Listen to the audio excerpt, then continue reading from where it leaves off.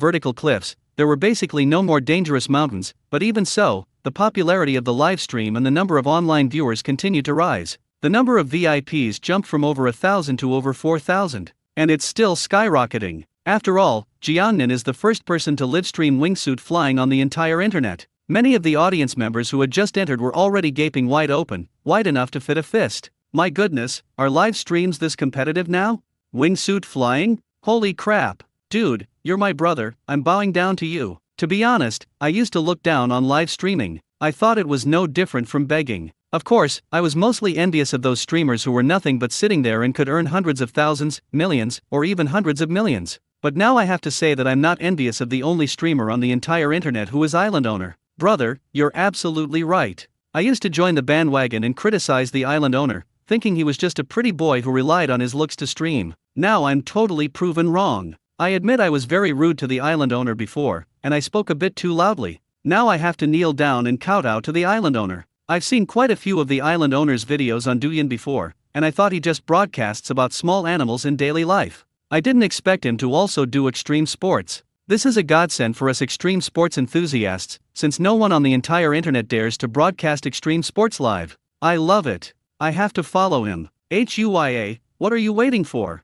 Sign a contract. Hurry up and sign the island owner for me. HUYA isn't short of money, so hurry up and throw money at him. Jiangnan had no idea how popular the live stream was. As he got closer to the ground, he began looking for a suitable landing spot. In fact, the terrain of heart-shaped island is very flat, with only a few peaks and cliffs. Otherwise, he wouldn't have chosen to wingsuit fly here. That's it. Jiangnan muttered to himself, opened his parachute, selected a flat lawn, and began to descend there. Because he saw that the moose was lying there. After it looked up and saw itself, it first stood up excitedly, but then it became frightened and scurried into the nearby forest, too afraid to come out. Besides seeing Jiangnan, it also saw sea eagles following Jiangnan. Although it is the world's largest deer, it is a herbivore and would never dare to provoke a carnivorous eagle. Splash! Jiangnan has finally arrived. The eagle was very obedient, it didn't run around or fly randomly. Instead, it circled overhead once and then landed on the lawn. The user, koi fish drinking pesticide and spitting bubbles, donated 66 rockets. And left a message, congratulations to the island owner on a successful landing. Bad kid, gifted 10 rockets. And left a message, island owner, I want to learn wingsuit flying, how about this be considered as tuition? Bull Demon King, rewarded 20 treasure maps. He left a message, island owner is awesome. Even I, a rough guy, am almost falling in love with you. Sheep_sheep, sent a rocket as a reward. Wait for the rain to fall has been activated for protection. The pig who kicked the swallow's head, has opened a card application service. With Jiangnan successfully landing, viewers in the livestream begin showering the audience with virtual gifts. Those with money send a small gift, those with plenty of money send a few rockets, and those without money do their best to farm free tiger food. They were so engrossed in watching the livestream that they couldn't help themselves. Thank you everyone. Just do your best and don't get carried away, especially if you're a minor. Jiangnan said considerately. Then, he waved towards the forest not far away and whispered, Xiaofei, come out. Don't worry, this eagle won't hurt you. It listens to me. Perhaps the moose understood, or perhaps it was still a little scared, but it couldn't suppress its excitement and wanted to get closer to Jiangnan. A few seconds later, it rushed towards Jiangnan. After arriving in front of Jiangnan, it kept rubbing its head against Jiangnan. Haha, thank you for waiting for me here all this time. Jiangnan was exhausted and plopped down on the moose, saying, let's go. Let's go back to the tent camp. While wingsuit flying is exhilarating, it is also undeniably tiring. Because you have to stay focused the whole time, you can't afford to relax at all. Upon hearing that he could go home, Moose Luffy immediately turned and walked away, searching for his way home. The eagle spread its wings and flew in the air, closely following Jiangnan. Why isn't that eagle leaving? Looks like they've latched onto the island lord. Actually, I really want to have a clingy eagle like that, it feels so majestic and powerful. Me too. If the Legend of the Condor Heroes is ever remade, I think we absolutely have to invite the island owner and this sea eagle. After all, Jin Yang's novels get remade every few years, and none of them have reached the classic status of the original. But if we had the island owner and this sea eagle, maybe they would surpass it. I'm not going to say anything more. When I'm rich and become an investor, I'll definitely invite the island owner to make movies. Island Master, could you tell us about this eagle? I'm so curious. Looking forward to it. Jiangnan, riding comfortably on the back of a moose, watched the live stream comments and explained, this is a stellar sea eagle. Male. It's 2 years old this year. Since the system allows for customization, then go ahead and do it your way. Jiangnan really likes the stellar sea eagle and must summon one. He also customized the stellar sea eagle's body to resemble that of the world's largest eagle, making it appear even more majestic and imposing. It really is a stellar sea eagle. But how come it's so big? It looks like it's about 1.78 meters long, and even bigger when it spreads its wings. Jiangnan smiled and continued his explanation. The stellar sea eagle mainly inhabits coastal and river valley areas, and sometimes it also travels along rivers to inland areas that are far from the sea. It flies slowly, often gliding, hovering in the air, or standing for long periods of time on rocky shores, tree branches, or sand dunes along the shore. Its cry is deep and hoarse, reminiscent of a tiger's roar. In addition, its head is dark brown with grayish-brown longitudinal stripes, resembling tiger stripes, hence the name. Their main food is fish, especially salmon and trout. In addition to fish, they sometimes hunt birds and mammals, eat carrion, and occasionally catch mammals such as foxes, as well as seals. Stellar sea eagles are typically monogamous and extremely loyal. Their mating season lasts for 2 to 3 months, and it has already passed. Even if it were possible to find a mate now, the stellar sea eagle wouldn't be qualified, because stellar sea eagles have a lifespan of about 25 years, and it's only 2 years old, still a child. The stellar sea eagle is about 100 centimeters long, has a wingspan of about 220 centimeters, and weighs between 5 and 10 kilograms. It is the world's largest sea eagle, but it is not the largest eagle. I know that the largest eagle in the world is the Himalayan eagle. I also think it's the monkey-eating eagle. After all, that thing eats monkeys. So here's the question, is the monkey troop led by the Black Monkey King Baiko Shuang afraid of the eagle-eating monkeys? Black Monkey King Baiko Shuang, I'm not in the scene right now, please cut. I disagree. I think golden eagles are also very large. The barrage of comments instantly surged in. The viewers in the live stream were already eager to show off their knowledge. Jiangnan narrowed his eyes and said, the monkey-eating eagle is not the largest eagle in the world, nor is the golden eagle. Even the stellar sea eagle can only rank 6th. Island Master, stop keeping me in suspense and tell me quickly. Island Owner, please tell us. The Island Lord wouldn't be unaware of this, would he? The audience couldn't help but ask. After seeing the comments, Jiangnan replied, actually, I'm very interested in carving, and I happen to know a little about it.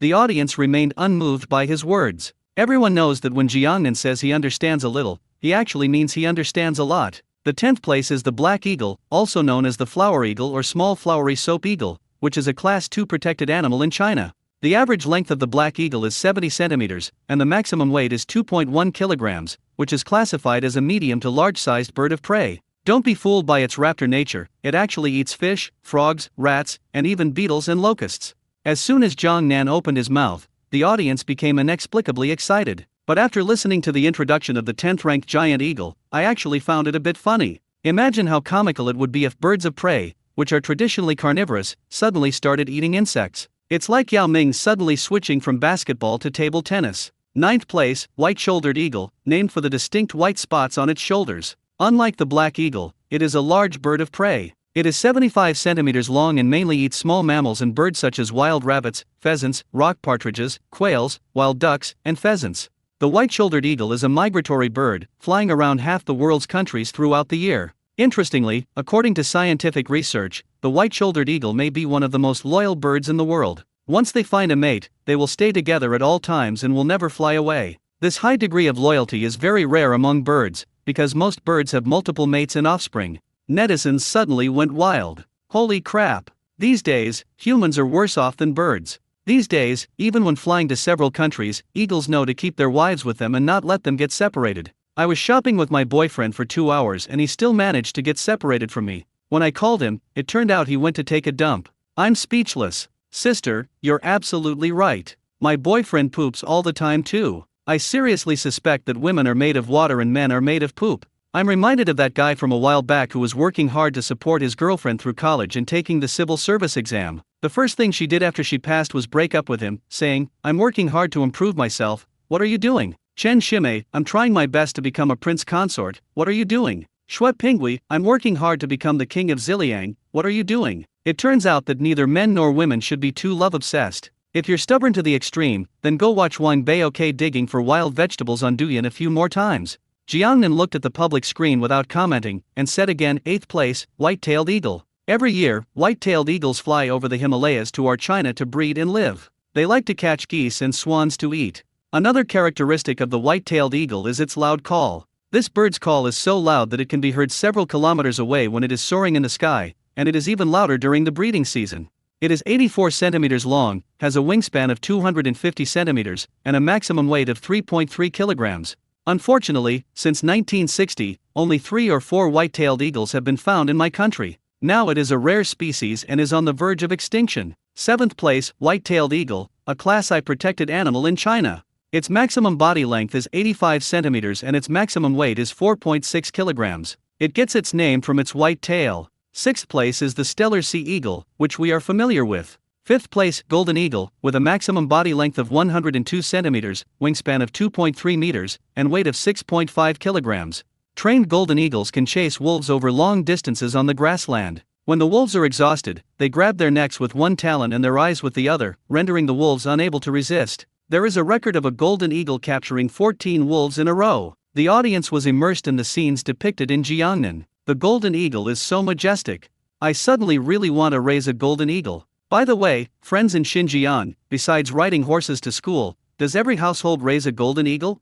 I heard that every Kazakh family in Xinjiang has a well-trained golden eagle. Besides hunting, they also use it to guard sheep pens. In the eyes of the Kazakhs in Xinjiang, the golden eagle is not a bird of prey, but a pet. My hometown is Xinjiang, that's right, my family has a golden eagle. Doge, I understand. Every family in Sichuan has a panda, and we ride it to school every day. Sorry, you're all so lame. We meow people ride zombies every day. What's the big deal? My family also has many small pets, such as Jaguars, Land Rovers, BMWs, Hummers, and Cherry Tigos. Hey upstairs, do you remember me? I'm your half-brother. Can I have a few of our pets? I'm not greedy, just give me the BMW. Island Master, what kind of eagles were the top 4? Tell us quickly. The audience grew increasingly curious and excited. 4th place, Bald Eagle, with a maximum body length of 110 centimeters, a maximum wingspan of 220 centimeters, and a maximum weight of 6 kilograms. Everyone knows this thing, it's the national bird of the United States,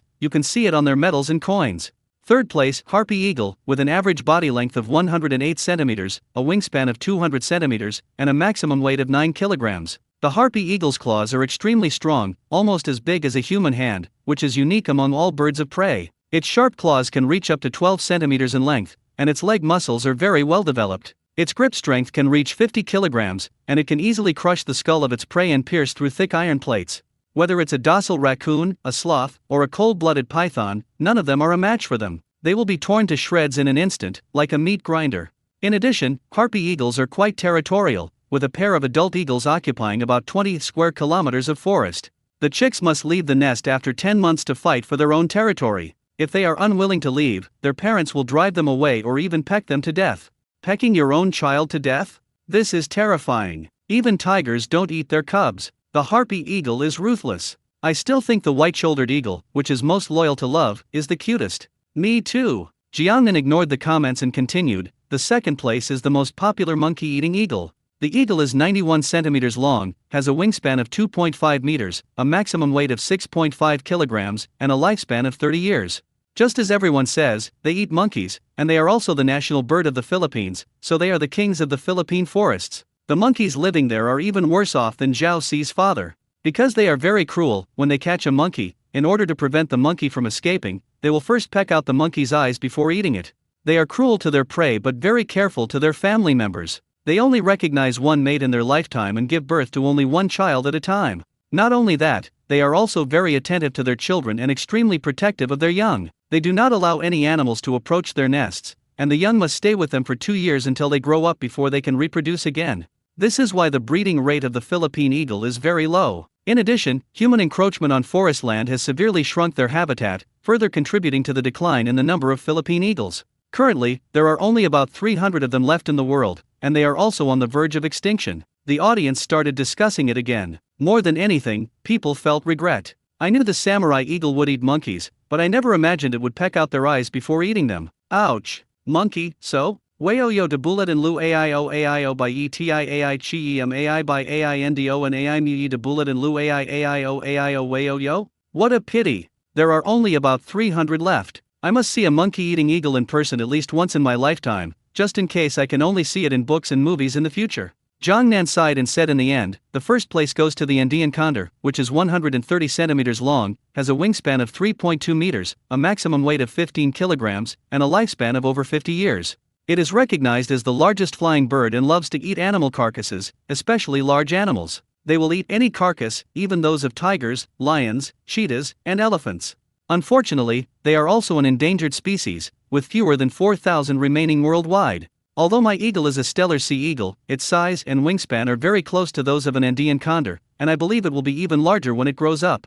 In addition, I must add that what I just mentioned were only the world's top 10 eagles. There are actually also top 10 rankings for birds of prey, but it is really difficult to reach a consensus on this.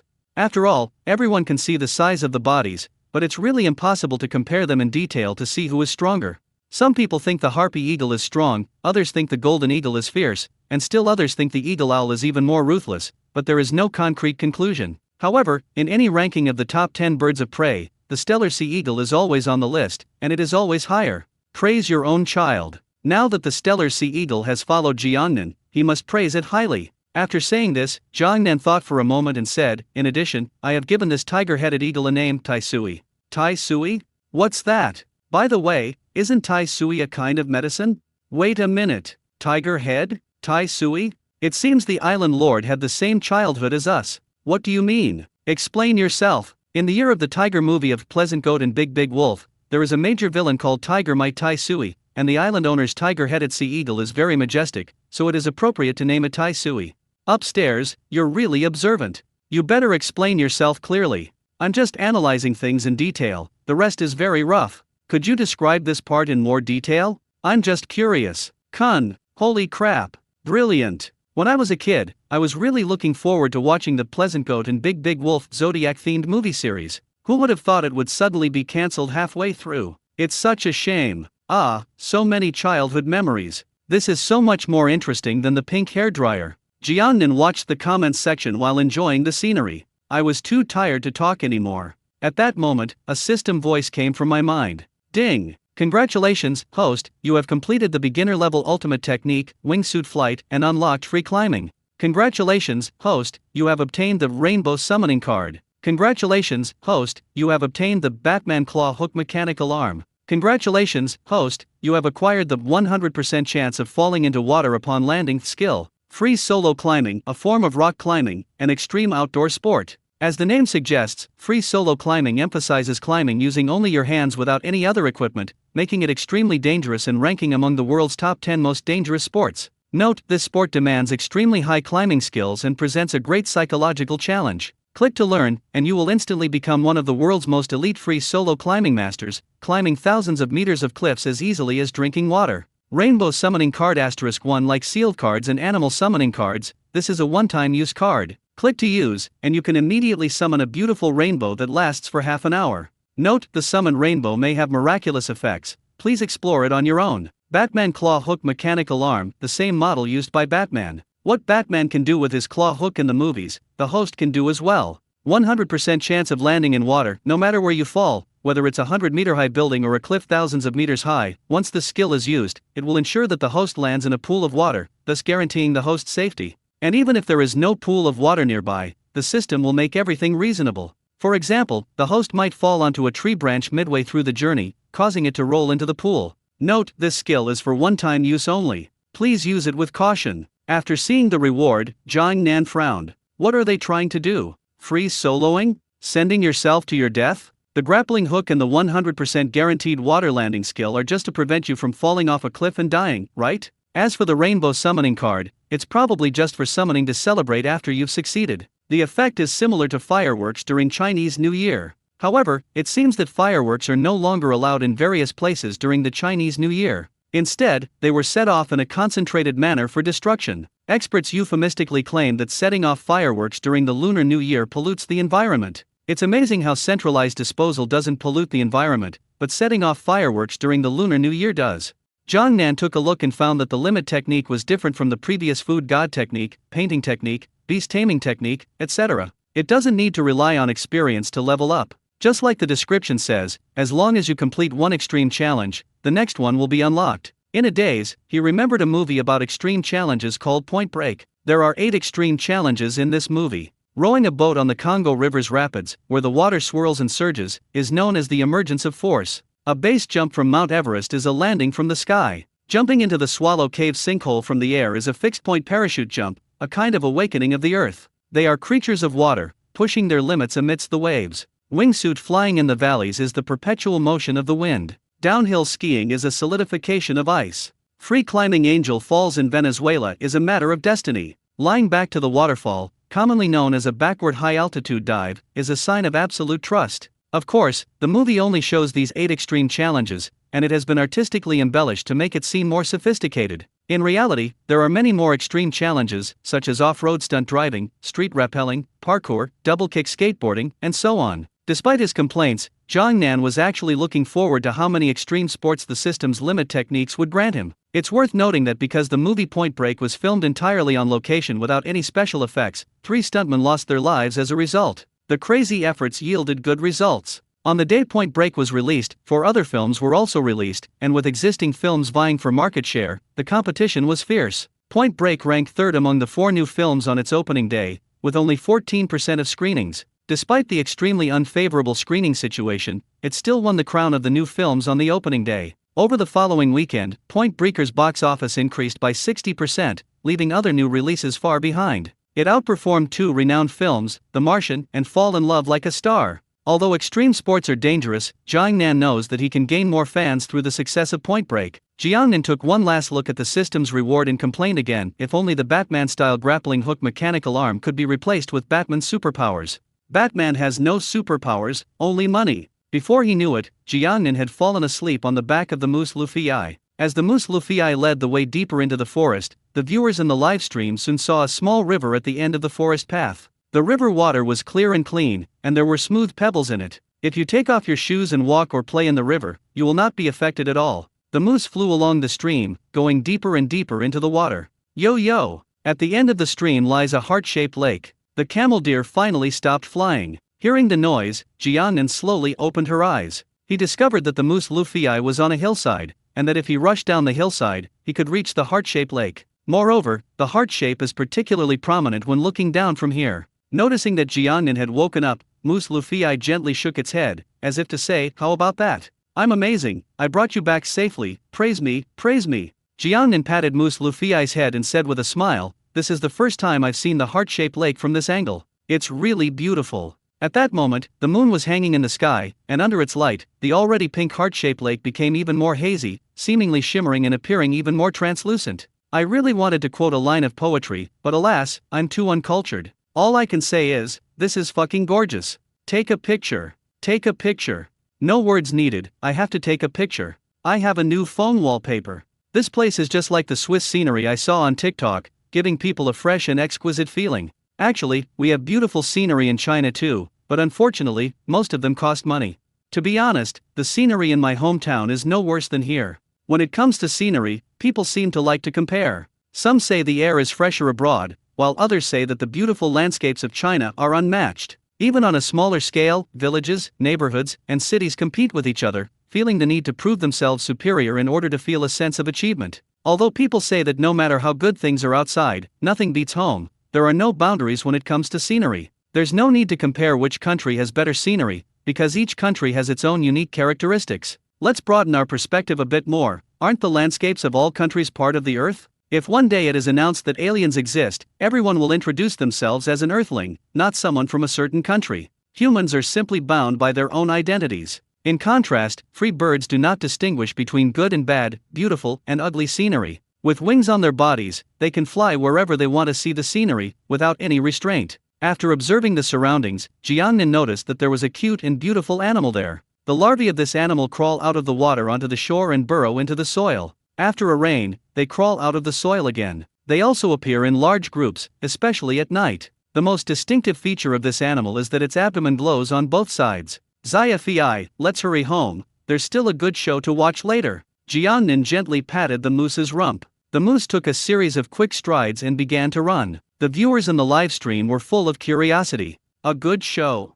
What other good shows are there? I have to go to work tomorrow, so I'll stay in the live stream for another 5 minutes. I hope the host won't let me down. Is the island owner planning to treat himself to a big meal? Amidst the audience's eager anticipation, Jongnan returned to the tent camp. Even after a long day, he didn't eat anything first. Instead, he took out a few fresh fruits and a piece of fresh meat, and threw them to Moose Luffy and Tiger-headed Sea Eagle Tai Sui respectively. Ding! Congratulations, host, you have fed the Moose Luffy fresh fruit. The moose has started to enjoy it. Intimacy level plus 20, etc. That's all? Jiangnan was puzzled and looked outside. Moose Luffy was lying under the cherry blossom tree, wolfing down fresh fruit. Meanwhile, the tiger-headed Eagle Tai Sui stood on a tree, carrying fresh meat up to the tree. Compared to Luffy, it was much more elegant, using its sharp beak to tear the fresh meat into thin strips and savoring it carefully. Why didn't the intimacy level increase for the tiger-headed Sea Eagle Tai Sui, which had clearly eaten the fresh meat it was fed? Does this mean that animals summoned through cards won't give experience points no matter how much you feed them? After much deliberation, Jiangnan finally concluded that the animals summoned by the cards could be customized and unconditionally trusted, which was quite perfect. Naturally, no matter how much food was fed to them, they would not gain experience. But animals like Luffy, Gangzi, and 404 are different. They are wild animals that have been domesticated by themselves and gain experience through feeding. Just like when playing a game, if you play the same hero frequently, once your proficiency is maxed out, it won't increase any further. You'll only continue to increase your proficiency by playing other heroes. After figuring it out, Jiangnan stopped worrying about it, walked out of the tent, found a patch of grass, and lay down. I don't know why, but the air in the forest is especially fresh in the early morning and late at night. Jiangnan has been flying all day, so it's a rare opportunity to lie down, relax, and take another breath of fresh air. It feels so pleasant. Everything was so beautiful. It felt like being inside a Miyazaki Hayao film. Until, Island Master, you just said there was more to the show. What is it? If there's no more good shows to watch, I'm going to sleep. Unfollow. If you don't give us a good show, we'll unfollow. The viewers in the live stream were threatening Jiangnan. Jiangnan looked at the surrounding forest and laughed. No rush, it'll be here soon. He deliberately kept it a mystery. Humans are strange creatures. The more someone teases us, the more curious we become. It's like a tickle in our hearts, as if a feather is gently pricking us. Less than 2 minutes later, the viewers in the live stream couldn't contain themselves any longer. Island Master, what exactly are you making us wait for? What could you possibly be waiting for in the forest so late at night? Could it be some kind of animal? Could it be a wild rabbit or something? Could it be an otter? But looking across the river, everything is calm. The otters of Hung Hing should already be asleep. I know, it's cicadas. There are the most cicadas this season. I think you're right. It must be cicadas. At this time of year, cicadas will emerge from the ground, climb up the trees, and begin to molt. The viewers in the live stream started making wild guesses, and they got more and more excited as they talked. Jiangnan looked at the comments and added, speaking of which, there are indeed a lot of cicadas this season. I remember when I was a kid, my friends and I would often come here at this time to catch cicadas. After we caught them, we would fry or grill them and eat them. I'll catch some cicadas to eat later. After saying that, Jiangnan licked his lips, savoring the memory. Ha! Can you eat cicadas? Don't you understand? The cicada is the golden cicada, and the golden cicada is Tang Santang, so eating cicadas can grant you immortality. Tang Santang, thank you for promoting me like this. I understand now. I'm a man, and Eddie Peng is a man, so I am equal to Eddie Peng, and I am Eddie Peng. Pa! I'm clearly Eddie Peng. I hope you'll stop arguing. If you continue to use my name, Eddie Peng, to promote yourselves, I'll be sending you a lawyer's letter. Is this lawyer's letter still 2.5 years old? While watching the comments, Jiangnan explained, cicadas are indeed edible. They're crisp and crunchy, and very fragrant. Moreover, the cicada's molted shell is also a kind of medicinal material that can be sold for money. When we were kids, besides catching cicadas, we would also collect their shells. We could sell them for 100 or 2 in one night. Kyo! Kyo! No sooner had the Jiangnan dialect been spoken than the tiger-headed Eagle Tai Sui, perched on a tree branch, cried out. Jiangnan looked up at the sound and saw a faint glow in the forest. It floated out, light and airy, little by little. The real show is about to begin. Jiangnan's eyes lit up, and he said excitedly. The viewers in the live stream also came to their senses, and they finally understood what the good show Jiangnan had been talking about was. These are fireflies. Wow, they're fireflies. The island owner is so kind, he didn't make us wait in vain. Thank you, Island Master. This is the first time I've ever seen fireflies in my life. Sigh, I haven't seen fireflies since I started working in the city. I used to see them all the time when I was a kid in the countryside. There are no fireflies in the countryside anymore. Why? Nowadays, when planting crops, pesticides must be sprayed. Although they kill the insects, they also kill the fireflies. I feel a little sad for some reason. Don't be sad, don't be depressed, there are so many beautiful fireflies, we should appreciate them first. Amid cheers from the viewers in the live stream, the number of fireflies began to increase. 1, 2, 3, 4. In less than a minute, hundreds of them appeared in front of me. A sea of fireflies. Jiangnan hadn't seen fireflies in a long time, and excitedly explained, fireflies are actually a type of small beetle, divided into aquatic and terrestrial types. Most male insects have wings, while female insects are wingless. Female insects are larger than male insects and cannot fly, but their fluorescence is brighter than that of male insects. Look closely at those on the grass, they should be female insects, or they could be terrestrial fireflies. Terrestrial firefly larvae mostly inhabit places with high shade, lush herbaceous vegetation, and high relative humidity. Each stage of aquatic firefly has a different ecological habitat. The pupal stage is spent near the water, while the adult stage is divided into male and female fireflies in open water above the water and on plants by the water. The eggs are laid on the shore. Many people are curious about why fireflies glow. The reason is simple, they have specialized light-emitting cells. Just like dogs are born with a keen sense of smell, fish are born to live in water, and cats are born to catch mice. This is the most unique ability that God has given to these animals. In short, it can be summed up in 6 words, it's innate, there's nothing you can do about it. Once fireflies reach adulthood, their average lifespan is only about 5 days.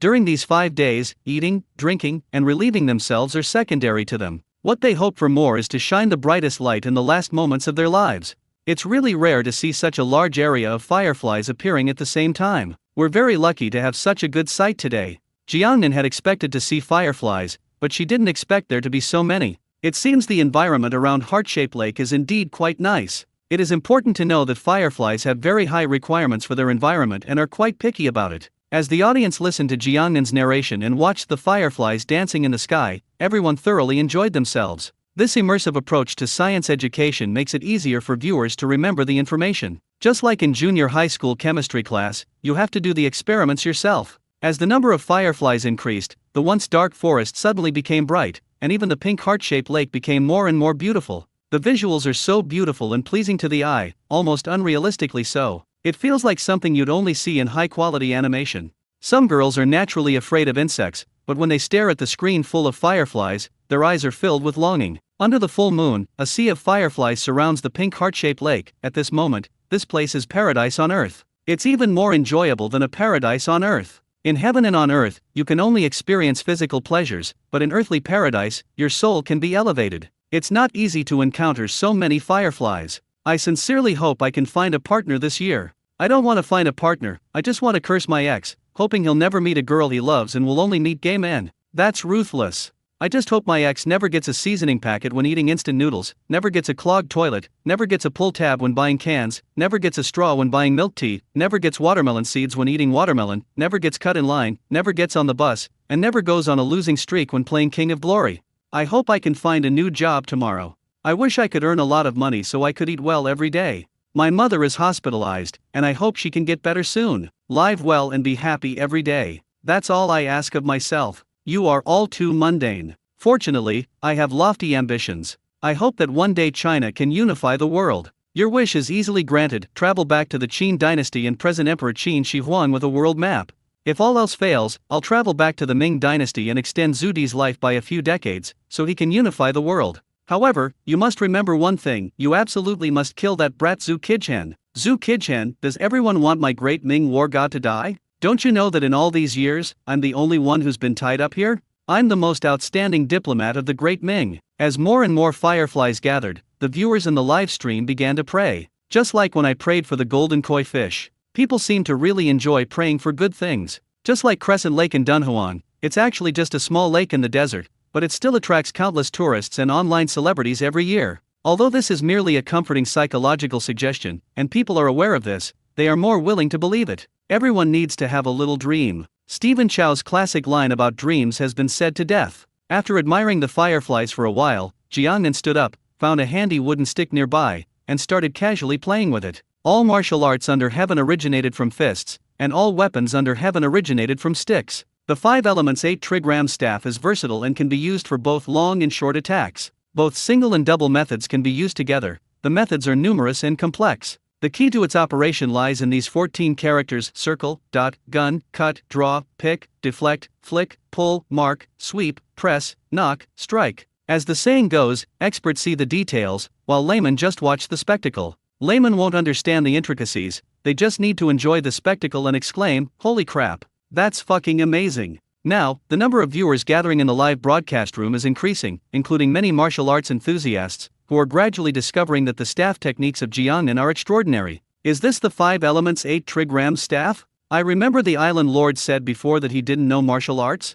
This is so cool. It doesn't just look good on the surface. Of course, it's not just for show. I'm a martial artist, and it's no exaggeration to say that some people who have practiced martial arts for decades can't even last 2 minutes against the island master's staff techniques. Ma Baokuo, are you talking about me? Sorry, 1 punch is all it takes to beat me. I was the first man who liked playing with sticks. Doesn't the young Sun Wukong count? That's a monkey, it can only be considered half a man. I also have a stick, and I'm pretty strong. Would you like to give me a try, miss? In the past, martial arts films were diverse, and you could see the protagonists using all sorts of weapons, even fans. Nowadays, with the rise of young, popular male celebrities, the main characters in film and television dramas are more often seen wielding swords. The sword moved like a white snake spitting its tongue, or like a dragon weaving through water, sometimes as light as a swallow, sometimes as swift as lightning. In short, it's awesome. Swordplay is more likely to attract and fascinate fans of young, handsome male celebrities. The main reason is that in people's minds, heroes seem to be those who roam the world with swords, full of passion, quick to avenge wrongs, and possessing unparalleled swordsmanship.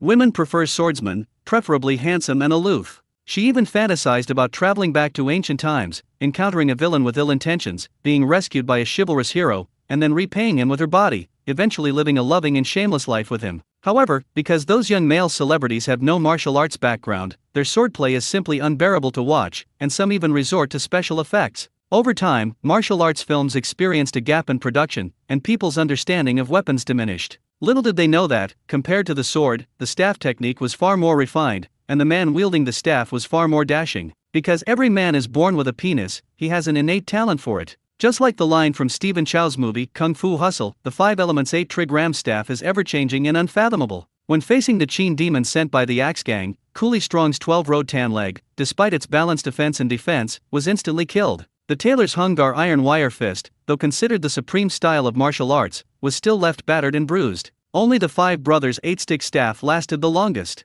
At this moment, Jiangnan had entered a state of selflessness. Every move and stance carries the sound of wind breaking, and is even more aggressive. Seeing Jiangnan waving his arms so powerfully, Lu Fei, a moose standing nearby, wanted to come over and join in the fun. Before they could even get close, Jiangnan had already swept the wooden stick across them. Although it didn't hit the moose flying, the strong wind it carried made its face sting, scaring it into retreating quickly to maintain a safe distance and obediently watching the Jiangnan performance. Jiangnan is already very beautiful, and when she focuses intently on wielding the stick, she becomes even more charming, making many female viewers in the live stream unable to contain their racing hearts. Some stared longingly at the screen, their eyes welling up with tears, which involuntarily streamed down their faces. As the performance continued, an amusing scene unfolded. Suddenly, fireflies began to approach Jiangnan, seemingly possessing intelligence, and kept circling around her. As the Jiangnan baton swings, the fireflies also dance accordingly. At first glance, you might think fireflies know martial arts. Some fireflies even perched on Jiangnan's body and the wooden stick, desperately emitting their light.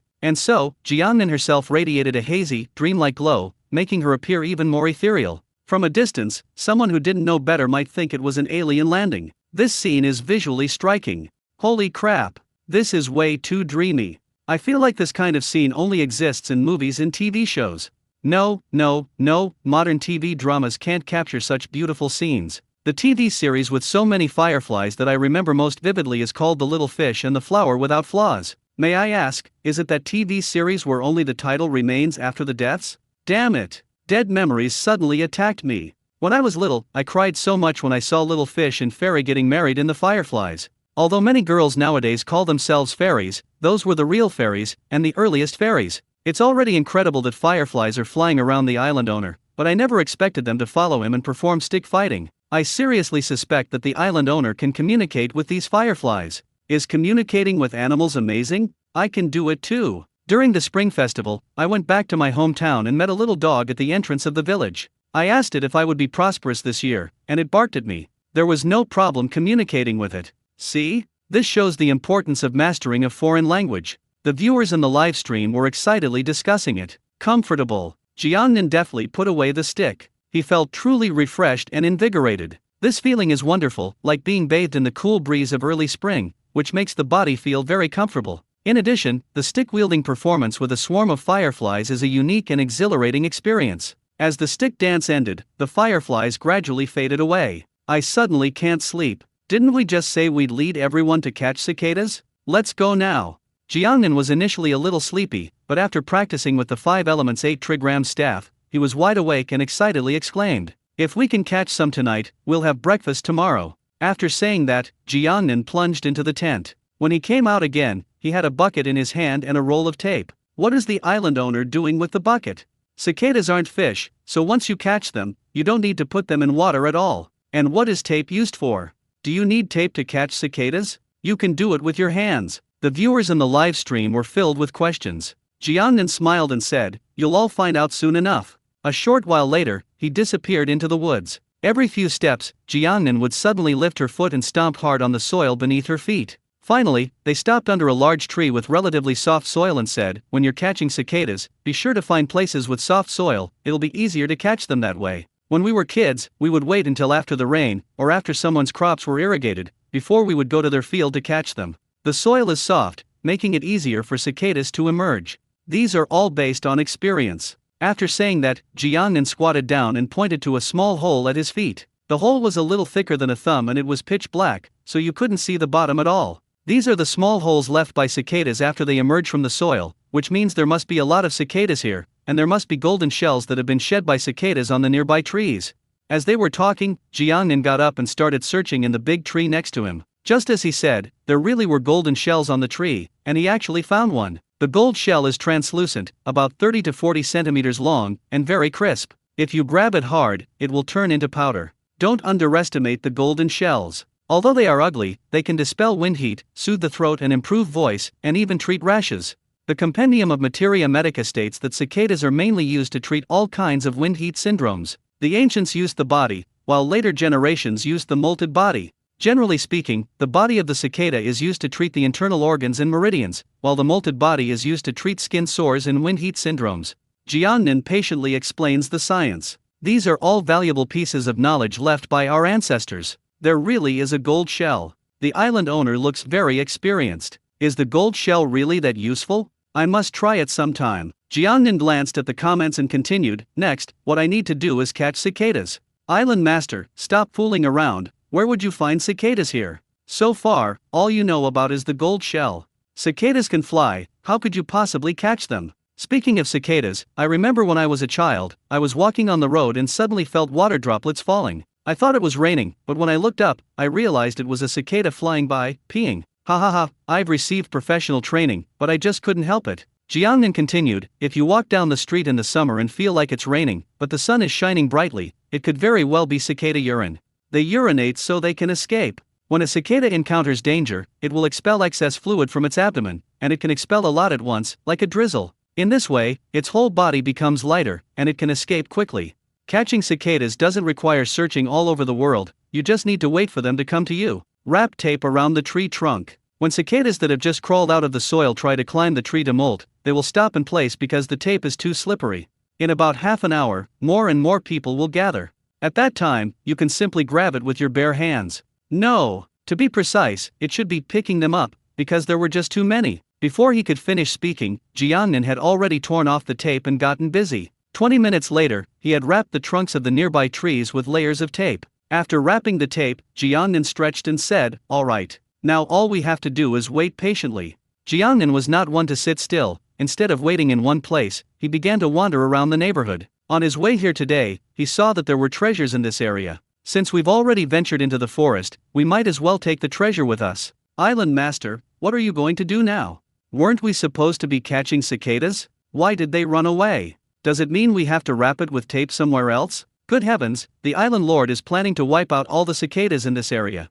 I've seen living Buddhas many times, but this is the first time I've seen a living Yama. Jiangnan shook his head and explained, everything should be done in moderation. I just wrapped tape around the trunks of more than a dozen trees. If all goes well, I can catch at least a few dozen cicadas, which is enough for me to eat. There's no need to exterminate them all. If all the cicadas are caught, how will the animals on Heart-Shaped Island, whose livelihood depends on catching cicadas, survive. They need to live too. And now, I'm going to pick some cashews. That way, tomorrow morning we'll have cicadas for breakfast and cashews for a snack. Ah, cashews are my absolute favorite. By the way, do cashews ripen this season? You don't understand, do you? Cashews really do ripen in March and April, they don't need to wait until autumn. I love eating while watching TV shows. I eat cashews all the time, but this is the first time I've ever seen cashews harvested. The flora and fauna on Heart Island are quite abundant. The audience members were chattering amongst themselves. Jiangnan, relying on her memory, began searching for that wild cashew tree. Amidst the winding paths, another plant was captured on camera by the drone. The fruit of this plant is round like an orange, but its outer color is green. Huh, what kind of fruit is this? It looks so familiar. Isn't this just a green orange? Why does it not look quite like it? It's not round like an orange. At first glance, it looks more like a gourd. Jiangnan tilted his head slightly, saw the comments, then looked at the area being filmed by the drone, smiled slightly, and said, "This is what everyone's talking about? It's an avocado." Avocados are widely distributed in tropical regions, and now they have begun to be cultivated on a large scale in Yunnan, China. It is a fruit with high nutritional value, containing a variety of vitamins, rich fats and proteins, and high levels of sodium, potassium, magnesium, calcium, etc. In addition to being eaten as a fresh fruit, it can also be used in dishes and canned goods.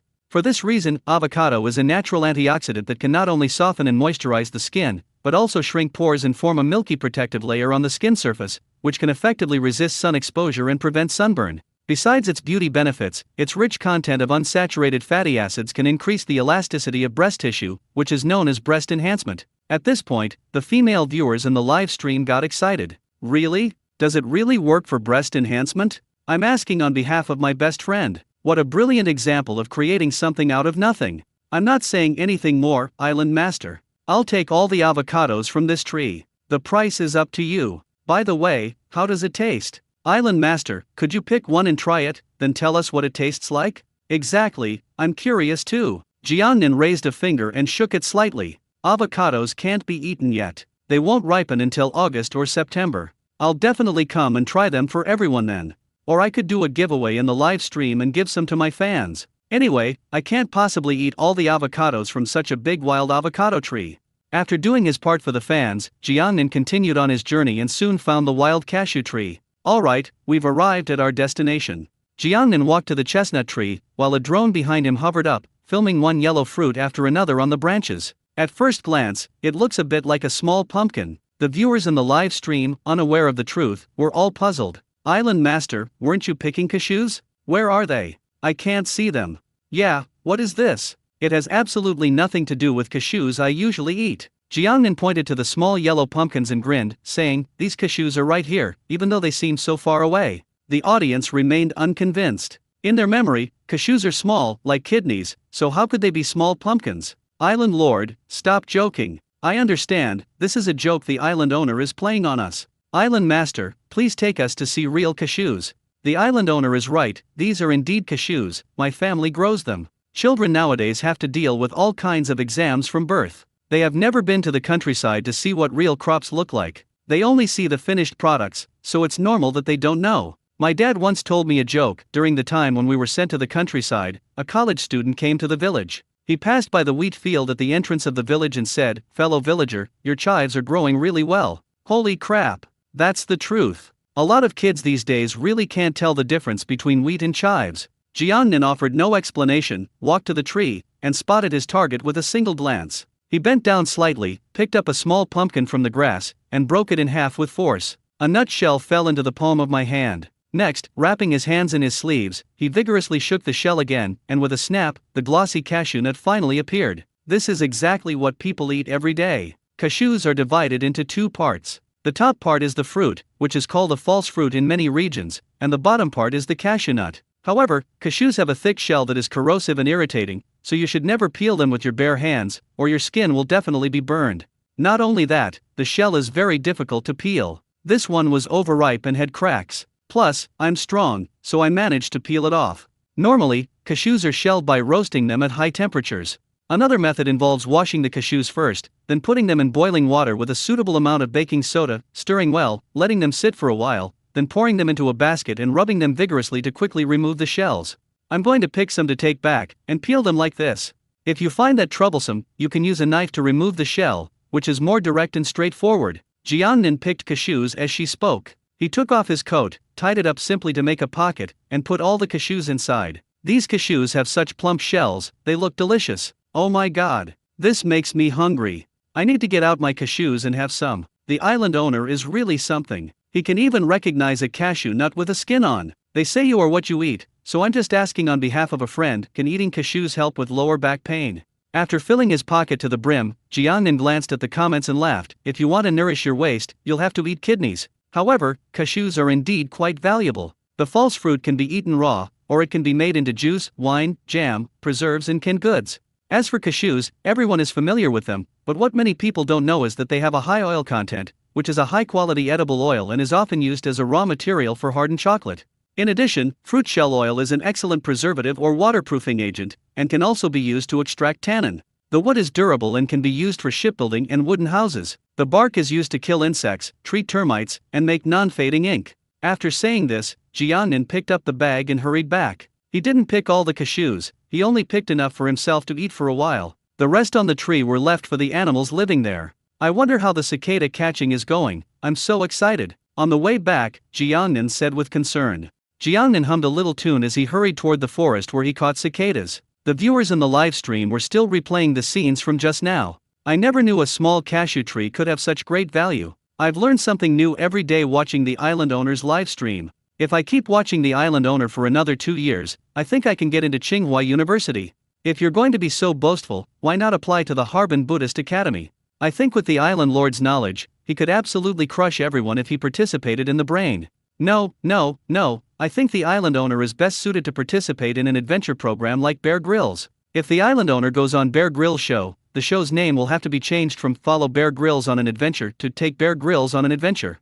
No problem. As long as he follows the island owner, Bear Grylls will not only not lose weight, but he'll actually gain dozens of pounds. I remember a foreign outdoor survival show that invites dozens of people to participate each season. I have a feeling that if the island owner goes to participate, while others are still worrying about food and drink, the island owner will already be living in a wooden house and eating all kinds of roasted animal meat. Island owner, excuse me, I'm not targeting anyone in particular, I'm saying everyone who participated in the show with me is trash. After watching so many live streams, I don't dare to do things like taming monkeys, wolves, or saving great white sharks. I thought that tonight, when the island owner was catching cicadas and picking cashews, I could proudly say that I could do it too. Who would have thought that I would still be the clown? Isn't that obvious? Who knew cashews were poisonous, and peeling them is such a complicated process? Holy crap! Jiangnan suddenly uttered a phrase from the National Essence, instantly attracting the attention of the audience who were still discussing it. When they looked over, they glanced at Jiangnan and couldn't help but type holy crap in the public chat. Cicadas. Everywhere you look, there are cicadas. There were at least 100 of them, densely packed together. Jiangnan had expected there to be cicadas here, but he never imagined there would be so many. These cicadas emerged from the soft soil, struggling to climb the nearest tree, trying to find a suitable spot to shed their golden shells so they could take flight at dawn. But who would have thought? Thin strips of transparent tape blocked their way. They moved from the left side of the tree trunk to the right, and the tape was still there. Helpless, they could only stay where they were. As the first cicadas to emerge couldn't climb up, the subsequent cicadas could only follow behind them, forced to block the way. Suddenly, the cicadas were stuck in traffic. My goodness, so many cicadas. How long will it take to eat them all? So much protein. Deep fried, it has to be deep fried, with lots of chili powder. Drooling. Cicada, damn it, I ran into Lao Lu today. He actually wrapped a circle of tape around the tree. I never knew that such a small piece of tape could be so useful. I've learned a new skill, and I'll use this method to catch cicadas this summer. In ancient times, farmers waited for rabbits to run into trees. Now, island owners wait for cicadas to run into trees. The audience was very excited. Jiangnan was even more excited. He rushed forward, grabbed the cicada with his bare hands, and threw it into the bucket. Before cicadas shed their golden shells, they move very slowly and are easily caught. Jiangnan continued catching cicadas with great enthusiasm, saying, everyone must be very curious as to why I put cicadas in the bucket. It's actually very simple, it's just for cleaning. When cicadas first emerge from the water, they are covered in mud. They struggle in the water and clean themselves off in the process. Once we get back to camp, I'll just deep fry them. High-end ingredients often clean themselves, and some even cook themselves. Actually, there's another reason, which Jiangnan didn't mention. That is, after being soaked in water, the cicada's golden shell becomes very soft, making it easier to handle. In Jiangnan, people only eat cicadas, not the shelled ones. Half an hour later, Jiangnan headed towards the camp with a full load of goodies. Now he is carrying a small bucket full of cicadas in his left hand and a pocket full of cashews in his right hand. Judging from this setup, you'd think they just finished shopping for New Year's goods. Before leaving, Jiangnan tore off all the tape wrapped around the tree trunk. This makes it easier for the cicadas to climb the tree and shed their golden shells, ensuring their survival. If you catch all the cicadas here at once, you'll only be able to reminisce about it next year if you want to eat cicadas or hear their chirping. Upon returning to the camp, the first thing Jiangnan did was to start a pot of water. Once the water boiled, I threw all the cashews I had picked into it. As for the fruit, it was carefully preserved. Because there were so many, 2 of them were dropped during transport, causing them to break.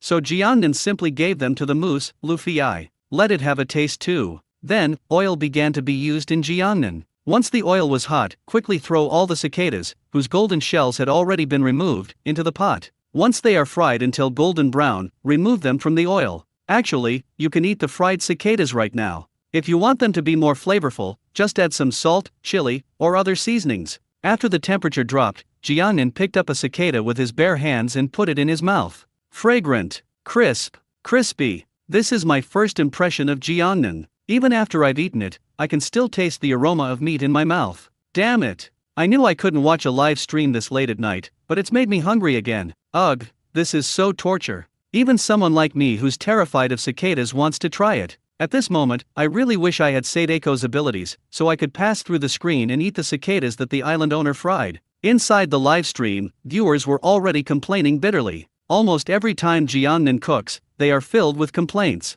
Jiangnan is kind. Instead of tormenting the audience any longer, she shifts the camera away and begins to process the cashews she has fished out of the boiling water with a knife. Despite bringing back a lot of cashews from Jiangnan, in the end, only enough was enough for 2 plates. Fortunately, he was alone, which was enough for him to eat as a snack. When everything was finished, Jiangnan came outside the tent, looked at the stellar sea eagle Tai Sui perched on a tree branch, and repeatedly instructed, "I'm going to sleep now. You must keep watch well at night, there are many animals that come out at night." Kyo! The stellar sea eagle responded. It even flapped its wings gently, flew around the heart-shaped lake once, and finally landed back in its original spot. It seems to be saying, "With me on night watch, you can rest assured." It was already past 11 p.m., and the viewers in the live stream were starting to get sleepy, but suddenly they perked up. Holy crap! The stellar sea eagle actually understood. Tai Sui, I may be an animal, but I'm not stupid. Can eagles really keep watch at night? It feels so amazing. Never underestimate the intelligence of eagles, they are very clever.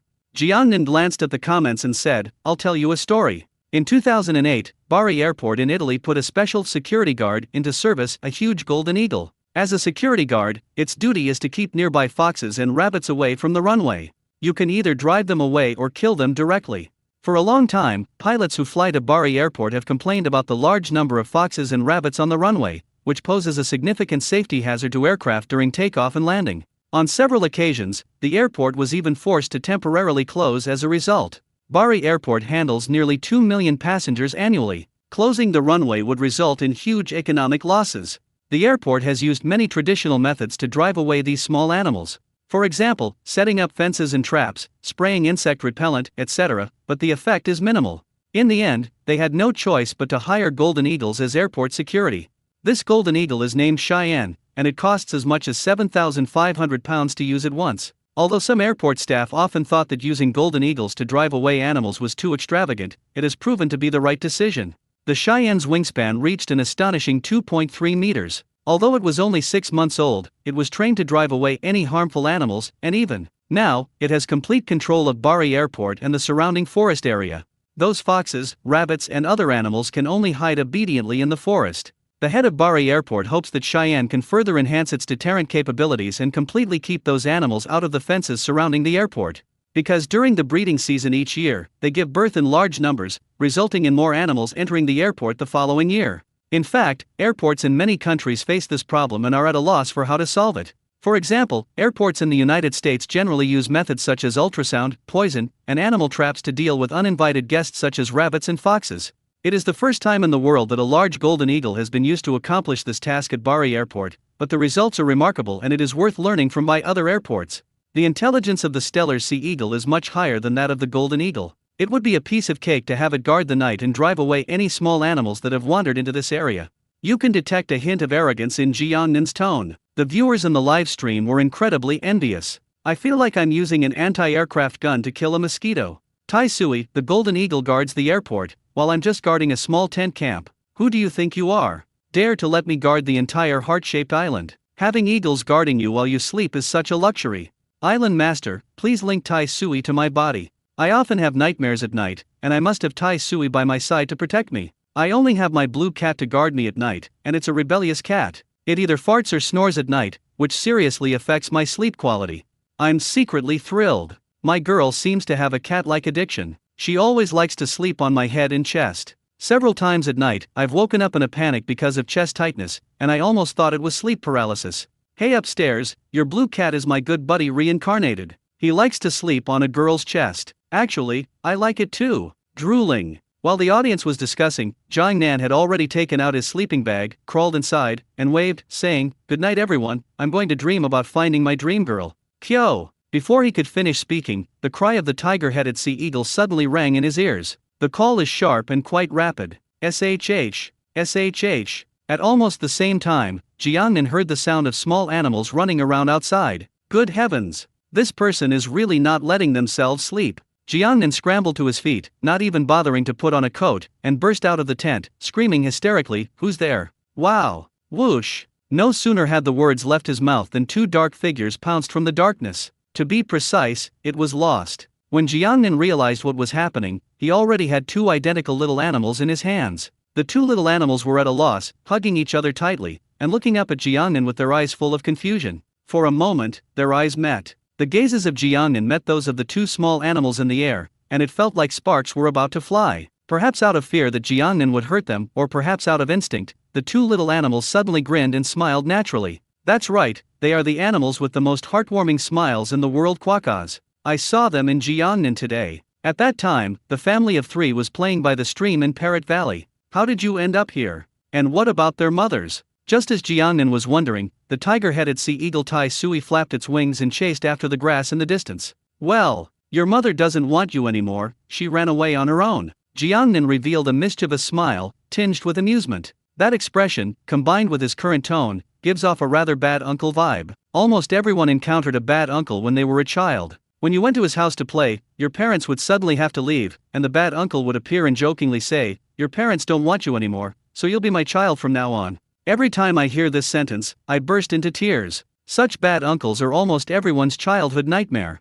Hearing Jiangnan's words, or perhaps understanding them, they hugged each other tighter and tighter, their smiles vanishing instantly. Tai Sui, come back. Stop chasing us. Jiangnan opened his mouth and shouted. The stellar sea eagle obeyed the command immediately, turning back to its previous branch. Its eyes, wide like searchlights, scanned every corner of the area, displaying utmost loyalty and diligence. Quokkas are the rulers of the grass. Once they appear, they have already explored the entire area of grass and created multiple escape routes. Even so, Jiangnan has great confidence in Tai Sui. The reason he called a halt was not because he was worried that the quokka wouldn't be able to catch its mother, but because he was worried that he might have hit it too hard and smashed it to pieces with one paw. Holding two baby quokkas, Jiangnan wandered around the tent, wanting to see what was there that would attract them. P.S. A side note, there is no female lead in this book for the time being. Whether it's the big sister Shen Kinga, the female anchor Ming Meng Jian, or the HUYA superadmin Yuning, none of them are the female lead. The reason I devoted so much space to writing about HUYA's superadmin Yuning is because I designed this character based on the name of my editor. I submitted this book to many websites, but unfortunately none of them accepted it. Finally, Yuning accepted it, and with her support, I've made it to where I am today. Finally, thank you all for your support. Please add this to your favorites, urge for more updates, and rate it. Thank you. After circling around, Jiangnan stopped under a large tree. This is where the moose just flew over. It also ate the two cashews it had thrown away here. There are still some remnants under the tree. Everything makes sense now. Jiangnan's sudden realization and what happened? Island Lord, please speak quickly. Why did the quokka get here? Why did the quokka mother abandon her baby again? Is she trying to make the island owner swoon with cuteness? Island Master, please don't end the broadcast now and then have to explain tomorrow morning. If you do, I'll definitely have to mail you some local specialties. The viewers in the live stream were full of curiosity and even started to threaten. Jiangnan smiled slightly and asked in return, does anyone know what quokkas eat on a daily basis?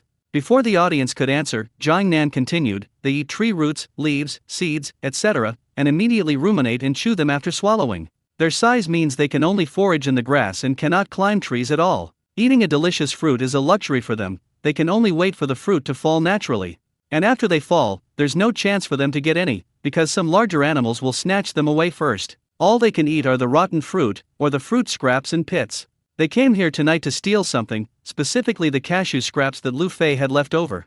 As for why the quokka mother ran away and abandoned her 2 babies, that's something I forgot to explain before. Quokkas have 2 main characteristics. The first is that their smiles are particularly healing. As for the second one, he is timid by nature. As soon as he is frightened, he will immediately abandon his child and run away. The viewers in the live stream were amused. Ha ha ha, losing a child is quite something. Quokka mom, kid, you take over first, mom will be right back. I've seen plenty of filial sons, but I never expected to see such a loving mother for the first time. Haha, even so, it feels so joyful. They're laughing all the time. Quokka mom, as long as the green hills remain, there's no worry about running out of firewood. Anyway, it's better to die for your friends than for me. They look just like John Zinken. Hey, isn't this John Zinken? I haven't seen you for a few days, you look so tired. You better get on filming Young Blood 2 right now. Island Master, I have a question. What happens to abandoned children? Are they eaten? That's right. Their biggest natural enemies are stray dogs, stray cats, and foxes. Once abandoned, they will surely die. Jiang Nan gently stroked the 2 little ones in his arms and said, luckily, they were fortunate enough to meet me. Tomorrow morning, I will go to Parrot Valley and take them to find their mother. If I really can't find one, then I'll have to adopt one myself. Finally, let me add that the quokka mother didn't intentionally abandon her baby. Scientists have analyzed their physiological structure and found that their forelimbs are short and weak, while their hind limbs are strong and powerful. This body structure enables them to walk upright and jump. In daily life, their forelimbs are mainly used to grasp leaves and eat fruit, and their strength is very limited. In critical moments, they are unable to hold their babies, which are in the brood pouch in the mother's abdomen. The bones of their forelimbs are too small, so when they move quickly, the babies are naturally pushed out, which gives people the illusion that they throw their babies out. After the final science presentation, Jiangnan turned off the live stream and returned to his tent. To put the 2 quokkas at ease, Jiangnan gave each of them a cashew nut. Upon seeing cashews, the 2 brothers, who had been huddled together, suddenly became lively, each picking up one and munching on it with gusto. Jiangnan lay in his sleeping bag and observed carefully. He found that the 2 brothers had some unique characteristics. It always had a smile on its face, looking particularly kind and comforting, but it was rather playful, its eyes darting around mischievously as it observed everything inside the tent, wanting to touch everything. One of them was quite plump, with a round head and a round belly, looking like a fluffy little ball of meat. The key is that it has a huge appetite. After finishing its own cashews, it will even steal its brothers'. As a result, while eating, he actually squinted his eyes slightly. Eating and sleeping at the same time, this guy is a real kangaroo genius. The 2 little guys' personalities reminded Jiangnan of 2 classic characters from the Chinese animated series Pleasant Goat and Big Big Wolf, Pleasant Goat and Lazy Goat. Seeing them eating happily, Jiangnan felt relieved and began to check the data panel. Host name, Jiangnan. Identity, owner of a Great Barrier Reef Island. Skills, intermediate beast taming, 3020/10,000, basic archery, 210/1000, basic painting, 130/1000, food god technique, 100/1000, wood carving, 000/1000, ultimate technique, wingsuit flying completed, free climbing activated. Items, lightweight gloves, lucky ring, special medicinal wine, virtuous man's bow, ordinary fishing rod, diving suit, wingsuit, lazy spray, ice silk sun hat, black jade ointment, golden fertilizer, fresh meat, fresh fruit, Moby garden tent, rainbow summoning card, Batman claw hook mechanical arm,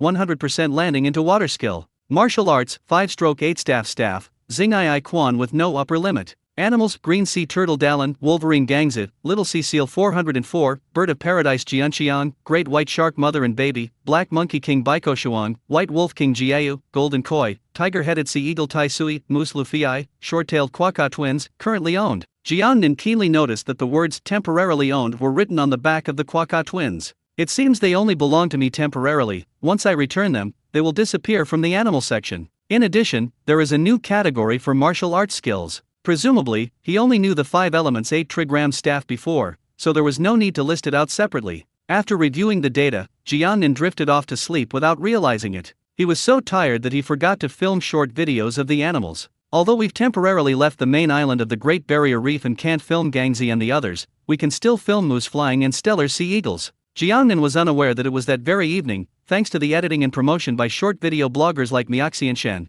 the story of his daytime wingsuit flying livestream spread like wildfire. Not only did it once again unsurprisingly top the trending searches, but it also received reposts and high praise from major media outlets. The daily newspaper's evaluation is as follows: soaring high into the heavens, embracing clouds and mist, drawing forth a rainbow. Anyone who has seen the movie Transformers 3 will surely remember the bat-like flying figures that traverse between skyscrapers. This sport is called wingsuit flying. Wingsuit flyers jump from tall buildings, towers, bridges, cliffs, and airplanes, gliding forward at speeds of nearly 200 km per hour and falling at speeds of 50 km per hour, engaging in unpowered flight. In people's minds, wingsuit flying is an extremely dangerous and challenging sport, and this is indeed the case. As a result, there are very few leading figures in wingsuit flying in China, only a handful, and international awards are mostly won by foreigners. But now, a young man has stepped forward. Island owner Jiangnan jumped off the mountaintop alone, something unprecedented in the world. And this was only his first flight, yet he accomplished it with unimaginable perfection.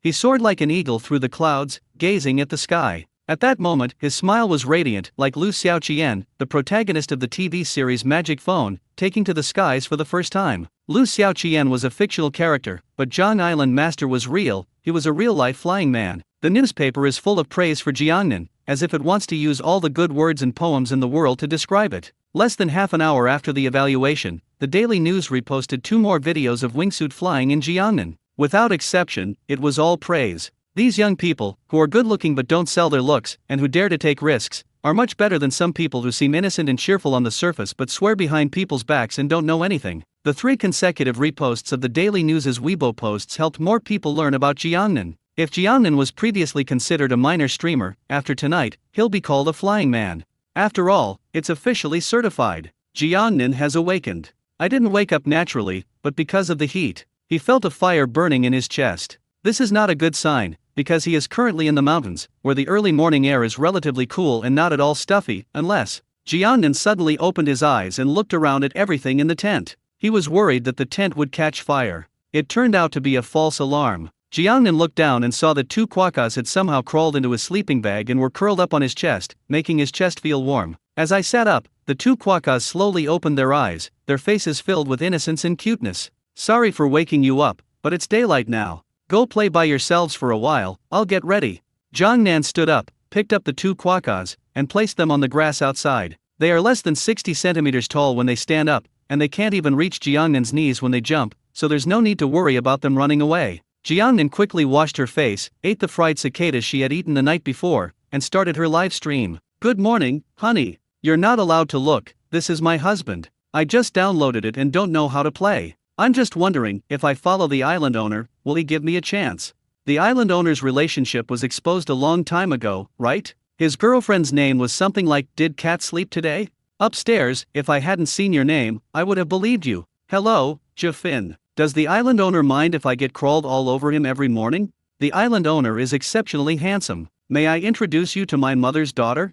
Island Master, I just broke up with my boyfriend, but seeing you has helped me get over it. I saw the Daily News' Weibo post last night and downloaded it specifically to watch today. Seriously, are all the female viewers in the Island Master's live stream this perverted? If they really are, please use the perversion on me and let me replace the Island Master. Upstairs, you wish. Have you ever seen a substitute in the bridal chamber? Oh right, speaking of which, the island owner was criticized by the Daily News last night, and 3 times at that. No wonder there were so many people in the live stream this morning.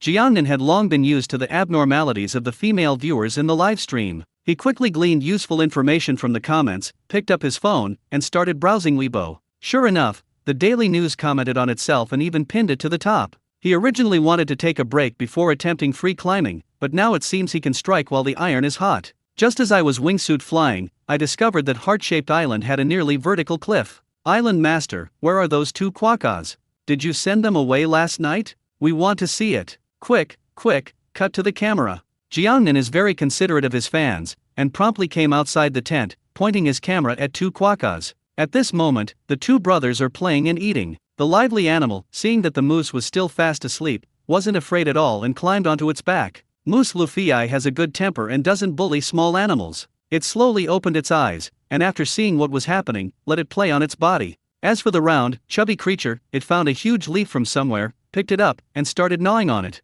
Eat when you're hungry, sleep after eating, and eat again after waking up. This is the lazy life that so many people dream of. So cute. I really want to have one. New here, huh? Didn't you listen to the Island Lord's explanation last night? All you need to do is go out into the wild and scare it. When the quokka mother is frightened, she'll just drop her baby into your arms.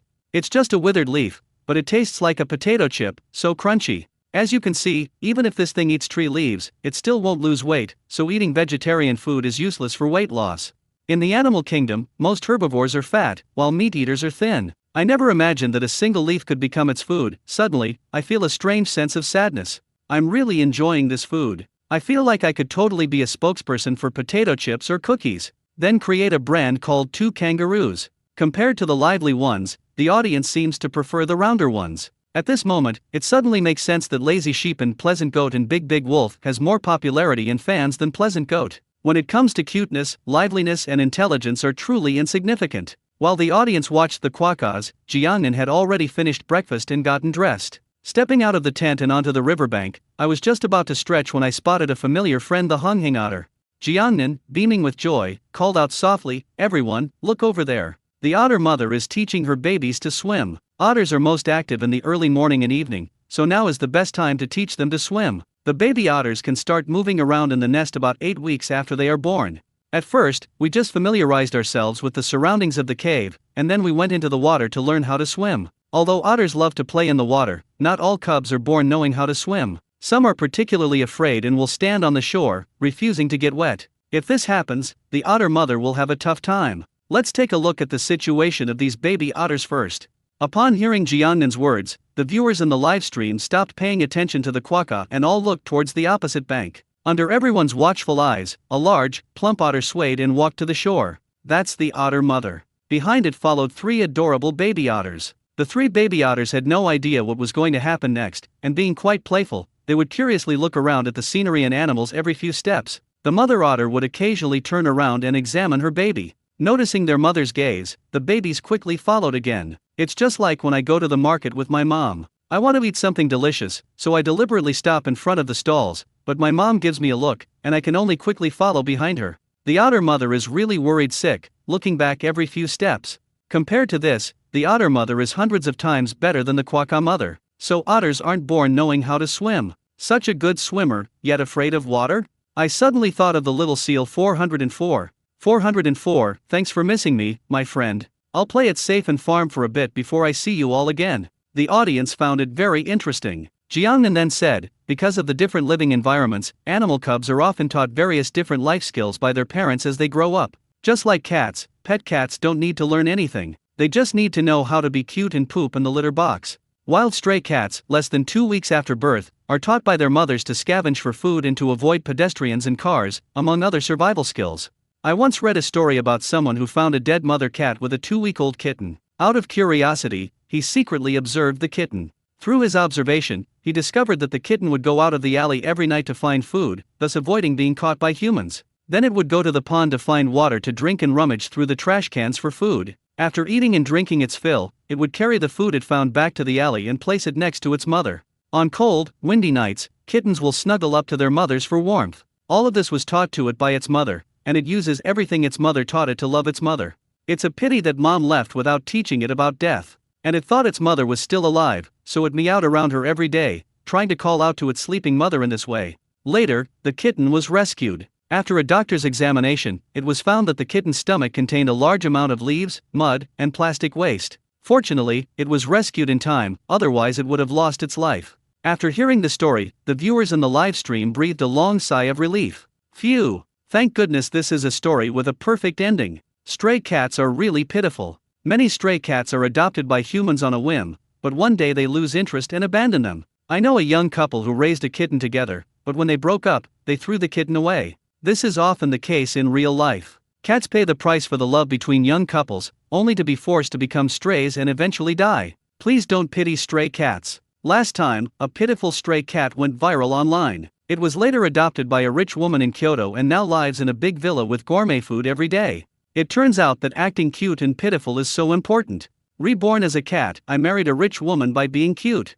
Holy crap, this title is amazing. Can any pen pal write it out?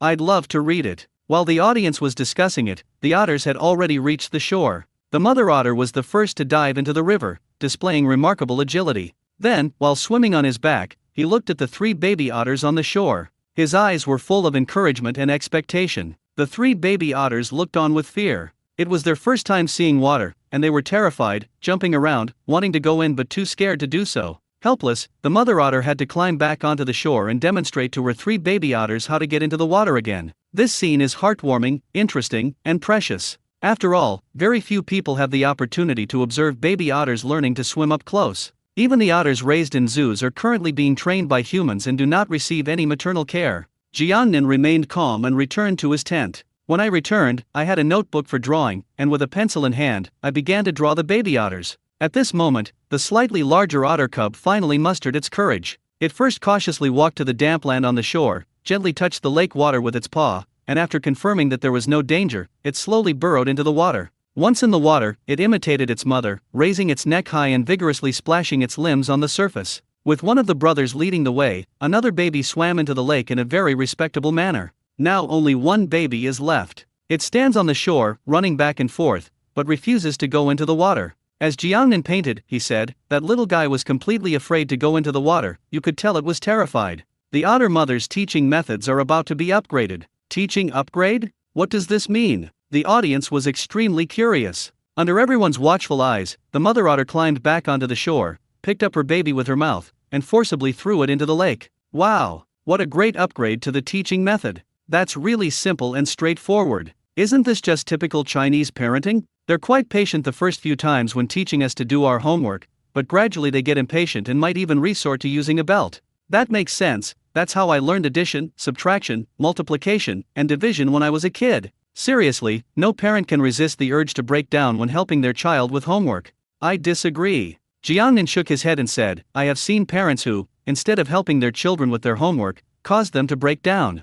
Parents were dictating their children's English words, and they were yelling pie. The child was completely bewildered and asked, what pie? The parents confirmed repeatedly, it's pie, a fountain pen. The child was speechless, a fountain pen is a pen. The parents continue, they're yelling, get the fuck out of here. The child frowned, why are you scolding yourself? The parent confirmed again and again, it's definitely gun your mother, grandma. After Jiangnan finished speaking, the audience burst out laughing. Haha, this isn't dictation, it's more like guessing. Just wondering, did your parents go out to forage for wild vegetables when they were in school? I understand, this is called reverse teaching, which can deepen the child's impression and help them remember faster and easier. I laughed so hard that I couldn't even bite through my hot and sour noodles, they just came right out of my throat. Just as the live stream was filled with laughter and joy, the next second, all the viewers were collectively stunned. Because there's a huge misunderstanding. After being forcibly thrown into the water, the baby otter thrashed about frantically, splashing water everywhere. It was about to sink into the water.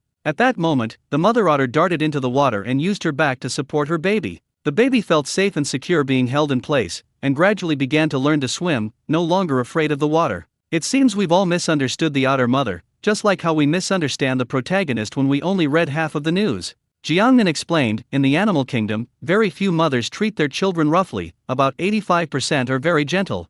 For example, sea otters are often encountered by fishermen when they go out to sea, and they mostly sleep while floating on their backs. In the mother sea otter's arms, there are often adorable babies, whose fur is very dry and not wet at all.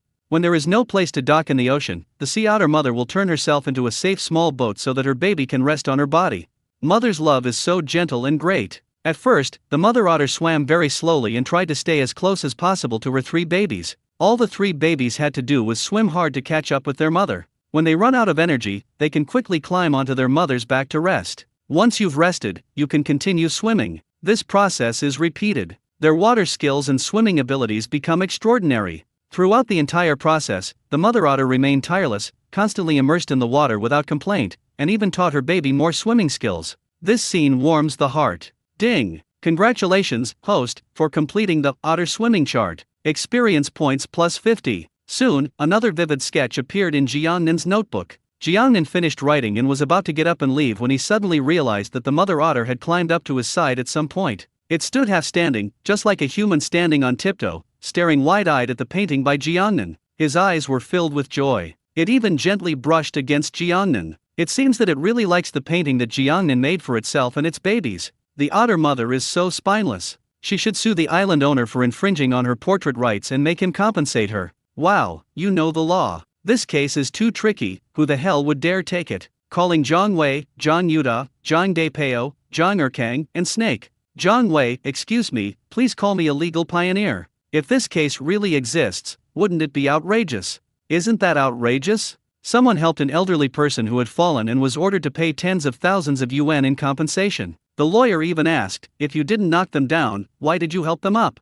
I remember an even more outrageous news story. A thief broke into someone's house to steal something, accidentally fell and got injured, and the family ended up having to pay the thief's medical expenses. A naughty kid stole someone else's takeout and ended up in the hospital because of the super spicy chicken wings. In the end, the person who ordered the takeout had to pay compensation. Isn't that outrageous? Compared to humans, cases among animals are much simpler. They're mostly just about fighting over territory and brawling. As expected, the lyrics were right. Society is simple, it's people who are complicated. No matter what, the island owner should at least reward the otter mother with a big fish. That's right, without the otter mother's selfless dedication to teaching, the island owner wouldn't be able to paint. Viewers in the live stream expressed their sympathy for the otter mother. Jiangnan glanced at the comments, thought for a moment, then hugged the otter mother tightly and whispered, "Don't be afraid, I'll give you a massage. You must be exhausted from teaching the baby to swim. A massage will make you feel much better." As he spoke, he began to massage using the massage skills he had been rewarded with by the system.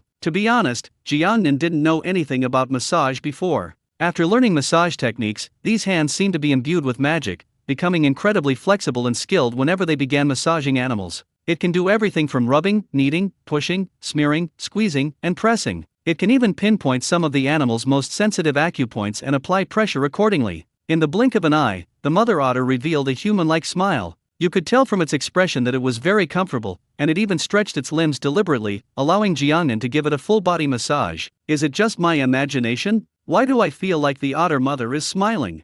It looks very comfortable and enjoyable. Is the island lord's massage technique really that good? I really want to experience it. I never imagined that one day I would envy an otter. Me too. Island owner, name your price. How much would you like for a massage? Island owner, please don't insult me with money. A few million will suffice. Sisters, why don't we be bolder? Let's use all our charm to win over the island owner, then he can give us massages every day.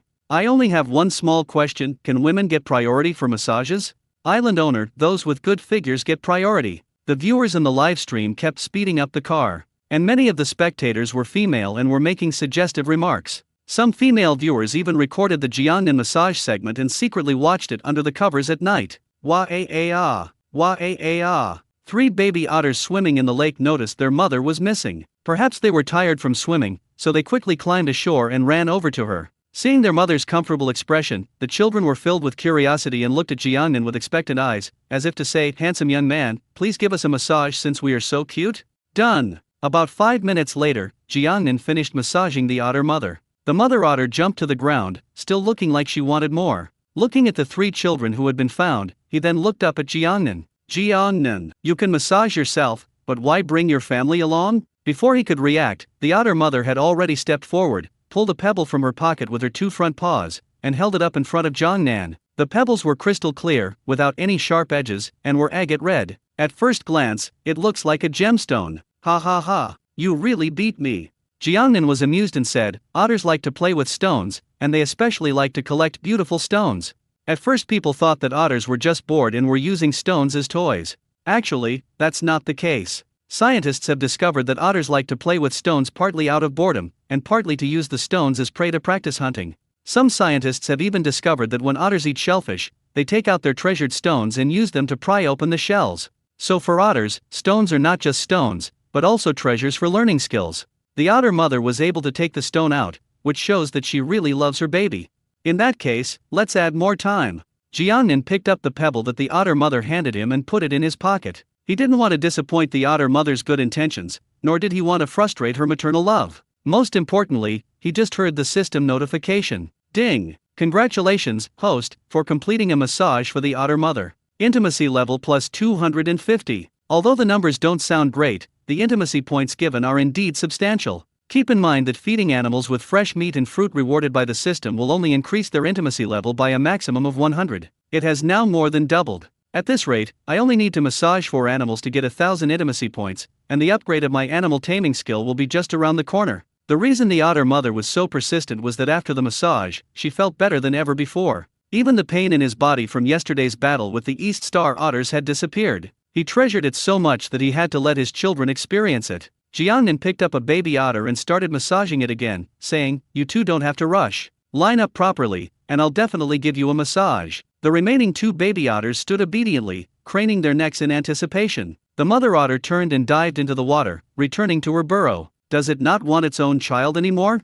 No, it's going to tip someone off. About a minute later, the otters from the other side all came rushing over. All of Hung Hing's otters were mobilized. The last time we had such a large-scale operation was when we fought the East Star otters. Some of them were still covered in dust, clearly having been digging a hole, and rushed over as fast as they could after hearing the wind. Thump, thump, thump. One after another, the otters jumped into the water, creating trails on the surface, a truly spectacular sight. But the most spectacular part is yet to come. After climbing ashore, they all obediently began to line up. One after another, no one deliberately cut in line. Moreover, they all stand on two legs, much like humans, with their two front paws holding their treasured pebbles. Some are pine green, some are off-white, some are dark blue, and some are even transparent. Looking at the neat line of otters, Jiangnan smiled and said, "No rush, one at a time." In his eyes, these weren't otters at all, they were clearly a surge in intimacy points. The viewers in the live stream were already in an uproar watching this stunning scene. My goodness, these otters are so orderly.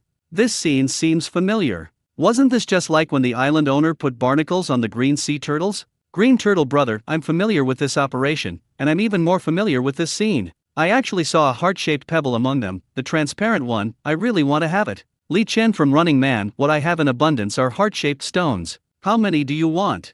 I'll give them to you wholesale. Trading pebbles for a massage is such a great deal. I believe that after today, pebbles will become the common currency in the otter world. The island owner has inadvertently boosted the economic trade of an animal species. Perhaps as they become smarter, they will specialize in bringing more precious jade or gemstones to the island owner. Now that you mention it, it sounds like the island owner is playing the long game. Island owner, my story of massaging otters, harvesting gems, and becoming a billionaire. The audience was talking about it. Jiangnan was getting massages one after another. He collected all the pebbles, knowing they would be very useful later. During the massage, Jiangnan became increasingly familiar with the group of otters. Especially Chen Hunan, the leader of the otters, is larger and more majestic than the other otters. He even resembles Chan Honam from the movie Young and Dangerous with a thick, bushy head of hair. And that transparent heart-shaped stone is its. Ding! Congratulations, host, for completing a massage for the otter leader. Intimacy level plus 300. Ding! Congratulations, host, for completing a massage for the otter chief's wife. Intimacy level plus 290. Ding! Congratulations, host, you have completed a massage for the otter chief's son. Intimacy level plus 280. Observing these intimacy values, Jiangnan discovered that massaging the leader was the highest level, and so on. In other words, there is a hierarchy within the otter family. The otter that led a group of baby otters here yesterday, waiting to fish and eat, is none other than the chief's son. Jiangnan continued massaging with great enthusiasm. Suddenly, he picked up the otter that had lined up in front of him and asked, "Didn't you just get a massage?" Then, Jiangnan stood up, looked at the otters in line, and said helplessly, "No wonder it's been so long and you haven't finished your massages yet. It turns out you've started queuing again with new pebbles. Sorry, we only offer massages once a day. Please come early tomorrow. However, if anyone has a stone like this, or one that is even more beautiful and precious, I can massage it every day in advance, and it won't need to wait in line." As he spoke, Jiangnan took out a transparent heart-shaped stone from his pocket. Seeing that Jiangnan was no longer giving massages, the otters were all extremely disappointed. They carefully put the stones back into their pockets, knowing they would need them tomorrow, and then reluctantly left. Jiangnan stopped giving massages because the intimacy level had decreased. After repeatedly massaging an otter, the intimacy level dropped by 100. In addition, he has many other things to do throughout the day and cannot stay with these little guys all the time to massage them repeatedly, so he can only do it once a day. The island owner is too wicked, leisurely serving otters with pretty stones. Isn't this just encouraging the otters to compete fiercely? Bank, I'm very familiar with this process. VIPs, please enjoy our service without queuing. What surprised me was that the island owner could distinguish each otter. If it were me, I would have been confused long ago. That scene just now reminded me of Minions. In the movie, before all the minions go to sleep, they have to ask the leader for a kiss. The leader can only kiss them one after another. But one of them deliberately cut in line, trying to get an extra kiss, and the leader recognized him.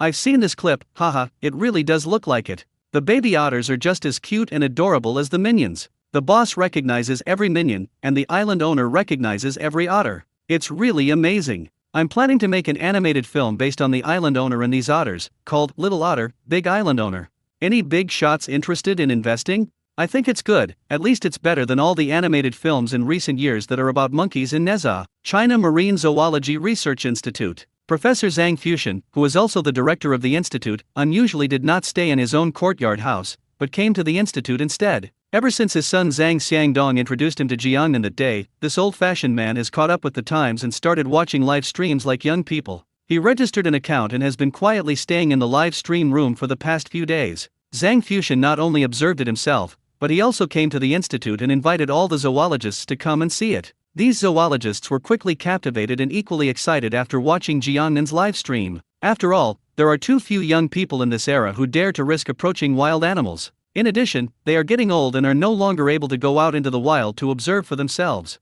Over time, we have lost sight of the habits of many wild animals and have been unable to provide reasonable explanations for them. The emergence of Jiangnan greatly filled this gap. These elderly people, with their frail and aging bodies, can observe all sorts of wild animals from their offices. After watching the otter mother swim with her cubs and Jiangnan massage the otters who were lining up, several zoologists gathered directly in Zhang Fuxian's office. Director, is it possible to contact this island Master Zhang? If possible, let him come to the research institute. The benefits there are definitely no worse than being an island owner on the Great Barrier Reef. This is a rare talent, probably only one like him appears every few years. The last one to appear thousands of years ago was Chen PC. If the island lord is willing to join, it would be a great thing for our research institute. The live stream just now was so amazing and precious. We've never filmed a wild otter mother teaching her baby to swim before. There was a phone on the table in front of Zhang Fuxian, who was still watching the live stream with great interest. He said as he watched, "I've been observing this little guy through the live streams these past few days.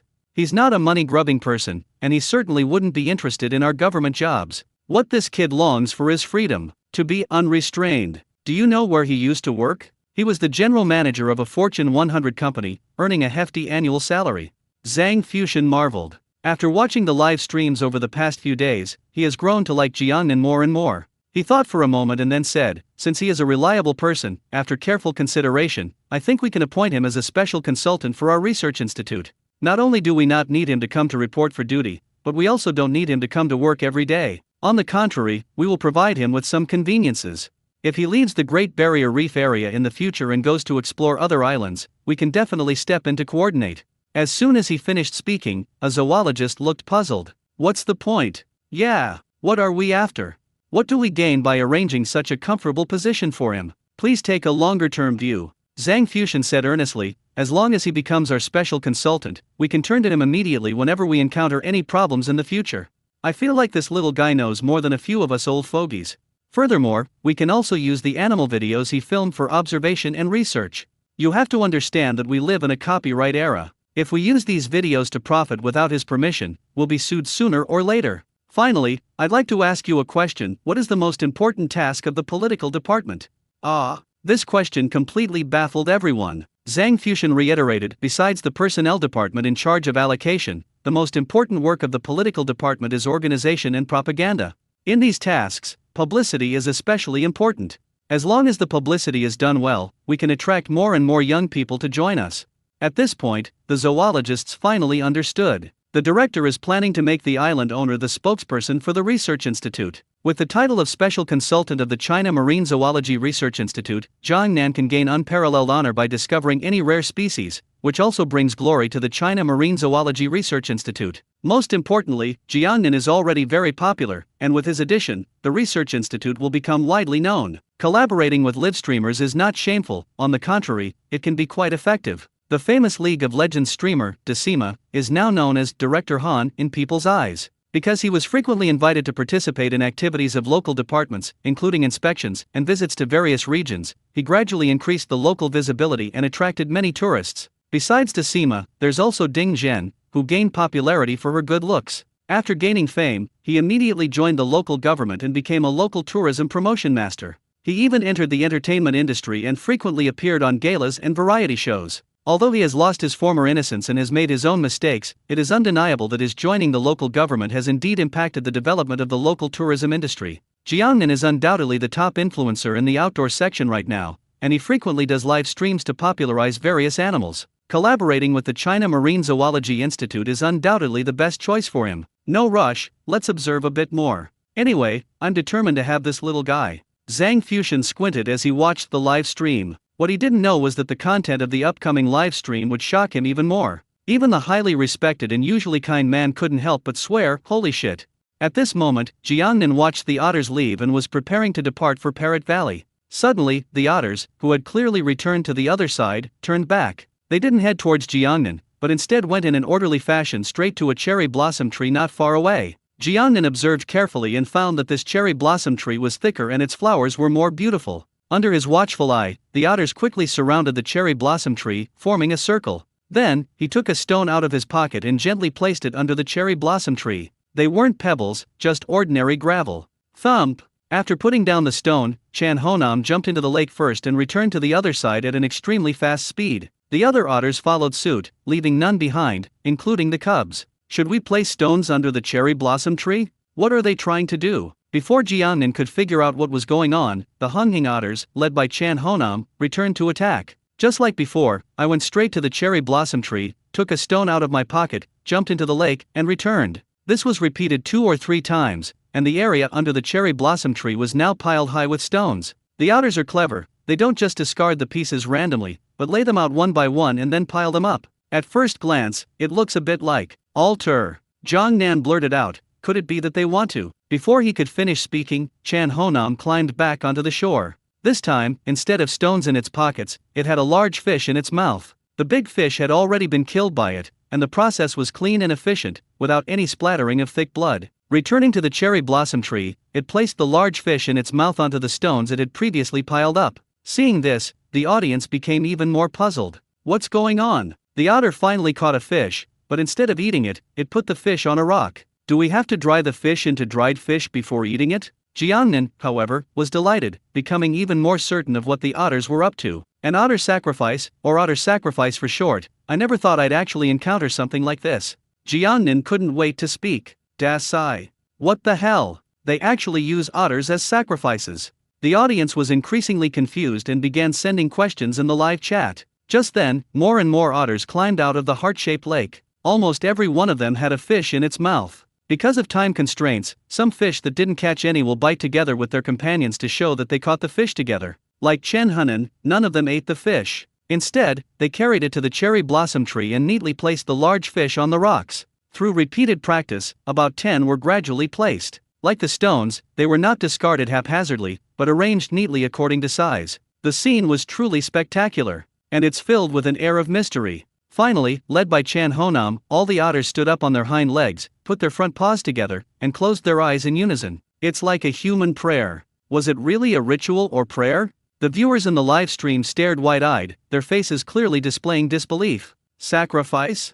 Pray. Did the island lord really get it right? Otters actually perform rituals and even build altars. This is truly an eye-opener. This is truly amazing. This is the first time I've ever seen something like this, and I've never even heard of it before. Are these otters preparing to cultivate immortality? The comments scrolled faster and faster. Jiangnan said calmly, don't be shocked, everyone. Otters do indeed perform sacrificial rituals. Because they like fishing and are quite playful, they often end up catching more fish than they can eat, so they have no choice but to neatly arrange them. However, judging from the condition of the Hunghing otters, they probably don't have an endless supply of fish, since they just caught them all. I guess they must have finished building their nest before they started the ritual. In rural areas, people hold a ceremony to worship after the house is completed. In the city, after moving into their new houses, people will invite relatives and friends over for a meal to celebrate their housewarming. That's the situation with the Hunghing otters right now. The practice of otter sacrifice has existed since ancient times. It first appeared in the monthly ordinances section of the Book of Rites. When the east wind thaws the ice, hibernating insects begin to stir, fish rise to the surface of the ice, and otters offer fish as a sacrifice. During the Tang dynasty, people would raise otters to catch fish. The otters would help fishermen drive the fish into their nets, thus catching a large number of fish quickly. Before fishing, people would offer otters as a sacrifice, which was a kind of beautiful prayer. In addition, the ancients would also deduce festivals by observing otter sacrifices. Otter sacrifices often occur in the first phase of the awakening of insects, which is also the rainwater period. Counting the days, it is indeed more than February now. It is said that during these days, the otters, which have been hibernating all winter, will start to come out and fish like crazy, thus creating this scene. The Book of Joe, in the chapter on seasonal training, states, on the day of rainwater, otters offer fish as a sacrifice. 5 days later, wild geese arrive. 5 days later, grass and trees begin to sprout. It's easy to imagine how wise the ancients were. Besides otters, jackals also perform sacrifices, known as jackal sacrifices. After hearing Zhang Nan's explanation, the audience finally understood. I never knew the ancients were so clever. They could deduce festivals by observing animal behavior. Ancient man, my name is Ancient Man, not fool. Never underestimate the wisdom of our ancestors. Much of what we learn comes from their legacy. Exactly. Can you believe that Emperor Kangxi was fluent in multiple languages? Besides Chinese, Mongolian, Tibetan, and other languages spoken in China, he also knew German. Not only that, he was also proficient in geometry, calculus, and astronomy. I've heard that many of the formulas we use today were translated by him. My goodness, I suddenly have a question. If the ancients were so clever, how come the protagonists in those novels who traveled back in time were able to outwit them? Looking at the comments, Jiangnan continued, actually, there's another, more superstitious, explanation about Dasai. Some people think that otters catch fish by taking a bite or two from the fattest parts and then throwing them away. They do this repeatedly, eating, catching, playing, and throwing away the leftover fish. Later, there were too many dead fish to discard, so the otters felt sorry for them and bowed to the Buddha, praying, "What a sin! We have wasted so much. I beg the Buddha to have great mercy and bring these fish back to life. Please do not cut off my path to food." So he knelt and kowed out 3 times and 9 times, practicing in this manner every day. Finally, here's a little-known fact: a famous poet had a connection with otters. Do you know who it is? I know that. It has to be Li Bai. Li Bai, don't let just any Tom, Dick, or Harry come to me. In modern terms, what you're doing is called riding the coattails of someone's popularity. Li Bai, if you dare to spout nonsense again, I'll stab you to death with my sword. This knowledge is indeed obscure, nobody in the live stream knew it. Jiangnan couldn't find the correct answer in the comments, so he simply said, actually, it's Li Shangyan. When the Tang dynasty poet Li Shangyan wrote his poems and essays, he often consulted many books in order to use illusions. These books were spread out in the room, just like an otter laying out fish, so he was nicknamed Otter Offering Fish. The viewers in the live stream suddenly realized what was going on. I see, one should learn as long as one lives. If I use classical illusions in my essays in the future, I'll definitely dazzle my teacher. I bet when your teacher sees what you wrote, they'll be wondering, why is there a golden toilet in the latrine? The more the island owner talks, the more excited I get. I really want to raise one. Go ahead and keep them. Didn't the island owner say before that although otters are a Class 2 protected animal, they are allowed to be kept as pets in Japan? Jiangnan quickly replied, I did say that, but I forgot to mention the follow-up. Because island nations allow the keeping of otters, and otters are so cute, many people want to keep one as a pet, which has led to a shortage of otters in island nations. Then Myanmar, Laos and other countries began to capture wild otter pups and otter mothers on a large scale, and then sell them to island nations at high prices. This action directly led to the near extinction of wild otters in several of their countries. Jiangnan was telling the truth. And that is indeed the case. There is only one reason why animals in nature go extinct: human intervention. Some were hunted in large numbers because their fur or horns were too rare, in order to satisfy people's desire for luxury. Some animals were eaten to extinction because their flesh was so delicious, thus satisfying people's gluttonous desires. Some are caught because they are too cute and weak, lacking the ability to protect themselves, and thus are kept as pets to satisfy people's desire for comparison. Otters are the third type. Because otters are so rare and adorable, island nations allow the keeping of otters as pets, resulting in very high prices for wild otter pups. Neighboring countries do not adequately protect wildlife, so trafficking naturally occurs. Over time, the local otters will inevitably become extinct. Where there is a market, there will be demand, and where there is demand, there will be a market. This cycle repeats, with people making a fortune while animals become the victims. Fortunately, China has very strict regulations in this regard. Once discovered, a pair of silver bracelets will be awarded as a reward, and in serious cases, a chocolate bean will be given as a reward. Therefore, you can see adorable little animals like otters in many parts of China. After the sacrifice, the otters picked up the large fish in front of them and went straight to Jiangnan, where they released all the fish with a splash. Just a moment ago, Jiangnan was watching with great excitement. The next second, his smile vanished, replaced by a look of utter exasperation. What are you guys up to? You don't still want to offer sacrifices to me, do you? I'm not dead yet. The viewers in the live stream were already laughing their heads off when they saw this. According to the law of conservation of energy, the smile on the island lord's face will not disappear, it is simply transferred to our faces. Island owner, you're so pitiful, ha ha ha, but I'm laughing so loudly. Yesterday the island owner fished for the otters, and today the otters fished for the island owner. It's a fair exchange. On the bright side, at least the island owner won't have to worry about eating fish anymore. The island owner just arrived here yesterday and fished for these otters as a form of protection money, but today the otters are bringing him fish. What's the meaning of this? They were captivated by the island owner's charm. No, to be precise, it was his hands. The island owner's massage was so comfortable, so they had to curry favor with him. That makes sense. In the eyes of these otters, the island lord is indeed a godlike figure. The smile on Jiangnin's face gradually returned, because the otters did not make any gestures or expressions of worship towards themselves. Judging from their posture, they were preparing to give these fish to me. It must be said that otters are indeed clever. They know that constantly placing fish on the altar will only attract other otter families, and may even attract more ferocious wild animals. Even if other animals aren't attracted, it will eventually rot and stink over time. Otters are naturally fastidious and particularly fond of cleanliness. So, to do a favor, they sent the fish from the sacrificial ceremony to Jiangnan. And naturally, they wouldn't eat the fish offered as sacrifices. I'll take these fish, I'll make a whole fish feast when I get back tonight. Jiangnan patted his belly, started picking up the fish, and said, "Thank you for the food. I hereby solemnly announce that your massages tomorrow will be free, for one day only." Whether the otters understood or not, smiles seemed to appear on their faces. One of them even excitedly turned its head and jumped into the heart-shaped lake behind it. When Jiangnan put the fish he had collected back into the tent and came out, he found that the otters had already left. He changed his clothes, packed his tools, grabbed 2 quokkas, mounted his moose, and shouted, "Let's go! Parrot Valley! Tai Sui, stay here and guard the camp. You'll get an extra fish tonight. There are so many fish in Jiangnan now, it's like a country overflowing with wealth." Ta-da! The moose, carrying the people of Jiangnan, is about to set off, its hooves pounding the ground. Suddenly, the Hunghing otters on the opposite bank darted out again. Just like yesterday, they swam to the center of the lake, all looking very excited. It was obvious they were about to fight again. Looks like there's going to be another big battle today. I wonder if they are the East Star otters or some other otter family. Let's stop for a bit, watch the battle, and then set off. Jiangnan had a look on his face like he was watching a melon seed. A short while later, a group of otters emerged from the grass. Judging from their size and fur color, they are actually East Star otters. That's too belligerent. They were just beaten up yesterday, and they're already seeking revenge today. The environment at Heart-Shaped Lake is so beautiful, and the fish in the lake are plentiful and large. If it were me, I would also want to go there. Damn it, this place feels like Jingzhou in the Three Kingdoms period, a strategic location fought over by military strategists.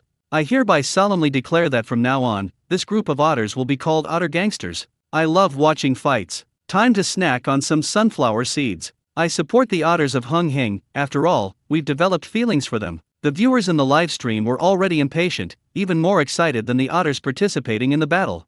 A major battle is imminent. The intensity was comparable to yesterday. The result was exactly the same. The East Star otters suffered another crushing defeat. After being massaged by Jiangnan, the Hunghing otters were all in high spirits, and soon they beat the Tungsing otters ashore. Even Chan Honam, who fought to a standstill with Crow yesterday, is now firmly in control. Watching the Dongxing otters flee in a sorry state, Jiangnan smiled helplessly and said, "You guys really perfectly exemplify what it means to be both bad at the game and love to play." The otters all fled. The Hunghing otters happily frolicked and played in the river to celebrate. Jiangnan had already ridden away on his moose. Upon arriving at the entrance to Parrot Valley, Jiangnan became increasingly aware of how right it was not to have brought the tiger-headed sea eagle Tai Sui with him, because there are just too many parrots here. Besides the various cockatoos we've seen before, there are actually other species as well. A green-bodied parrot. Other common species include budgies and cockatiels. The cockatiel is known as the phoenix-tailed parrot in the country. These two types of parrots are very common in China and are allowed to be kept as pets, making them popular pet birds for many people. In addition to these, there are rose-necked parrots, speed parrots, king parrots, and so on. If the stellar sea eagle were to suddenly appear, it would surely scare these parrots to death.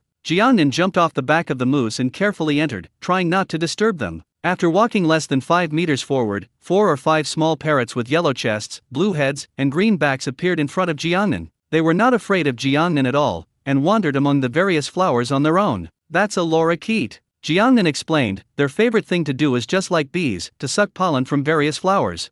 If you observe closely, you will find that their beaks are longer than those of ordinary parrots, which is to make it easier for them to reach into the flowers to get food. Actually, their tongues are also very long and thin, and they have brush-like hairs, called brush tongues, which are also used to suck up pollen. Ha ha ha, what made me think of hummingbirds? Wow, it's so beautiful. The colors are so vibrant. This place is simply a parrot paradise. My favorite animal is a bird, and my favorite bird is a parrot. Island owner, please leave me here for the rest of my life. Island master, look over there. There's a pink parrot over there. At this point, the number of comments in the live stream decreased significantly. It's not that so many varieties of parrots fail to attract viewers, but rather that they are busy taking screenshots and recording videos. Looking towards Jiangnan, I spotted the pink parrot. It has a twig in its mouth and is standing on a big tree, building its love nest. Pink sulfur-crested parrot. Jiangnan glanced at them and immediately named them, saying, "The reason for this name is actually quite simple. It's because most of their feathers are pink, and the feathers on their heads are fluffy, resembling sunflower petals at first glance, hence the name. Don't let its small size fool you, it's all alone right now, but it has a whole army of its own. Generally, they like to appear in groups, sometimes numbering in the thousands, so maybe their main force is hiding in some forest. Not only that, they also live a long life, at least until they are 40 years old. What I'm more curious about now is why it's here. You know, although they like forests and grasslands, they prefer to live in areas such as ranches, parks, and gardens built by humans because they prefer open spaces rather than dense forests." After Jiangnan finished speaking, he looked around and instantly understood. Although this is a large valley, there are still many flat areas within it, which are naturally very suitable for pink cockatoos. Most importantly, the valley is now home to all kinds of parrots, numbering at least 1 or 2,000, and has become a paradise for them. Compared to ranches and parks, the pink cockatoo, which loves to join in the fun, would definitely choose to make its home here. Before long, Jiangnan had arrived in the valley and had seen quite a few parrots. These parrots are not afraid of Jiangnan. Some of them are full of curiosity and will take the initiative to come closer. Perhaps it's because they smelled the sunflower seeds. Before arriving, Jiangnan was worried that his sudden intrusion would frighten the parrots, so he specially prepared some melon seeds and put them in his pocket. He also thought that if the parrots were hostile towards him, he would bribe them with their favorite snack, sunflower seeds.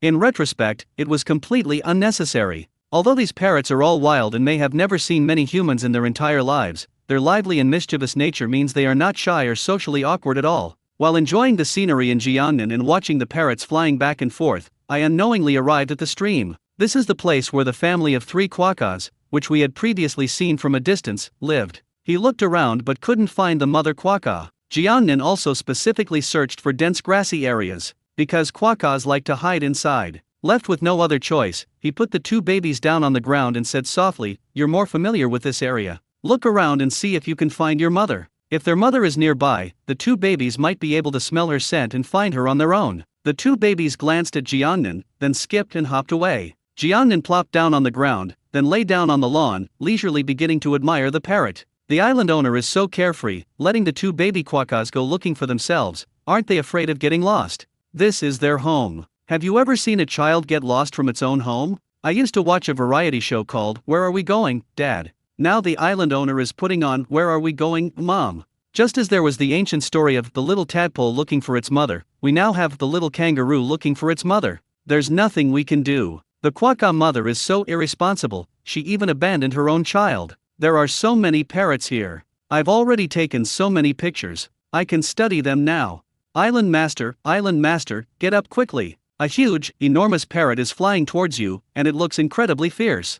It must be the boss here, and it's annoyed that you've trespassed on its territory. You'd better get out of here. The viewers in the live stream were worried that something might have happened to Jiangnan, and they kept reminding him. The main problem was that something unexpected happened in Jiangnan, which reduced their enjoyment of life. Ever since watching Jiangnan's live stream, watching other people's live streams has become utterly boring, like chewing wax. Jiangnan calmly raised his head, looked at the enormous parrot flying towards him, and instead of being worried, he smiled. What a huge gray parrot! Jiangnan exclaimed sincerely, a gray parrot is about 30 centimeters long, and a slightly larger one can be 40 centimeters long. This one is almost 50 centimeters long. No sooner had he finished speaking than the gray parrot flew to Jiangnan, tilting its head and curiously looking him up and down. 50 centimeters? Holy crap! That would be the world's largest parrot. The world's largest parrot is actually the macaw. That's right, the macaw is the biggest, you can tell from its name. If that's the case, then is Leo Ku's XX very big? Ethan Wan, I'm sorry, although you didn't mention me, I still feel offended.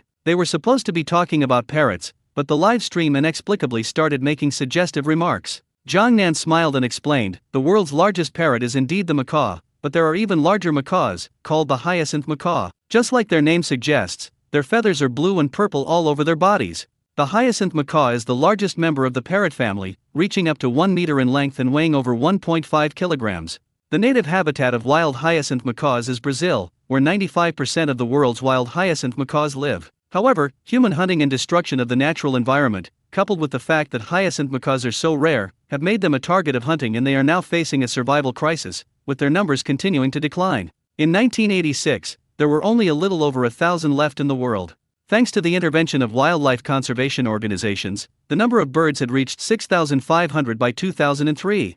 Before the Jiangnan dialect was even finished, a viewer asked in the live chat, "Is the main character in Rio based on a hyacinth macaw?" No. Compared to the hyacinth macaw, the little blue macaw is even more tragic. Jiangnan shook his head and sighed. The little blue macaw is relatively small and cannot intimidate humans at first glance. In addition, Western nobles in the last century especially liked parrots with blue feathers, which led to them being hunted in large numbers and made into specimens.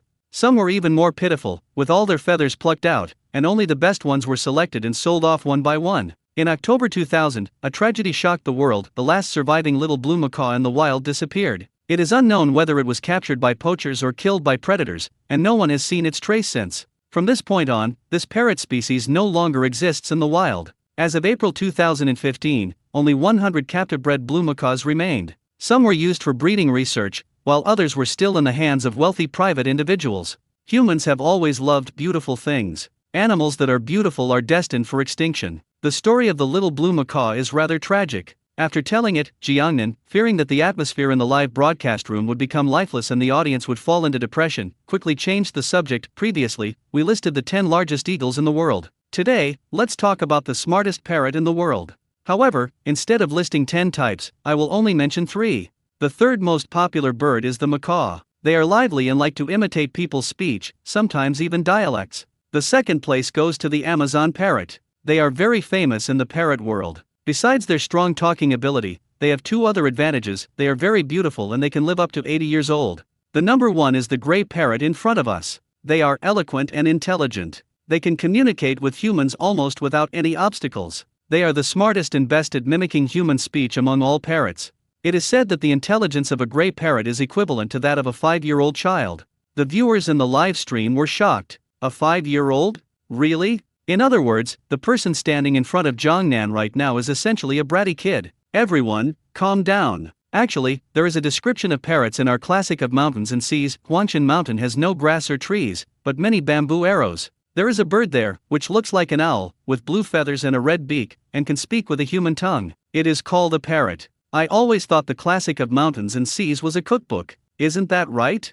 Jiangnan didn't look at the comments, but instead reached out his right hand, tentatively trying to touch the gray parrot. At the same time, he was also puzzled. Because gray parrots generally live in Africa, although they occasionally visit this place, the chances are very small. I never expected to run into this today. Jiangnan glanced down at the lucky ring he always wore on his hand and muttered to himself, "Was it you who made the difference?" The ring couldn't respond to Jiangnan, but the gray parrot did. It actually put its head under Jiangnan's palm and let Jiangnan stroke it, looking very happy. Jiangnan was very pleased. He took out some melon seeds from his pocket and prepared to start teaching the gray parrot to talk. It's rare to encounter one of the world's smartest parrots. I must teach it human language so that communication will be easier in the future. That's right, that's the look of enjoyment on its face. I used to have a cockatiel, and it loved it when I petted it. Every time I petted it, it would have that same look of enjoyment on its face. It was exactly the same. My pet cockatiel is like that too. Parrot birdmen will never be slaves, unless they're petted. What is the island owner trying to do? Teach the parrot to talk?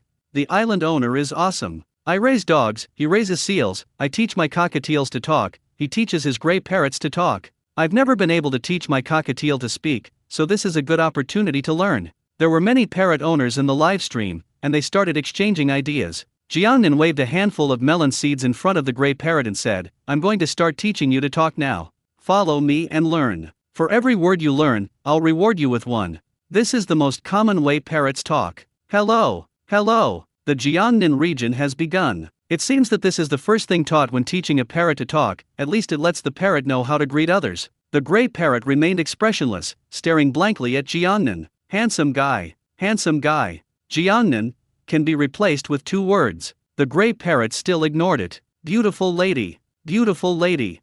The landscape of Jiangnan has changed once again. Eat. Eat. Drink water. Drink water. I love you. I love you. Jiangnan taught tirelessly, and half an hour had passed before they knew it. During this period, he changed many of his commonly used words, but the gray parrot didn't react. Despite the African gray parrot's repeated mistreatment, he treated the parrot like his first love, always speaking softly and tenderly. Idiot. Jiangnan grew anxious and exclaimed, "This guy's an idiot. He's impossible to teach." Unexpectedly, no sooner had the words left his mouth than the gray parrot's eyes lit up, and it opened its beak and shouted at Jiangnan, "Sha, bye, da, sha, bye." Puff. Jiangnan almost spat out a mouthful of blood. I taught you a dozen or so words, and you think you've mastered the essence of Chinese culture? The thing is, you can shout all you want, but don't shout at me. Was that on purpose? Jiangnan wanted to cry but had no tears. The viewers in the live stream were already laughing hysterically. Gray parrot, that's right. It was intentional. Try touching me. As a protected animal, it's just arrogant. National treasure panda, if you're so tough, come to China and let's see who's more arrogant. Haha, sure enough, when learning any language, the first things you often learn are swear words. Island master, stop standing there, continue the lesson. This time, please have the gray parrot say holy crap. I think we can teach a gray parrot to say fuck. Why not teach them to say ashi? You can arrange 4 baka too. Just wondering, could you arrange something like one ancient?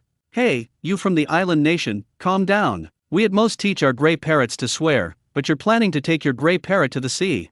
Ding. Congratulations, host, you have taught the gray parrot to talk. Friendship points plus 300. Ding. Congratulations, host, you have obtained the tree box. Tree boxes *2. These tree boxes are 30 centimeters long and 40 centimeters high, and are made of rare rosewood. The entire tree box is yellowish brown, with fine and dense material, beautiful texture, and a pleasant aroma. It looks ordinary on the outside, but it has a hidden world inside. It is divided into 2 layers. The upper layer contains toys such as teething stones, small running wheels, and hanging ropes, while the lower layer contains some dry wood shavings. The host can place the wooden box on a large tree in the forest or in their own home, and it will soon attract cute little animals. Note, any small animal that moves into a tree box will become unusually clingy to its host. In addition, there are no food or water bowls in the tree box, so the host does not need to feed the animals living there, they can fend for themselves. The system's final reminder is very important. Some wild animals, because they often receive special care from humans, can easily obtain food from humans without having to search in the wild.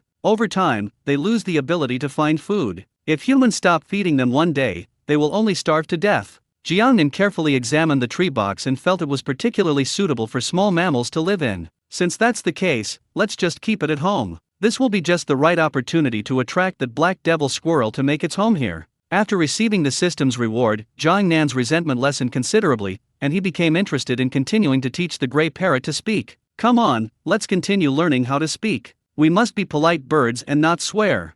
Jiangnan said, enunciating each word clearly and distinctly. You. Good. Gray parrot. The gray parrot, which was in high spirits just a second ago, immediately became quiet the next. Thanks. Love you. Make a heart shape with your hands. Jiangnan is tireless in its efforts. The words he taught were all commonly used in live streaming. When the time comes, I can have the gray parrot help me thank my older brothers. However, the gray parrot remained unmoved, its eyes still fixed on the melon seeds in Jiangnan's hand. Here are some sunflower seeds for you. You can learn from me and study hard. Jiangnan spoke gently, as if she were talking to a child. After saying that, he handed the sunflower seeds to the gray parrot. Click! The gray parrot snatched the sunflower seed in its mouth, cracked it open with a gentle push, and then pried it open with its tongue, dropping the kernel into its mouth. The sunflower seed shells then fell to the ground. The viewers in the live stream were overjoyed. How clever! You don't need to be taught how to eat sunflower seeds. Are all parrots born knowing how to eat sunflower seeds? It can crack sunflower seeds faster than I can. I suddenly had a bold idea. I'll raise a parrot just to crack them open. Once it's finished, I'll eat all the kernels in one go. Parrot, let me see if you're a human or a dog. The audience discussed it with great interest. Jiangnan, who was initially in high spirits, gradually became dejected as time passed, and he looked at the silent gray parrot. Damn it, how come I can't teach him? Jiangnan couldn't hold back and swore again. The gray parrot's eyes lit up again, and it exclaimed, damn it, I Jiangnan felt so frustrated that he wanted to swear again. But the thought of the gray parrot learning swear words so quickly, and if it picked up all of them, wouldn't it start swearing at him? Thinking of that bustling scene, Jiangnan forced himself to shut up. Frustrated as I may be, let's look at it from a different perspective. Last time, although the gray parrot said 5 words, 2 of them were repeated. This time, it learned 4 words directly, which can be considered progress in a sense. Fine, I'm not going to teach you anymore. I'll find another parrot to teach me. Jiangnan rubbed his forehead, decisively abandoned the gray parrot, and got up to walk towards the other parrots. Although other parrots are not as smart as it, at least they can talk, just for a longer time. Soon, Jiangnan identified a white cockatoo. It was also attracted by the melon seeds in Jiangnan's hand, and was standing on the branch of the nearest big tree, curiously examining them. Seeing Jiangnan approach, it took the initiative to get closer and hopped onto Jiangnan's arm. He walks with a swaying gait, exuding the air of a big brother. You really are the husky of parrots. Jiangnan commented irritably. I mentioned the white cockatoo to everyone before, but only briefly to make it easier for everyone to identify it. Actually, what people don't know is that this guy is a parrot with social anxiety disorder, just like a husky. The reason it's called a husky isn't because it's unintelligent, but because it doesn't follow the usual path. Other parrots like to fly, but this one prefers to take fancy walks. It's a real street hustler. It is never satisfied with walking normally, it must take fancy steps, push a cart, or even carry a basket. In addition, it has some athletic talent. It can use the handrail as a slide, and climbing stairs is one of its favorite sports. The premise is that it must be willing to learn. If you force it to learn, it will arouse its rebellious psychology. It will take away everything, including the slide and training toys. When you wake up, you'll find all your parrot toys gone. They were carried away and hidden by it overnight. The viewers in the live stream listened attentively to the science explanation, while also being filled with curiosity. So it's the Siberian husky of parrots. No wonder I looked at it strangely. Haha, she looks incredibly good looking, but it's all thanks to her low IQ. Speaking of which, since it's so active, won't it be able to stay still and learn to talk? Jiangnan said, white cockatoos not only have athletic talent, but also artistic talent, especially in singing and dancing. As soon as he finished speaking, he knew what would appear in the comments section. As expected, one comment stood out. So it's singing and dancing. I thought it was singing and dancing and basketball. As soon as these words were spoken, a group purchase was immediately initiated. Jiangnan shook his head helplessly and continued, how awesome are white cockatoos? To give you a simple example, if they have nothing to do, they can get hyped up just by listening to music. If there are 2 white-crested pheasants, one can teach the other, and in just a few minutes they'll be having a blast together. Some people might ask if the parrot raised by the national producer is anything special, whether it has excellent singing and dancing skills, and is only missing the ability to play basketball. Actually, that's not the case. Every white-crested pheasant is a master of rhythm and a dance expert. No matter the environment, they can dance to the music and bring the atmosphere to a climax. Even when it loses all its fur, it doesn't stop it from dancing happily. A while ago, a bird without feathers danced to music and went viral online. I don't know if you've seen it. In short, although all the parrots are loud, they all seem quiet and reserved in front of the white cockatoo. You'll yell when you're hungry, you'll yell when you're thirsty, you'll yell when you're in a good mood, you'll yell when you're unhappy. You can yell almost any time. For by Fengtu, does he need a reason to yell? Absolutely not. It's the same as needing a reason to love someone. When it barks, don't be disgusted by it, because it may already be disgusted by your unpleasant voice. Besides having social arrogance in the parrot community, it also exists in other zoos. It will secretly learn the barks of dogs, and then it can communicate with dogs. It can curse in dog language all day long without repeating itself. They even imitate cats meowing, deliberately scaring the cats. If a stranger comes to your house, it will deliberately greet you in a high-pitched voice. If you don't respond, it will keep following you and making noise. Anyway, as long as there are other pets at home, whether it's a cat, a dog, a hamster, or a rabbit, it will always be the absolute boss. It can even learn from humans to train dogs that are many times its size, and it can be completely obedient. If it tells the dog not to move, the dog will obediently stay in place. It will also carry a cat toy in its mouth and make the cat run around in circles. After listening to Jiangnan finish speaking, the eyes of the viewers in the live broadcast room were already sparkling with envy. Wow, that makes me really want to have one. I don't believe what the island owner said at all, unless he gives me this white phoenix head cat. I happen to have a cat at home, so I can come and see it for myself. Hey upstairs, why don't you just grab it yourself? Just like me, I like a girl, but her boyfriend won't let us be together, so I moved into their house and lived with them. 3 people? 1 woman and 2 men? Just wondering, how do you use your tools at night? The phrase using tools is used brilliantly. If it were allowed to be kept as pets in China, I would definitely get one, so that I could leave the task of walking the dog downstairs every day to it. Dog, we're both pets, why should I be the one being walked by a pet? You should be secretly happy. These days, people treat others like dogs, walking them around. I know a rich woman who does just that. Is the person upstairs referring to the 2 letters I was thinking of? The cars in the live stream were going too fast. They weren't just running over your face, they were crashing into it. Jiangnan quickly changed the subject, saying, to put it bluntly, the white cockatoo is heartless. To put it nicely, the white cockatoo has an excellent attitude. Others' feelings are written on their faces, but its feelings are all written on the tuft of hair on its head. Normally, it's a hogue, cowlick, hangs down, pretending to be a pigeon. When it gets excited, it's a hogue stands up, as if it's wearing a crown and is the king of the world. If you keep one at home, it can not only uplift your mood, but also make the whole family happy. No matter how introverted a child is, as long as they are cared for by it, they can become a lively child who loves to sing and shout in less than a day. Most importantly, it is always alert. If it sees that your cups are stacked too high, it will use its mouth to pick them up and help you lay them down to prevent them from breaking accidentally. If you wake up in the morning and haven't disposed of the toilet paper left on your bedside table, it will even pick it up and put it in the trash can for you. The island lord is right, Bai Fengta does indeed have a cowlick on her head. Now the tuft of hair on its head is standing up, as if it knows that the island owner is introducing itself and feels particularly proud. Waking up in the morning? Toilet paper on the bedside table? I think I've discovered some incredible secret. No, you didn't notice, because the secret is all in the toilet paper. If that's what the island owner says, then I have a friend who really needs a white cockatoo. He always just throws toilet paper haphazardly on the bedside table.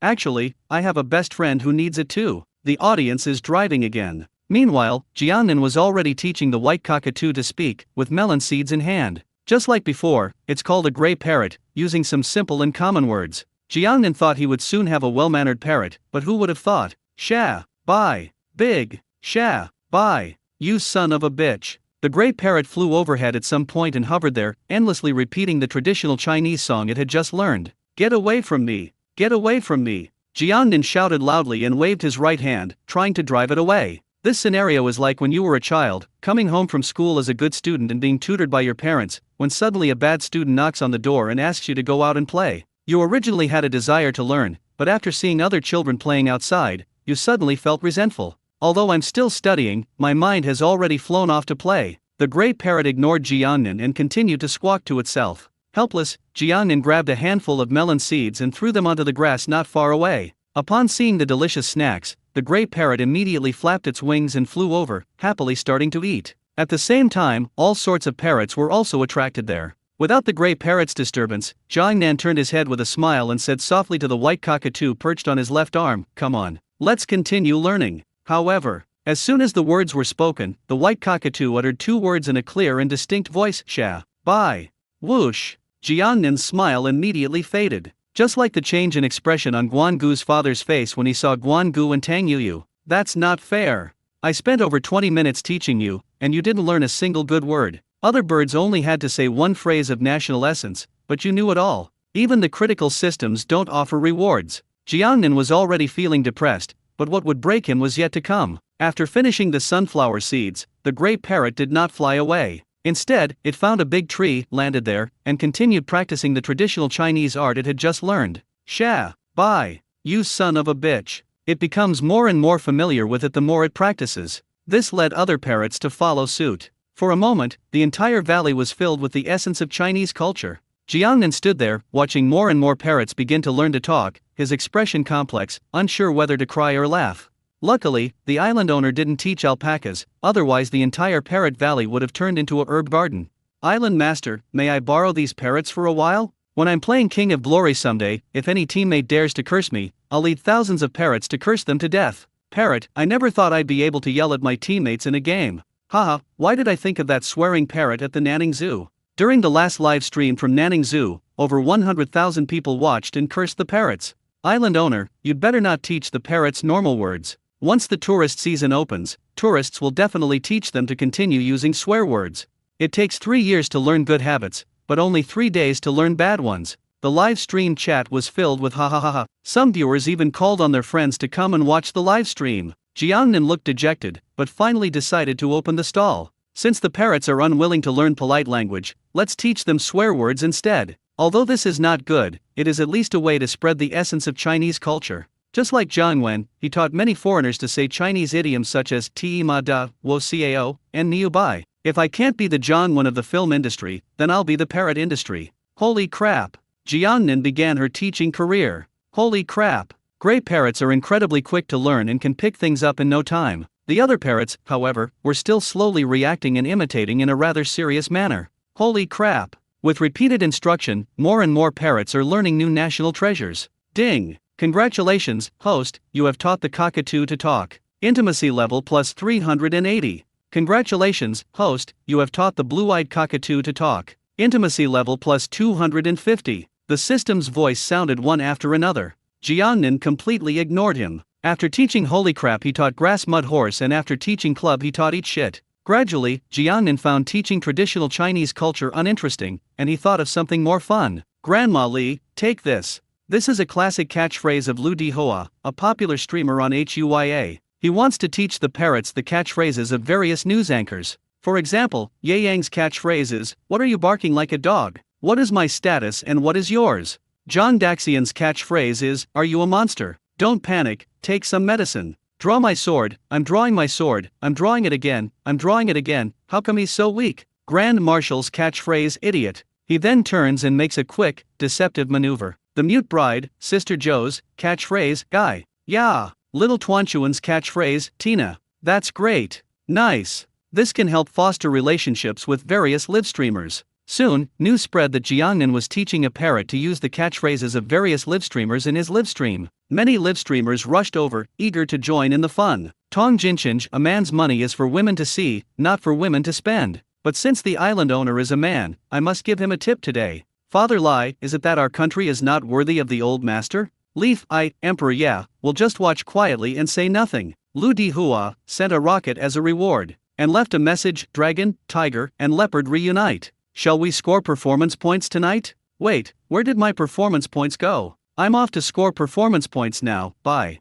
Zhang Daxian gifted 4 rockets, and left a message, "Island Master, you really are a monster." HUYA's top streamers gathered, most of whom have millions of viewers, including Zhang Laosan, Gumeyer, Minkai, and Zuyu. In addition, many streamers from other platforms rushed over after hearing the news. However, most of the top streamers on each platform have an agreement that they cannot go to other platforms unless they can afford the penalty for breach of contract. Therefore, they all secretly create alternate accounts. Thanks to Grand Marshals Pai Yanzi for the rocket. Thank you, Pai Yanzi. After sending all the gifts, Decima didn't forget to express his gratitude. For him, thank you gifts are just a way to create a scene. Master, does your name have to be so suggestive? The Grand Marshal's apprentice, this must be Xiao Tuan Tuan. I just want to be a quiet, mute person. Sister Joe is here too. She also brought along her best friends, Dai Mei and Mozi. Besides those from Douyu, streamers from major live streaming platforms such as Douyin, YY, and Kuaishao are also on their way. The gathering of top streamers from various platforms in the same live broadcast room is unprecedented, demonstrating Jiangnan's current influence. Once you've learned something, you'll become more and more proficient with repeated practice. The same applies to speaking. At first, it took Jiangnan several minutes to repeat the process before the parrots gradually learned. As they gradually mastered it, they only needed to repeat it a few times to get it right. Even the most intelligent gray parrots have learned not only short words, but also long sentences. Wa-a-a-ah. Just as Jiangnan was making his call, 2 quokkas appeared at his feet. They looked disappointed and aggrieved. It seems you haven't found it either. Jiangnan picked them up and comforted them. It's okay, you can stay with me from now on. Follow me, and you'll never have to worry about food or drink, and I'll never abandon you. Oh right, we need to name you 2 first. The chubby one will be called Lazy Sheep, and the other one will be called Happy Sheep. Anyway, Jiangnan had already adopted them and even named them. Upon hearing that Jiangnan was willing to adopt them, the 2 little ones' disappointment vanished, and their usual adorable smiles returned. Before they could enjoy their happiness for long, the gray parrot on the branch started squawking. I have a mother. I have a mother. Jiangnan rolled her eyes at him, annoyed, and said, Why are you so mean? You really know how to rub salt into a wound. This time, the gray parrot didn't swear, but it was even more hurtful than swear words. It's like when you're playing a game and you're really good at it, you take a screenshot and send it to a friend who's not so good at it to show off, and your friend says, It's okay, I have a girlfriend, even if I'm bad at it, she'll still play with me. At that moment, seeing the good results, you felt a tightness in your chest, etc. Jiangnan suddenly realized something was wrong. I didn't teach the gray parrot to say those words. However, we discussed them separately. Could it possibly break down the characters in other words and recombine them freely to create sentences? This gray parrot actually knows how to make sarcastic remarks. It seems the island owner didn't teach it to say that phrase, did he? My goodness, self-taught. Is it possible that this gray parrot was originally capable of talking? I'm reminded of a joke. Someone bought a parrot from a pet store and diligently taught it to talk. But after 6 months, the parrot still couldn't speak. The person even thought the parrot was mute and released it. But as soon as the parrot spread its wings and flew away, it suddenly shouted, "Goodbye. My friend has a parrot. He calls out Dad to the parrot every day, trying to get it to call out to him in return." One day, as soon as he called out Dad, the parrot replied, "Hey, my good son. That's nothing. My friend put a parrot in his bedroom, and after a month, the parrot kept talking to itself, 'Baby, are you asleep? Give me a kiss, Mua, touch me, don't be naughty, not tonight, are you even okay?' Ha ha ha, they've even copied all our late-night conversations with our spouses." Some viewers in the live stream were full of curiosity and kept babbling, while others had already sped off to kindergarten. Very few parrots are self-taught and can even make sentences on their own. Jiangnan explained, scientists believe that although parrots are eloquent, it is only a conditioned reflex, and their speech is just mechanical imitation. This kind of imitation behavior is also called echoing in science. Because birds do not have a well-developed cerebral cortex, and the center for their calls is located in a relatively low striatum, they do not have thoughts or consciousness. They cannot understand the meaning of human language, nor can they use it correctly in every situation. So sometimes they even talk nonsense without regard to the occasion, which is both funny and sad. In the UK, there was once a unique parrot talking competition where the parrots only needed to say one sentence, and the judges scored them based on the content and pronunciation of the sentence. One of the unassuming African grey parrots uttered a sentence that received special praise from the judges and the audience, thus defeating the other contestants and winning the championship. After the cloth covering the birdcage was removed, the grey parrot looked around in all directions, then exclaimed in surprise, "Wow, why are there so many parrots here?" A few days later, the extremely excited owner invited many distinguished guests to his home to celebrate. In order to show how genius this grey parrot was in front of the guests again, he unveiled the cloth covering the birdcage in front of everyone, fully expecting it to say, "Wow, why are there so many distinguished guests here?" in order to win everyone's applause. Unexpectedly, upon seeing the assembled distinguished guests, the grey parrot still exclaimed, "Wow, why are there so many parrots here?" This left everyone both amused and exasperated, and also caused the owner to lose face and become utterly embarrassed. This shows that parrots' ability to learn to speak is merely a conditioned reflex, and they can only learn a limited vocabulary. However, I think there are exceptions. Some parrots are naturally intelligent and have a high IQ. After they can talk, it is very likely that they can even make their own sentences. Just like people, although we all have the same organs, some people are born with super high IQs and can learn anything quickly, while others really can't learn and can't remember anything even if they try to memorize it. These words resonated with many viewers. Isn't this talking about me? When I was a child, I couldn't remember English words, and I tried all sorts of methods. I just can't remember math formulas. I don't know why I have no talent for studying, but when I see others secretly watching adult films in internet cafes, I can memorize the website address with just a glance, and I've kept it for many years. "Hey buddy upstairs, can I have a word with you?" Jiangnan saw that the live stream was about to start making suggestive remarks again, so he quickly left. Instead of continuing to teach the parrots to speak, he ventured deeper into the valley, wanting to see what else lay within. "The main problem is that my throat is so sore from talking so much that I need to take a break." As he ventured deeper into Jiangnan, he discovered that the streams there were becoming wider and faster. There must be a large river at the end of the valley. Just as he had thought, after walking deeper for another 10 minutes or so, a large river appeared. The river flows gently, and the sunlight shines down, making it sparkle as if it were studded with countless dazzling diamonds. There are many fish and shrimp in the river, and even river clams can be seen in the Jiangnan region. The water here is so clear. I really want to jump in and dive in. I saw crayfish inside. These aren't crayfish. I saw one that was huge, it felt like it was 20 centimeters long. This is the real Australian lobster. It makes my mouth water. So, is it for gin? Why am I reminded of the last glorious moment of the Spring Festival gala skit, not short of money? For Australian abalone. Sorry, no, a 4-pound lobster. Sorry, we don't have that size. How big is it? There's a little over a pound. More than a pound. Do you have any?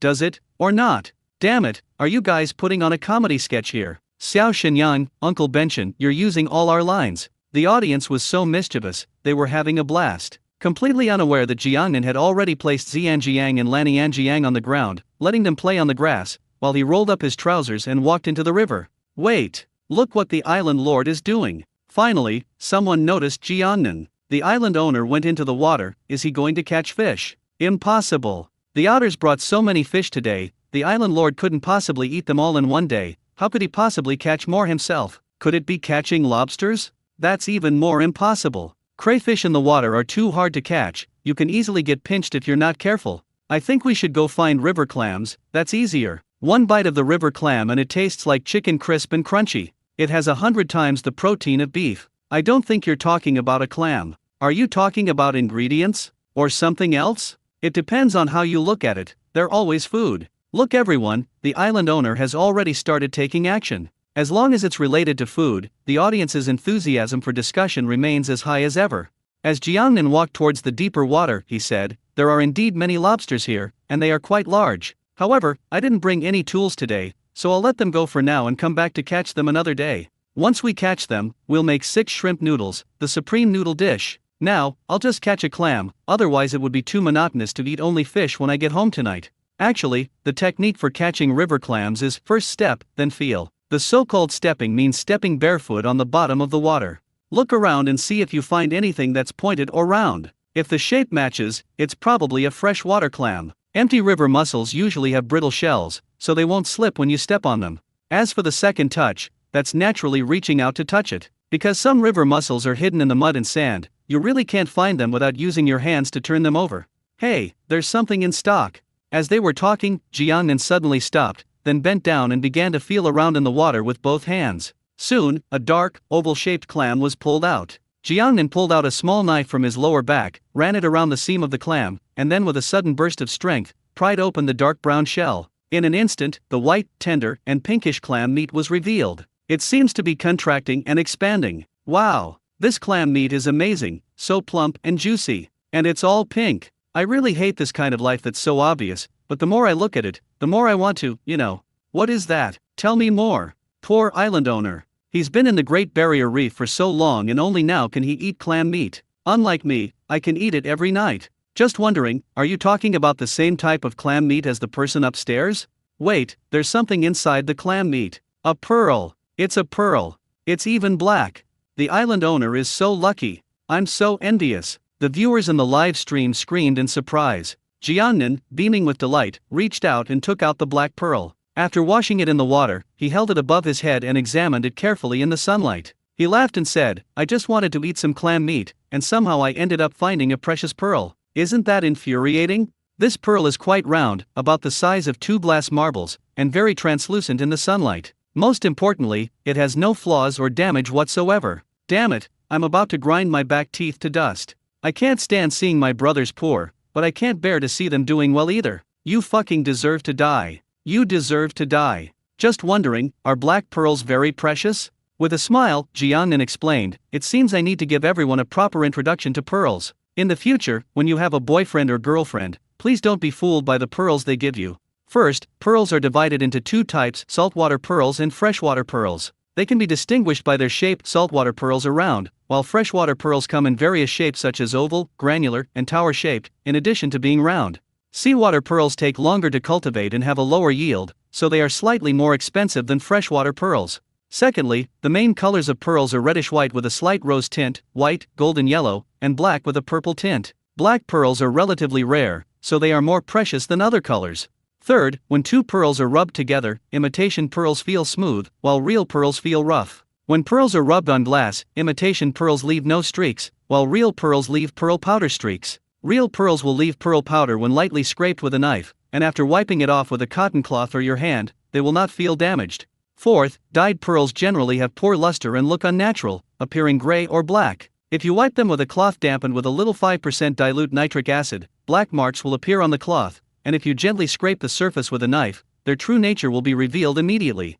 There is an idiom called round and smooth like a pearl, so the rounder the shape, the better, the less flawed the surface, the better, the more grainy, the better, and if it is black, then it can definitely be called a top-grade product. My pearl is the finest of the finest in every way except that it is not from the sea. Finally, let me add that what we now call natural pearls are actually all cultured. They are artificially implanted, and the muscles used must be triangular muscles. Other muscles will not work. After implantation, they are generally raised for 3 to 5 years, about 30 centimeters above the water surface. And this pearl of mine is 100% from the wild. Jiangnan put the black pearl in his pocket, while leaving the river mussels on the bank, and then continued to touch the mussels. The viewers in the live stream became even more excited after listening to Jiangnan's explanation of science. So, the Island Lord really has found a treasure. Island Lord, come and marry into my family. I don't want anything else, I just want this pearl of yours. Sister, do you think I'm okay? I have 2 pearls on me. Thank you, Island Lord. I'll use my family's pearls to test their authenticity right away. If they're fake, my boyfriend is doomed.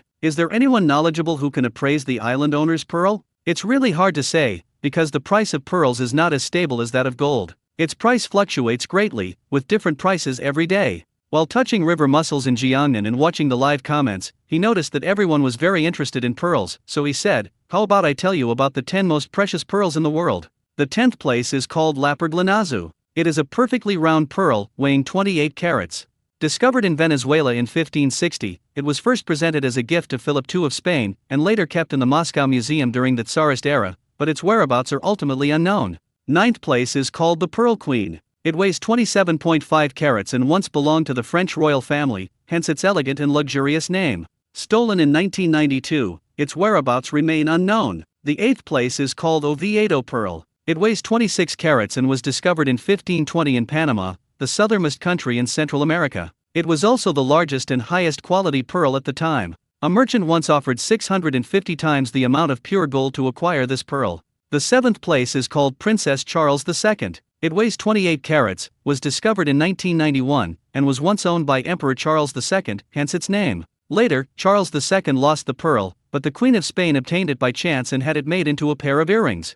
The viewers in the live stream listened very attentively. Upon hearing this, I could no longer hold back. Pearl earrings? That's allowed? If it's split in 2, wouldn't the price be significantly reduced? Speaking of which, why are they all Western pearls? Are there any from China? That makes sense. How could a great nation like China not have a single rare pearl? Don't worry, everyone, our Chinese pearls are the main attraction. Jiangnan, maintaining his air of mystery, continued, the 6th place is called the Pearl of Nadiga. It weighs 43.75 carats. Unlike ordinary pearls that are pure white, it is a dark green pearl, produced by the abalone shell, which is what we later called a Tahitian pearl. This pearl once belonged to Lady Nadiga, hence its name.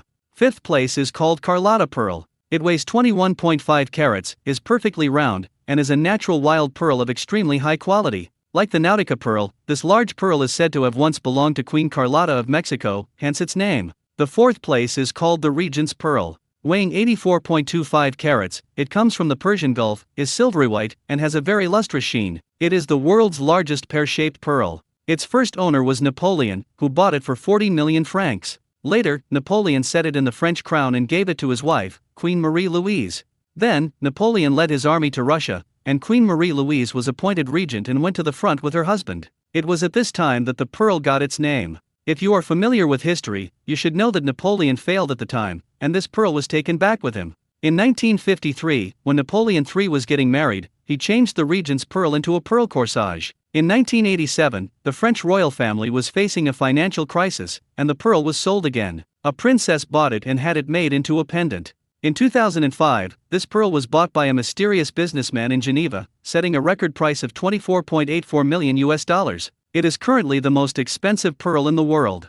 The 3rd place is called Hope Pearl. It weighs 450 g and is a huge teardrop-shaped pearl. Unlike all previous pearls, the Hope Pearl has a particularly unique shape, looking like a cylinder with one end white and the other end brown. It is also set with diamonds, emeralds and sapphires, making the pearl more precious and more recognizable. In the 18th century, the Hope Pearl came into the possession of a banker named Hope, hence its name. With Hope's roar, the pearl was inherited by his 3 nephews and auctioned off, fetching a staggering $200,000 at the time, and then disappeared without a trace. The next 2 to be mentioned are the pearls of our China.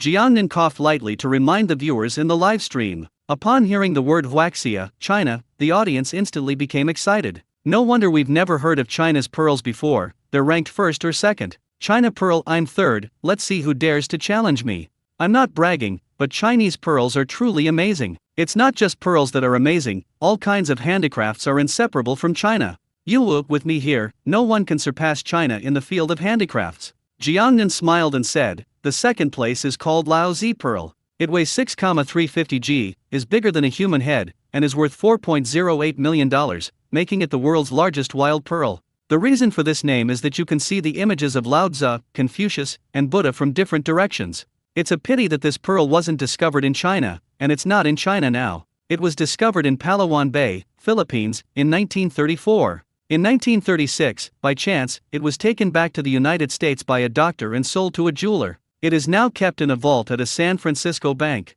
The audience, who were already excited, are now completely fired up. Damn it, my pearl isn't even in China. Lao Tzu, please don't use my name in your names, it's an embarrassment to an immortal. Enough said, my thieving skills are finally coming in handy. Brothers, if I can bring back my pearls, can you guarantee I won't get caught? What a joke. How could you arrest me? Weren't you playing cards with me at home? As long as you can steal it back, I guarantee you'll never have to worry about food or clothing again. You've narrowed your vision. As long as you can steal it back, you'll be my boss from now on. How can that be called stealing? That's called moving. Please remember you're not a thief, you're just a mover of other people's property. Nongfu Spring, I feel offended. Everyone, hold on a minute. If we really want to move them, the number one pearl needs to be brought back.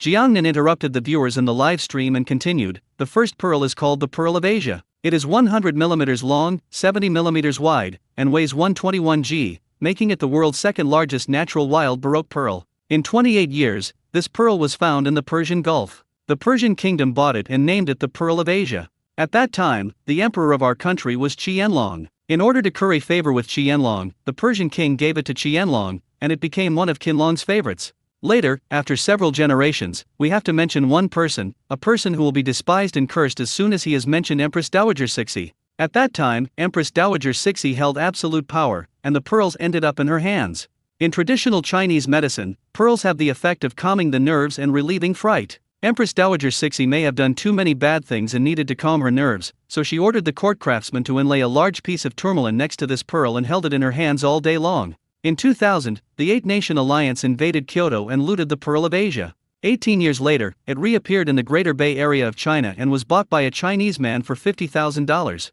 Who would have thought that it would disappear again after World War II, and reappear at an auction in Paris? Because the secrecy measures were so good at the time, the Pearl of Asia disappeared along with the buyer as soon as the auction ended. It wasn't until 1993, when a jewelry store in an island nation borrowed it from its London owner's home for an exhibition to commemorate the 100th anniversary of cultured pearls, that it reappeared in people's sight, and then disappeared again. However, I have a feeling it's still in Japan and England. Before he could even finish speaking in the Jiangnan dialect, the viewers in the livestream were already shouting and cursing. Empress Dowager Cixi was no good person. She's not even human. The national and personal grievances I hear about are making me angrier and angrier. It's just that the Qing dynasty was too weak back then, and many things left by our ancestors were stolen. If you ask me, the Qing dynasty shouldn't even exist in history. Who can argue with that? During the Ming dynasty, firearms were at the pinnacle of the world. But after the Qing dynasty entered the pass, they had all their firearms, preferring to let them leak rather than use them. If they had focused on developing firearms like the Ming dynasty, the Eight-Nation Alliance wouldn't have been able to invade Beijing. That word is used very cleverly. I really don't understand why some people still claim to be descendants of the Manchu 8 banners, and are so proud of it. Damn it, I spit on them. Sigh, many of our country's cultural relics are now abroad, even Zhu Di's sword is in the British Museum. There have been many dynasties in history, but whenever the Qing dynasty is mentioned, it's almost always met with criticism. The early Qing dynasty was alright, but the later period was truly disastrous, even more shameful than peeing in your pants pocket on the street. Who says otherwise? When I read novels, I've noticed that very few male-oriented historical fiction stories are about the Qing dynasty. On the contrary, there are quite a few female-oriented stories where the protagonist travels back in time and falls in love with those princes. Palace, keep cursing. Keep cursing. What a joke. Writing Qing dynasty history in a male-oriented online novel platform would make you a laughingstock among your peers for life. The audience was cursing, while Jiangnan was touching river clams. I don't know if he was too engrossed in talking and couldn't focus on two things at once, or if his good luck just ran out, but after touching 2 more clams, he still couldn't find any more pearls. However, he was already quite satisfied with having a fine black pearl. Just as Jiangnan was about to go ashore, he suddenly felt as if something was watching him. Human intuition is very accurate, especially when you are being stared at by others. You can always sense that something is wrong and quickly turn your head to look. Just like when you were in school, sitting in the last row secretly reading a novel or playing on your phone, when you felt a chill down your back, it meant the teacher had been secretly watching you for a long time. Jiangnan looked upstream along the river and quickly spotted his target. Look over there, everyone. there's a cute little guy. Jiangnan smiled and said to the viewers in the live stream. Upon hearing Jiangnan's words, the audience all turned to look at the live broadcast camera. In the footage, the river flowed gurglingly, carrying some driftwood and fallen leaves. Coupled with the distance, they did not see the little guy that Jiangnan had mentioned. Could the island owner be deliberately deceiving us? Impossible. My husband wouldn't lie to me. I didn't see anything. There's nothing there. Jiangnan glanced at the comments, zoomed in on the drone's camera, and focused on one spot. Finally, the audience could see clearly. Behind a piece of driftwood, a small animal was peeking out, cautiously observing Jiangnan. His eyes darted around suspiciously, and I had no idea what he was thinking. Because most of its body was submerged in water, and it was clinging to a piece of driftwood with only its head showing, it was really hard to spot at first glance. The audience admired Jiangnan's reaction and perception, while also carefully observing the small animal. It looks chubby and at first glance resembles a mouse, but it is many times larger than a mouse. However, like rats, they all have two large incisors. Hey, isn't this Wang Sun? What are you doing here? Wang Sun, believe it or not, I'll plow you to death with my big front teeth. I saw teeth before I saw any animal. Just like Song Xiaobao, at night you can't see anyone, you can only see a row of big white teeth passing by. This is just a rat, only bigger than a rat. I know, it's a big rat. Hearing your words is better than hearing them once more. That's clearly a beaver, isn't it? Beaver, you're the rat. Your whole family are rats. Rats steal things, but we don't. We're well behaved. Jiangnan smiled and said, that's right, that makes perfect sense. Don't let their plump appearance fool you, they are Class I wild animals in China. The main reason is that there are too few of them in our country, and they are on the verge of extinction. By 2012, there were fewer than 1,000 left in the entire country. As we all know, beavers like to gnaw on trees and build dams, which is why they are called architects of the animal kingdom. Wherever beavers live or have lived, there is a pond, lake, or swamp. They tirelessly build dams with branches, stones, and mud to block the streams, which can form ponds or lakes covering several hectares. They even build wooden bridges across the rushing rivers to allow small forest animals to cross. The quality is extremely sturdy, some are even stronger than bridges that humans build with cement. By building river dams, we can improve the environment of their habitat. Wherever they appear, the environment won't be bad. The audience thoroughly enjoyed watching the beavers and listening to the introduction. Stronger than bridges built by humans? My goodness, that's terrifying. There's nothing we can do about it. People these days cut corners, but that only applies to people these days. That's right. Look at the buildings left by our ancestors. They stood for hundreds or even thousands of years, but after being repaired based on the advice of experts, they collapsed in less than a year. SHH. Is this something you can say? This guy actually looks a lot like a groundhog. Both of them are quite adorable. Jiangnan nodded and said, you're absolutely right, groundhogs and beavers do look alike, as do capybaras. Although they look alike, they are still easy to tell apart. Everyone is very familiar with the groundhog, almost everyone has its emoji on their phone, the one that goes ah. Capybaras have big heads and thick necks, and the key is that they don't build burrows, they rest in ready-made shallow nests. As you can see, beavers look like large rats with two big incisors. The audience learned something new. Great! I've learned so much from watching the island owner's live stream. Big head and thick neck, they're either rich or cooks. I never thought there would be capybaras. Didn't you notice that this beaver has been lying on the driftwood, secretly sizing up the island owner? Is it captivated by his good looks? I think it's very possible. The island owner is so handsome, if he were my husband, I would hug and kiss him every night. Just a kiss? Are you sure you don't want to do anything else? What are you doing? Can you say the last word? Dame, you can't be lewd. To be honest, the island owner's looks are really striking. There are no filters at all, and he's even wearing no makeup. He's way better than a lot of male celebrities in the entertainment industry. Exquisite features. Even from some unflattering angles, he's still very handsome. They were both created by Manhwa, so why is there such a big difference? Manhwa, you mud splatters, stop pointing fingers at me, or I'll mold you into little animals in your next life. It would be so great to be an animal. Carefree, just eat and sleep, and never have to worry about mortgages or car loans. There's a reason why ancient immortals came to the mortal realm to undergo tribulations. The mortal world is indeed full of suffering. The comments section became lively again. Jiangnan explained, beavers are timid by nature and prefer quiet environments. When they are frightened or in danger, they will jump into the water and slap the surface of the water with their tails to warn their kind. It's already an honor that it can lie here and stare at me without leaving in fear. As soon as he finished speaking, the beaver suddenly dove into the water, swam quickly underwater, and disappeared in the blink of an eye. You're gone? You really can't stand being nagged. Jiangnan sighed regretfully. Some things really can't withstand constant nagging. For example, some people always say they can eat anything and not gain weight, but they end up gaining weight not long after. Some people always say they have a good memory, but then they realize they've left their keys at home as soon as they leave the house. The beaver left, and Jiangnan turned and returned to the shore. Who would have thought? Thump! No sooner had Jiangnan stepped ashore than the beaver followed him and immediately grabbed his leg.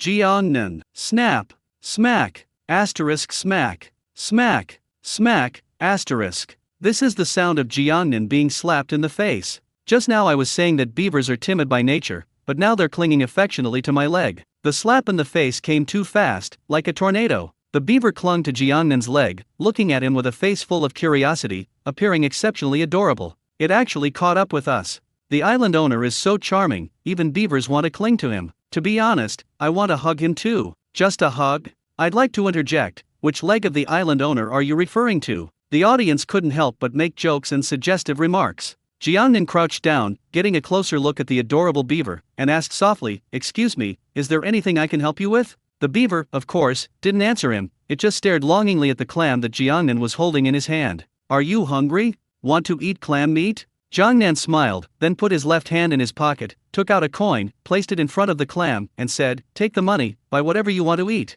Whoosh! The beaver's excited expression, which had been filled with anticipation, suddenly drooped, and its eyes seemed to lose their light. "Ha ha ha, Island Master, you're amazing." "Beaver, thank you for your small token of appreciation. It's just enough to buy a 50-cent pack of spicy strips." "Island owner, you've really gone too far. I just don't understand what's the use of just giving it money. If you don't give it masks, it can't even get into the supermarket." "Beaver, listen to me, thank you, because of you, the 4 seasons are warm." "Beaver, wow. What a kind-hearted little 6th brother." "Beaver, first of all, your intentions are good, but secondly, you'd better not set off at all." "Beggar, I want money, why are you giving me food?" "Beaver, I want food, why are you giving me money?" "Beaver, Grandma Lee saw I had pockets, so she gave me money." You've misunderstood the island owner. He was clearly worried that the beaver wouldn't like the clams he caught, so he gave it money to buy whatever it liked. The island owner is so kind, I love him. Doge. Upstairs, I think you're right. The island owner is teaching us a lesson. Give a man a fish and you feed him for a day.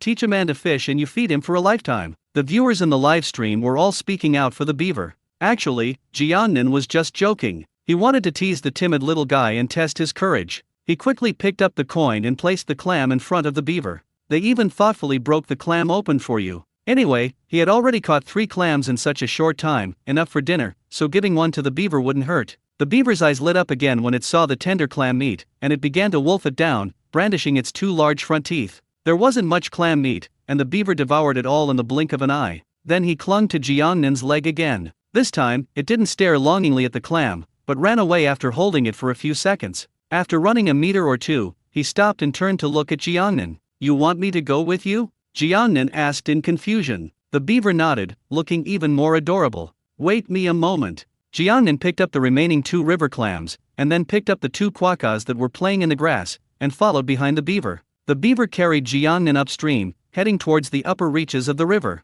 He would stop every few steps and turn to look at Jiangnan, afraid that he would lose him. "Look over there, everyone." After walking uphill for a while, Jiangnan pointed ahead and said in surprise. The audience followed the sound and looked towards the live stream camera. In the distance, a wooden trapezoidal bridge suddenly appears in the rushing river, connecting the 2 banks of the river. This wooden bridge is quite large, at least 10 meters long. 6 or 7 people could stand on it without feeling crowded, and it certainly wouldn't collapse. A bridge suddenly appeared in a primeval forest. Anyone who didn't know better would think it was left behind by humans who had visited it. The audience was stunned. Just now, Jiangnan introduced how beavers build dams, making them architects in the animal kingdom. Everyone thought it was just about randomly and haphazardly throwing some wood at the branch of the river, but no one expected it to be so magnificent and grand. Now that I finally see it, I can't help but gasp in shock. Such a massive structure is hard to believe was built by a tiny beaver if you didn't see it with your own eyes. My goodness, is this wooden bridge really that long? It feels so sturdy.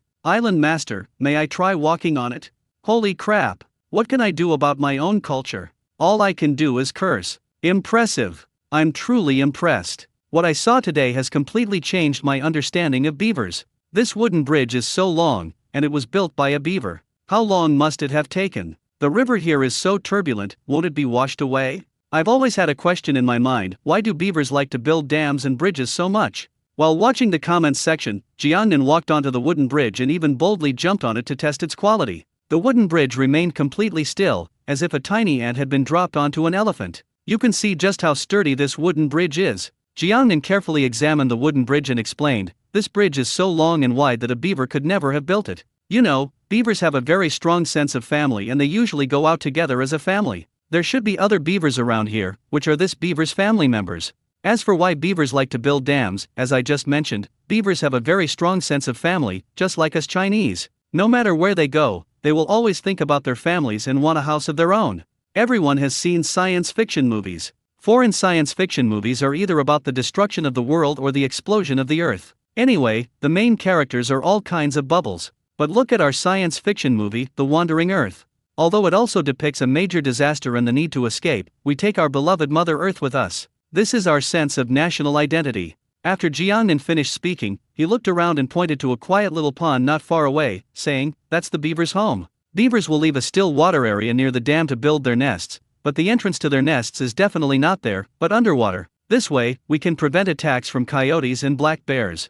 Furthermore, they also build drainage channels on the dikes to prevent the river from overflowing and destroying homes in the water due to excessive water storage during the rainy season. As Jiangnan spoke, he gazed into the distance, seemingly searching for something. What is the island lord looking for?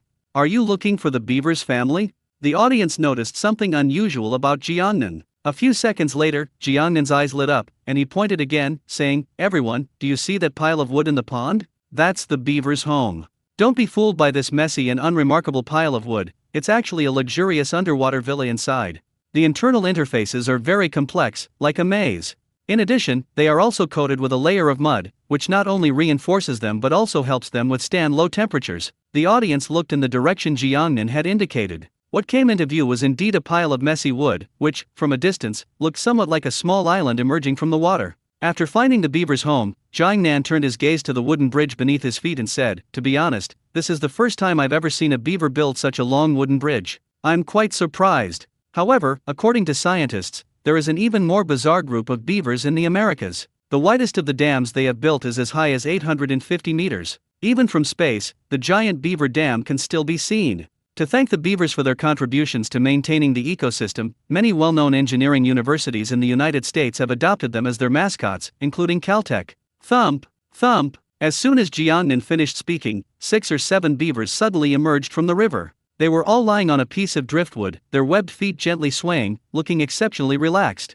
Before long, they noticed their companions, and even more so Jiangnan beside them, their faces showing curiosity. "Am I seeing things?" 6 beavers suddenly appeared. "Am I seeing things? Did I rinse too much last night?" Including the one next to the island lord, there are exactly 7, which is just enough to complete the Calabash brothers. They're watching the island owner. Their eyes look so blank, they must be seeing humans for the first time. "Beavers, get off the wooden bridge we built. I'm letting you get off, but if you trample it, can you afford to pay for it?"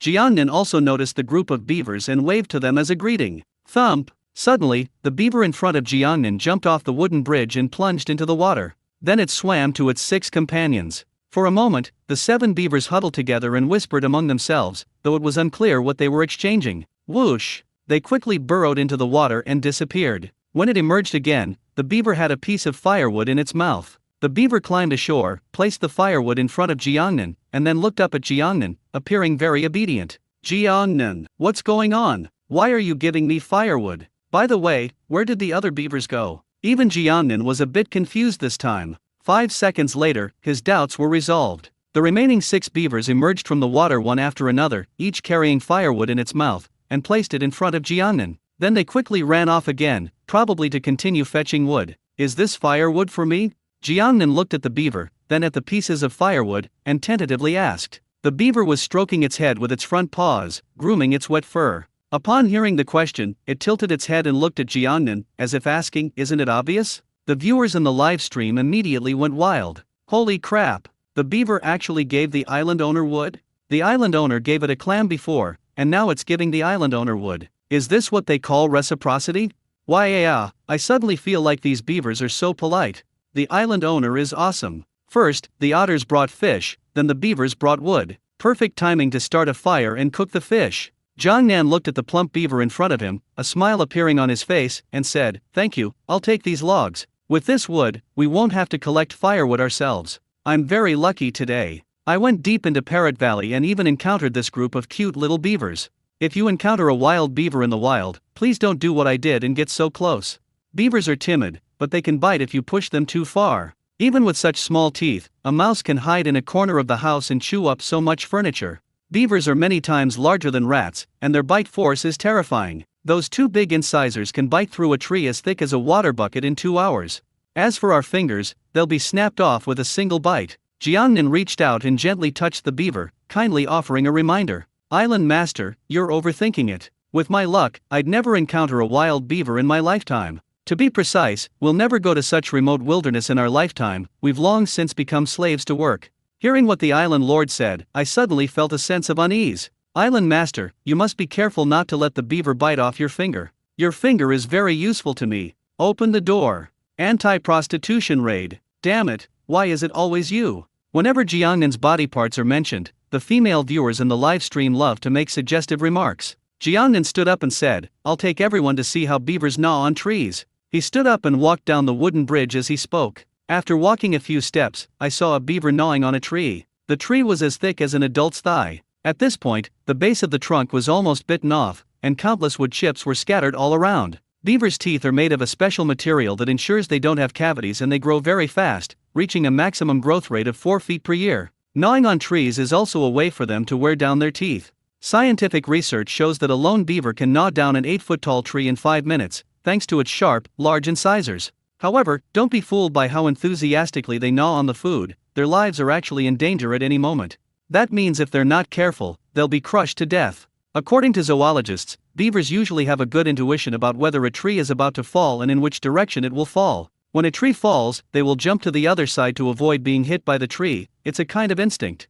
According to zoologists, beavers have no way of controlling the direction in which trees fall. They can only rely on luck each time. Once a tree falls, they can only flee in panic. If they are lucky, they can escape. If they are unlucky, then. Jiangnan paused here, but those who know. If things go wrong, it will be compressed from 3D to flat. No cavities? I'm so envious. The beaver killed the tree, and then the tree fell and crushed the beaver. So, who killed whom? Ji Liuming from My Own Swordsman, I know the answer to this. It has to be someone who kills me. The viewers in the live stream were making jokes. By this time, the beaver had already gnawed through a tree as thick as an adult's thigh. Creak, creak. The cracking sound emanating from the core of the tree trunk at the base became increasingly clear. The next second, the tree slowly fell to the ground. At first, it tilted slowly, almost in the blink of an eye, but then, influenced by gravity, it began to crash down at an extremely fast speed. The speed was too fast, the beavers under the tree had no time to react.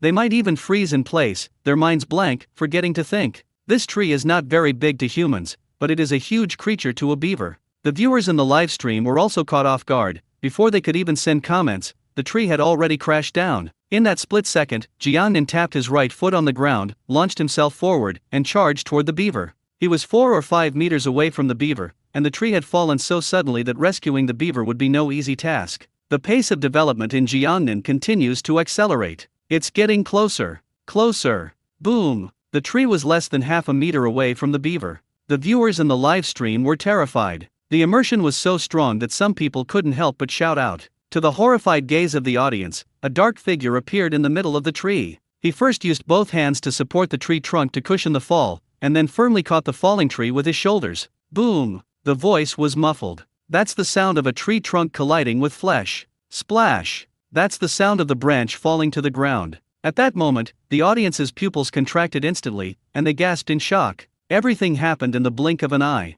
The audience only saw the tree fall straight down and crash towards the beaver. Before they could even blink, Jiangnan was already standing under the tree, using his shoulder to catch the falling tree. Although the tree wasn't very big, the fall was very fast. Jiangnan was clever, he deliberately rushed to the middle of the tree trunk, so that he would have to withstand less force from the fall. In addition, he was physically strong, so he was unharmed. However, because there were too many branches in the canopy and Jiangnan had rushed to the tree, he lost his balance and swayed, causing the canopy to crash to the ground. Even so, such a quick reaction, such strong shoulders, and such an upright posture make the scene still breathtaking. In an instant, in the eyes of the audience, Jiangnan was a war god, much like Silai carrying a pillar in honor of kings. The scenes from just now lingered in the minds of the audience, playing out repeatedly. Gradually, some of the audience members finally recovered from their daze. A dense barrage of comments immediately appeared on the public chat. So Lai. The Island Lord looks so much like So Lai now. In short, he's handsome. When I play games, my favorite support hero is So Lai, because he makes me feel very safe.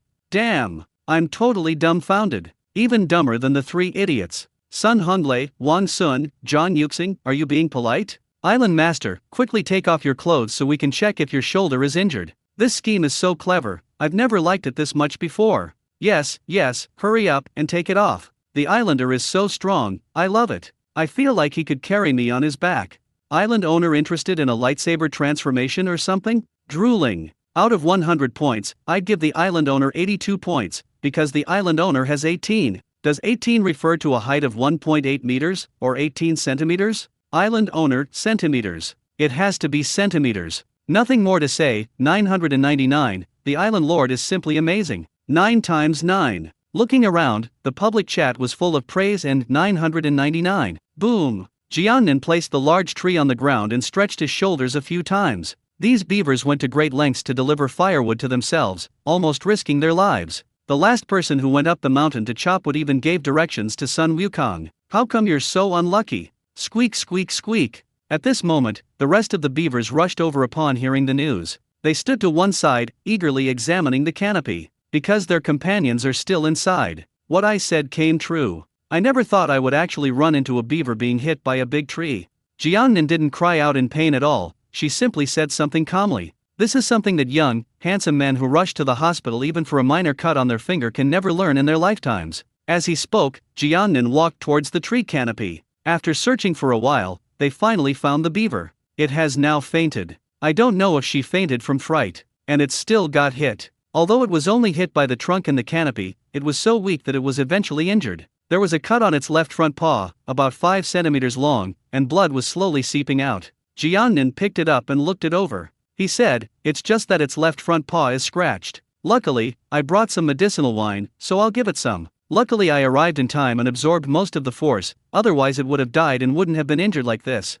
Jiangnan is feeling fortunate. If the beaver breaks a bone, it has to take out its treasured black jade ointment. Followed closely by 6 beavers, Jiangnan arrived at a patch of grass by the river, gently put the beavers down, and took out a special medicinal wine from his bag. At the time, in order to speed up the healing of the baby great white shark's wounds, it used a special medicinal wine, and now there is still a little less than half a bottle left, which will come in handy. The special medicinal wine is packaged in an ordinary transparent glass bottle, about the size of a palm. The moment you open it, you can smell a faint medicinal aroma. Jiangnan only applied a few drops to the beaver's wound, and that was enough. Alright, its wound will heal quickly. Jiangnan sat on the grass, looking at the 6 beavers in front of him, and warned, be careful when you're gnawing on the trees. You won't be so lucky if I'm not around in the future.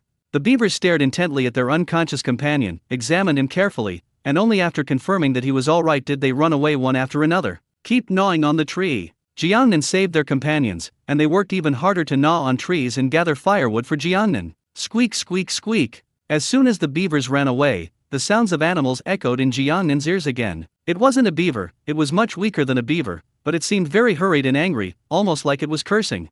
Upon hearing the sound, Jiangnan looked over and saw a group of small, gray and white animals standing 2 or 3 meters away. He counted them carefully, there were 10 in total. They were gathered together at that moment, yelling hysterically at Jiangnan, like shrewish women cursing in the street. Jiangnan was puzzled. When did I offend them? What kind of animal is this? A rat. This time it's definitely a rat. Why are they yelling at the island owner? Why do I feel like I'm being insulted by the island owner? I feel balanced now. I finally feel balanced. It means that not every animal is so fond of the island owner. It shows that the island owner isn't that popular with animals. The viewers in the live stream also noticed the group of animals swearing. Jiangnan slowly got up and walked towards them. Whoosh! Whoosh! The little animals were prepared, and the moment Jiangnan stood up, they all scrambled up the nearest big tree. Before we even got close to Jiangnan, they had already disappeared from the spot. Sasha! Jiangnan arrived under the big tree, intending to look for the group of small animals, but as soon as he looked up, some dark, unsightly things were thrown at him. Fortunately, I reacted quickly and dodged, otherwise my whole face would have been hit. Jiangnan looked again and finally spotted the group of small animals on a thick tree branch. The little things they were holding in their paws were dark, inconspicuous creatures. Upon closer inspection, it appears to be their droppings. Sasha! The poop was tossed from their paws and slammed into Jiangnan once again. Holy crap! After uttering a phrase about national essence, Jiangnan turned and ran, escaping from under the tree as quickly as possible. I maintained a distance of 4 or 5 meters, thinking that this distance was safe enough. Who would have thought? Wow! Wow! The small animal standing on the tree branch jumped down, and then, took off. It's like skydiving. In an instant, it flew over the head of Jiangnan. When it flies over the top of Jiangnan, it will continue to drop poop. And this time it's fresh and ready-made. Jiangnan didn't dare to hesitate at all and began to dodge frantically. Viewers in the live stream stared wide-eyed at the sight. My goodness! What did I just see? The mouse flew away. This world is crazy. Not only do mice serve as bridesmaids for cats, they can even fly. Could this be the legendary flying squirrel? It looks like they're throwing away poop. The island owner reacted so quickly, otherwise he would have been covered in sweat. Ha ha ha, I'm reminded of that chimpanzee at the Nanning Zoo that throws poop at the tourists. I'm reminded of Shen Teng in the variety show Let's Go Through Time when his face was covered in cow dung. What on earth did the island lord do to offend them that they would retaliate so fiercely? I remember an uncle who, every time he went out, would have a bird circling above him, and it would poop right in front of him. Island owner, your movement is amazing. It's so nimble. If I had your movement when I played PUBG, I wouldn't have gotten sniped to death. Jiangnan had no time to read the comments, he was deliberately running away. He quickly arrived at a wild fruit tree, picked a few large, red ones, threw them on the grass, and shouted, "No matter how I have offended you, these fruits are my compensation to you. If you don't have enough, I can find another way to make up for it." Whether the little animals understood or were tired from flying, they gradually began to land on the ground. It landed precisely in front of the wild fruit. They didn't immediately start eating, but instead stared intently at Jiangnan, making sure it wouldn't approach before cautiously beginning to eat. Call! Jiangnan breathed a long sigh of relief, finally having time to read the comments. I will answer everyone's questions one by one. They are not mice or flying squirrels, but sugar gliders. This animal is unique to Australia, and the biggest difference between it and the flying squirrel is that it has a pouch. As you can see, they have big eyes, pink noses, and pointed, thin ears. They are especially cute and can grab people's attention in an instant.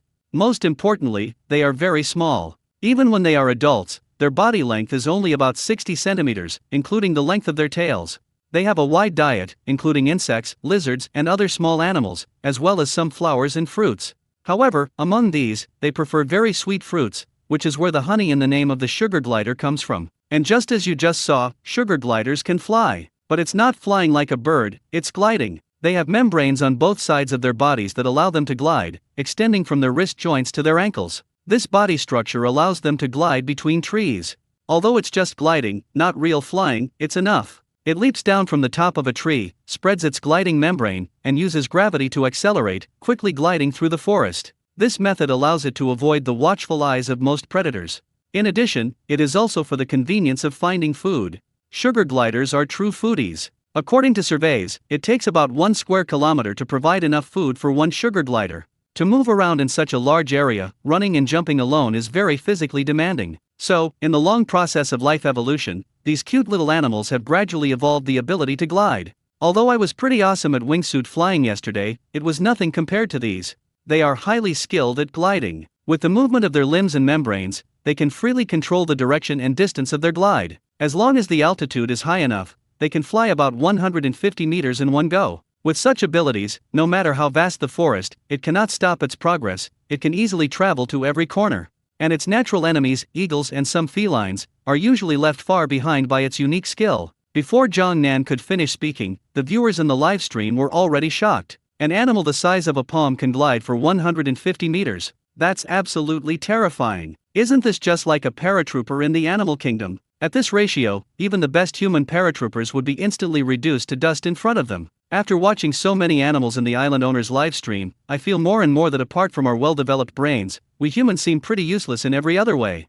They look so cute, I really want to keep one as a pet. Is it allowed to keep them as pets in China? These things are not only cuter than hamsters, but they can also fly. P.S. On a side note, I saw some comments and some readers said that the protagonist killed a wild rabbit to save the bird of paradise, which was too saintly. I just want to ask, the bird of paradise is a protected animal. Are people being saintly for rescuing protected animals these days? Moreover, I clearly stated in the book that there are billions of wild rabbits in Australia, which are considered harmful animals, and even the government is trying to eradicate them. Can't you understand Chinese? Finally, do you not eat animal meat in real life? If this is considered saintly, then you are the true great saint. These small animals were domesticated in the last century, and naturally, they were allowed to be raised artificially. Jiangnan explained earnestly, sugar gliders have a unique smell that some people may find unpleasant. If you can't stand it, please don't keep one. Because you can't expect to get rid of the smell by constantly bathing it. After reaching adulthood, sugar gliders develop this unique scent, and they love to spread this scent over their living areas, making the odor in their homes increasingly strong. As for the koalas in the wild, they live in groups like otters and beavers, with a maximum of 50 members in a group. Moreover, they have a certain social structure. In this large family, there is usually one leader and two deputy leaders, with a clear division of labor within the group. Generally, there are no major conflicts within the family, and when food is plentiful, they can live together harmoniously. As the leader, in order to prevent sugar gliders from other families from causing trouble, it will mark each family member with its scent. If an unfamiliar sugar glider trespasses into our family's forest territory, the whole family of sugar gliders will immediately get angry and drive the intruder away. Because they are social animals, when they are raised in captivity, they will easily regard humans as the leaders of their group. And once it regards humans as the leader of its group, it will be very afraid of being abandoned by the leader of its group.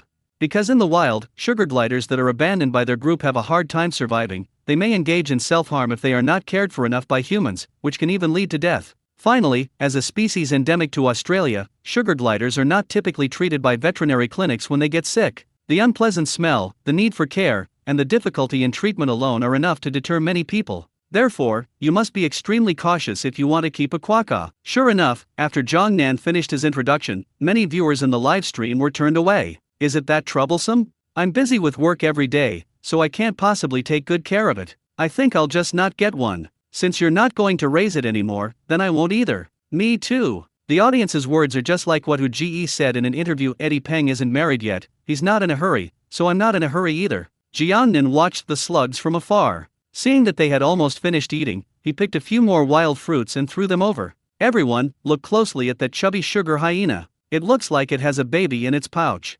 Jiangnan had excellent eyesight and said, like other marsupials, sugar gliders are born prematurely and their individual development is not yet complete. They have no fur on their bodies and can't even open their eyes. At this time, they need to grow up in their mother's pouch. After birth, these babies will actively crawl into their mother's pocket to get nutrition from inside. This process takes at least a month, until they open their eyes and grow all their fur before they can crawl out of their mother's pocket and see the new world outside. A mature sugar glider can mate 2 or 3 times a year, and each time it can produce 1 or 2 offspring. This honey kangaroo mother only has 1 baby in her pouch. The drone's camera lens was so high definition that viewers in the live stream had the opportunity to see the baby living in its mother's pocket. Wow! The baby sugar lemurs are so cute. This mother is very devoted and responsible, feeding her baby until she's chubby, unlike some quokka mothers who just abandon their babies. Every time we encounter the mother of an animal, the quokka mother has to come out and get beaten up. I once saw a short video about a kangaroo that had lost its mother and was found by a farmer. To help the kangaroo get used to living in a pouch, the farmer sewed a garment with a large pouch on its belly. I feel so touched for some reason. Luckily, this baby gloved weasel has a mother, otherwise the island owner would have to sew a pouch for himself. Wait, look at the island owner, what is he doing? At first, all the audience's attention was on the baby sugar lemur. By the time they realized what was happening, Jiangnan had disappeared from his original spot and was standing in front of the big tree that the beaver had just gnawed down. Jiangnan glanced at the comments and said, I just suddenly remembered that the honey kangaroo is also a notorious night owl. To avoid predators, they rarely venture out during the day. They usually hide in tree holes and sleep soundly until nightfall, when they quietly slip out to find food. But why are they out and about during the day now? That's a bit strange. As Jiangnan spoke, he carefully examined the large tree at his feet. Suddenly, his eyes lit up, and he said, I understand. Their home was stolen. Viewers in the live stream followed Jiangnan's gaze and discovered a hole in the tree trunk. This must be the home of the sugar wolves. The moment the tree fell, Jiangnan happened to be the one who caught it, so the sugar hyenas mistakenly thought that Jiangnan was the one who did it, and therefore kept chasing after him, cursing and throwing poop at him.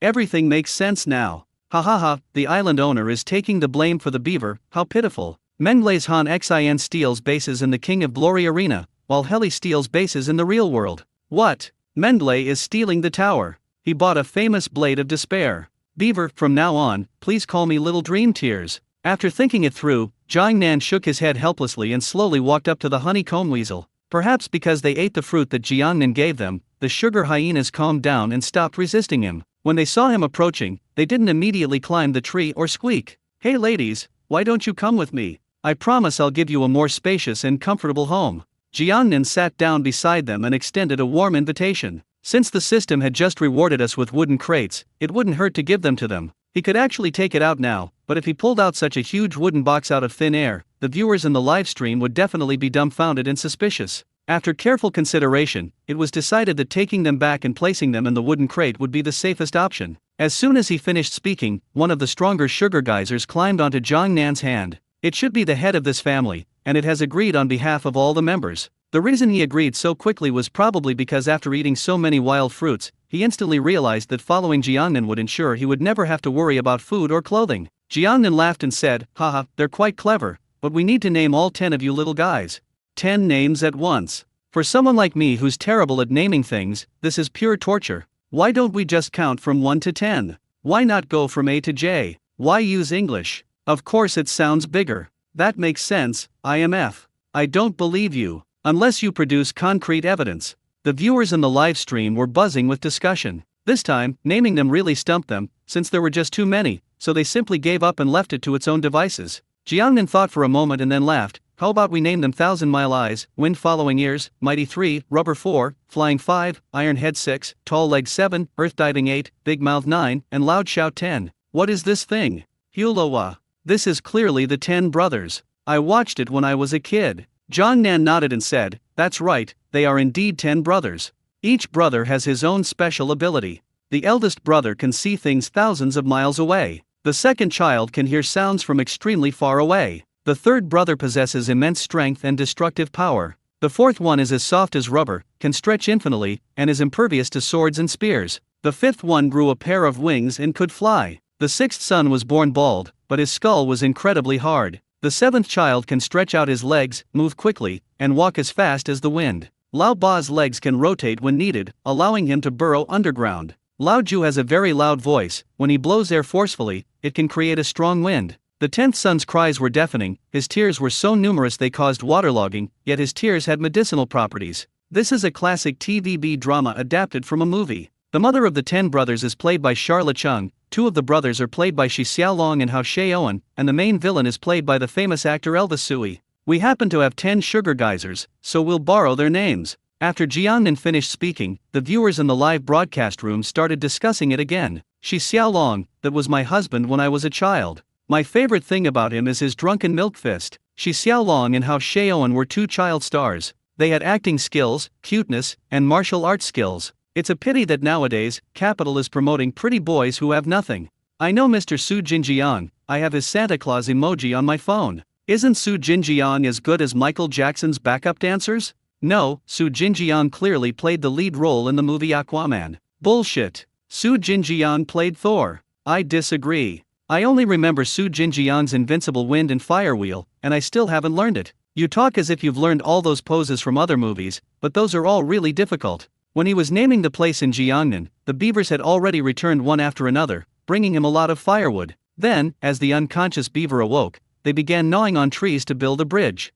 Jiangnan sat on the grass, enjoying the scenery immensely, and even painted a picture of them. From the moment the beavers started gnawing on the trees, to transporting the timber, and finally inserting the branches into the dam, the entire process was captured in Jiangnan's paintings. Ding! Congratulations, host, for completing the beaver bridge drawing. Experience points plus 60. Ding! Congratulations, host, for rescuing a beaver that was almost crushed to death by a tree. You are hereby rewarded with a bionic fish camera. Ding! Congratulations, host, for taking in a family of homeless sugar wolves. Special reward, mechanical mouth. Bionic fish camera *3 A bionic camera shaped like a fish. The host can place it in a body of water to observe the underwater activities of the animals in that area anytime, anywhere. Note, the bionic fish camera will not be attacked by any animals, so the host can rest assured. Mechanical mouth *1 This mouth is a high-tech product. Once worn, it can fit perfectly with the user on its own, and the host does not need to perform any cumbersome operations.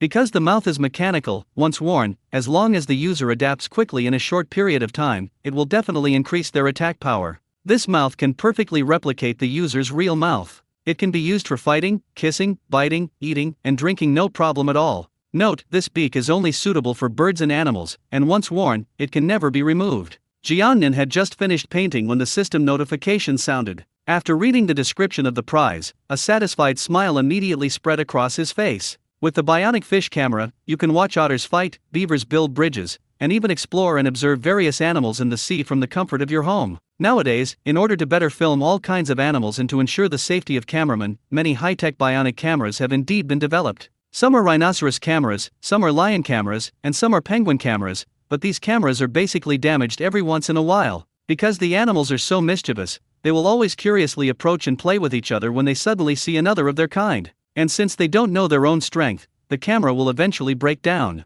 Jiangnan once saw a video of a male lion seeing a camera draped in a lioness's fur and mistaking it for a companion. Perhaps due to extreme hunger, or perhaps simply to tease humans, it actually wrote on the camera, staging a lion movie.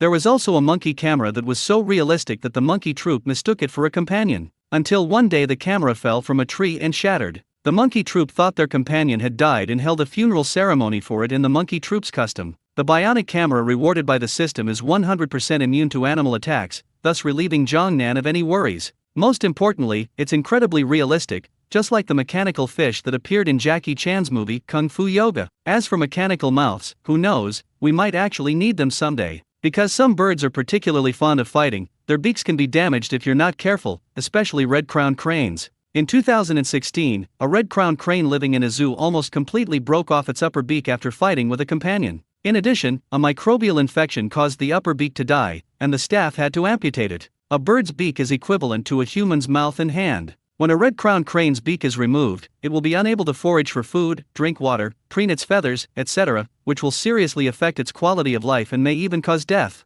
Despite the excellent care it receives from the staff, it really needs a mouth. In order to save it, experts consulted and created a titanium alloy mouth for it. From then on, it defeated all the red-crowned cranes in the zoo and was never defeated. Jiangnan looked intently at the system's products. The beavers were busy having a great time. However, one little guy suddenly ran to Jiangnan's feet, stood up straight, and stared at Jiangnan with a blank expression. This is the beaver that Jiangnan recognized. It was the very one that first connected with me. This little guy seems to like me a lot. How about we name your family of 7 too? Without thinking, Jiangnan blurted out, "You'll be like the Calabash brothers, named Big Brother, Second Brother, Third Brother, Fourth Brother, Fifth Brother, Sixth Brother, and Seventh Brother." Poofed. The island lord has indeed started using numbers to evade responsibility. Beavers, why do you give other animals proper names, but we're so perfunctory? Aren't we cute? Or are we just rude? I've always called the Calabash brothers Red Calabash, Orange Calabash, Yellow Calabash, Green Calabash, Cyan Calabash, Blue Calabash, and Purple Calabash since I was a child.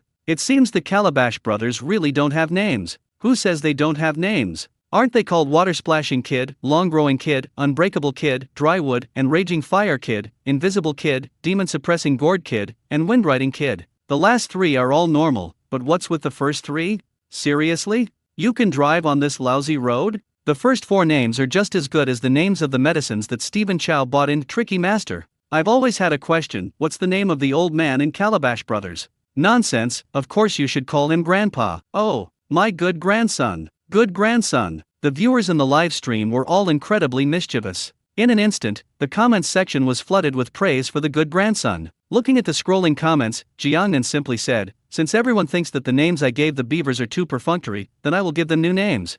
Let's name them like the Calabash brothers, Shi Qingtian, Wang Tongling, Jin Wuqi, Qing Fengkang, Dian Ruhe, Lan Wuying, and Tang Baiming." Great. Really great. At least this time it sounds high-end. Thank you, Island Master. I write novels, and I feel these names are particularly suitable for fantasy, so I'll borrow them. While naming the beaver, Jiangnan kept observing the beaver in front of him. At first, he thought the beaver simply liked him. It was only later that we realized this guy was clearly slacking off. While the other beavers were busy gnawing on trees and carrying things, it stayed by its side, comfortably lying on the grass, basking in the sun, looking completely carefree. That expression was exactly the same as in the movie The Diary of Getting Rich, where Song Xiaobao, despite working on a construction site, lay in the sand as if he were sunbathing in the Maldives. Let's call this guy Tang Baiming. After all, in the animation, the 7th brother was bewitched by the scorpion demon and the snake demon, became their son, and helped them fight against their own brothers. Just like this guy, he drags his brothers down. "I'm leaving now, you should go and help out. Your family members are all working, and you're the only one slacking off."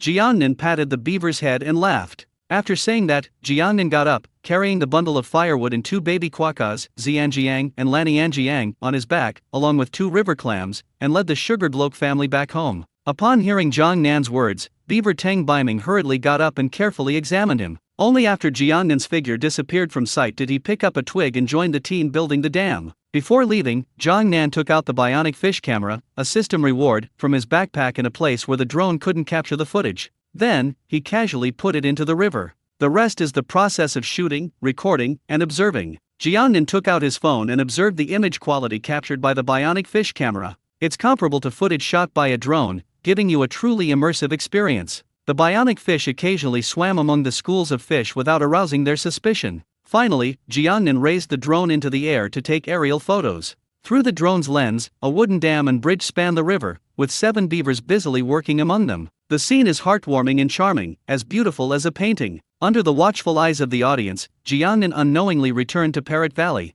Grandpa! Grandpa! Before Jiangnan could even catch her breath, the gray parrot flapped its wings and flew over. Oh my, it's only been a few hours, why are you being so polite? My seniority has increased by a significant amount. Jiangnan was overjoyed, and even her fatigue disappeared. Before it could even feel happy, the other parrots nearby suddenly yelled at the gray parrot in unison, "You son of a bitch! You son of a bitch!" Jiangnan kindly asked, "Have you done something that is utterly heinous?" The gray parrot kept its beak shut and did not answer. It took Jiangnan a couple of seconds to react. Grandma Li was tricked by these parrots. The gray parrot might act like it's doing you a favor by calling you sir, but when the other parrots insult the gray parrot, they're clearly insulting you, not the gray parrot. As for the gray parrot, it didn't do anything that would be considered outrageous by gods or men. All of this was arranged by it and the other parrots. As expected of a parrot with the intelligence of a 5 or 6-year-old child, it has a knack for playing tricks on people. Some children speak without thinking, and often don't call their parents mom or dad,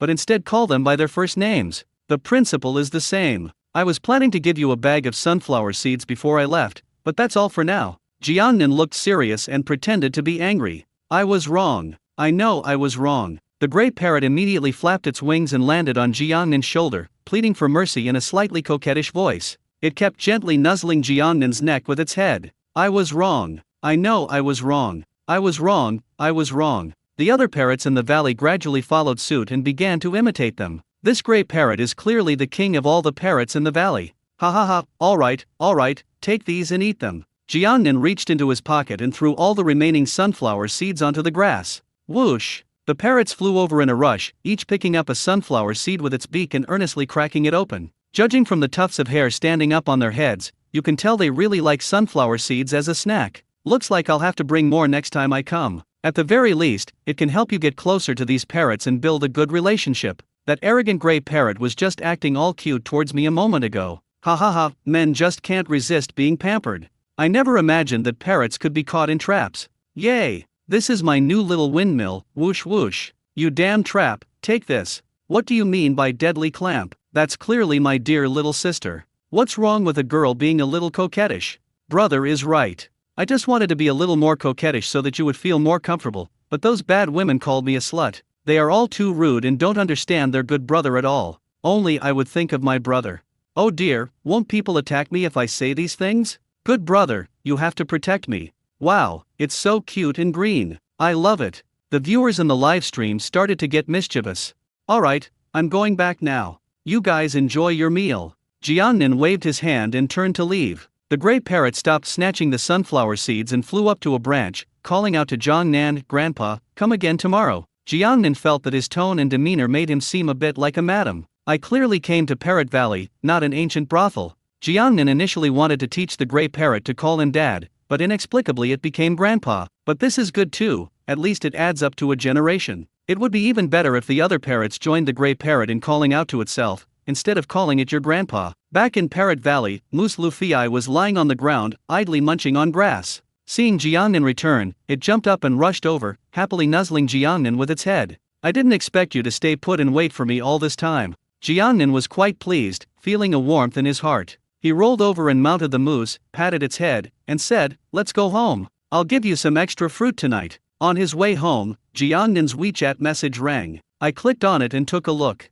It was a message from Yuning. "Island Master, I have something very important to tell you." After that, Yuning sent several frantic emojis. Jiangnan quickly typed 2 words, "You speak." Something came up unexpectedly, and I can't go to the Great Barrier Reef anymore, so I can't sign the contract with you in person. It's okay, you can sign the contract online. Jiangnan didn't mind at all. Having grown accustomed to a leisurely life with animals, the sudden arrival of a woman initially caused some discomfort. He had already been moved by Yuning's sincerity, and he would sign a contract with her even if she didn't come in person. After all, she had endured pressure and insults from her master back then, yet she still supported him. "The reason I can't go is because I received a notice that a big storm will soon sweep across the Great Barrier Reef, and ships cannot reach there, so I have to give up. I'm really sorry.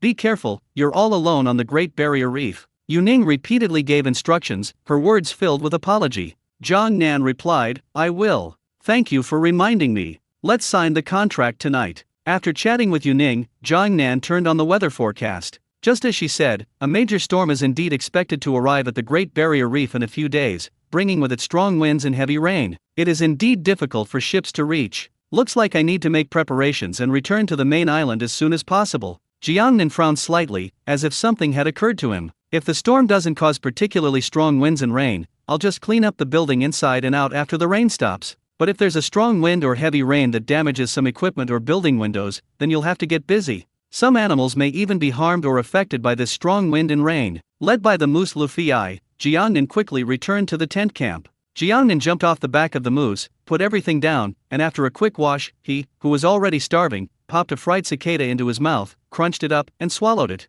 After this simple meal, he said, "Let's start cooking. Since the otter brought so much fish during the day, let's make a whole fish feast tonight. This dish is squirrel mandarin fish." The audience was already watching with wide eyes, unable to wait any longer. "Here it comes. Finally, it's time to cook. I've been waiting all day." I thought the island owner would use fish to make various dishes, but I didn't expect him to come up with a whole fish feast. Amazing.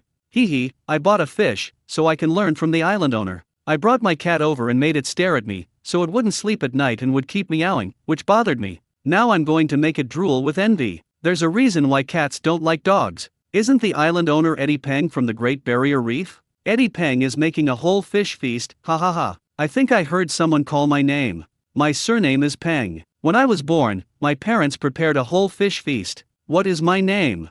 Peng Yizhuo. Peng Kunyu. While the audience was discussing, Jiangnan began preparing the mandarin fish that had been prepared beforehand. The first step is simple: remove the gills from the mandarin fish, scrape off the scales, and remove the internal organs. Jiangnan did it very quickly, finishing in less than 2 minutes, her movements flowing smoothly. After cleaning the whole fish, he chopped off its head, spread it out, and flattened it, his movements still methodical. Whoosh! Jiangnan made 2 quick cuts, the tip of the knife slicing into the fish's back, and with a gentle lift, the spine of the fish's back was removed. Next came a series of dazzling flashes of blades. Jiangnan carefully removed all the bones from the fish's belly, leaving not a single one. The glistening, translucent fish meat was displayed beautifully on the cutting board. It's like a work of art. Immediately afterwards, the sharp kitchen knife was wielded in Jiangnan's hand, flashing with cold light once again. This time, he used 3 different knife techniques: slanted knife, straight knife, and modified knife. First, use a diagonal knife to cut the fish meat into decorative patterns.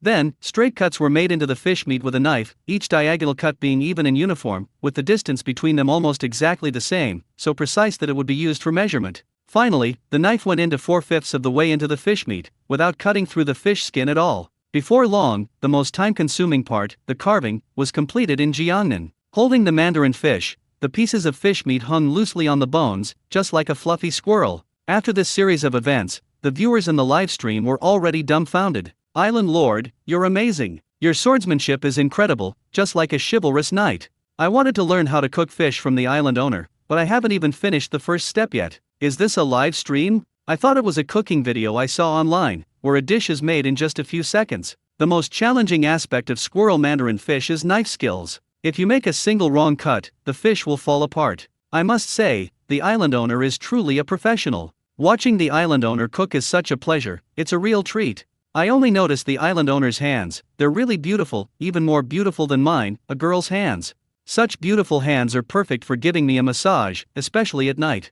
Upstairs, we're cooking right now, you can't be shy. You can wait until you've finished eating and have more energy. With the island owner's knife skills, he could be a head chef at a 5-star hotel, right?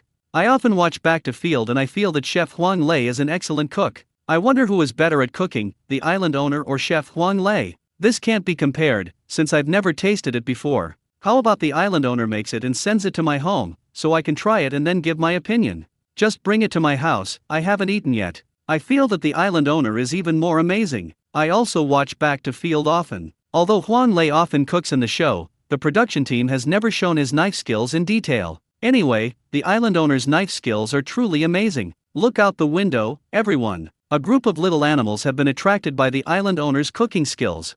The small animals perched on the window are Hunghing's otters. Even the tiger-headed sea eagle Tai Sui flapped its wings and flew over. Their favorite food is fish, and seeing fish being prepared in Jiangnan makes them even more eager to try it. Excitement, eagerness, and doubt were all in their eyes. They couldn't understand why a human could eat fish better than them. Jiangnan ignored the small animals and continued to concentrate on cooking. He put the fish head and fish meat into a basin, which already contained cooking wine, salt, minced ginger and garlic, and other seasonings. Marinating can remove the fishy smell from the fish. Then find a bowl, prepare the starch, coat the fish head and fish meat with the starch in turn, and shake off the excess starch. Next comes the most important step, cooking it. Jiangnan calmly poured cooking oil into the iron wok, and as the oil heated up, bursts of steam began to rise. When making squirrel-shaped mandarin fish, the oil temperature and cooking time are especially important. If the oil temperature is not high enough, the starch will fall into the pot, ruining the oil and the fish. But the oil temperature is also too high, otherwise the outside will burn while the inside is still raw.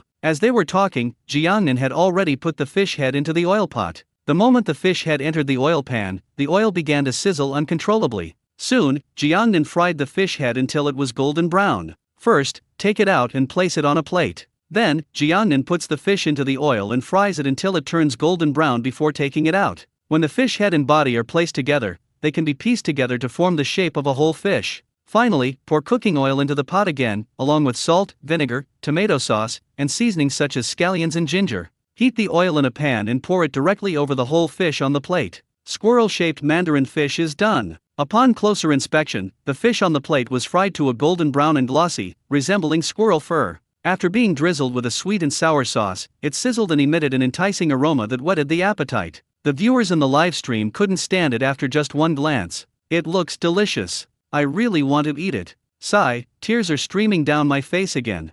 I can't watch any longer. If I keep watching, I feel like my water could flood the whole neighborhood. You'd better be talking about saliva, not some other kind of water, kid. Oh, there's other water in the human body? Jiangnan picked up her chopsticks, took a bite of fish, and slowly put it in her mouth. It was crispy on the outside and tender on the inside, with a perfect balance of sweet and sour. She couldn't help but take a few more bites, not even having time to comment. After taking a good bite, he licked his lips with lingering satisfaction and said, "Every famous dish comes with a long-standing legend to highlight the heritage and culture behind it." Zhuangzi, who used the fish intestine sword to stab King Liao, is said to be an expert in cooking squirrel mandarin fish. This is just a rumor and cannot be verified. However, it is certain that when Emperor Qianlong traveled to the south of the Yangtze River, there was already squirrel carp in Suzhou. Qianlong tasted it and brought it back to the palace. After continuous improvement, it was later developed into squirrel mandarin fish. In ancient times, squirrel-shaped mandarin fish were coated with egg yolk paste, but today they are coated with dry starch. I don't know yet what the specific differences in taste are, but I can try to recreate it another day. Finally, one more point: squirrel mandarin fish is suitable for people who are physically weak, frail, or have a weak spleen and stomach. As soon as he finished speaking, Jiangnan began preparing the next dish. What did the island owners say at the end? That it's suitable for people with weak constitutions? Holy crap! A friend of mine is desperately wanting to try it. A friend of mine needs it too. You're all so hypocritical. I'm not pretending anymore. I'm laying my cards on the table. Island Master, I really need this. Please bring me this plate of squirrel-shaped mandarin fish. My friend is really weak. Once I called him and he said he was climbing stairs and he was panting heavily. I could hear his female colleagues cheering him on, saying something like, hurry up, hurry up. Damn! The last time I called my girlfriend, she was also out of breath, and she was climbing stairs too. Thank goodness, the last time I called my long-distance girlfriend, she was out of breath, but she was eating spicy snacks. Wow, I think I've discovered some incredible secret. The live stream proceeded at a consistently fast and steady pace. Jiangnan, meanwhile, was already skillfully processing the river clam with one hand and a kitchen knife in the other. With a slicing motion of the cleaver along the seam and a forceful pry, the tightly closed clam shell was easily opened. Finally, dig along the edge, and the trembling, plump clam meat is placed on the plate. Clams are cold in nature, and they live in streams where they swallow mud and sand, so their internal organs must be thoroughly cleaned. Everyone, look closely. Between the skirt and the clam meat, these two pieces partially cover the clam meat. The crescent-shaped thing might be the gills. Although it feels soft to the touch like the clam meat, it needs to be removed. Next to the cheek, this tubular thing is the intestine, and it must be full of mud and sand. Pinch it open and squeeze it hard at the hole to remove the remaining mud and sand. Jiangnan was multitasking, talking and dealing with things at the same time. Why is it that every time I see clam meat, I always feel like it's a bit like, it's so tender. I really want to slurp it up. The word slurp is used brilliantly. The viewers in the live stream wanted to make suggestive jokes again. Jiangnan quickly said, if you want the clam meat to taste good, there are 2 steps you absolutely cannot skip. First, you must soften the hard parts of the clam meat by pounding it, so that it will absorb more flavor and taste better.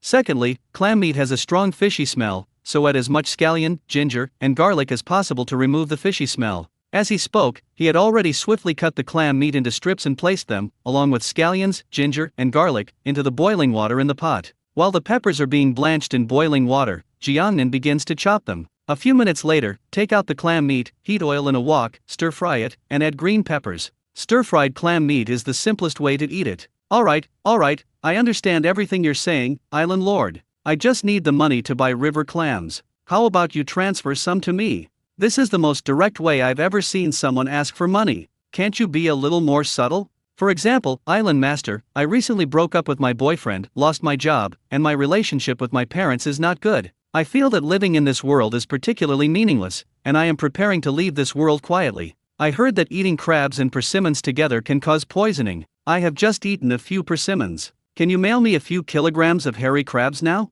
To be honest, the island owner's cooking skills are about the same as mine. I can also make this stir-fried clam meat. Any girl who wants to eat it can come to my house, but you must bring your own clams. Hey upstairs, you learn really fast. Speaking of which, once a girl goes to your house, can she leave? The girl eats the clam meat, so you'll eat the girl, won't you? I must remember this dish. I'll go buy some river clams tomorrow. Jiangnan glanced at the comments and said with a smile, I saw someone say it's simple, and that they could do it too. So next, I must make a dish that will convince everyone. The name of this dish is catfish noodles.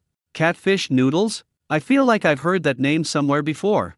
It feels strangely familiar. Catfish noodles are from Cooking Master Boy. Jiangnan said, in the noodles are not noodles themed competition, Little Master won with a bowl of catfish meat. The so-called catfish noodles are actually seafood noodles. Because catfish meat is plump and tender and does not have the fishy smell of traditional fish, the catfish is skinned, deboned, chopped into mincemeat, made into noodles, and then pressed directly into boiling water.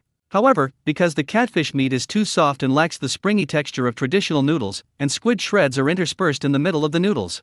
Finally, it should be drizzled with sea bream broth. Catfish noodles, squid with shredded squid, and sea bream soup. The flavors of these 3 fish blend together perfectly. As they were talking, Jiangnan had already begun making it. The first step is simple, clean the sea bream and place it on a cutting board, separating the fish meat from the head and bones. For someone with such excellent knife skills, it was an easy task. The second step is to roll the separated fish meat into a small roll to prevent the red sea bream from falling apart during cooking. Simply tie the fish meat together with thin thread and set it aside. Fishing line and kite line are best. When making fish rolls, put the fish head and tail bones directly into the pot to make soup. After all, it's nutritious and shouldn't be wasted. Next, prepare the seasonings with soy sauce and other seasonings, then put the rolled sea bream into the seasonings and cook until it releases a rich aroma. Then turn off the heat and serve. Finally, pour the cooked broth into the simmering fish head soup. In this way, the broth needed for the catfish noodles is ready. Then, it's time to make the noodles. After separating the bones and meat from the 2 catfish, Jiangnan began to chop the meat, add eggs, and make noodles. After processing, she soaked the dried squid in boiling water. Once soaked, she used scissors to cut it into strips, the thinner the better, as it would be easier to process. Once the squid strips are cut, stuff them all into the catfish noodles. This will make them chewier and improve the texture. Finally, Jiangnan put the prepared catfish noodles into the pot to cook. After cooking, take it out and put it into the broth of sea bream. Next, untie the thin lines of the cooked sea bream rolls, cut them into slices, arrange them on top of the noodles, and sprinkle with some chopped green onions as a garnish. Thus, the catfish noodles from Cooking Master Boy were perfectly recreated by Jiangnan. Ding! Congratulations on successfully making catfish noodles. Experience points plus 100. The system's voice came through. The viewers in the live stream cheered loudly. Wow, the island owner is amazing. He can even recreate the food from anime. Island Master, take a bite and see if special effects appear in your mind. The island owner's cooking doesn't look appetizing at all. The little chef's cooking, on the other hand, sparkles with light. Island owner, what? You want me to throw the light bulb in the noodles? I hope that one day the island owner can cook all the dishes in Cooking Master Boy, then you'll be a real-life version of Cooking Master Boy. Jiangnan satisfied the audience's request, picked up his chopsticks, filled his mouth with food, and put it in his mouth. Fresh. This is the most fitting adjective to describe Jiangnan. Because each noodle is wrapped with a strip of squid, the noodles aren't particularly chewy, but they're not loose either, giving them a unique flavor. After making the catfish noodles, Jiangnan successively prepared 7 other fish-related dishes: braised fish, steamed fish, fried small fish, sweet and sour fish, Westlake vinegar fish, and chopped chili fish head. These were all fairly common dishes, and the system didn't award any more experience points. Legend has it that the whole fish feast has 12 dishes, 20 dishes, and even more than 100 dishes. Jiangnan only prepared 10 dishes, and they were all prepared by one person. Although it cannot be compared with the whole fish feast, it was still very well done. Jiangnan made so much food that he couldn't possibly finish it all by himself. To avoid waste, he gave it to the hung-hing otters and the tiger-headed sea eagles that came to watch. Ding! Congratulations to the tiger-headed sea eagle Tai Sui for tasting the fried small fish made by the host. Intimacy value plus 50. Ding! Congratulations, otter, you have tasted the steamed fish prepared by the host. Intimacy level plus 30. Bite. The system notifications continued to ring out. Jiangnan, who was still enjoying her catfish noodles, couldn't help but smile. I never expected that the food I made could randomly increase the intimacy level with the animals. It seems I've found another way to level up quickly. As the old saying goes, when people are well fed and clothed, they think of. After eating and drinking his fill, Jiangnan decisively turned off the broadcast and prepared to drift off to sleep and play cards with the Duke of Zhou's daughter for a while. However, there is one more thing to do before going to sleep: formally signing the contract. Jiangnan and Yuning signed the agreement online. He reviewed the contract and found it to be much more humane than before. Basically, all the tiger teeth he wanted would be provided, and the contract would do its best to protect his interests. Even accounts on other platforms like Douyin, TikTok, belong entirely to Jiangnan. It's important to know that as a streamer's fame grows, some streamers' accounts no longer belong to them, but to the company team behind them. If there are any breaches of contract or terminations, the account that you've worked so hard to build will not belong to you, but will be taken back by the company team. Some companies are particularly ruthless. They not only reclaim accounts but also prevent you from creating a new account and starting over. Many top live streamers and internet celebrities have suffered losses in this regard. HUYA is now completely lenient towards Jiangnan. In short, do whatever you want. What's yours is yours, and HUYA won't interfere. HUYA will also use all its resources to cultivate and promote Jiangnan, the currently popular outdoor influencer. On HUYA, it doesn't matter if you don't stream outdoors in the live stream room, but instead just lays around playing games or watching movies. Some game streamers have specific requirements. If they don't stream for a certain amount of time in a month, they'll be fined 100% if they switch to streaming other things, including John Daxian. This shows how much HUYA values Jiangnan after getting rid of Hao Ren, that scoundrel. Even the official team sent people to open nearly 100 VIP and Guardian accounts, some of which were the highest level, Super God Emperor. These accounts required a monthly spending of 1.5 million to be activated, and the users were required to stay in the Jiangnan live stream room all day and send big gifts such as airplanes and rockets from time to time. According to Ting Yuning, this is HUYA's executives' compensation and apology to Jiangnan for not leaving HUYA back then. Although they had already gotten rid of the culprit Hao Ren, they felt it was far from enough. After much thought, they came up with this most direct and attractive way to tourists. This has never happened before in the entire live streaming industry.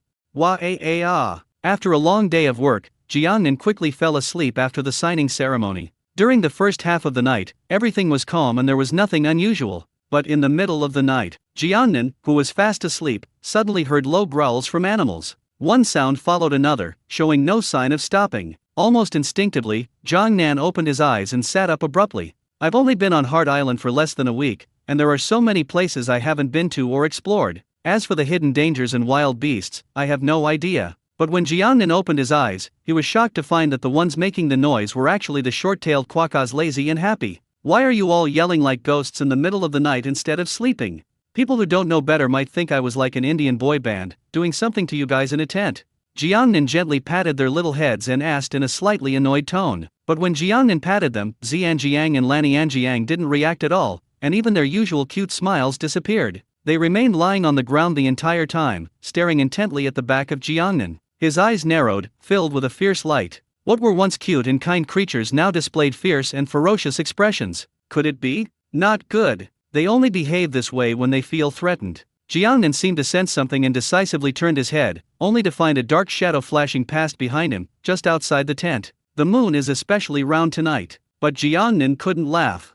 The moonlight shone directly on the wild beast, casting its shadow onto the tent. Perhaps it was the angle, or perhaps the beast was really big, but Jiangnan discovered that it was as big as an adult tiger, and even thicker. But there are no wild tigers in Australia, and besides, this is an isolated island. Jiangnan was filled with doubts. Cold sweat even seeped from his forehead. Even with large wild animals like tigers around, and even though I had lit a campfire outside the tent, it wasn't afraid of the flames at all. Moreover, the moose flying and the tiger eagle Tai Sui are still outside. Kyo! Kyo! As if on cue, the stellar sea eagle Tai Sui flapped its wings and swooped down from the sky, launching an attack on the wild beasts outside the tent, accompanied by a rough cry. Through the contrasting shadows, one can see that they are fighting fiercely in Jiangnan. Just as Jiangnan was about to get up and leave, the short-tailed quokkas, Shi Yangyang and Lan Yangyang, who were already terrified, crawled into his arms. Even the 10 weasel brothers were awakened and, frightened, burrowed into Jiangnan's arms. In no time, small animals crawled all over Jiangnan's body.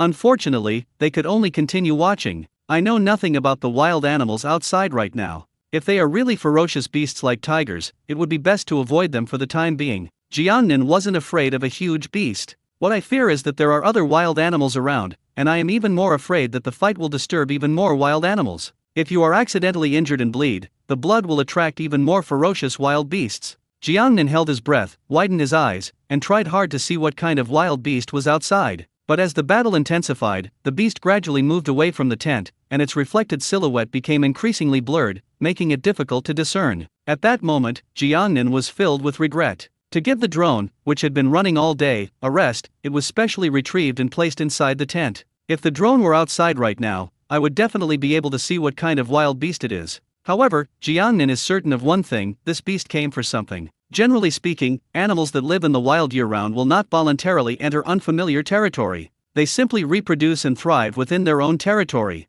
Unless they were driven out of the territory, or there was simply no food to be found in the territory. But there's no food outside my tent. Having learned from his previous experience, Jiangnan disposed of all food scraps before going to bed. Jiangnan's brain raced, but after thinking for a long time, he still couldn't come up with a single clue. Etc. Jiangnan's brows suddenly furrowed. Could it be that I cooked the fish myself? Although the Hunghing otters and the stellar sea eagles ate the fish very cleanly, the fish I cooked was so delicious that it still had some fish flavor left. The fishy aroma lingers for a long time, naturally attracting some animals. Could it be that there's a wild beast outside that likes to eat fish? Just as Jiangnan was pondering this, the sounds of battle coming from outside were getting fainter and fainter. No, we have to go out and check. Jiangnan put down the twin quokkas and the 10 sugar hyenas, took a deep breath, silently counted to 3, and then suddenly pulled open the zipper of the tent's windproof curtain. However, it was still too late. The beast had already fled in a sorry state. Meanwhile, the stellar sea eagle Tai Sui was flapping its wings and flying back, its face beaming with pride after its victory.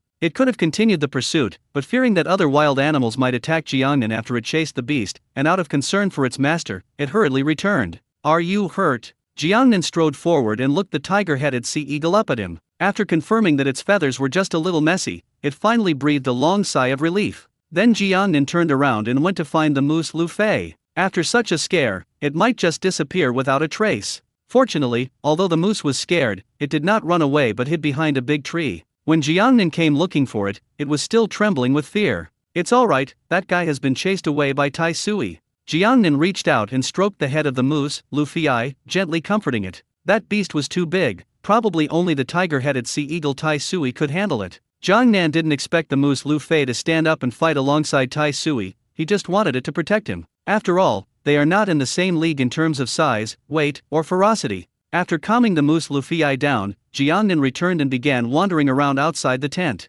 After searching, no food scraps were found. However, a faint fishy smell did linger in the air. That beast was definitely attracted by the smell of fish. After wandering around again, Jiangnan found a dark red, viscous liquid on the ground. Blood. This was Jiangnan's first reaction. Jiangnan reached out and gently touched it. It was still warm. It must have been that Tai Sui attacked too hard during the battle earlier, injuring it. Next to the blood, there was a clump of dark hair. Jiangnan reached out and picked it up. He sat down by the campfire, examined it carefully, and frowned slightly. This is the fur of an Asiatic black bear. When did Asiatic black bears appear in the wild in Australia? The journey to the west is absolutely true. The black bear demon really does like to steal things. The Asiatic black bear was attracted by the smell of fish and wanted to steal some fish to eat, but not only did it fail to steal any, it also got a good beating from the tiger eagle. A classic case of trying to steal a chicken but losing the rice instead. In modern terms, it's like wanting to meet up with your sister, but before it even happens, your sister secretly cuts off your kidney. After figuring things out, Jiannin went back to his tent to sleep, but after all that commotion, he couldn't fall asleep anymore. As soon as I close my eyes, various pictures of Asiatic black bears appear in my mind. It is said that you only miss home the most when you are in a foreign country. This applies to humans as well as animals. Just like the pandas that are sent abroad, in order to prevent them from missing home and to help them better adapt to life abroad, almost every country spends a lot of money to build the most Chinese-style residences for the pandas. Pandas are national treasures and are welcomed wherever they go. Black bears are a different story. I wonder how that Asian black bear managed to survive on this isolated island of Australia, having traveled all the way there.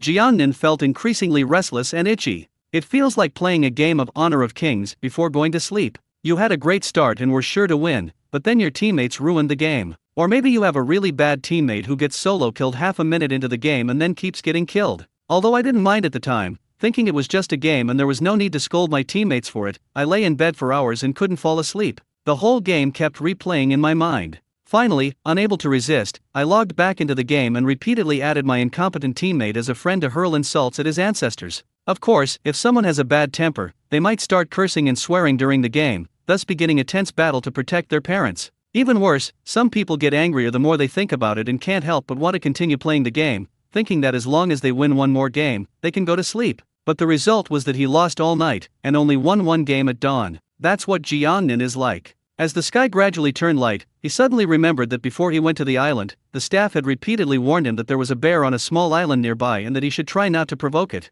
The reason it appeared here was because it often got into fights at the zoo. Any other black bear that approached it was beaten up and left covered in bruises. Left with no other option, the zoo decided to temporarily release the black bear onto a small island in the Great Barrier Reef. After all, there are a lot of fish here, so I believe it can be self-sufficient. To describe it in just 2 words, exile. Jiannin hadn't slept well all night, and yawning, she got up very early. After starting the live stream, instead of washing up, he fed the moose Luffy, the tiger eagle Tai Sui, the short-tailed Kwakashi Yang Yang and Hui Tailang, and the 10 sugar hyena brothers. Finally, I cooked myself a simple breakfast. My god, a godlike emperor. And there are more than 20 of them. I heard that you need to write 1.5 million words every month to become a noble. 1.5 million is a lot. I lost it all in one game of Do Dizu last night. On Douyin, the average person in the comments section earns over $1,000,000 a day. I heard these are all officially sanctioned, and they've already explained it on Weibo. It's really impressive how influential the island owner is. By the way, why is the island lord up so early today? Island master, are we going to Parrot Valley again today?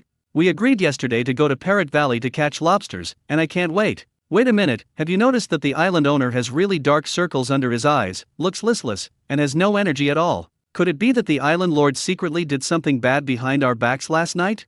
That's for sure. The island lord ate so much fish last night, it's all very nourishing, his body must be very hot. But apart from the island owner, there are no women in the Great Barrier Reef, not even men. But there are animals. Wow, I suddenly smell Indian curry. Humans and animals? Hee, I just saw that last night. Brother, my good brother upstairs, can I have a word with you? Hey upstairs, don't believe any of this. I bought one before, and when I opened it, it was just a video of someone training a dog. You should be secretly happy. I paid for the Japanese and Western versions before, and when I opened them, the Western version had Tom and Jerry, while the Japanese version had Detective Conan. Just like when I was a kid, my friend dragged me to watch The Haunted Village, saying it was a movie about a teacher who settled down in a mountain village to teach and educate people. It turned out to be a childhood nightmare for me. Nobody's admitting it, huh? Fine, I'll lay my cards on the table. Last night it was me and the island owner. Sorry, I asked for too much last night. The island owner was completely drained. Go play with your eggs somewhere else. The island owner is my husband, so even if we're going to squeeze him dry, I should go first. The viewers in the live stream were very active. Jiangnan ate breakfast while watching the live comments and didn't participate in the chat. Only after finishing its meal did it say, "Today I will go to Parrot Valley to catch lobsters, but before that, I need to find an adult Asiatic black bear. My camp was attacked by an Asiatic black bear yesterday. Luckily, Taisui was there to help, otherwise I would have been in trouble. As for how to find that black bear, we simply follow the route it took to escape and see what happens. If all else fails, we'll look for honey on the island first. That's what black bears love most. Even if we can't find the black bear, at least the honey will attract it. Besides, sugar geese love honey the most, so I can have some to taste. As he spoke, Jiangnan got up and went outside the tent, walking to the bloodstain left by the Asiatic black bear the night before. The viewers in the live stream, seeing the dried bloodstains, finally believed what Jiangnan had said. Jiangnan squatted down and began to tell the story of the Asian black bear, while noticing an ant that had been attracted by the bloodstains. It first took a small sip with its mouth, then seemed very excited and hurriedly ran away to look for other ants. Whenever it encounters an ant, it immediately touches its antennae to communicate. Before long, it arrived in a grand procession with more than a dozen ants, and another ant gradually ran away, probably going home to report the news. Upon seeing this, Jiangnan disposed of the blood without hesitation. When the ant army arrived, the bloodstains had disappeared, and all the ants began searching the vicinity.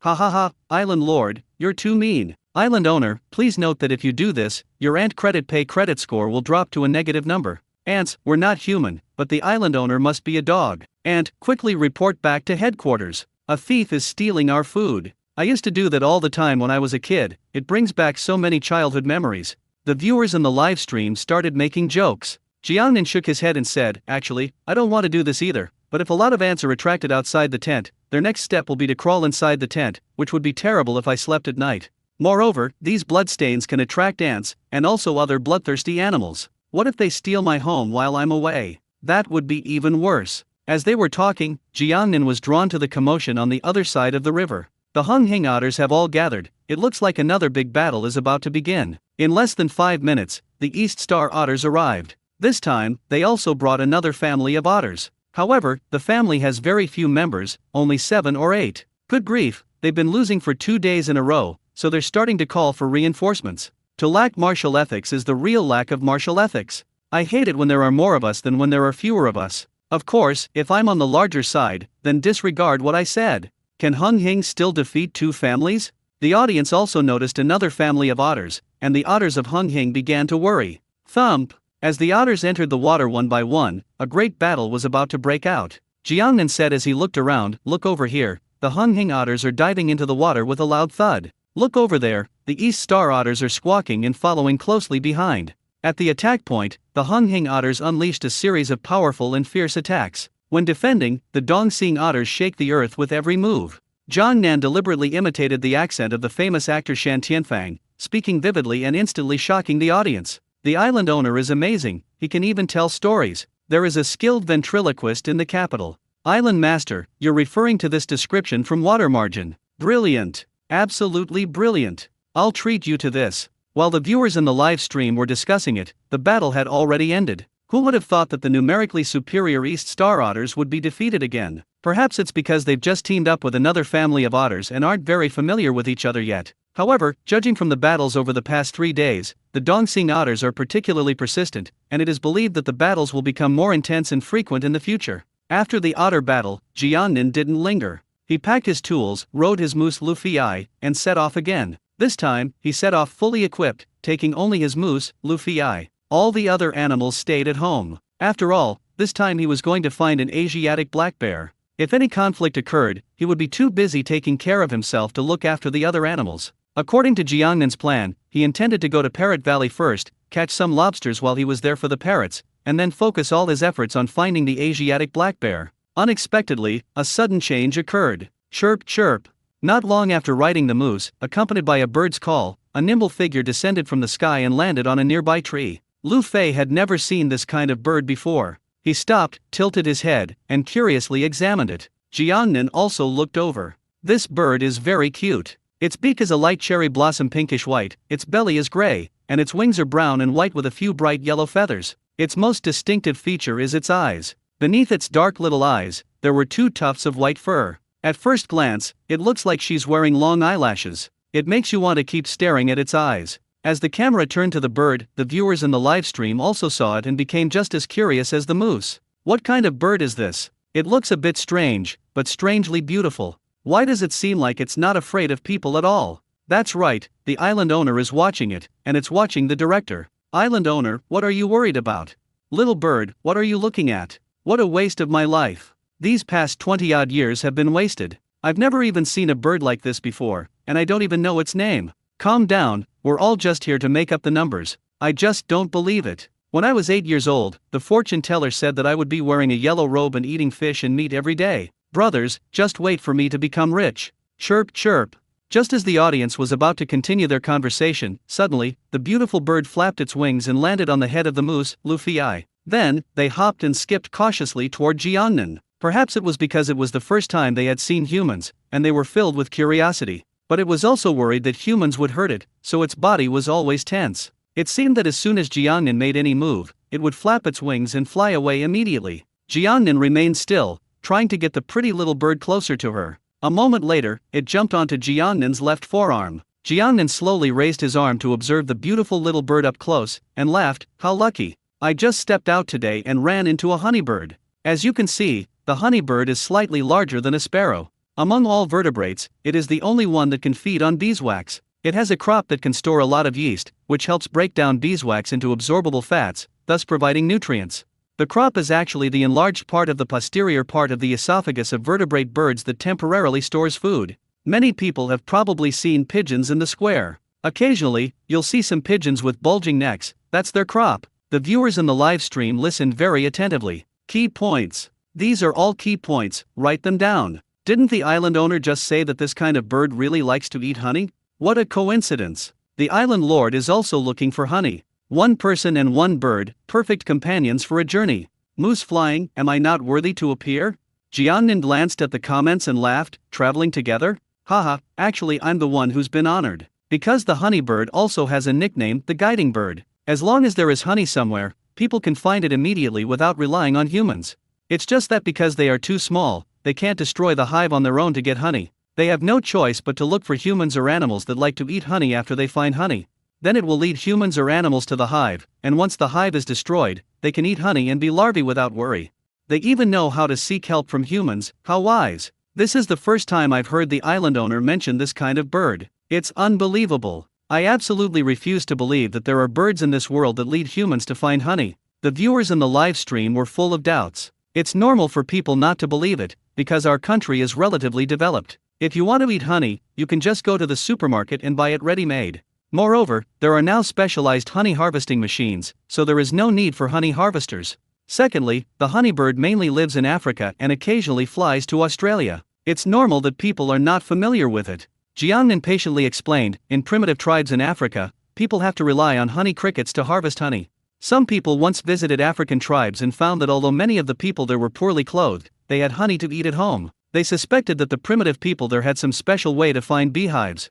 After the news spread, it aroused curiosity and suspicion among scientists from various countries. A bird scientist named Herbert Friedman even went to observe it himself. After a period of investigation, he discovered that when primitive people collected honey, they did not blindly search in the forest, but always went into the forest first and listened carefully. Soon, a small bird will fly out of the dense forest while chirping loudly and circle above the heads of the primitive man. This bird is the honey bird. Primitive people would be very happy when they saw a honey lemur, because they knew that as long as they followed it, they would definitely find honey.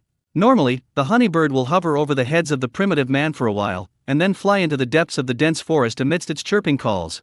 What primitive people had to do was actually very simple: keep up quickly and don't fall behind. The honeyfly is very good at leading the way. It will stop from time to time and call out to guide the primitive people to follow it. Sometimes, it would fly over the heads of hesitant primitive people and circle around them, as if urging them to hurry up and get on their way. As long as they find a beehive and collect honey, primitive people will not forget their benefactor bird. They will leave some honey as a token of their gratitude. Over time, in the cultures of primitive Africans, the honeybird has become a god they worship. They would strictly protect the honeybirds. If anyone dared to kill a honeybird, he would be either cut off his ears or be put to death by someone else. Some tribes even use the behavior of the honeyfly for divination.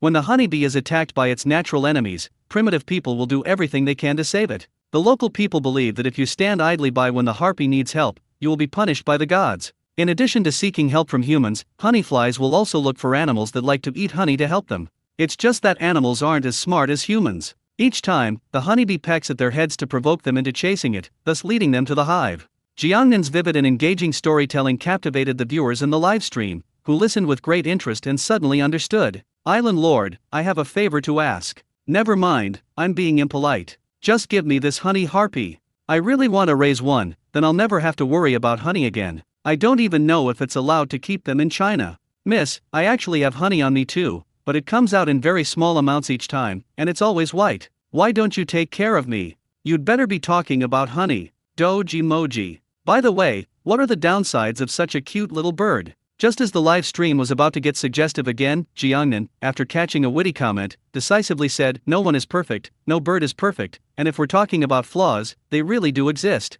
The honeybird, like the cuckoo, is a brood parasite. However, cuckoos mostly scare away the nest owners with their eagle-like appearance, and then take the opportunity to enter other birds' nests to lay their eggs. The honeybird, on the other hand, waits quietly until the nest owner goes out to forage before sneaking into other birds' nests to lay its eggs. Their eggs hatch earlier than those of other birds, and the hatched honeyhawk chicks are exceptionally fierce. They have a pair of small hooks on their beaks, which form a deadly pincer when they close their beaks. As soon as other birds' chicks hatch, they will use the small hooks on their beaks to kill them. If there are other siblings in the same nest, the chicks may even kill each other after hatching, because in the end only one can survive. The little hook on its mouth fell off on its own about 10 days after it was born. Other birds, however, don't understand why their offspring have died. They simply carry the carcasses out of the nest and diligently feed the baby honeybirds, but alas, once the baby honeybirds grow up, they will leave the nest and will not miss them at all. Without the nurturing or teaching of their biological parents, they are born with the ability to find beehives and guide humans and other animals. This remains a mystery to this day. Perhaps it's what we Chinese often say, like begets like, and a rat's son knows how to dig a hole. After all, these are things etched deep into our genes. Just like how we are born with the ability to farm, even in games, no matter what kind of game it is, we Chinese can complete the farming game. The audience agreed with Zhang Nan's words. Island Master, I once played a game called Don't Starve, and now it has been adapted into Feast by the Chinese people. There's another game called Total War: Three Kingdoms. Foreign players are still diligently conquering cities and territories, struggling to keep their troops running smoothly. If they're not careful, their country will be destroyed. Meanwhile, Chinese players are farming. As the saying goes, he who wins the hearts of the people wins the world. The hearts of the people are food. If you have food, what are you afraid of? So you must farm. As long as you have food, soldiers will come. With more soldiers, what battle can't you win? Haha, to sum it up in 9 words, build high walls, store up plenty of grain, and delay declaring yourself king. In modern terms, it's called focus on production and promote development. I don't have many hobbies, but I like looking at beautiful women with fair skin, long legs. I once thought it was a mental illness, but now I understand that it's inherited from my dad. Your father, slander. Slander. You're slandering me. Jiangnan glanced at the comments and was amused. I don't know why, but seeing this sentence immediately reminded me of Xiao Yang with the big belly from Detective Chinatown 1. Whenever I hear the song Welcome to New York, I picture 3 beautiful nurses walking towards me. Let's go. Jiangnan composed himself and waved his hand. As if sensing something, the honeybird flapped its wings and flew into the air, beginning to lead the way. The moose leaped forward, quickly following the honeyfly. A little bird leads the way, and a person rides a moose galloping after it. Bathed in the morning sunlight, this scene looks like something out of a movie, quite evocative. Led by the honey leopard, Jiangnan arrived at a palm grove. Buzz buzz buzz. The sound of bees flapping their wings rang in my ears. Jiangnan looked up at the sound and saw a bee the size of an adult's fingernail fly past him. Although there was only one, Jiangnan was very happy. The honeybee wasn't lying, there really was a beehive here. The smile on Jiangnan's face didn't last long. After walking another 10 meters or so, a huge palm tree blocked our way. The trunk of this tree is very thick, twice the thickness of other trees. Jiangnan looked up and got goosebumps all over at just one glance. There was a beehive with a diameter of more than half a meter in the dense branches of the tree. From a distance, it looks like a cannonball. Countless bees were moving in and out of the hive one after another, forming a dense, dark mass. If someone with trypophobia saw this, they would definitely faint on the spot. One bee is not scary, but if there are such a terrifying number of them, Jiangnan would surely die if he were surrounded. Holy crap! Is this a beehive? This is huge. It's bigger than my future mother-in-law's appetite. You know how to describe things. This is the first time I've ever seen such a large beehive. Firefighters. We need to call for firefighters here. I saw a news report about someone abroad who broke into a beehive. Now that I see such a huge beehive, and thinking back to that man abroad, all I can say is that's awesome. Indian men's team, there's someone even braver than us. Whose subordinate is this? The viewers in the live stream were already speechless when they saw the beehive. The environment here is so good, there are no human disturbances, and the surrounding area is full of palm trees, which can provide excellent protection for the beehives. Besides palm trees, there are many flowers, providing the bees with convenient food, which is why so many bees gather here, causing the hive to grow larger and larger. Jiangnan explained, taking a deep breath before saying with a serious expression, if you encounter such a large beehive in the wild, don't even think about getting any honey. Learn from me, run. As soon as he said the word run, Jiangnan turned around on his moose, Luffy, and squeezed his legs together sharply, signaling Luffy to speed up. Want honey? Or should I risk my life? Jiangnan chose to risk his life. This sentence is similar to a classic line from Uncle Benchan's skit donation. Uncle Benchan, do you want money? Do you have any shame? Lu Neng, I want a partner. Ha ha ha, is the island lord chickening out? He wasn't intimidated by a great white shark, but he chickened out at a beehive. That's not like the behavior of an island lord. I have no choice but to be a coward. If I encounter a great white shark, I'll at most be swallowed whole and lose consciousness quickly. But if I'm attacked by so many bees, even if I survive by sheer luck, I won't look human at all. After watching the live stream for so long, I can finally proudly say that I can do everything the island owner can do. The viewers in the live stream didn't gloat, they just made fun of him, because they all knew that such a large number of bees would be difficult to deal with. Almost every child who has lived in the countryside has disturbed a beehive or been attacked by a swarm of bees when they were young. The memory of that experience always sends chills down their spine. Chirp chirp. Jiangnan fled, but Xian Mai Lai wouldn't have it, following behind and calling out anxiously. Jiangnan said without turning his head, don't blame me for being heartless. I'm just a mortal. When I learn the Vajra indestructible divine skill, I will definitely come and help you collect honey. Chirp chirp chirp.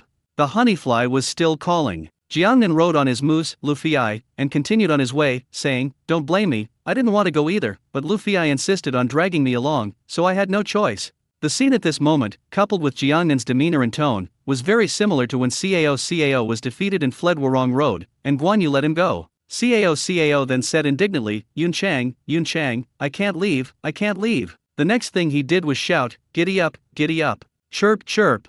The honeybird kept calling, growing increasingly anxious. Jiangnan felt something was off, turned his head to look, and was immediately stunned. From the woods behind, a huge dark shadow appeared out of nowhere. It is an Asiatic black bear. The Asiatic black bear paid no attention to Jiangnan, its target was the beehive. Jiangnan, with his excellent eyesight, clearly saw a scar on its left front shoulder. It was left over from last night's battle with the tiger-headed sea eagle. Stop! Jiangnan called out to Luffy the moose, jumped off his back, patted its head, and said, you leave this palm grove first and wait for me outside. Moose Luffy gently nudged Jiangnan with its head, signaling him to be careful, before obediently turning and walking away. Jiangnan drove away the moose Luffy because she was worried that something unexpected might happen later. If the moose Luffy was attacked by the swarm of bees, it would go berserk and become uncontrollable. After watching the moose fly away, Jiangnan turned and returned to the beehive. I found a small earthen mound, hid behind it, and quietly observed. It really is an Asiatic black bear.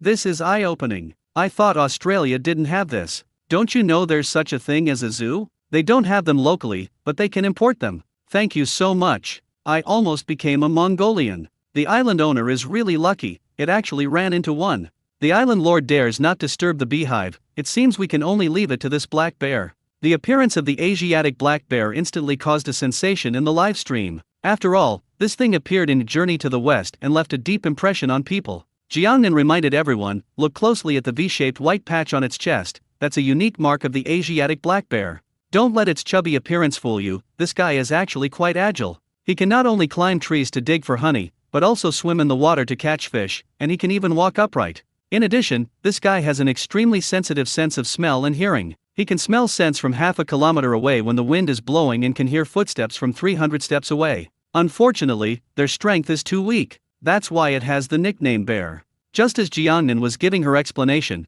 the grass not far away suddenly rustled. Jiangnan reacted quickly, looking towards the sound. Two little black bears slowly crawled out of the grass and trotted off to chase after the big black bear. Wow, the little bear is so cute. I disagree. I think big bears are cuter. Hey upstairs, you better be talking about a black bear. I really want to raise one. Those little paws are so chubby, I really want to pet them. It's no exaggeration to say that I could pet 10 of these adorable little bears so much that they'd go bald. Mother bear, dare to suck my cubs? Believe me, I'll suck you. Hello, Xiang de and Xiang Er. Do you still remember me? I'm Bald Qiang. The two little black bears made their appearance with an adorable aura, immediately attracting a large number of young women in the live stream. Nan remained silent, staring intently at the two little black bears, his brows gradually relaxing. I finally understand why this black bear likes to fight. It beat up all the black bears in the zoo and was eventually exiled here. Nan said thoughtfully, so that's because it was already pregnant at the time. Black bears are among the most dedicated mothers in the world. They will fight against any wild beast and even attack humans in order to protect their cubs. Each bear cub will stay with its mother for 3 years and will only be allowed to leave after it has learned all its skills. Once a mother black bear is pregnant, or has already given birth to cubs, she has no interest in mating with other black bears. But animals are animals. Once they reach mating season, male black bears will stop at nothing and just use force. In this situation, the mother bear has no choice but to fight. Generally speaking, female bears cannot beat male bears because they are at a disadvantage in terms of weight, size, and strength. Once mating is complete, the male bear will kill the female bear's previous cubs in order to ensure that the female bear will take good care of his cubs. The mother bear would definitely not agree to it and would almost always fight to the death to protect her cubs, but unfortunately she is no match for them and can only watch helplessly as her children are killed. Some are smarter and will drive their cubs away in advance. Although it is difficult for a lone bear cub to survive in the wild, at least it will not be killed by the male bear and still has a chance of survival. The black bear in front of us must have realized that she was going to get pregnant. In order to give birth to her cubs smoothly, she had no choice but to keep fighting with the male bears that provoked her. After being exiled here, she successfully gave birth to 2 babies and raised them to this age on her own. As the audience watched the family of black bears hurrying along their journey and listened to Jiangnin's storytelling, they gradually became engrossed. So, this black bear mother is truly amazing. Being exiled is fine too, living a carefree life on this island. John Q-ishan, that's right, this is my ideal life. Jiangnin glanced at the comments and continued, actually, there was another place in Australia where the zoo could have housed this black bear. That place is the wildest hotel in the world, called Jamila Hotel. This hotel was originally an aquarium. A 46-year-old man bought an aquarium that was on the verge of bankruptcy. Later, because their whole family loved animals, especially lions, tigers and cheetahs, they went to Africa to import some. So the family turned this aquarium into Australia's largest private zoo. There are 230 animals in the zoo, and that doesn't even include fish and birds. Later, the family built 18 more guest rooms inside, and it became a hotel. The most unique feature of this hotel is that you can see all kinds of animals no matter where you are. Even when you are taking a shower in your bedroom, you can see lions through the glass. Because it's so unique, it attracts a lot of tourists. But there are too few rooms, so tourists can only book animal rooms online. The most popular ones are the lion, tiger, and bear rooms, which usually require reservations. Each room also includes 2 opportunities for close contact with the animals. The zookeeper will take you to experience some areas that are not open to the public. The most special thing is the zero-contact interaction with the animals. Actually, the hotel was built to provide sufficient funds for the operation and expansion of the zoo. If there is any surplus, the owner of the hotel will also protect various animals. As its reputation grew, more and more injured animals were sent there. Some of the animals there were rescued after being poached, some were rescued from circuses, and some were sent there after being injured in fights in the wild. The audience had never heard of such a hotel before and were immediately struck by its wonder. Thank you, Island Lord. Otherwise, I would never have known. I must go someday when I have the money. The ancients said to read 10,000 books and travel 10,000 miles, but that doesn't work now. I think it should be changed to making a lot of money and traveling 10,000 miles. Jiangnan was just a casual mention. Who would have thought that one day I would be connected with this magical hotel? As they spoke, the black bear family of 3 had already arrived at the base of the beehive. Seeing the honey sliding out of the beehive above her head, the mother bear couldn't help but drool.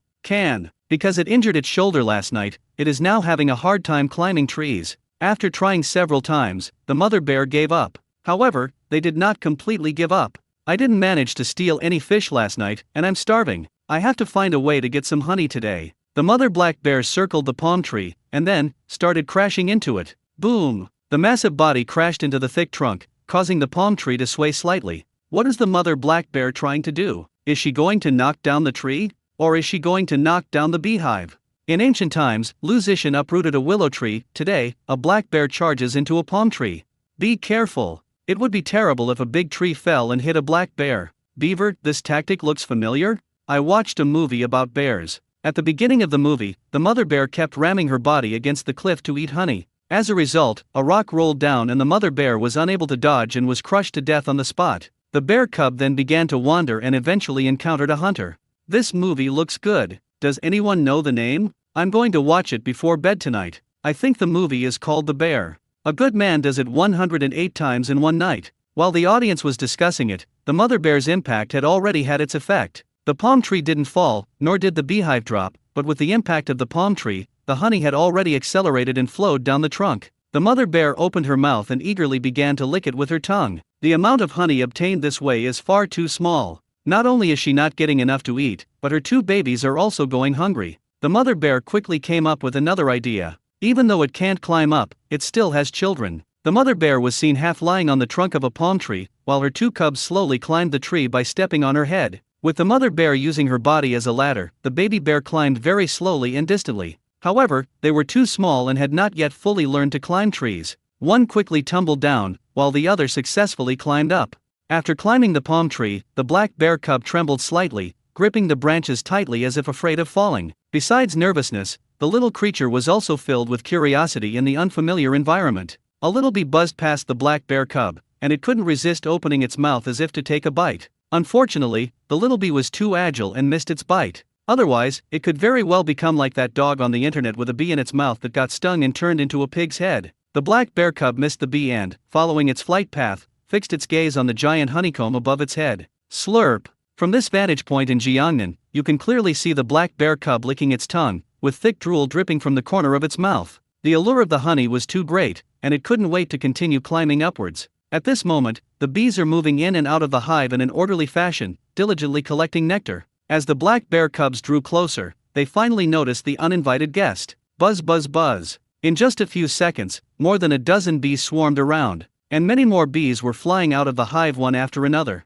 They wanted to use a human wave tactic to drive away the black bear cubs. Although the black bear cub is still a cub, it has inherited the best defensive talents of bears. Its thick fur protects every part of its body, and the saying, "A newborn calf is not afraid of a tiger, and a newborn bear cub is not afraid of a bee," makes it even more fearless. Humans would avoid a bee's sting like the plague, but for a black bear, it's like a tickle. It has no deterrent effect whatsoever and causes no harm whatsoever. The black bear cub felt no pain and became increasingly audacious, approaching the beehive step by step, constantly waving one of its front paws to drive away the growing number of bees. Bees can't pierce its tough fur, but some will attack its relatively vulnerable nose and eyes, so it must be driven away. Of course, the younger brother is also more vulnerable. It's just that bees don't usually raid that spot. He's really tough. Just like Zhang Fei in Honor of Kings after he transforms. Jiangnan watched Xiong Feng's battle and felt a deep sense of emotion. He glanced at the time. About 4 minutes had passed. More and more bees gathered around the black bear cub, forming a dense, swarming mass that would make any hair on your body stand on end. Fortunately, Jiangnan made the wise choice to retreat, otherwise he would be a pig-headed squad leader now. No wonder bears participated in wars back then. If a group of bear soldiers were trained, their destructive power would be unbelievable. Jiangnan sighed again. What did the island lord just say? Bear soldier? Is there any bear in this world that has ever been on a battlefield? I've been following the black bear cubs closely, but I never expected the island owner's words to be so explosive. The viewers in the live stream were all intently watching the bumblebee battle when suddenly, a single sentence from Jiangnan caused them to burst into laughter. Jiangnan smiled and said, "This is a true story, and it happened during World War II. At that time, Germany defeated Poland, and some soldiers took advantage of the chaos to escape to India, preparing to go to the Soviet Union to rejoin their allies. On the way, we encountered a child selling a brown bear cub, hoping to get some money. The cub's parents had been shot by hunters, and it had become an orphan. One of the soldiers really liked the brown bear cub, so he bought it. Later, the brown bear cub followed the unit to the 22nd Artillery Supply Company. As everyone knows, the army is full of rough men who don't know how to take care of children, let alone feed bears. In addition, the army had just suffered a defeat and there wasn't much good food to eat. This brown bear cub is also very well behaved. It is not picky about food and will eat whatever the soldiers give it. Over time, after becoming familiar with the soldiers, it learned to drink alcohol, and it could drink a lot of it. Several soldiers couldn't outdrink it, and it also smoked. This happened mainly because there were no baby bottles in the army at the time. Out of desperation, the soldiers put jam, honey and other things in wine bottles, which opened up a new world for the brown bear cubs. Not only that, it would wrestle with the soldiers, and no one in the entire artillery company could beat it. Besides these, it also learned all sorts of basic combat commands and how to ride in a vehicle. As it became more and more popular in the artillery battalion, it also got a name, Wadi, which translates to soldier who brings joy. It's a pity I haven't sung in a long time. This matter was reported to the higher UPS, and pets are not allowed in the army. They strongly requested that it be released back into the mountains. But the soldiers had spent so much time with it that they had grown attached to it, and how could they bear to let it go? So they came up with a great idea to let Wotai join the army and become a formal bear soldier. This is not just talk. At the time, this matter was approved by the higher authorities, and they even issued Wotai a soldier's certificate, along with a service number, rank, and pay slip. From then on, Wati stepped onto the battlefield and played a huge role there. With its physical advantages, it can easily traverse mountains and valleys to reach steep and dangerous places that are inaccessible to humans for reconnaissance, and can also deliver ammunition and shells to the frontline soldiers in the first instance. As long as it is used for transportation, the superiors are most at ease, because it has never made a mistake. After all, how could the enemy possibly imagine that brown bears could be involved in transportation? It's as absurd as seeing sows lining up to jump into a pool on the street. An enemy soldier recalled that he saw a brown bear carrying a 90-pound ammunition box rush past him, completely calm and collected, which terrified him to death. After the war, the 22nd Artillery Transport Company, where Wati served, became famous. The command at the time granted special permission to rename the 22nd Artillery Transport Company as the 22nd Transport Company, and the company's emblem was changed to an image of Wati holding a shell. Before joining the army, Wotai was just a private, and after the war, he became a corporal. As for Woody, he was sent to the zoo and lived out the rest of his life happily. In 1963, Woody died at the age of 21, while wild brown bears can generally live to be 19 years old. He, who smoked and drank, actually lived a few years longer. Today, there are statues of Wojciech in many cities across Europe. After all, this is the only brown bear in the world that has ever participated in a war. It is unprecedented and it will probably be difficult to see another one like it in the future. Jiangnin's storytelling was vivid and engaging. As viewers watched the family of black bears stealing honey and listened to the story, they became increasingly immersed in the story. This is the first time I've heard this story. I really learned a lot of new things from watching the island owner's live stream. Such a wonderful story must be made into a movie, a TV series, or even an anime. It would be amazing. Impossible. Nowadays, domestic directors are very obsessed with remaking and adapting online novels, and very few are willing to film the original story. I feel fortunate for that brown bear. Luckily, its enemy at the time was not the Russians, otherwise it would not be a war hero, but just a pet. Russian people, sorry, but here, every household keeps a bear, and people ride bears when they go out. Bashu, you ride bears, but we ride dog-faced bears. Doge, a family of Asiatic black bears, please stop talking. We're the main characters now, please move the camera over here, okay. Roar. The story of Jiangnin's bear soldiers lasted only 5 minutes, but the black bear family had already encountered trouble. More and more bees swarmed out of the hive, forming a dense, black mass that not only surrounded the black bear cub at the top of the tree but also attacked the mother bear and another cub below. The mother black bear has thick skin and is unaffected at all. But the 2 black bear cubs suffered the consequences. These bees seem to have become sentient. Upon discovering that the 2 black bear cubs were rather weak, they became even more ferocious and began to swarm around them. The black bear cub at the top of the tree was in the worst condition. It could no longer withstand the attack of the swarm of bees and covered its head with its 2 chubby paws.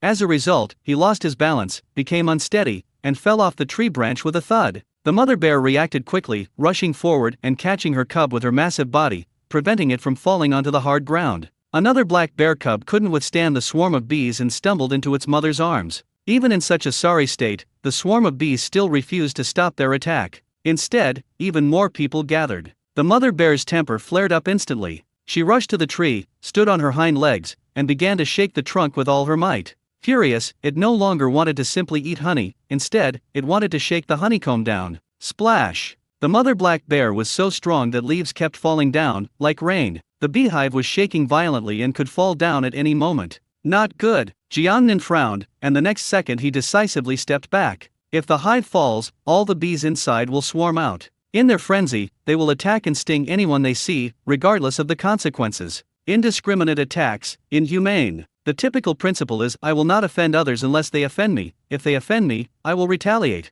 The honeybird, which had been perched on Jiangnin's shoulder, saw Jiangnin step back and then flapped its wings and took flight, preparing to fly towards the hive. It seemed that Jiangnin had retreated, and in order to get the honey, it had to find a powerful ally again, and that powerful ally was the incredibly brave black bear mother. It's also possible that it saw the beehive was about to collapse and was worried that the black bear family would eat all the honey, so it wanted to take the opportunity to get a share. Return! Jiangnin grabbed Xian Mai Lai and whispered, "Are you out of your mind? You'd better find a place to hide right now. Don't worry, as long as I'm here, you'll definitely get a bite of honey." In the past, honeyflies didn't eat the honey themselves, instead, they fed it to the bee colony. Bees are omnivores and will eat meat. A tiny honeyfly, no bigger than a palm, swoops in and is surrounded by thousands of bees, and is instantly gnawed to the bone. The honeyfly seemed to understand, or perhaps it turned its head to look at the hive and saw that more bees had already swarmed out, so it decisively changed direction. Before preparing to escape, it landed on a nearby tree branch, staring intently at Jiangnan, reluctant to fly away. "I'll be all right," Jiangnan solemnly promised. The honeybird nodded in a human-like manner and finally agreed to fly away. After watching the honey pheasant fly away, Jiangnan also fled the place as fast as he could. His legs moved with incredible speed, much like Dai Zong, the swift-footed protector from the water margin. After running out of the palm grove, Jiangnan came to the nearest small river. There are fish in the river. He came specifically for the fish. Jiangnan casually picked up a tree branch from the ground and stabbed it at the beaver, hitting it precisely. Although it was just a small grass carp, and not very big, it was enough. Jiangnan picked up the small grass carp and returned the way she came. Upon arriving near the beehive, Jiangnan casually tossed a grass carp over, which landed right at the feet of the mother black bear. He wanted to use fish bait to lure the mother black bear away quickly. Therefore, a large opening was deliberately made in the grass carp so that the tender, fatty meat inside could be clearly seen. However, after seeing the grass carp, the mother bear did not bite it. Instead, she looked in the direction from which it was thrown towards Jiangnan and roared at him. It seems to be saying, "Mind your own business." It got impatient, it got carried away, and even when faced with delicious fish, it was unwilling to give up the beehive. Just like when you're playing a game, if you're playing a marksman and Lanling King targets you relentlessly in the early game, once you've leveled up in the late game, you'll definitely go crazy trying to kill Lanling King. Even if there are low health opponents around him, you won't bother killing them, you just want to kill Lanling King. Why are you so stubborn? Why not eat the meat instead of eyeing the beehive? Jiangnan hid behind a big tree, covering her face with her hands, and helplessly complained. "Haha, the island owner has put in a lot of effort, but unfortunately the black bear mother doesn't appreciate it. It's such a waste to have this grass carp. The island owner should just eat it himself." The most pitiful thing is the two black bear cubs. Look at them, hiding in the corner, covering their heads with their paws. How pitiful they are. Island master, run quickly, or it will be too late. Just like when the Liangshan brothers defeated Fang La and returned to the capital in triumph, many of them were very clever and left along the way. In particular, Li Jun, the river dragon, took Tong Meng, the river mirage, and Tong Wei, the cave dragon, and even went abroad to become a king. He was much better than Song Jiang. Viewers in the live stream urged Jiangnan to hurry up and leave. What's there to say, what's there to be afraid of? Jiangnan turned to leave, when suddenly, bang! The enormous beehive finally fell to the ground amidst the shaking, shattering into pieces. Standing in this location in Jiangnan, you can clearly see the golden honey flowing out of the broken honeycomb, gleaming with a crystal clear luster in the sunlight. I could even smell the honey wafting over. This wild honey is of the highest quality, both in terms of color and aroma. The mother bear looked at the shattered beehive and roared with joy. It was happy, but Jiangnan almost cried. As the hive crumbled, all the bees flew out, each more agitated and furious than the last. In just a few seconds, the entire area was filled with bees. It evokes a feeling of dark clouds looming over the city, threatening to crush it. It's like the dark clouds hanging over the Axe Gang when they first arrived at Pig Cage Alley in the movie Kung Fu Hustle. Jiangnan felt a chill run down his spine and felt extremely uncomfortable. At that moment, he thought of the farmer and the snake, Lu Dongbin and the dog, Mr. Dongguo and the wolf, and Hao Jian and the old lady. He kindly saved a family of 3 black bears, but they tried to harm him instead. From now on, this sentence must be followed by Jiangnan and Xiong. If you don't want to get stung by a bear and end up with a pig's head, run. Jiangnan shouted at the mother black bear and then ran away. The mother bear glanced at Jiangnan, but instead of following, she walked towards the shattered beehive. Even on the verge of death, he's still thinking about honey? What the hell is the difference between this and eating in the toilet? Jiangnan couldn't help but complain. Without turning his head, he sped up, and sped up again. The bees haven't fully reacted yet, nor have they fully encircled the mother bear. They are still more attracted to her and have enough time to escape. If you hesitate any longer, you'll never be able to leave. Wah-ah-ah. Jiangnan had run less than 3 meters when he heard the innocent howl of a black bear cub. As he ran, he turned his head to look and saw that 2 black bear cubs could no longer stand the dense swarm of bees and were running desperately behind him. With Jiangnan and the 2 black bear cubs having retreated, all the bees gathered together and focused their efforts on dealing with the mother black bear. The mother black bear had just taken a bite of honey when she was attacked by a swarm of ferocious bees. It couldn't take it anymore, so it reluctantly gave up on the bees and started following. Before catching up, it didn't forget to snatch the small grass carp that Jiangnan had just dropped. A bite of honey followed by a bite of fish. She's a true foodie who knows how to pair food. The mother black bear was very fast and caught up in the blink of an eye. Only at this moment did it understand Jiangnan's painstaking efforts. Buzz buzz buzz. It caught up, and countless bees followed it like madmen. From a distance, it looks like a tornado sweeping across the sky. Grandma Lee, if you didn't run away earlier, don't try to run away with me now, it's such a damn rip-off. Jiangnan could no longer hold back and swore. It feels like playing Honor of Kings, where all your teammates are on the verge of death, hiding in the bushes to recall, but you insist on going out and causing trouble, attracting the enemy jungler Zhuge. Zhuge passive skill is instantly maxed out, and you tearfully secure a pentakill. Despite the profanity, the pace continued to accelerate. Jiangnan and the mother bear ran very fast, but the two bear cubs were too weak and had used up too much energy climbing the tree, so their speed gradually slowed down. Without hesitation, the mother bear turned her head and snatched one of her cubs in her mouth. As a result, one was left. There was nothing it could do, it only had one mouth, and its will was simply insufficient. Jiangnan gritted his teeth, turned around and went back, picking up the remaining black bear cubs. And so, in the audience's view, Jiangnan was holding a black bear cub while the mother bear grabbed another one,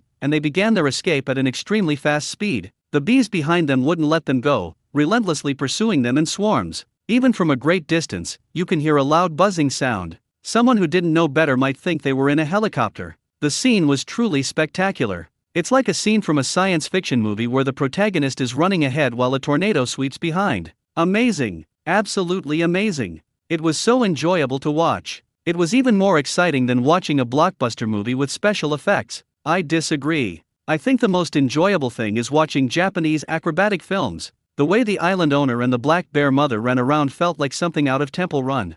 Temple Run, thanks to the island owner for the inspiration, we will immediately design another parkour game based on the idea of poking the beehive.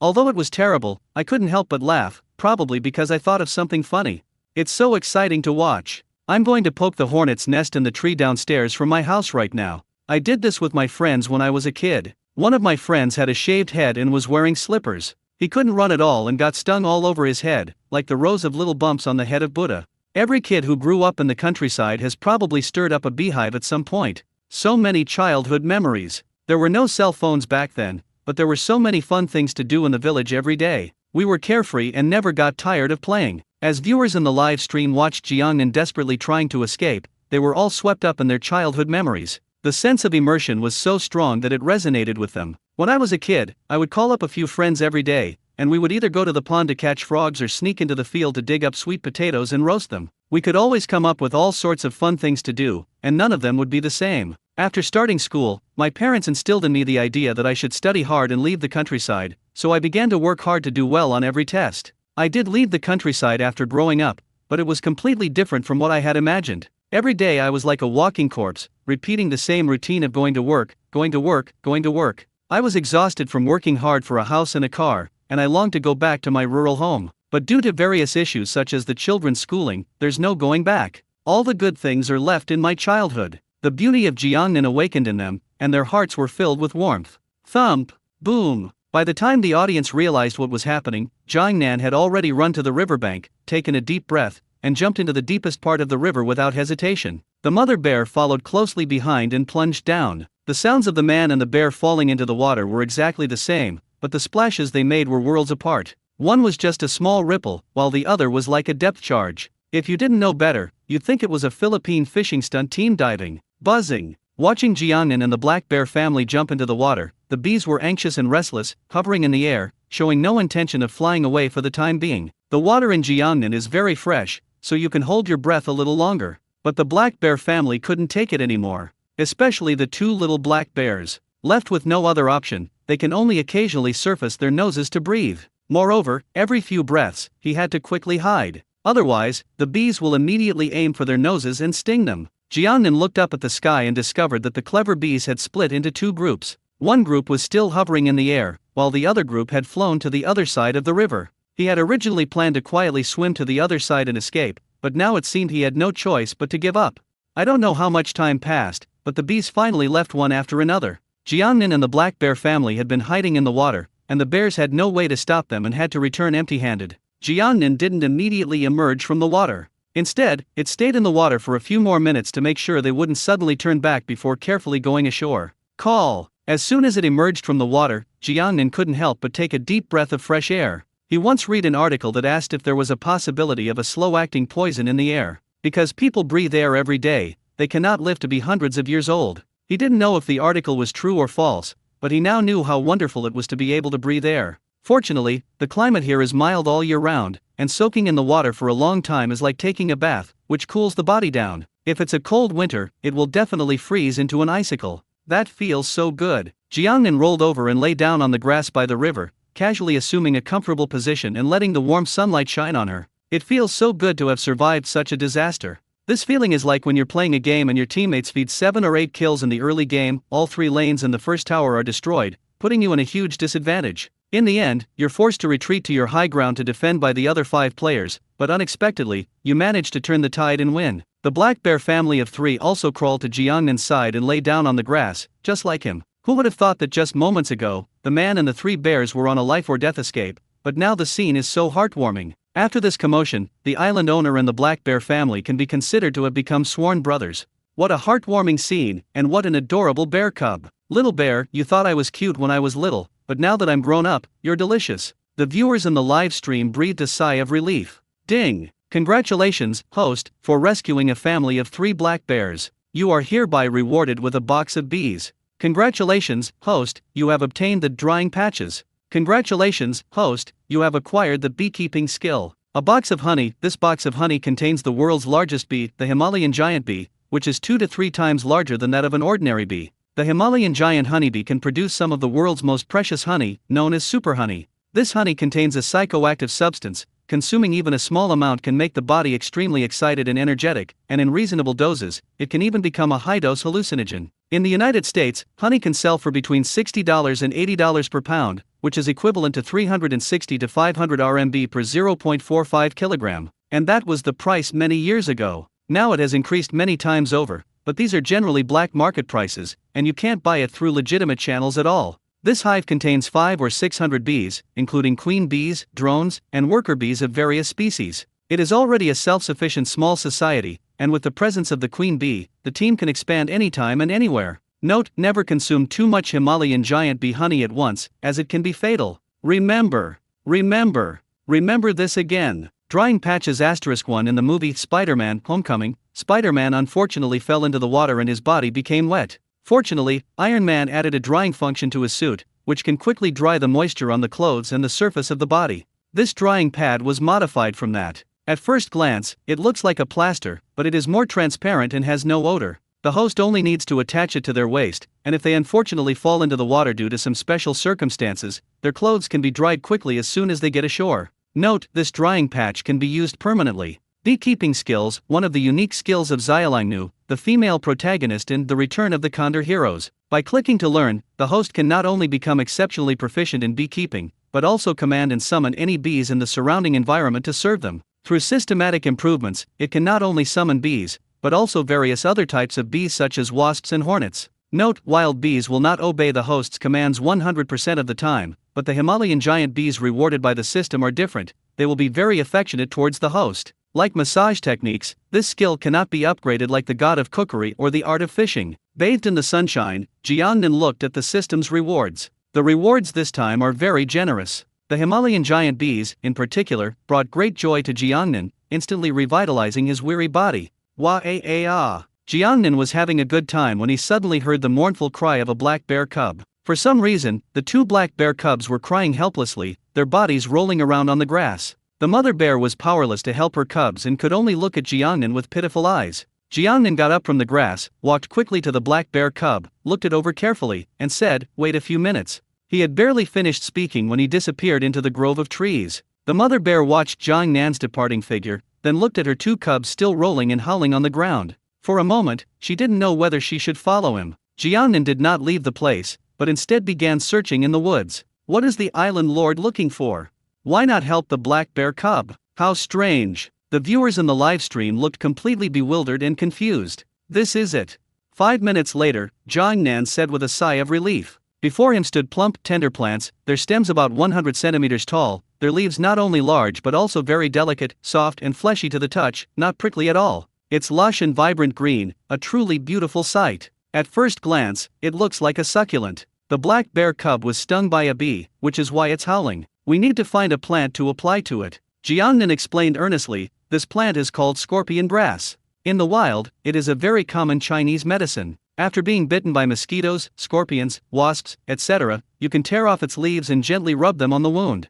Besides external application, it can also be taken internally. When taken internally, it can promote blood circulation, remove blood stasis, and treat sore throat. After saying that, Jiangnan plucked a piece of scorpion grass and gently wiped the wound. He got stung a couple of times just now, so this is a good opportunity to wipe it off. The effects of the scorpion grass were remarkable. Jiangnan immediately felt a cool and refreshing sensation at the sight of the sting. Then, Jiangnan picked some more, and fearing that the mother bear would be anxious, she hurriedly ran back. As soon as they returned to the riverbank, before they even got close, the mother black bear rushed over and stared at Jiangnan with a serious expression. Jiangnan waved the scorpion grass in his hand and said, "Believe me, these can cure your children." After saying that, he went to the two black bear cubs and gently wiped the stings on their wounds. The two black bear cubs were mostly stung in their paws and noses, which are relatively vulnerable areas. As the scorpion grass was applied, a chilling sensation came over them, and they couldn't help but sneeze. With a blank expression and an adorable appearance. It has to be said that the scorpion grass really works. Before long, the two black bear cubs felt much better and even stuck out their tongues to gently lick Jiangnan's palm. Jiangnan has rescued them more than once, and now they genuinely love Jiangnan and want to get close to it. They were already adorable, but with that coquettish attitude, they became even more endearing. Seeing that her cubs were in good condition, the mother bear's serious expression relaxed. "Come with me." Jiangnan glanced at the black bear mother's left front shoulder and said, "Your wound also needs to be treated. The wounds left by the stellar sea eagle on the mother black bear are quite gruesome and will not heal in a short time. If she gets infected during this period, she will be unable to take care of her two cubs." Jiangnan put all the equipment on the back of Moose Luffy before coming out today, and now he needs to find it first. Next, Jiangnan began to lead the way, while the black bear family of three leisurely followed behind him. Along the way, the two black bear cubs were particularly mischievous, chasing after butterflies that flew by from time to time. When they encounter a small hill, they are too lazy to walk, so they simply curl up into a ball and roll down it. Wow, this is so cute. It's making my heart flutter. It seems the scorpion grass that the island lord found is very effective. The black bear cub is so lively again so quickly. When I was a child, I would get stung by a scorpion, and my grandma would find some scorpion grass to rub on it for me. When the island owner mentioned internal and external application, I suddenly thought of the snot from the Yaksha in Enija. "Hey upstairs, stop talking, I'm eating rice noodles right now. Wouldn't that be perfect?" Doge. The viewers in the live stream were captivated by the two adorable black bear cubs, unable to look away. Jiangnan is also observing them. He noticed that one of the black bear cubs was a darker color, while the other was a lighter color, somewhat resembling the main characters of Boonie Bears, Xiongde and Xiong-er. He said, "How about we call you Xiongde and Xiong-er from now on? Big Bear and Little Bear?" The question is, where is Bald Xiang? Island owner, how about I shave my head bald and find a chainsaw? Here's another question, what's the name of Xiongde and Xiong-er's mother? The audience kept throwing out new questions. Jiangnan looked the plump black bear mother up and down and calmly said, "Her name is Keizeya." The island owner's naming strategy is absolutely brilliant. Black bear mother, my name is Keizeya? What, am I stealing myself? That's normal. The more you want something, or the more you want to become, the more you'll name it after it. For example, I once saw Louis Koo at the airport, and he greeted me and said, "Hey, isn't this Eddie Peng? I haven't seen you in a few days, and you're even more handsome than me." Pa, I'm clearly Eddie Peng. Looks like it's time for me to pull out my selfie. Just wondering, why is it that my surname is Xia, but my dad named me with the single character Lu? You should be secretly happy. I have a classmate whose surname is Mai, but whose given name is Yin. The man named Qin Xiao disagrees. Bai Yun Tao is passing by. Wei Shenzhen did not intend to lie. Jiangnan glanced at the comments, smiled, and said, "What are these names?" Nowadays, when people want to name their girls, they are basically all the same. The names will definitely contain words like K, Tong, Ruo, Xian, Xian, Han, Xin, etc. Many mothers of our generation enjoy watching romance dramas, and they especially enjoyed reading romance novels when they were in school. They can't help but bring the heroine's name into real life, and over time, it becomes an uncontrollable habit. Imagine if these children were in the same class in the future. One day, a child went to the teacher's office and said, "Teacher, something happened in the class. Zixuan and Zixuan were arguing and accidentally bumped into Zixuan and Zixuan. Kexin, and Kexin rushed over to break up the fight and bumped into Ruoxi, and Ruoxi. Zaryui and Zaryui saw this and quickly found the class leaders Heiran, Yuhao, and Yuhao. Yuxuan, Yuhan, and Yuki brought medicine to bandage everyone's wounds. Zixuan, and Zixuan clearly said they wouldn't fight anymore, but they started fighting again. Teacher, you have to go and do something about it. When teachers hear this, at best they'll commit seppuku, at worst they'll resign and never dare to enter the teaching profession again. The viewers in the live stream were laughing hysterically. Ha ha ha, the island lord has quite the silver tongue. I'm getting more and more excited about becoming the island owner's wife, so that we can. Seriously? You have to drive for this. I think I understand now, there are actually only 7 or 8 people in this class. No, there's clearly only one. The island owner is truly amazing. There are several students in our class with almost identical names. Every time the teacher calls roll, they all stand up at once.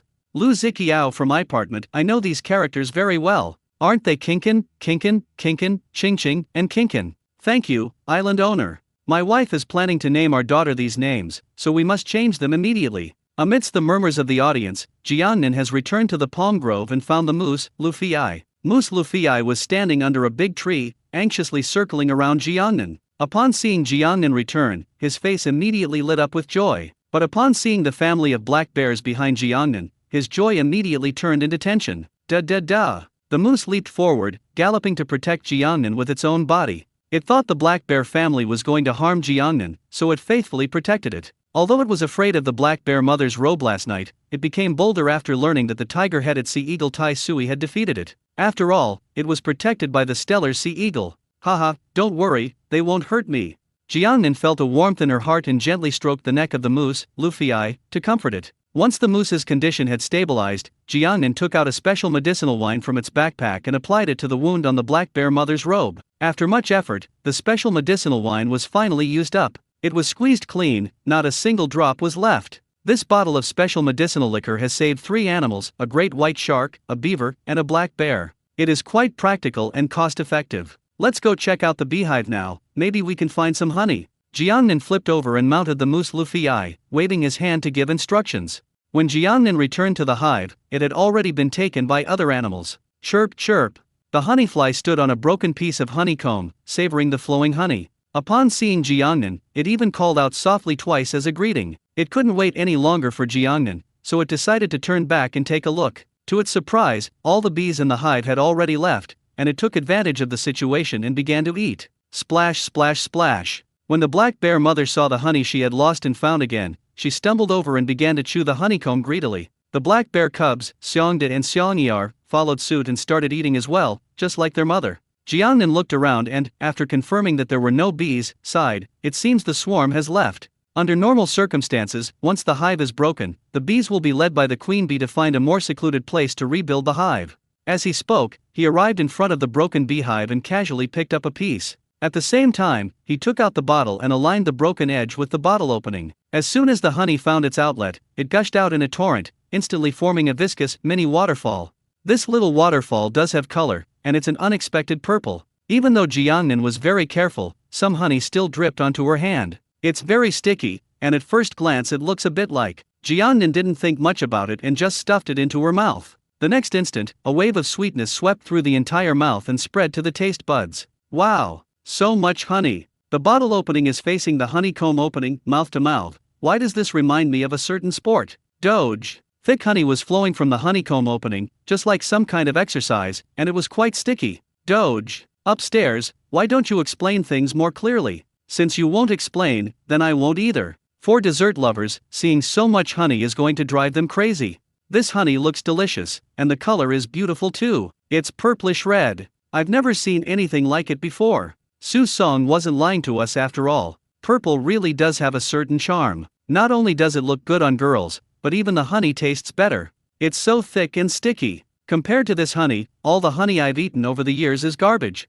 If you don't understand, just ask, why is this honey purple? Some viewers in the live stream were making suggestive remarks, while others were filled with curiosity. Jiangnan explained with a smile, honey only becomes more viscous and darker in color when it is stored for a long enough time to evaporate the water. The honey we usually buy from supermarkets is mostly harvested quickly from the hive to maximize yield. This results in a higher water content, making the honey less sticky and thick, and less sweet. Some people even mix water into honey, but it's naturally not as delicious as wild honey. As they spoke, Jiangnan had already poured himself a full bottle of honey. He put away the honey, mounted the moose Luffy on its back, waved to the black bear family of 3 and the honey whistler, and said, I have some things to do, so I'll be leaving now. You all have a good meal and drinks.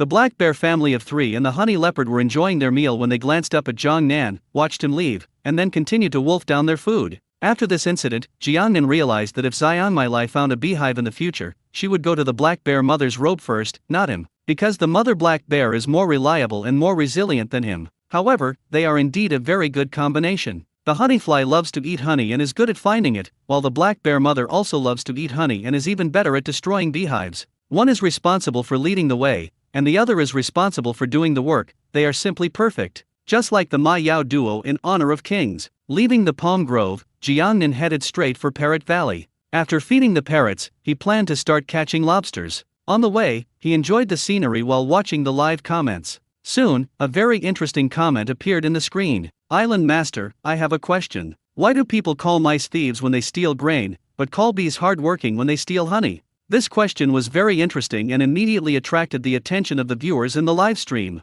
This is a complete false premise. Oh my god, my head hurts, I don't know why. Whether something is good or bad, right or wrong, kind or evil, beautiful or ugly, it is all interpreted by those in power. Isn't that how society is? Now that we humans are the most advanced animals on Earth, we naturally tend to criticize and redefine other animals.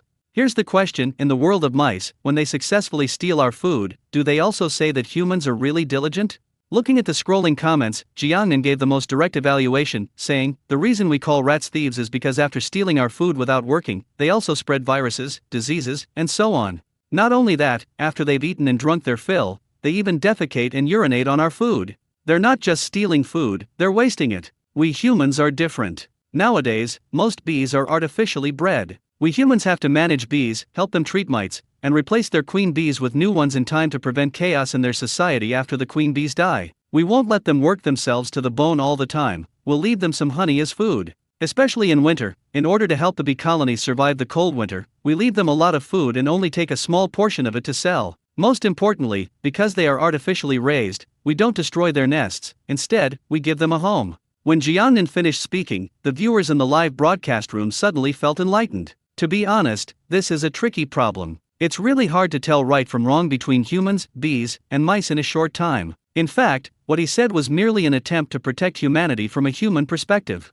It sounds a bit like sophistry. After all, not all honey is now produced by artificial breeding, a large portion comes from wild beehives. Wild honey is more fragrant and nutritious, making it more valuable than artificially produced honey. This has led many people to destroy wild honeybee hives to obtain honey in order to make money. To be colonies in the wild, humans are not just thieves, but robbers. Unfortunately, humans are now the dominant species on Earth, and they are forced to accept the natural law of survival of the fittest. The animated film Honeybee Adventure discussed this issue in detail. In the movie, the protagonist is a little bee who, after seeing humans stealing bees, labels the humans as thieves and takes them to court. Although it's an animation, it's particularly educational. It is more thought-provoking than those domestic films that are still obsessed with monkeys and Neza. Parrot Valley. Hello, sir. As soon as Jiang Nan appeared at the entrance, led by a gray parrot, all the parrots rushed to welcome him. They knew that Jiang Nan had come to deliver melon seeds, so they were exceptionally polite. If you didn't know better, you'd think you'd stumbled upon a brothel in Jiangnan.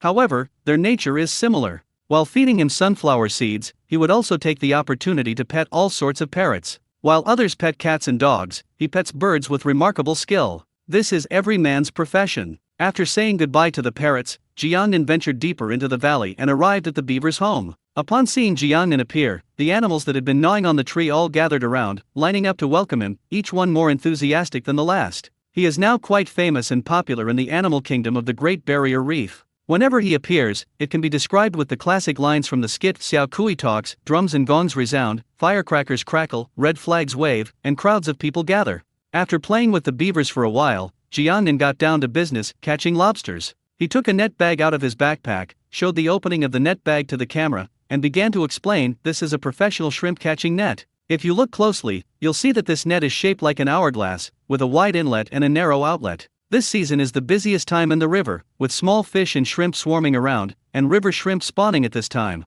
During the spawning season, shrimp become almost transparent. When sunlight shines on the water's surface, it reflects light, making them not only difficult to spot but also hard to touch. This is where this special net comes in handy. Put bait in the net and the river shrimp will follow the scent and burrow in. Shrimp are actually blind. Once they get into a net, it's very difficult for them to get out. Since shrimp are creatures that live by the flow of water, placing a net against the current allows the scent of the bait to spread. As they spoke, Jiangnan had already gotten busy. This is the first time I've ever seen shrimp being touched. It's amazing. Shrimp are blind? Ha ha ha, island owner, are you being polite?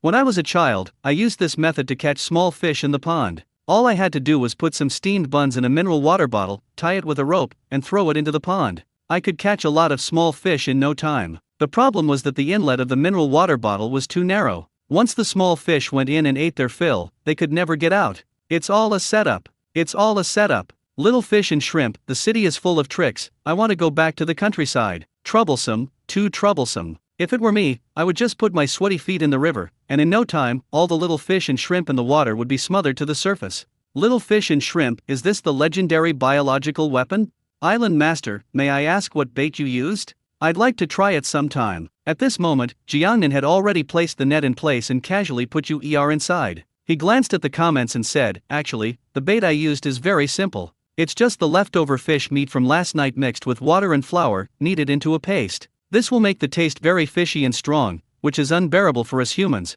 but river shrimp love it the most. By the way, if possible, adding some loach with a stronger fishy smell would make it even better. Also, if you really have very sweaty feet, it's fine to put them in a flowing river, but never poison the river just to catch some small fish and shrimp. This not only harms small fish and shrimp, but also damages water resources, causing many innocent animals in the vicinity to die. Jiangnan knew that the viewers in the live stream were just joking, but he still wanted to offer a friendly reminder. Wow, that was a game high in the last round. The island owner is right. Protecting the environment is everyone's responsibility. Just like the Spring Festival gala skits nowadays, no matter how much conflict there is in the beginning, the theme must be elevated in the end. It's not about educating you, it's about leading you to make dumplings. Uncle Benchen, people are being educated every day of the year, so what's one more night? You should know that your 10-minute performance can't educate people. It's better to let people laugh freely for 10 minutes from beginning to end. Educating people is not scary, what is scary is embarrassment. Imagine how awkward it would be if your whole family sat in front of the TV expressionless while watching the Spring Festival gala.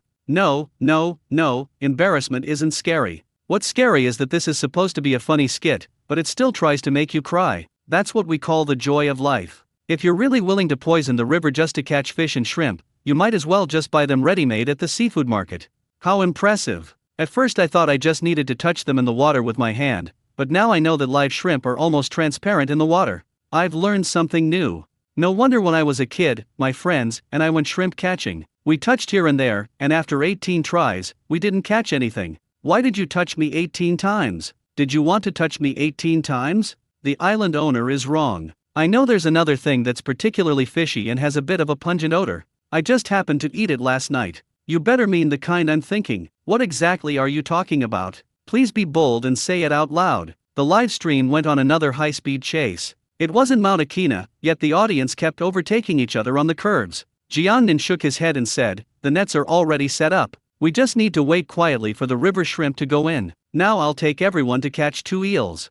Fishing for eels? Island Master, I have eels on me, you don't need to fish for them. Why is it that whenever I think of eels, I immediately think of that female anchor who put eels in? The viewers in the live stream sped up again. The doors to the bus to kindergarten today have been welded shut, and even the windows have been nailed with iron plates. Nobody can get off. Jiangnan abruptly changed the subject, saying to himself, to catch eels, you must first find earthworms, and they must be black earthworms. Black earthworms are characterized by their robust size, thick flesh, and strong fishy smell, making them more suitable for catching predatory fish such as catfish, yellow catfish, grass carp, and snakehead. Red earthworms are slender, more active, and have an attractive color, making them more suitable for catching omnivorous fish such as crucian carp, common carp, minnows, grass carp, and minnows. As Jiangnan spoke, he walked towards a patch of damp, soft soil, took out a small shovel from his backpack, and began to dig. Black earthworms love to stay in damp, loose soil. There are definitely some here. You just need to dig with a shovel to find them. If you really don't have a shovel, you can use water to water it, and the black earthworms will crawl out quickly. Earthworms usually emerge from the soil after rain, so watering is just a way to create the illusion of rain to confuse them. Red earthworms are used for fishing, while black earthworms are used for catching eels. I learned something new in the island owner's live stream. If you don't understand, just ask, what can you catch with earthworms? Old rich woman. What old rich woman? That's clearly my darling. Excuse my bluntness, but if you were an earthworm, let alone a rich woman, no woman would even look at you, unless you were worth hundreds of millions and were going to die tomorrow. The island owner is right about one thing: earthworms do indeed love water, whether they are red earthworms, black earthworms, or fleshy earthworms. The viewers in the live stream are all seasoned veterans. While they were joking around, Jiangnan had already dug up several black earthworms. He grabbed one, held it up to the camera, and said, "These black earthworms are thick and long, and they have a strong earthy smell that eels can't stand. Use it to catch eels, and you'll catch them every time." As he spoke, he had already grabbed all the earthworms and was walking towards the ditch. Thick and long? Earthy smell? Can't stand it? Good grief, did I get the wrong idea? I'm blind. Is the island owner live streaming something erotic? Island master, don't you usually go to rice paddies to fish for eels? When we were kids, we often went to the rice paddies to fish for eels, and we would also catch fish and shrimp in the rice paddies.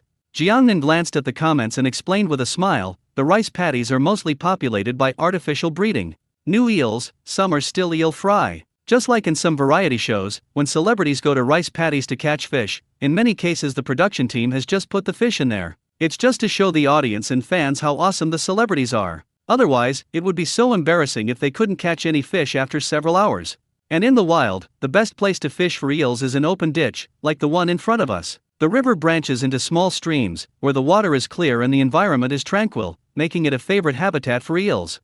Jiangnan pointed to the ditch 3 meters away. The area is also covered with aquatic plants, making it an even better hiding place for eels. The island owner is truly professional. I've learned something new again. When I go on a picnic in the countryside in the future, I can show it off to my girlfriend. While the audience was learning new knowledge, Jiangnan had already killed all the black earthworms. Earthworms are said to be very resilient. Even if cut into several pieces, they can still survive. But Jiangnan easily dealt with them, simply using a hook to pierce the earthworms straight down from top to bottom. After getting dressed, Jiangnan explained, there's a big difference between fishing for eels and fishing for fish. When fishing, you need to thread the earthworm halfway through the worm and leave the other half hanging in the water. This way, the earthworm will struggle and wriggle constantly after entering the water, which will quickly attract fish to bite the hook. When fishing for eels, you need to thread the entire earthworm onto the hook to prevent it from slipping off easily, because eels have a strong bite and are very cunning. They will immediately let go when they sense something is wrong. Everything is ready, now we need to start looking for the eel burrows. Jiangnan, wearing the black earthworms he had prepared, took off his shoes, rolled up his trousers, and walked into the small ditch in front of him. He stopped after walking a few steps and said, "You found it so quickly." As Jiangnan's voice faded, the viewers in the live stream noticed the dark hole in front of them. This cave is underwater, it's definitely an eel cave. Water snakes typically burrow on the surface of the water. Jiangnan is experienced and 100% certain there are eels in the cave. He reached out and touched it, and the hole was about the thickness of 2 fingers, which made him even more certain that there was a large item inside, weighing at least half a pound. With a clear objective, let's get started. Jiangnan squatted down and slowly inserted the iron hook with black earthworms on it into the hole, gently pulling it out. He smoked rhythmically, occasionally twisting and shaking it slightly. As I mentioned earlier, eels are very clever, so the initial movements must be small and the speed of the pulls must be slow. In short, it cannot be violent. A few minutes later, he felt a pull from the other end of the hook. Jiangnan rolled his eyes and instead of pulling hard immediately, he first pushed the hook forward, and when the eel relaxed, he suddenly pulled it upward. In an instant, Jiangnan felt the pulling force becoming stronger and stronger, accompanied by a twisting sensation. Jiangnan gripped the hook tightly and began to compete with the eels in the hole. Although the bite force of an eel is strong, it is nothing compared to that of a human. Soon, Jiangnan pulled it out of the hole. Jiangnan was already prepared. With his other hand, he gripped the eel's neck tightly to prevent it from escaping. Then he looked her up and down. This eel was entirely yellowish-brown, without scales, and resembled a water snake. I weighed it in my hand, it was about half a pound. Viewers in the livestream were even more excited to see Jiangnan catch an eel than if they had caught one themselves. Holy crap! The island owner is awesome. This is a master of masters. The island owner looks like he's been doing this since he was a child. His series of movements are so professional. Start slowly, then keep pulling, and finally pull hard. If you know what's going on, you're fishing for eels. If you don't, you might think, Doge. Jiangnan ignored the suggestive comments from the viewers in the live stream, skillfully switched to another earthworm, and continued searching for his next target. As before, after finding the eel's burrow, insert the hook inside. First, slowly pull it out, then gently twist it, then shake it, and finally pull it out. In and out. This process is repeated. Soon, the hook began to tremble, and even the hole became cloudy. With his superb professional skills, Jiangnan caught another eel. It's a little smaller than the previous one, but Jiangnan doesn't discriminate, whether it's big or small, it all ends up in our stomachs eventually. Just as Jiangnan was focused on fishing for eels, the viewers in the live stream suddenly became excited. Everyone, look closely at the fork in the river. Are there any animals in the water? Is it a water snake? Holy crap! It's a crocodile. Island Master, hurry! There are crocodiles in the river. Wait a minute, something's not right. Why isn't this crocodile moving at all?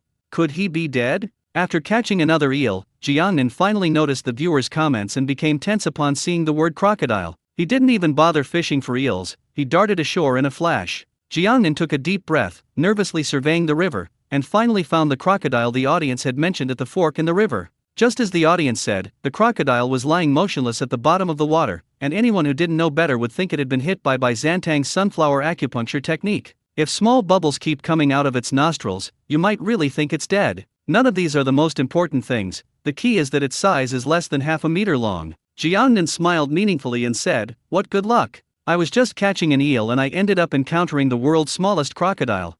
The audience was bursting with curiosity. What the heck is the world's smallest crocodile? In my mind, aren't crocodiles all huge creatures? When I was a child, I saw a documentary called Animal World on TV. I happened to see a crocodile hiding in the water and dragging an adult bison drinking water on the shore into the water in one gulp. The bite force was terrifying and it still lingers in my mind to this day.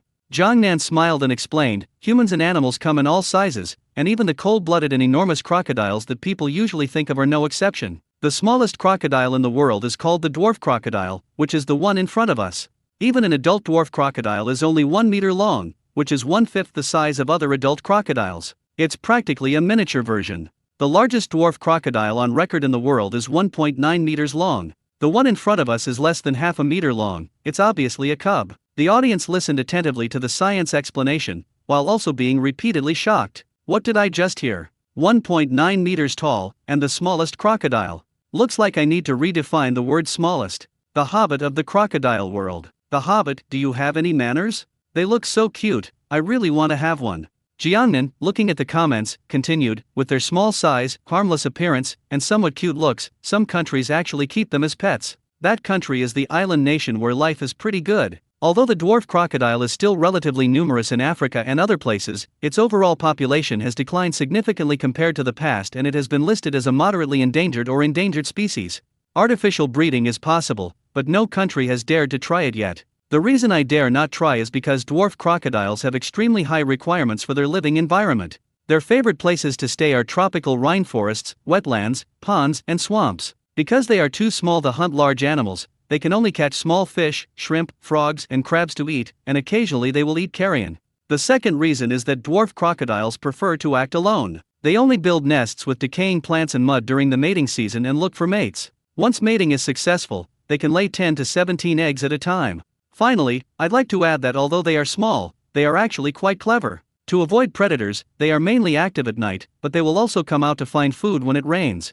They usually climb trees to sunbathe. You heard right, dwarf crocodiles can climb trees. When threatened, they will immediately jump down from the tree, dive into the water, and hide in burrows at the bottom of the river. To protect themselves, they have armor-like scales on any vulnerable parts of their bodies, such as their abdomen, neck, and tail, which is something that other crocodiles do not have. As the audience listened to Jiangnan's explanation, they also observed the dwarf crocodile at the bottom of the water. At this point, a viewer named asked a question that everyone was concerned about. Island Master, why is the dwarf crocodile keeping the same posture and not moving at all? What is it doing? Indeed, during the time Jiangnan was giving his explanation, the dwarf crocodile in the river remained completely still. It's like a sculpture. To avoid disturbing the dwarf crocodile, Jiangnan did not operate the drone into the water, saying, "It's hunting." When it comes to fishing, the dwarf alligator is definitely a king, and it does it without bait. Under normal circumstances, they will choose to lie down on the bottom of the water in areas where the water flows, then open their mouths and wait quietly for their prey.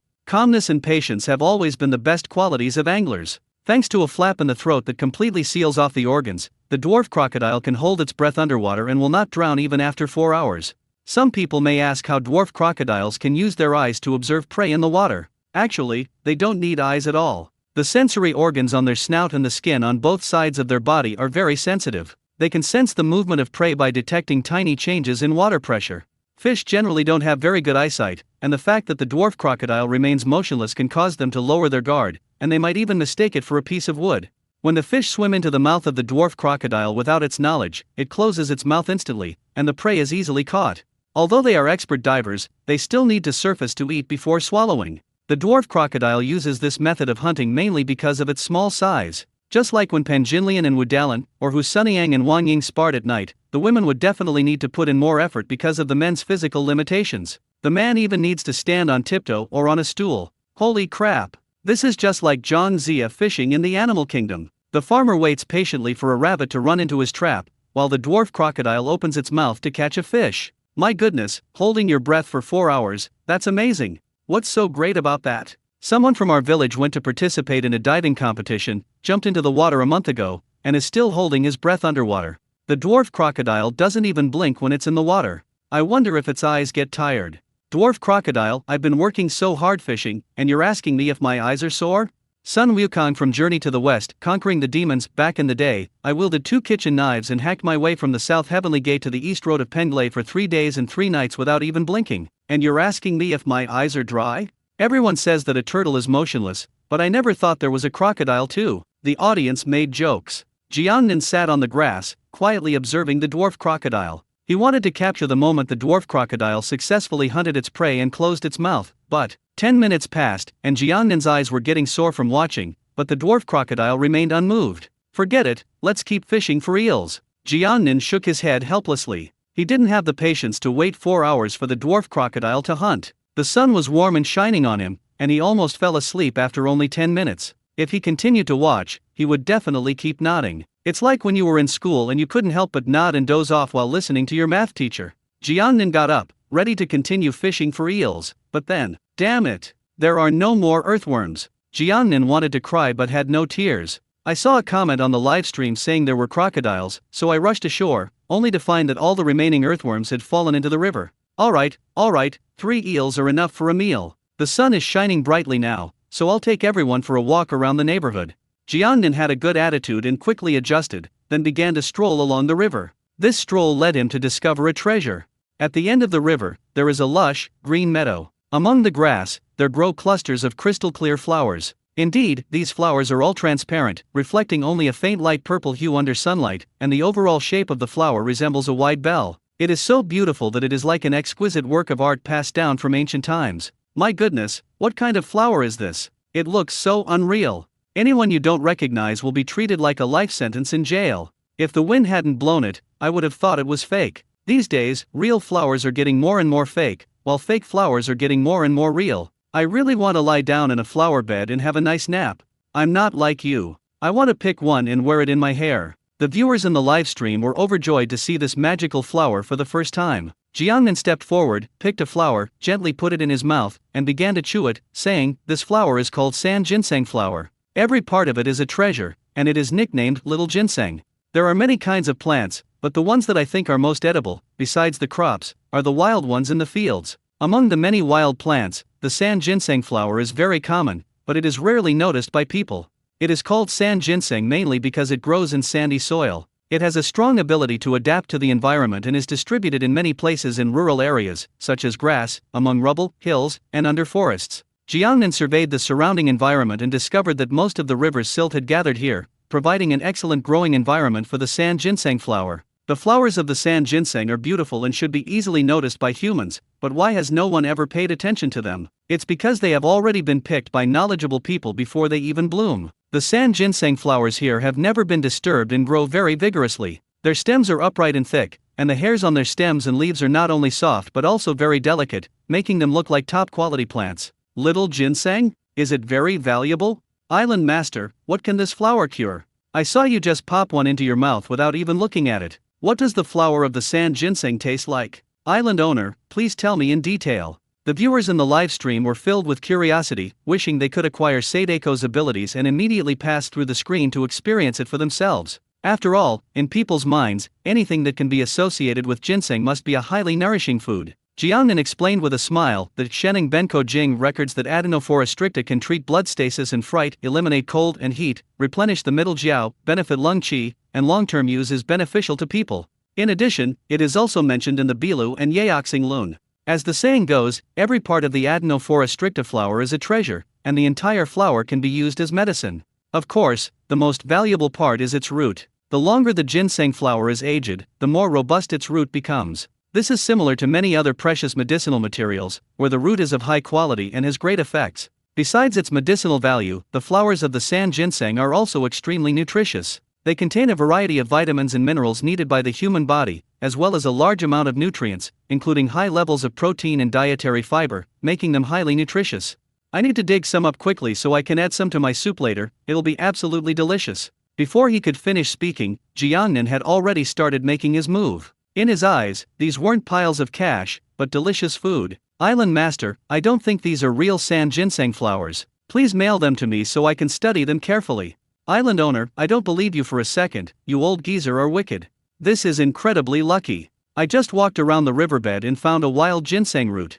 I'm not saying anything more. I'm going back to the countryside tomorrow to find some. By the way, how much does this stuff cost per pound? Is it available in the market? Hey upstairs, I've known you're smart since you were a kid. Everyone else is trying to dig it up themselves, but you just buy it with money. The audience was even more impatient than Jiang Nan, asking questions one after another. While digging, Jiang Nan glanced at the comments and said, as far as I know, it's about 20 yuan per jin, the same price as pork, but wild ones are more expensive and more nutritious than farmed ones. Nowadays, there are fewer and fewer wild sand ginseng, mainly because of the increase in ginseng harvesters. In the past, they were practically everywhere, which also affected the ecology. Although the number of wild ginseng is decreasing, the profits earned by grassroots ginseng harvesters are not much. After passing through middlemen, the final market price is ridiculously high. Besides ginseng flowers, it seems that many products are sold through middlemen, which means that farmers in rural areas don't make much money, but the market prices are soaring, and city dwellers still can't afford them. Finally, I'd like to add that the medicinal and nutritional value of Adenophora stricta flowers is actually much higher than what I've mentioned.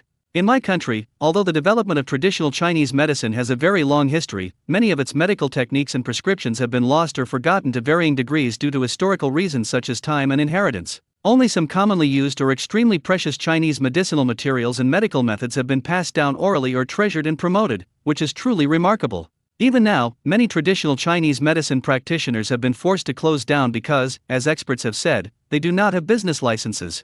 Therefore, many of us do not know much about the effects of certain plants in traditional Chinese medicine. Even if we encounter a valuable Chinese herb, we do not know what it is. It is a typical case of guarding a treasure but not being able to find it. In the countryside, there are actually many Chinese medicinal herbs that may seem inconspicuous, but they are actually very valuable. You may think they are just using greenery to decorate the earth, but they are actually the backbone of the air supply and can even save your life in critical moments. After saying that, Jiangnan shook his head helplessly, his tone filled with regret and even more sorrow. Who would have thought that traditional Chinese medicine, which has been passed down for thousands of years, would ultimately be ruined by a group of self-righteous experts? There's no way around it. Everything in China revolves around the four words, human relationships and social customs. Not long ago, a school dismissed a foreign professor, only to find that the professor had become a Nobel Prize winner. Therefore, some netizens joked that even if Einstein, Hawking, and others came to that school, they would be fired if they didn't understand interpersonal relationships. Even if Messi and Ronaldo went to the national team, they would be kicked out of the team before they even played if they didn't understand interpersonal relationships.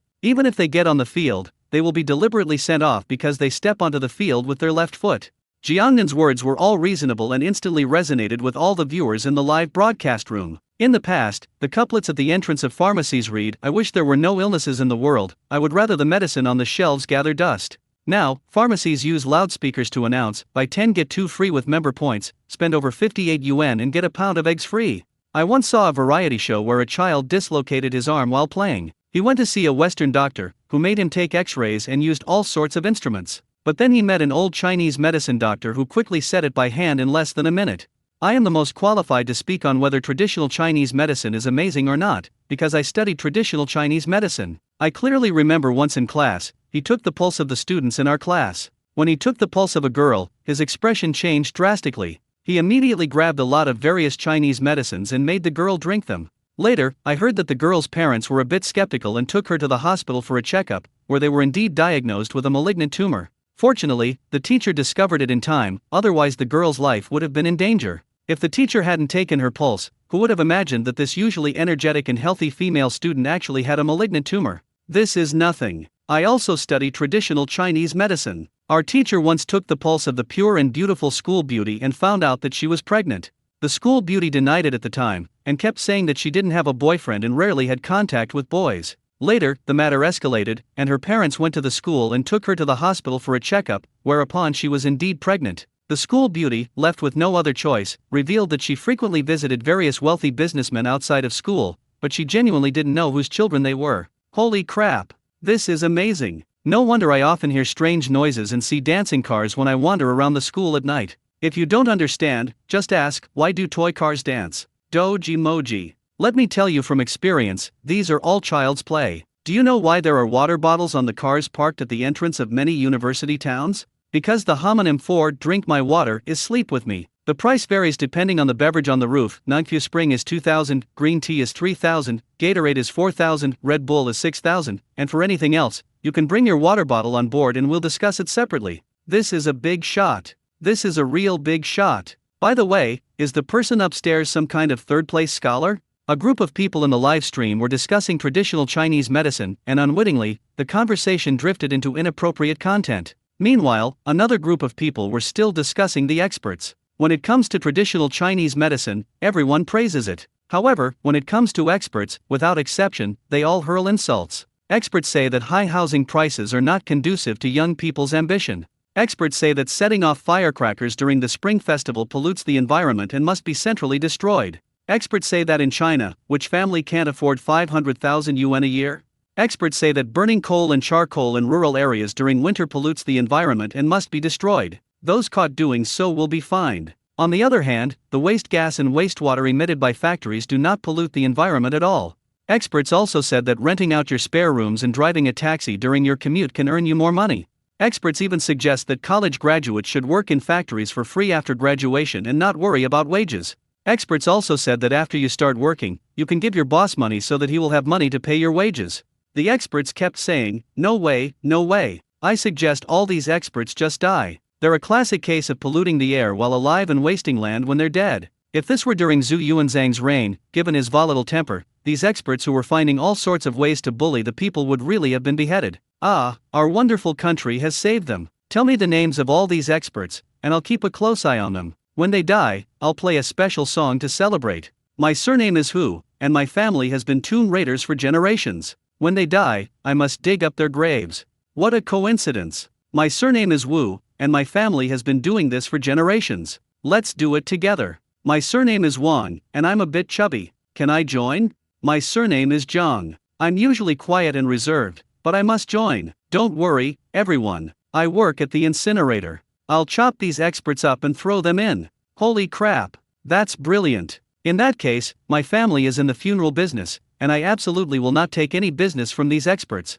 The audience added a dog emoji to the end of every sentence they said. There's nothing they can do. Although they harbor resentment towards these experts, they are just ordinary people in reality, and they are also afraid of being targeted. Adding a dog head changes the meaning. At most, it's just a joke. Jiangnan, seeing the rapidly scrolling comments, knew that everyone's emotions were not very stable, so he changed the subject and said, everyone, look over there. The viewers in the live stream looked in the direction Jiangnan was pointing and were immediately stunned. Is this a lotus flower? Wait a minute, why are lotus flowers purple? But she's so pretty. Just one look at her is so soothing. Take a picture. We have to take a picture. It'll be perfect for making rustic food. Upstairs, tell me honestly, did you make all those corny emojis my parents often send, like the may you live happily ever after meme? Jiangnan smiled and explained, the flower in front of us is called the water lily, which is considered to be the most delicate flower in the world. As you can see, the outer petals of the fire lotus are purple, with many golden tendrils in the middle, and a budding flower inside. What people don't know is that the fire lotus only opens just before it withers, and it only blooms for 7 days each year. The one in front of us is in full bloom, and judging by how well it's bloomed, it seems to have been open for 4 or 5 days. We're so lucky to have found the blooming water lilies in the last 2 days. This water lily grows in a secluded corner of the river, which is in line with the tranquil growing environment of the water lily. I just happened to find it while digging for sand ginseng flowers in Jiangnan. At the end of the dense, crystal clear sand ginseng flowers, a single, delicate purple water lily blooms, its beauty like a painting against the backdrop of green mountains and clear waters. Just one glance is enough to bring immense pleasure to the soul and cleanse the eyes. The immersion is so strong, at this moment, it feels like I'm in a Miyazaki Hayao animation. Jiangnan aims to heal the indignant hearts of viewers through the scenery at this moment. The best way for streamers and viewers to get along is when the streamer considers the audience's needs and the audience considers and supports the streamer. Instead of engaging in crazy scripted battles or various product promotions to rip off audiences and line their own pockets. I'm not well educated, so I'll just say one thing: it's beautiful, it's fucking beautiful. Su Song wasn't lying to me after all. Purple really does have a lot of charm. Taking a screenshot and using it as a computer screensaver would be perfect. If you don't understand, just ask. Are there only purple water lilies? I prefer the pink ones, they feel so tender and lovely. I also like pink and soft colors. Doge emoji. You better be talking about the sleeping fire lotus. Viewers in the live stream took screenshots or made jokes as they pleased, each doing their own thing without delay. Jiangnan explained, the fire lotus really does come in pink, and even golden yellow. Like all flowers, the water lily has its own unique flower language, which can be considered as a beautiful way of expressing oneself. The flower language of the water lily is quite unique, which is indifferent love, meaning that one does not care about the process of love, but only cares about the beauty of that brief moment. This is largely due to the fact that the fire lotus only blooms for 7 days each year. Simply put, it means not caring about the process or the result, but only about the feeling and enjoyment at a certain moment. Aren't many girls only agreeing to be together after being moved at a certain moment? Enjoy the view, everyone. I'm going back to digging for more ginseng flowers. Jiangnan's words make a lot of sense. So-called love at first sight is just being attracted to someone in that instant. If you don't fall in love at first sight, how can you fall in love after meeting them once? Of course, some girls prefer to develop feelings over time. Jiangnan didn't dig up many sand ginseng flowers, it was just enough for their own consumption. These ginseng flowers were so beautiful that he couldn't bear to destroy them all. After admiring the sleeping fire lotus for a while, Jiangnan returned the way she came. On the way back, Jiangnan quickened his pace, eager to see how many lobsters he had caught. But halfway there, he was blocked by a small animal. To be precise, the little animal is busy with its own things. There was a toad in front of me, as big as 2 adult palms. In front of it, a stream flows with a gurgling sound. About a meter behind it, there is a small pool of water. It's called a small pond, but it's really just a mud pit, about the size of a toad. The pit was dark and teeming with countless tadpoles. Because there was too little water in the mud pit, and with the scorching sun, the muddy water was rapidly draining away, and the tadpoles were struggling anxiously, creating a chaotic scene. If nothing unexpected happens, all of these tadpoles will die from the sun exposure in about an hour. The toad had realized the seriousness of the problem and had come up with a solution: to dig a canal between the stream and the mud pit. It's more accurate to say that we're digging rather than kicking. The toad's 2 hind legs are very well developed, and the mud along the riverbank is very soft, so it can easily push off. Wow, this toad mother is so devoted. Quokka mothers should take note. I don't know why, but when I see toads or frogs, I feel itchy all over. This toad is huge, and it's so smart. I don't know how smart it is, but I know how delicious it is. Those legs are amazing. I wish my boyfriend had legs that strong. If I had legs like these, I would definitely practice the 12 road tan leg, the wind god leg, the 11 life chasing legs, and the whirlwind sweeping leaf leg. Kung Fu Hustle, Storm Riders, The Four, The Legend of the Condor Heroes. Buddy, you've got a wide range of interests. I'm not that greedy, I just want to learn the 9 Heavens Thunder double kick from Lolo's Adventure. Didn't you notice that it looks remarkably like the 3-legged toad from The Adventures of Little Carp? No. Isn't this my green frog? How did you get here? Bring the island owner back to me right now. Too small. Too narrow-minded. The current travel frog is so busy, either bringing things into the courtyard house or bringing things into fantasy novels. The viewers in the live stream watched more and more, but they were fundamentally wrong. Jiangnan observed the toad and laughed. They're not female, they're male. Whether it's a frog, a toad, or a bullfrog, they're basically raised by their fathers. Therefore, the text "the little tadpole looking for its mother" that we learned in Chinese class when we were young is wrong. And the reason it's so big is because it's not an ordinary toad, but a cane toad, known as the world's largest toad. There was once a cane toad pet in Sweden that weighed 2.65 kilograms, was 38 centimeters long, and had a full body length of 54 centimeters, which was recorded in the Guinness World Records. Actually, like wild rabbits, cane toads are also an invasive species in Australia. In 1935, in order to control pests in sugarcane fields, people introduced 120 cane toads, hoping they would eat up all the sugarcane weevils. However, things got out of control. Although the cane toad is the largest toad in the world, it can only jump and cannot fly, so the insects clinging to the sugarcane stalks could not reach it at all. To fill their stomachs, cane toads have to find other ways to eat. They have a big appetite and will eat almost anything, from insects to reptiles to small rodents. In addition, cane toads are very resilient. In the wild, they can live up to 15 years old, and in captivity, they can even live up to 35 years old. Cane toads reproduce even faster, laying more than 30,000 eggs at a time, and they do not discriminate based on the mating season. In just 6 months, the number increased to more than 60,000, and then they continued to expand their territory from the wild and eventually entered the city. This has had a serious impact on the local food chain and people's lives. People started hunting them, but who would have thought that the cane toad has venom on its body, even poisoning crocodiles? People were deterred, which at one time made them a powerful species in Australia with no natural enemies. By 2005, many cane toads were already close to entering the Australian capital.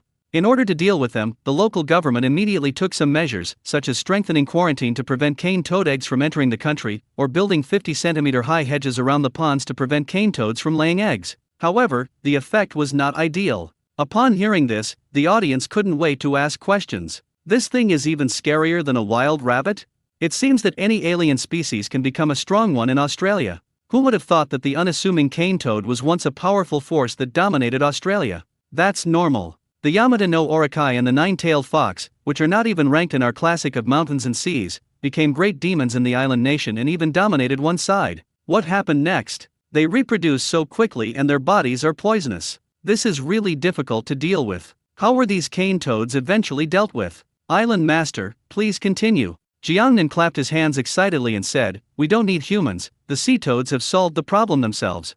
It seems that once their numbers reached a certain level, a corresponding mechanism emerged within them, causing them to begin killing each other, and their numbers naturally decreased. Finally, here's a little-known fact for everyone: the mating system of cane toads is quite mixed, and can involve one male with multiple females, one female with multiple males, or multiple males with multiple females. They are not aquatic, but rather entirely terrestrial animals. They only come to the water's edge when they are breeding. Tadpoles can even survive in seawater with a salinity of 15%. As soon as Jiangnan finished speaking, the live stream chat room erupted in excitement, because they thought of so many people through the toad. Yufan, isn't this talking about me? Xixian, bullshit. This is clearly talking about me. Yifang, you can argue all you want, it's definitely not me. South Korean chables, sit down, all of you. This is 100% talking about me. The entertainment industry is so lively that as soon as these keywords are mentioned, audiences will involuntarily think of these people. After explaining the science behind the toad, Jiangnan carefully observed it. He discovered that the sea toad had stopped moving. Perhaps it's tired and needs a rest, or perhaps the soil is a bit dry and it's trying to find a solution. Fine, I'll help you out. Jiangnan rolled up his sleeves and pried open the mud between the river and the mud pit with his bare hands. Wow! The tadpoles found a way out and surged towards the river like fish leaping over a dragon gate. Jiangnan had already gracefully departed. For the sea toad, this task might take half an hour, but for Jiangnan, it was just a piece of cake. Quack quack quack. The sea toad screeched hysterically at Jiangnan's departing figure, as if to express its gratitude. From then on, a myth and legend remained in the world of sea toads. A tall and brave human dug open a mud pit with his bare hands and saved a group of people. Island Master, I have a question. How do you tell the difference between a toad and a frog? When I was a child, I caught a bunch of tadpoles in a pond, thinking I would raise them to frogs. Who would have thought they would grow up to be ugly toads? In the live stream, a viewer raised a question that puzzled many people. This question was too easy for Jiangnan. Without even thinking, he said, "It's simple. The tadpole's head is oval, while the frog's is very round. As for adults, they are easier to distinguish. Toads have rough skin with many disgusting bumps on their backs, while frogs have smooth skin with beautiful patterns on their backs." As soon as Jiangnan finished speaking, the system's voice rang out. Ding! Congratulations, host, for saving countless sea toad tadpoles. Intimacy points plus 380. Congratulations, host, you have obtained memory bread. Congratulations, host, on obtaining the golden-laid jade bamboo forest. Memory bread * 1 pack. 1 pack of this memory bread contains 5 slices. From the outside, it looks no different from ordinary bread. Actually, it tastes no different from regular bread. As the island owner explores more and more islands in the Great Barrier Reef, the number of animals encountered also gradually increases, and the things that need to be dealt with also increase. It is inevitable that some animals and things will be forgotten, which is exactly where the memory bread comes in handy. With just one bite, the host can clearly remember anything, even the smallest, most insignificant details, typically for up to a month. For example, if a host is walking down the street and inadvertently glances at a girl, if she is pretty enough, you will quickly remember her appearance, figure, measurements, and clothing, but you will never remember anything else,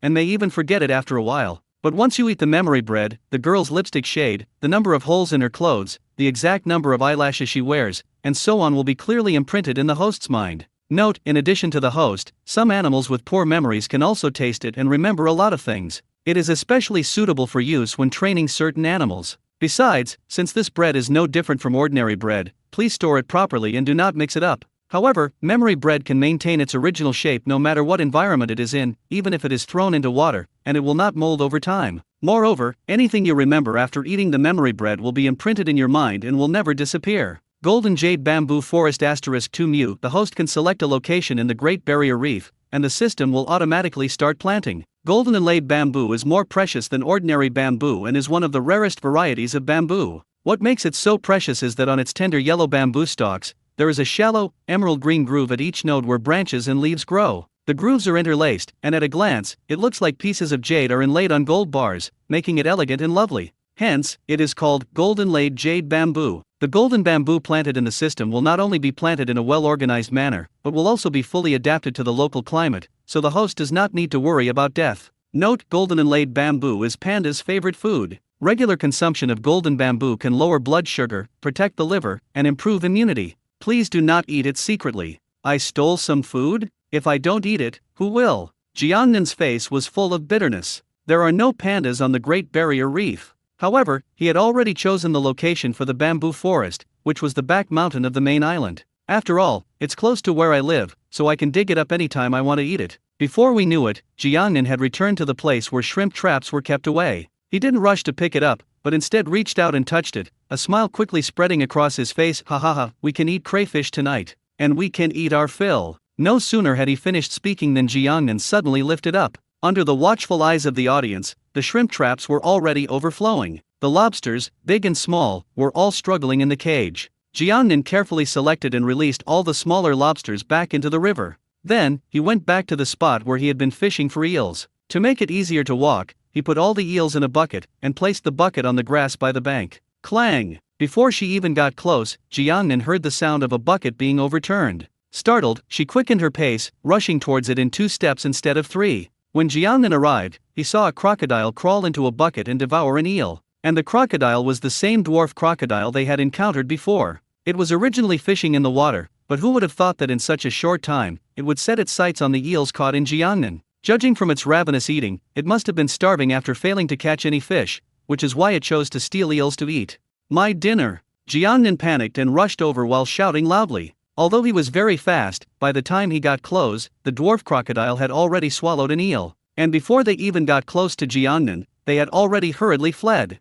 However, it didn't run far. Instead, it stopped 3 or 4 meters away, licked its lips with lingering satisfaction, and looked longingly at Jiangnan. Despite being a ferocious and cold-blooded crocodile, at this moment, it actually seemed a little cute, even somewhat adorable. Fine, I'll give you one more. Jiangnan couldn't stand the dwarf crocodile's peculiar gaze, so he took an eel from the bucket and threw it at it. Now, all that's left in Jiangnan is the largest one we caught at the beginning, which is enough for dinner. The dwarf crocodile looked at the eel thrown in front of it and, without hesitation, opened its mouth again and began to wolf it down. It was really starving. I waited quietly in the water for nearly 3 hours, but I still hadn't caught a single fish. They are still too young and lack hunting experience, so they need to practice more. I'm leaving now. Hope we meet again someday. Jiangnan waved to the dwarf crocodile and happily returned home with his spoils. Today was a very fruitful day, with wild honey, sand ginseng flowers, eels, and crayfish. Ding! Congratulations, host, for feeding the hungry dwarf crocodile with eels. It thinks you are a great person, and your intimacy level has increased by 30. Ding! Congratulations, host, you have obtained snail slowing fluid. Snail slowing fluid *1. This item comes from the well-known Chinese animation Pleasant Goat and Big Big Wolf. After realizing he could never catch Pleasant Goat, who was known for his speed, Grey Wolf racked his brains and invented a snail slowing liquid. With a light touch, it could slow Pleasant Goat down to the speed of a snail, making him easier to catch. However, this item has a huge bug. Because it extracts the genes of snails, it has the characteristics of snails. Once salt is used, the animal that is sprayed with it will turn into water. The system has fixed this bug. Note, when the host is being chased by fast-moving wild animals or birds of prey, such as cheetahs or crocodiles, a light spray can help them escape. However, this item only lasts for 5 minutes and can only slow down the target, not make them as slow as a snail. When escaping, please be mindful of your time. Also, this item can be used by humans. Jiangnan was checking the system rewards when a viewer in the live stream asked him a question out of curiosity.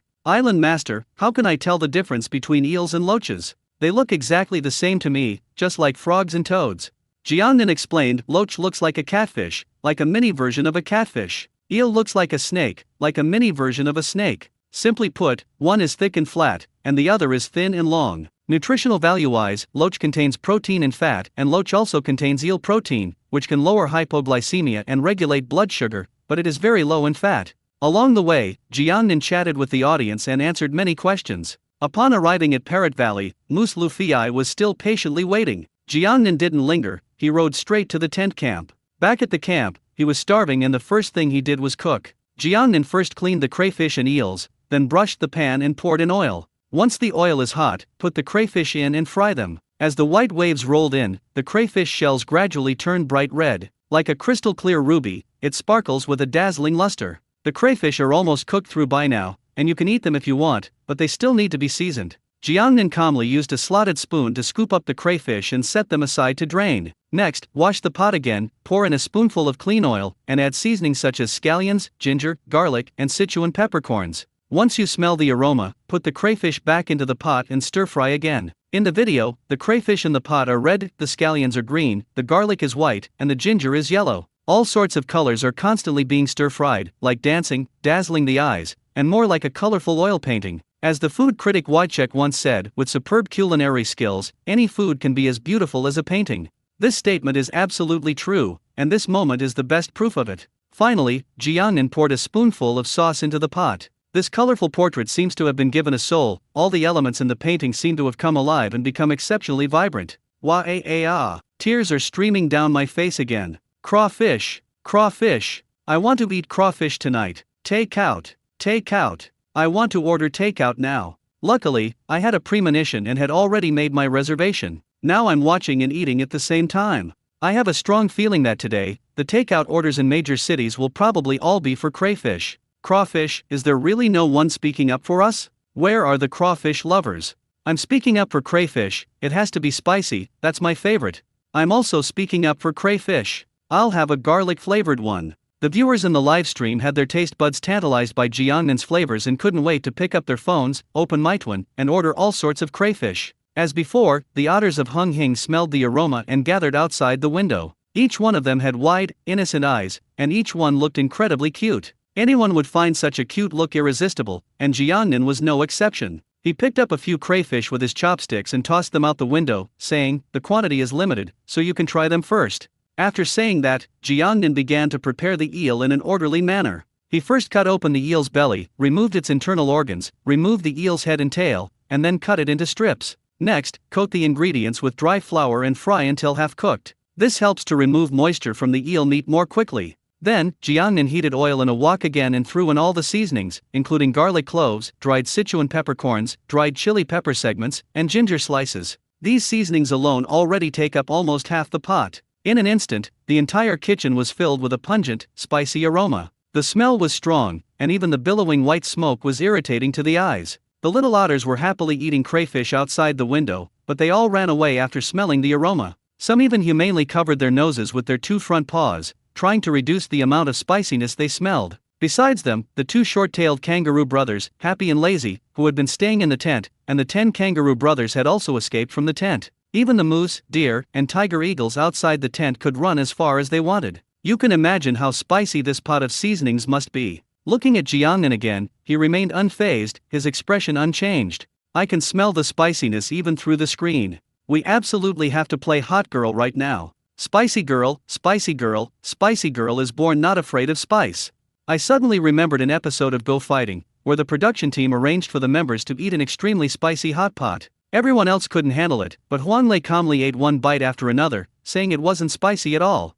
That was all an act on camera. I heard he was immediately taken to the hospital for a stomach pump afterward. The island owner is a real man. He hasn't shed a tear even now. I suggest he participate in India's chili eating contest. I heard the prize money is as high as 1 million. Island owner, do you want me to risk my life for 1 million, and then spend the rest of my life taking care of my stomach? Everyone, stop chatting for a second. I'm the first to speak. It turns out I didn't just smell spiciness, I actually smelled spiciness. I just opened the door and saw my girlfriend Dilruba here, wearing a sexy mini skirt. She's so hot. Fuck you, I really can't take this anymore, I'm going to pee all over your face. I've been feeling a bit feverish lately, let me take care of it. I need to poop, can I join in? Absolutely. I'm so happy to see everyone so supportive of my girlfriend Dilruba. You can fight and snatch all you want, I won't compete with you for Dilruba, but Gulnazar, Joey Young, Jinmei, Tianai, Songtai, and other female celebrities are my girlfriends, I want to have them on both sides. While viewers in the live stream were scrambling to win over girlfriends, a plate of dried out eels was already prepared. For the final main course, Jiangnan simply cooked some noodles. Since both dishes tonight are quite spicy, a bowl of clear soup noodles would be the perfect accompaniment. Once the clear broth noodles were ready, Jiangnan could finally sit down and enjoy them properly. The two dishes he made tonight were both spicy, but the spiciness was different from each other. The spiciness of dried eel comes from deep frying chili peppers to remove all moisture, leaving only the unique spiciness and aroma of the seasoning. The eel is merely the carrier of this seasoning. Take a bite of eel meat, and the spiciness will instantly spread infinitely in your mouth and reach every part of your body. Just one bite and your face will turn bright red. When you eat this kind of spicy food, you feel the spiciness surging around in your heart, and you have to open your mouth wide and keep laughing to expel the spiciness. The spiciness of spicy crayfish comes more from the unique meaty aroma of the crayfish. When you first take a bite, you'll find the lobster meat tender and juicy, and you won't care how spicy it is. But gradually, the lips will swell slightly. When you eat this kind of spicy food, you'll feel a spiciness and meaty flavor dancing in your throat, and it's a continuous, increasingly invigorating sensation. Jiangnan couldn't possibly finish all the food by himself, so he picked up his chopsticks, took a few pieces of eel meat and crayfish, and threw them out the window. Squeak, squeak, squeak. Soon after, the hysterical cries of otters could be heard outside the window. Jiangnan walked to the window and looked outside. He saw that several little otters were all terribly burned by the spiciness. They were sticking out their pink tongues and panting heavily, looking quite adorable. One of them even rushed straight into the heart-shaped lake and gulped down several mouthfuls of water before calming down. However, perhaps because the spicier the food, the more delicious it tastes, they resumed fighting over the leftover eels and crayfish after the heat subsided slightly. In the Jiangnan region, people eat a bite of meat followed by a mouthful of clear soup noodles, mixing them together. As the aroma of meat and spiciness exploded in his mouth, he became increasingly engrossed in eating, his appetite growing even larger, and he finished both plates of food. After eating and drinking his fill, Jiangnan went outside, lay down on the grass, and admired the stars. Perhaps seeing Jiangnan emerge, the fireflies once again sprang from the woods, drifting through the area. Some even went so far as to fall into the hands of people in Jiangnan. Looking at the twinkling fireflies and the starry sky, the viewers in the live stream widened their eyes. What a beautiful starry sky. It feels like special effects, like a dream. When I was a kid in the countryside, I could often see it when I lay on the roof or on a haystack at night. Now you can't see it at all. The starry sky is beautiful tonight. The sky above was not pitch black, but rather like a painting inlaid with jewels, where you could see stars of all sizes, as well as stars of various colors such as silver, light pink, and orange red. Beyond its stunning beauty, it is simply breathtaking. Many people grow up in cities and, due to their environment, rarely get to see such a dazzling starry sky. Of course, you'll see them occasionally. However, we mostly see them in wallpapers and movies. Wallpapers show too few stars and are not comprehensive, while movies rely more on special effects and are not realistic at all. Actually, I've done the same thing as all sorts of famous figures from ancient times, such as Li Shimin, Yang Guifei, and Li Bai. Do you know what it is? Jiangnan rested his head on the back of the moose Lufiai and asked contentedly, before the audience could answer, enjoying the same starry sky. Puff. Island Master, it's so cold. Really? Did ancient people appreciate the starry sky? The audience raised questions. Jiangnan smiled and said, in ancient times, although there was no electricity, people went to bed earlier and often exercised, but they still appreciated the starry sky, especially scholars and poets. The environment was much better in the past, and the ancients may have had a clearer and more intuitive understanding than we do now. Du Mu once wrote in his poem Autumn Evening, the night sky is as cool as water, I lie watching the stars of the cowherd and the weaver girl. In Li Shangyan's poem Chang'e, he wrote, the candlelight shines deep behind the mica screen, the Milky Way gradually fades as the morning star sinks. Chang'e must regret stealing the elixir, her heart yearning for the blue sea and sky every night. Cao Pai also wrote in his poem Yin Ge Sing, the bright moon shines on my bed, the Milky Way flows westward and the night is not yet over. The cowherd and the weaver girl gaze at each other from afar. What wrong have you done to be separated by the Milky Way? You should know that there were astronomers in ancient times, such as Zhang Heng and Zhou Chongji, who are well known, and the famous Li Chunfang. They were thousands of years ahead of those so-called Western astronomers. The most important reason is that ancient emperors were generally quite superstitious. They needed someone to observe the stars to build their tombs. Otherwise, how could Ghost blows out the light have written, humans light candles, ghosts blow out the lamps, surveying the land and searching for star peaks. Seeking dragons and dividing gold, look at the winding mountains. Each winding mountain is a barrier. If there are 8 layers of danger at the gate, it will not go beyond the shape of yin and yang and the 8 trigrams. Jiangnan rattled off a long list of things, then suddenly frowned slightly and said, "Everyone, look over there. That cluster of stars that looks like a long prism is the famous Orion Nebula. If someone is located far from a city, it is possible to see the Orion Nebula with the naked eye on a clear night sky. The Orion Nebula is the youngest nebula in the Milky Way and also the closest nebula to Earth. The stars that you see in the sky are mostly stars comparable to the Sun. The Orion Nebula is no exception. In a small part of the center, there are 110 stars. The largest of them is 20 times larger than the Sun. I never imagined I'd be able to see the Orion Nebula in a live stream. Beautiful. Even more beautiful than my wife, Dilruba. Now I understand why so many people are willing to travel to places far from the city. The scenery is just too beautiful. Lying on the grass at night, admiring the starry sky, is a kind of enjoyment. Could it be that people in ancient times also observed the Orion Nebula? Viewers in the live stream were immersed in the beautiful starry sky. That's right, there really is. Jiangnan nodded and said, "It is written in the treatise on celestial offices and the records of the grand historian, there are 3 stars below, Dui, which is called punishment. In ancient times, the Orion Nebula was called Fa or Cheng." The collection of explanations also states, Menkang said, "Between the 3 pillars, the upper part is small and the lower part is large, hence the name sharp dot." Meng Kang's description is very credible. His description, in terms of both location and shape, is consistent with actual observations. Besides the Orion Nebula, our ancestors also observed the Orion Nebula, the Pleiades, the Ghost Star Cluster, and the Andromeda Galaxy. Orion is also described in ancient Greek mythology and legends, and stories are associated with it. Around 2000 BC, astrologers connected the bright spots in the sky to outline the hunter in Greek mythology. The goddess of the hunt, Artemis, was attracted to the hunter and quickly fell in love with him. However, the goddess's twin brother, Apollo, was jealous of the hunter's talent and sent a scorpion to kill him. Besides these, everyone should take a look at the 3 brilliant stars embedded in Orion's belt. They are perfectly arranged and neatly spaced, and their positions echo those of the mysterious Sangzingdui site in China. The same is true of the pyramids of ancient Egypt. To this day, people are wondering why the ancients did this. Is it because the pyramids in Sangzingdui are related to extraterrestrials in Orion, and the arrangement of their positions is some kind of transmission method? Perhaps it was because the ancients often observed the stars and found them very magical, so they built their houses according to the positions of the stars. Perhaps it's because aliens really do exist. These past few days, there's been a news story circulating online saying that aliens have visited Earth and that they come every 10 years. Jiangnan shared his thoughts while admiring the Orion Nebula. After quietly admiring the starry sky for a while, the weather gradually cooled down, and the fireflies slowly faded away. Jiangnan got up, stretched, and prepared to go back to his tent to sleep. Suddenly, as if remembering something, he said, "Just a heads up, I'll be doing free solo climbing tomorrow. As for where to climb, it is naturally the vertical and treacherous cliff that I encountered during my previous wingsuit flying. That mountain peak is strange and rugged, and many places are very steep. It should be a little over 1,000 meters high. My physical condition is okay, so I should be able to climb it." The viewers in the live stream were all ready to say goodnight, but upon hearing Jiangnan's words, they immediately perked up. "I never expected there would be a preview in the live stream, it's hilarious.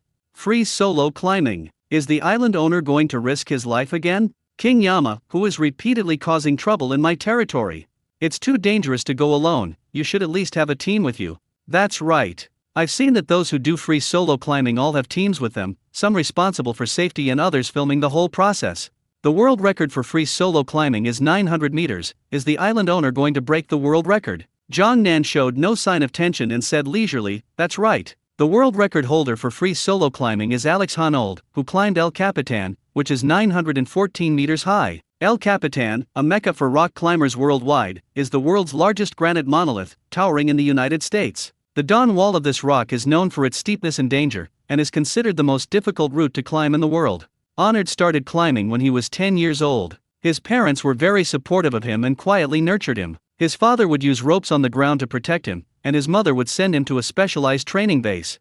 Compared to Chinese parents who focus more on grades and exam papers, they do pay more attention to cultivating their children's interests and hobbies. Since 2009, he has dreamed of free soloing El Capitan, and has tried more than 1,000 times. Free soloing is his ultimate goal. He spent a year and a half preparing for this, climbing El Capitan nearly 60 times with the help of ropes.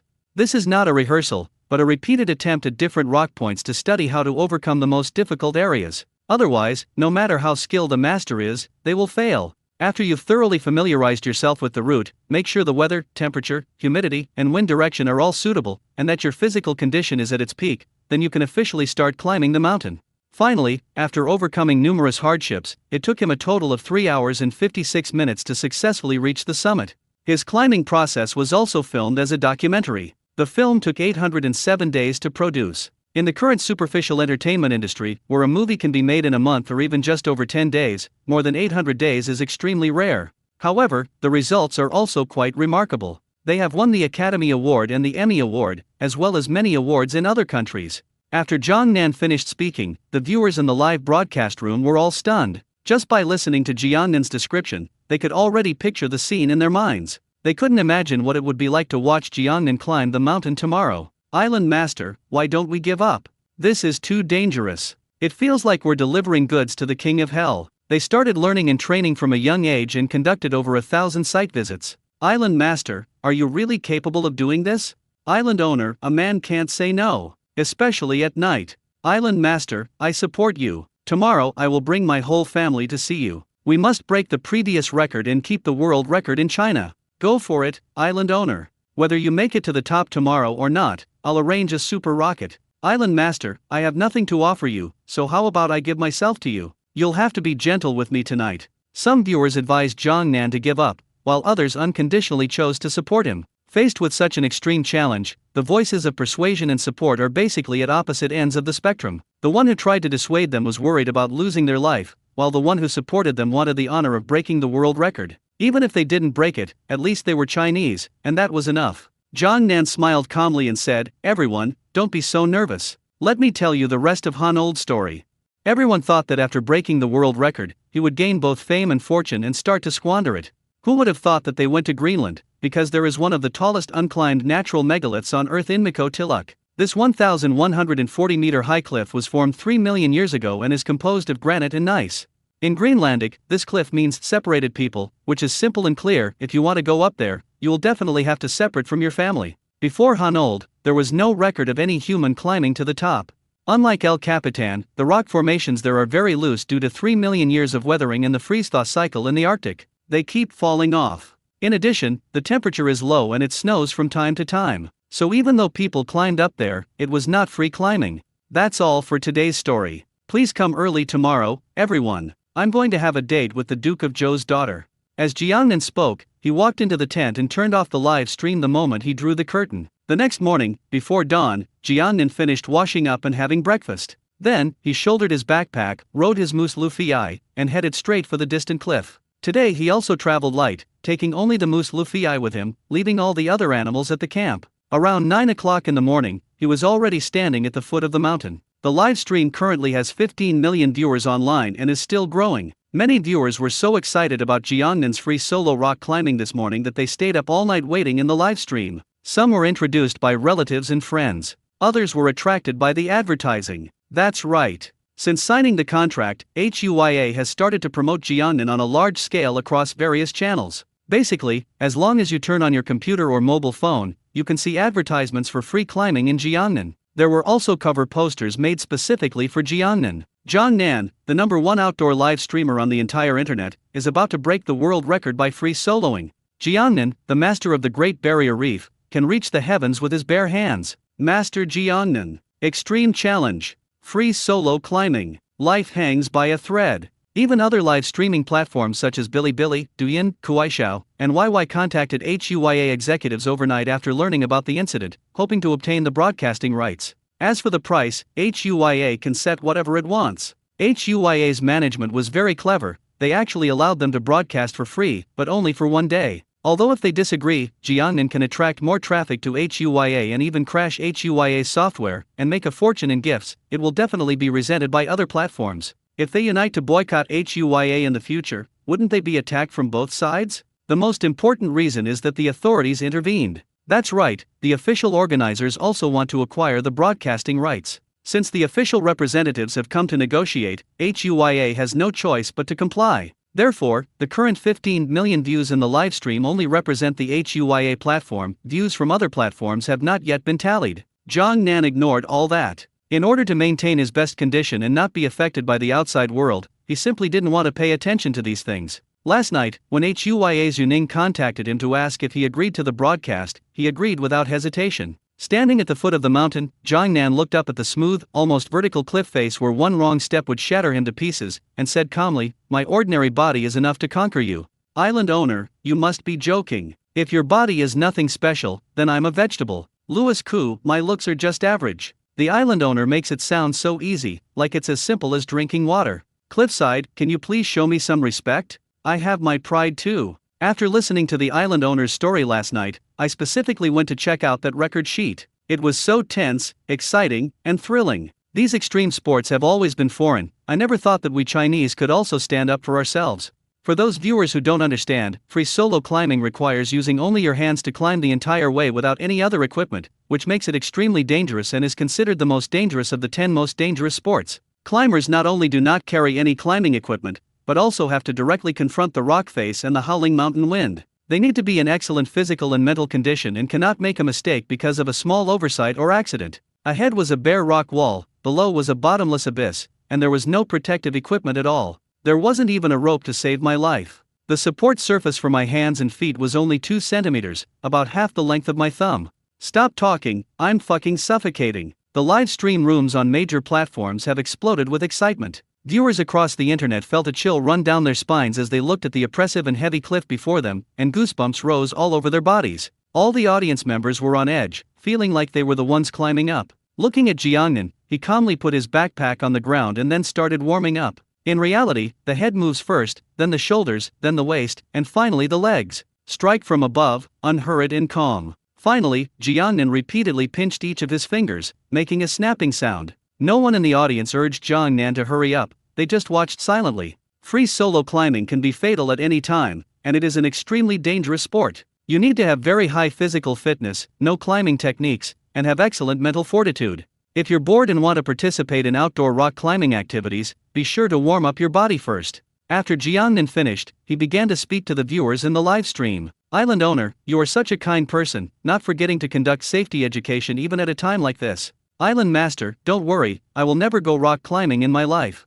1,000-meter cliff. Even if I were reborn as a monkey in my next life, I still couldn't climb it. Island master, please be careful. Once you get there safely, I'll have your babies. Get out of my way, everyone. If anyone's going to have babies, it'll be me. I'm 1.8 meters tall, with fair skin, a slim waist, and a big but a classic S-shaped figure, absolutely the island lord's dream. Why don't you mention your face at all? Are you the legendary shrimp-type girl? While the audience was discussing, Jiangnan had already tightened all his clothes and pants. The higher you go, the stronger the wind becomes, and the more you wear, the greater the wind resistance, so he wears clothes that fit him quite closely. Just to be on the safe side, it's best to tighten it up before going up. Next, Jiangnan found some dry sand on the ground and rubbed it vigorously on his hands. Finally, gently place both hands on the mountainside.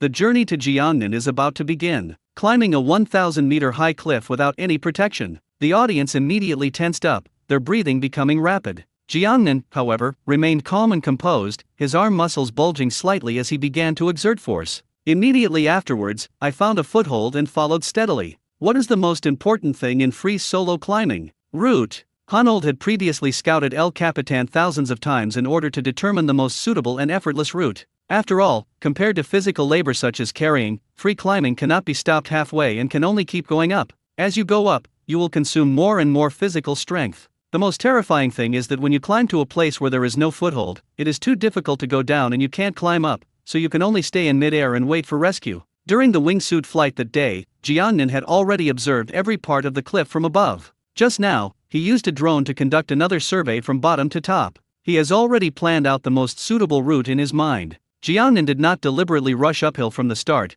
but instead climbed steadily, step by step. The drones followed closely, sometimes filming from above, sometimes from below, all to give viewers a more realistic and immersive experience. The sun had just risen, and since Jiangnan was still at the foot of the mountain, the sunlight couldn't reach it at all. Therefore, the rocks on the entire cliff were a mix of dark brown and gray, which looked rather gloomy and made people feel uncomfortable and a bit depressed. Unbeknownst to many, Jiangnan has already climbed 100 meters upwards. The drone zoomed out, and viewers saw that Jiangnan appeared very small on the huge cliff. It's like a fly landing on an elephant. Though small in sight, it is incredibly tall in the hearts of the audience. After all, for any one of them, climbing up to 10 meters would probably be too much to bear. Some viewers, especially those with a fear of heights, were too scared to watch when the height was only 3 or 4 meters. I could only cover my eyes with my hands and peek through the gaps between my hands from time to time. The island owner is awesome. Those hands are amazing. They can grip tightly even through gaps in the rocks that are only 2 or 3 centimeters wide.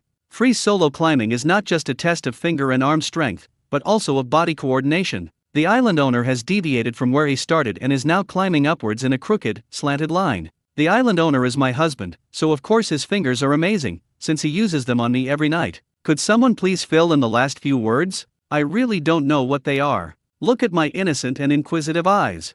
While the audience was still cheering for Jiangnan also encountered a major problem. At this moment, a very smooth rock appeared in front of him, so smooth that it had no sharp edges and could not be gripped with his fingers. For a time, Jiangnan had no choice but to come to a halt. It's over. A smooth rock has appeared in front of the island lord, making it impossible to move forward. Is the challenge going to fail? It's all right. The island lord has already climbed over 100 meters. In my heart, he's already a hero. The audience thought Jiangnan was going to give up, but who would have thought? Jiangnan took a deep breath and continued upwards. He didn't climb up the smooth rock. That would be like trying to go to the toilet in the dark in the middle of the night. It would be suicide. Jiangnan observed a narrow crevice next to the smooth rock. He could continue climbing upwards by squeezing into the crevice. Although the gap is very narrow, only enough to fit half a body, it is enough for Jiangnan. Soon, Jiangnan placed his body in the crevice. Before putting it in, he made a special observation inside, fearing that some small animals might live there and be startled into attacking him.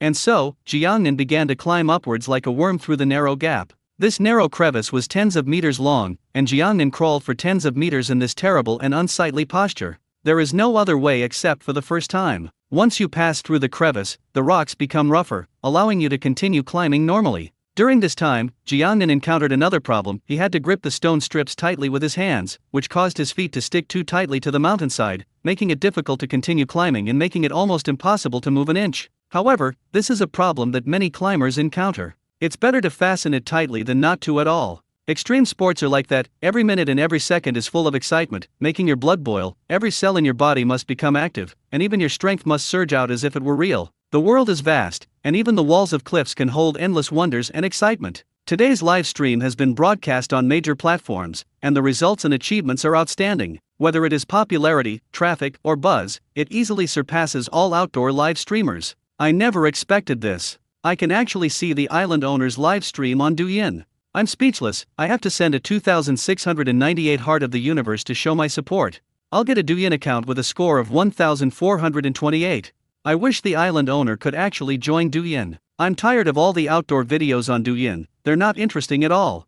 This is basically the sentiment expressed by viewers on all major platforms. Outdoor live streamers from various platforms were naturally not satisfied and flocked to the live stream room to see what was going on. You won't believe it until you see it. Once you do, your legs go weak. Because the drone was taking pictures from above from the angle of Jiangnan, which is a 100-meter high cliff with no support below. At such a height, if one slips and falls, there will be no remains. These outdoor live streamers were startled. Some remained stunned in the live stream room, while others left quietly in shame. No comparison. This guy is amazing. You can't compare, and you can't criticize. They risk their lives doing outdoor live streams. How can you compare them? How can you criticize them? Nowadays, most outdoor live streamers just explore shops, sing songs, and chat up pretty girls. Some people are more adventurous, going out into the wild to pitch tents or go fishing. Basically, there's not much difficulty, and there's no danger at all. If you can even hook up with a beautiful woman, you might even have something happen between you. It's incredibly comfortable. This is a typical case of using money given by fans to seduce the beautiful women the fans like, and ultimately succeeding in getting the women the fans like.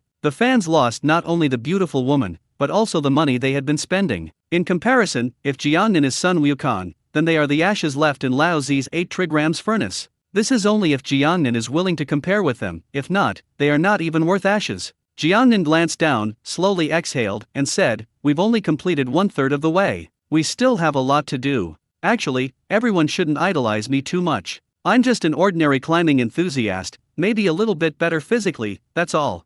Just an ordinary rock climbing enthusiast? A little bit better in physical fitness? Is that all? I smell something pretentious coming from here. This is too Versailles. Are there any professional rock climbing enthusiasts in the live stream? preferably those who do free solo climbing, who can give an evaluation of the island owner's skill level? As Jiangnan casually uttered the phrase Versailles, a play on words, implying pretentiousness, in the live stream, the audience went wild. One rock climbing enthusiast actually recorded a live stream and posted the video in the group. This group is full of people who love rock climbing. However, due to limited conditions, most of the climbing is indoors, and the safety measures are excellent, so there is no danger at all. Of course, there are some hidden free solo climbing masters among them. These days, no matter what you play, there will be a group chat. Especially niche hobbies or sports that are too dangerous. Because there are fewer people playing, it is all the more necessary for them to gather together. The video was recorded very well, starting from the moment it passed through the narrow gap in Jiangnan. There was no editing whatsoever, and the scenes shot by the drone from multiple angles were also captured.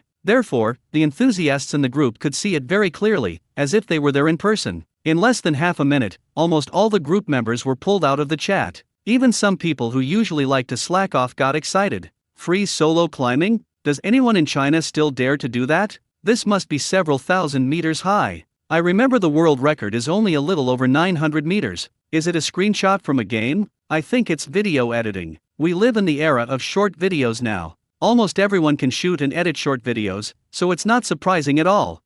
This person looks familiar, like a streamer. Some people expressed doubt, thinking it was game footage, since some game graphics can indeed be made to look incredibly realistic. Some have pointed out that this is an edited version of a short video. Only a few people recognized Jiangnan. People who enjoy outdoor sports rarely use the internet, or more accurately, they don't have the time, so naturally many of them don't know that Jiangnan is the top outdoor enthusiast. Seeing these people's doubts, the person who originally posted the video explained, "Don't misunderstand, this is not game footage, nor is it a short video edit, but a live recording. They're still free climbing right now. I'll share the live stream link in the group so you can all check it out." The one or two people who recognized Jiangnan hurriedly said, "I remember now, isn't this the island owner? I've seen him catch barnacles before, but I've been too busy lately to watch his live streams.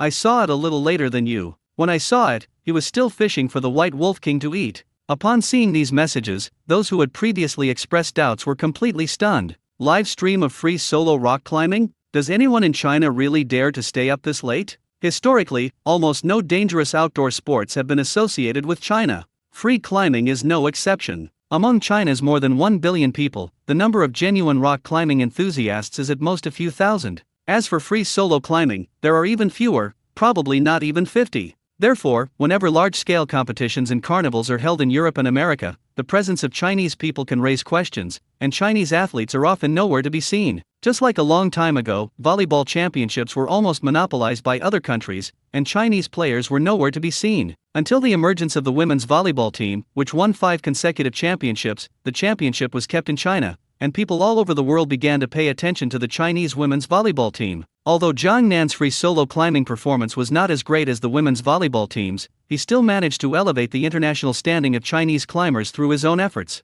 At this moment, in the hearts of all the rock climbing enthusiasts in the group, Jiangnan had transformed from an ordinary streamer into a towering idol. Soon, the person who started it shared the live stream link in the group. Everyone eagerly clicked on it. The first thing you see when you enter is Jiangnan, which is built on a cliff hundreds of meters high. A constant stream of cold wind blew in his face, but he was completely unaffected. Moreover, every step he took was very steady. First, use both hands to probe the path, and only after confirming that the gap between the stones you are holding onto is firm, do you slowly climb up. Although it's slow, it's definitely moving upwards. Holy crap! Holy crap! It really is. Idol, I worship you. We've climbed almost halfway up. How come I only just saw it? What a pity! The group of rock climbing enthusiasts were all incredibly excited. Some people felt they weren't satisfied with watching from the shared links, so they turned on their computers, downloaded HUYA, and started sending virtual gifts. Like fishing, rock climbing enthusiasts are generally not short of money, and are even richer than fishermen. Money is like waste paper to them. Some people even sent a rocket every time they saw Jiangnan climb up a meter, without ever stopping. Soon, viewers in the live stream noticed the presence of these rock climbers. Everyone couldn't help but ask, could these be the legendary rock climbing enthusiasts? May I ask, how good is the island owner's rock climbing skills? Yes, give us your opinions and let us laymen broaden our horizons. The Andy Lau of the climbing world, 4 words, top in China. One step at a time, I am the climbing champion in our city. I can say without exaggeration that there are almost no people in China who dare to free solo climb, not even for just 100 meters. Even those who started climbing a long time ago wouldn't dare to do it alone. HUYA newcomer, China's climbing level is far behind that of other countries, and as for free solo climbing, it's incomparable. If this video were posted on the international internet, it would definitely go viral, and China's international climbing standing would rise to more than one level. The rock climbing enthusiasts expressed their opinions one after another, as if they had been given a stimulant and were extremely excited. Even when I was young, the first time I secretly watched a pornographic film alone in bed, I was never this excited. Just as the rock climbing enthusiasts were giving their feedback, Jiangnan encountered another problem. At that moment, a huge, protruding rock appeared above him. This giant rock completely blocked the way to Jiangnan. What's even more terrifying than climbing a nearly 90-degree vertical rock is having a giant rock protruding from the vertical section. The drone slowly ascended, even giving the giant rock a close-up shot. At this moment, all the viewers watching the live broadcast held their breath, anticipating Jiangnan's next move. This boulder is really big. It's possible to go around it, but it would take more effort, and the side is much steeper. If you're not careful, you could easily slip and fall. Jiangnan stared at the giant rock in front of him, motionless, seemingly lost in thought. The audience could see clearly that even though his entire body was pressed tightly against the cliff, his clothes and pants were still shaking violently in the strong wind. The exposed muscles are faintly visible. But now even girls who like erotic things are no longer in the mood to appreciate them. Gurgle. Many viewers, though sitting in front of their computers, still nervously swallowed. They only care about the safety of Jiangnan. Under the tense gaze of the audience, Jiangnan finally moved. With a sudden burst of strength, he managed to hang directly from the protruding boulder, while his legs detached completely from the mountainside and floated in midair. It's exactly the same posture as when doing pull-up exercises. At this moment, Jiangnan was only supporting his body with the strength of his arms. If he lost his strength or if one of his hands slipped out, the consequences would be unimaginable. In an instant, the audience, who had just swallowed and were still reeling from the shock, broke out in a cold sweat. This scene is no longer a dangerous free climbing act. It's risking your life. The live stream screen was completely silent. The viewers had lost all interest in typing. They prayed silently that the mountain wind would stop blowing, so that Jiangnan could have some peace and not be blown into the abyss. Jiangnan quickly reached the end of the giant rock. He calmly used one hand to grip the rock face and reached his other hand inwards. After finding a gap to hold onto, he immediately exerted his strength and pulled himself up. The towering, perilous rocks were thus easily conquered by Jiangnan. Holy crap! The island owner is awesome. I have to say, the island owner is really bold. My heart is still pounding. Let me share a little known fact with you. The gallbladder is located in the chest area of the human body. The island lord has well-developed muscles, so naturally he is very brave. Bullshit. I'm fucking stupid. Why am I such a coward? Is it possible that you've had cosmetic surgery? At this moment, viewers on various live streaming platforms such as HUYA, Douyu, and Douyin were all stunned. Compared to climbing up from the cracks before, this time it was significantly more difficult and dangerous. Climbing enthusiasts have once again commented on this. The Andy Lau of the climbing world, after seeing this, I take back what I just said. The island owner is not only top in China, but also top in the world. One step at a time. If this were ancient times, the island lord's actions would have earned him the title of a god, and perhaps even resulted in a statue being erected in his honor. HUYA newcomer, I misspoke. With the island lord here, our Huaxia Climbing's international standing will not only rise by one level, but will directly overtake others and reach the top. From now on, the world's advancement will depend on China, and China's advancement will depend on the island's leader. Jiangnan is very good at climbing, making the audience's hearts jump and their hearts hang in suspense for a moment. Fortunately, after passing the giant rock, the cliffs became much gentler, allowing Jiangnan to catch her breath. Another hour passed without him realizing it, and he continued climbing. At this point, there was still more than 100 meters to go to the top. 100 meters or so doesn't sound like a long distance. If someone is fast enough, they can cross it in a few seconds. But now it's vertical upwards, so the difficulty is naturally exaggerated. In addition, Jiangnan has already climbed a long way, and his physical strength has been greatly depleted, so the difficulty will be further increased. Just like in a 1,000-meter race, it's easy at the beginning, but it gets harder as you go on, and many people fail in the last 100 meters. Jiangnan did not slacken. He gritted his teeth and continued climbing. If they can climb up, the world record will definitely be broken. As it continued upward, the drone, which had been keeping pace with the Jiangnan region, began to rise slowly. Gradually, the drone flew to the top of the cliff. Here, visitors can see vast expanses of lush and tangled vegetation. There is nothing else besides this. After all, no one has ever climbed up here before, and there may not even be any animals. So, there are only plants. Arrive! We're almost there. It'll be soon. Faster! The audience cheered and encouraged Jiangnan continuously. But these words just don't seem right. It's unclear how much time passed, perhaps tens of minutes, perhaps an hour, but Jiangnan finally managed to grab onto the edge of the cliff. He suddenly exerted force with both arms, and the bulging veins were clearly visible. With the exertion, he supported his entire body with his hands, and then leaped up, successfully climbing up the hill. Jiangnan lay directly on the grass, motionless, letting the sweat pour out of his pores. After calming down for a while, Jiangnan slowly stood up, looked down at the cliff below, and smiled from the bottom of his heart. Not bad luck. Upon hearing his words, the viewers in the live stream went wild. Good luck? That phrase sounds so familiar.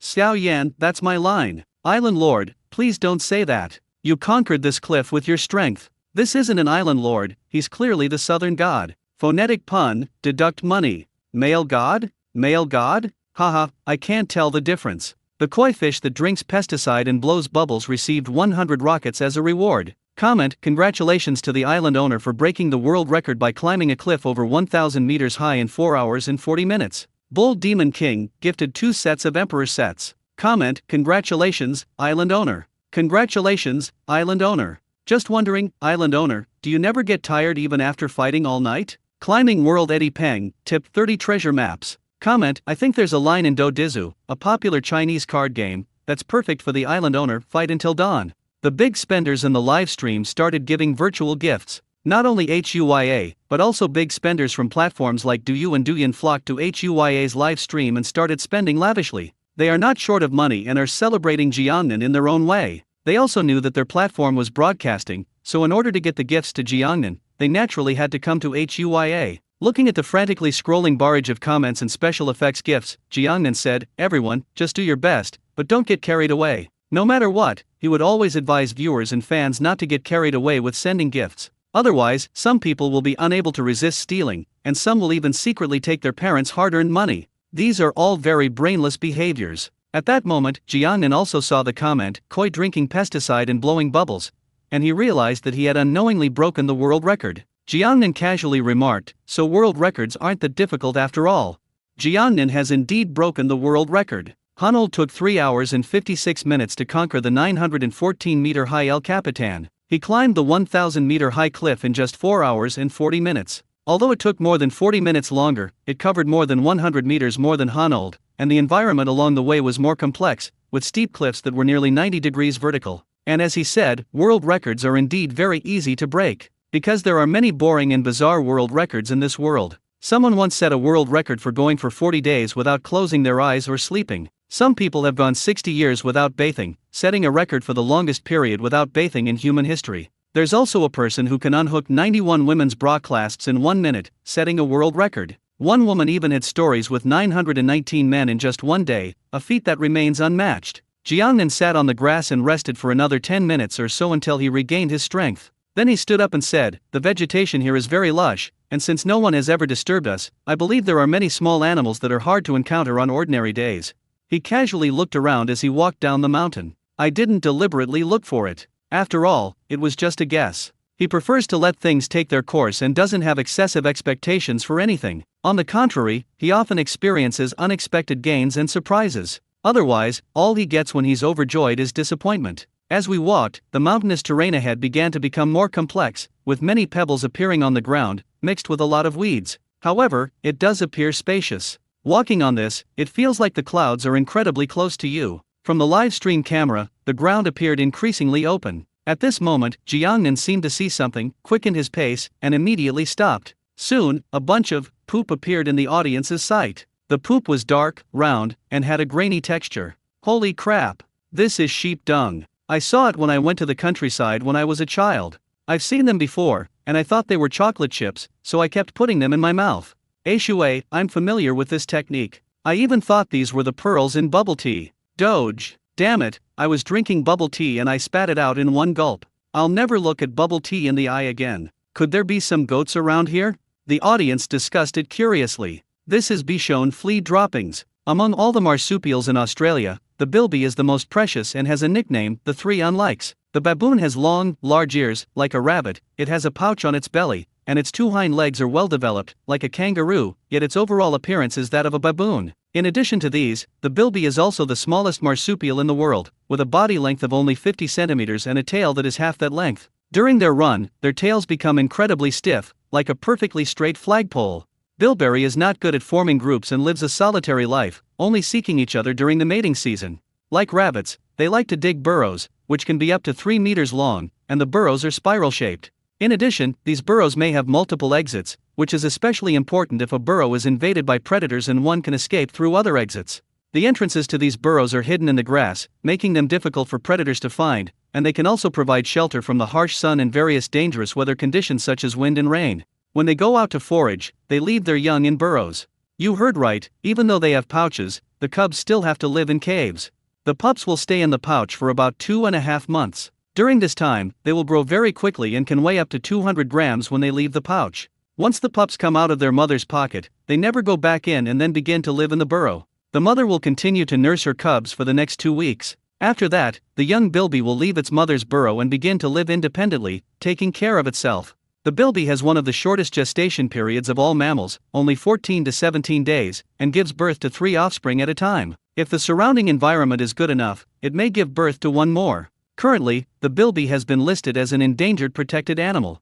Jiangnan spoke very seriously and observed very carefully. The feces in front of us were completely dry, indicating that there were indeed bilbies nearby, but they had not appeared in this area in the near future. He continued walking forward, this time with his eyes wide open, paying special attention to the surrounding bushes, trying to find the bilby's burrow. I never imagined that besides the 4-legged creature, there would be a 3-legged creature in this world. It looks like a rabbit, a kangaroo, and a raccoon at the same time. I'm suddenly really looking forward to seeing what it looks like. I suddenly remembered the fennec fox, Nick Wilde's companion in Zootopia. With a little dressing up, it could look like a baby elephant. To be honest, I have a baby elephant on me. Doji moji. Nonsense. What man doesn't have that? Elephant, elephant, why is your trunk so long? It turns out this animal is endangered. I thought almost all animals in Australia were overpopulated and would endanger human life. Viewers shared their thoughts on the public chat. Jiangnan shook his head and sighed. The bilby in northern Australia disappeared in 1930, and by 1950, the southern ones had also disappeared. Because they rarely appear, it was once suspected that they were extinct. The distribution range of the bilby has declined rapidly northward, and the decline is very fast. The same is true for its population. Historically, the overall population of bilbies has declined by more than 90%. This situation arose because their fur had commercial value, leading to their mass hunting. In fact, the bilby had been living a peaceful life in Australia for thousands of years until Europeans came to Australia, at which point they faced extinction. Europeans went on a hunting spree in Australia, capturing these rare animals, skinning them, and selling their fur at high prices. They were even once offered as tribute to the royal family. Not only that, they also brought many alien species, such as hunting dogs, which led to the gradual extinction of the bilby family, which originally had few natural enemies. Excessive hunting, coupled with the development of animal husbandry, has led to the extensive destruction of the rabbit-eared bilby's habitat, further worsening their survival prospects. Currently, many of them are hiding on small islands that no human has ever set foot on. While popularizing science, Jiangnan did not forget to search for the bilby. The further down you go, the steeper the terrain becomes, and the more complex the environment becomes. Whenever he passed a patch of grass or a hidden corner, he would pay special attention, trying to find the burrow dug by the baboon. However, each attempt ended in failure. Just as Jiangnan was about to give up, he suddenly heard a few noises. It sounded like erasing a blackboard, but even more like the sound of animal feet running across gravel. It seems to be not far away. I've finally found it. Jiangnan rubbed his hands excitedly, but instead of running off, he became even more cautious and said, "You must be extremely careful when approaching bilbies, as they are very timid, highly alert, and very sensitive. Bilberry eyesight is poor, so they mainly rely on hearing and smell to perceive their environment. As the saying goes, when God closes a door, he always opens a window." With its keen sense of smell, the bilby can detect food buried several meters underground and can also sense the scent markings of other individuals, thus preventing it from easily trespassing into other people's territory. And their huge ears can hear the sounds of insects and predators. Just like the Marvel superhero Daredevil, he has poor eyesight, but his hearing and perception are exceptionally developed. At the slightest disturbance, they will scurry back into their burrows.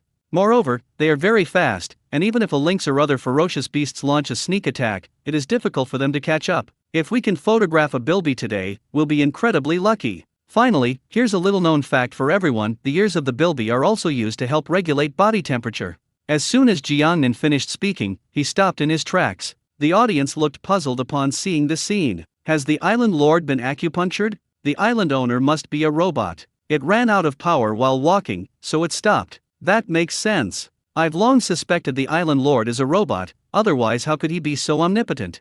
I read a news report that people suspect American billionaire Mark Zuckerberg is a robot because his facial expressions are very unnatural and his eyes are lifeless, yet he is exceptionally intelligent. While the audience was discussing the matter, the drone had already pointed its camera at the scene that Jiangnan had seen. When they saw it clearly, the audience was stunned. Not far away, a large tree blocked the way. Looking up, you could see a dark hole in the trunk. The opening is about the size of 2 adult palms. Quack quack quack.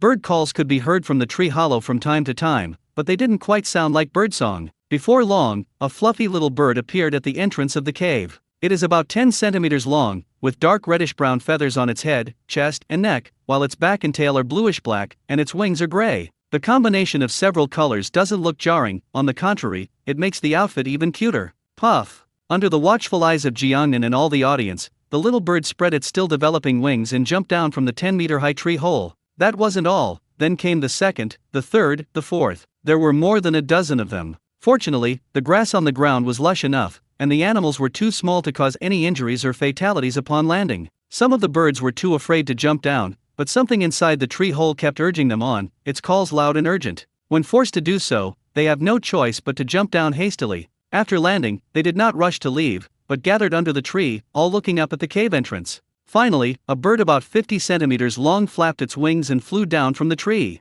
It must be the mother of these birds. It already knew how to fly, while the other birds all landed vertically, some even landing face first when their bodies were out of control. What kind of little bird is this? It looks so cute. They're all so chubby and cute. Wait, is that a bird? Why do they have pointed beaks, just like birds, but their feet are like ducks, and they even have webbed feet? Did the bird cheat on its owner, or did the duck stray? The viewers in the live stream finally noticed something strange about the birds. Jiangnan carefully examined them, his brow never relaxing, and said, "These are indeed not birds, but ducks. Their name is common merganser. Although the common merganser is an anatity, its beak is indeed different from other anatity species. The common merganser is very different from other ducks. Although they can fly and swim briefly and eat small fish, shrimp and various aquatic animals, they make their home in tree holes. To protect their young, mother ducks will try to find some old, thick trees, and the tree hole must be very high away from the other side, at least 10 meters, and some even as high as 20 meters.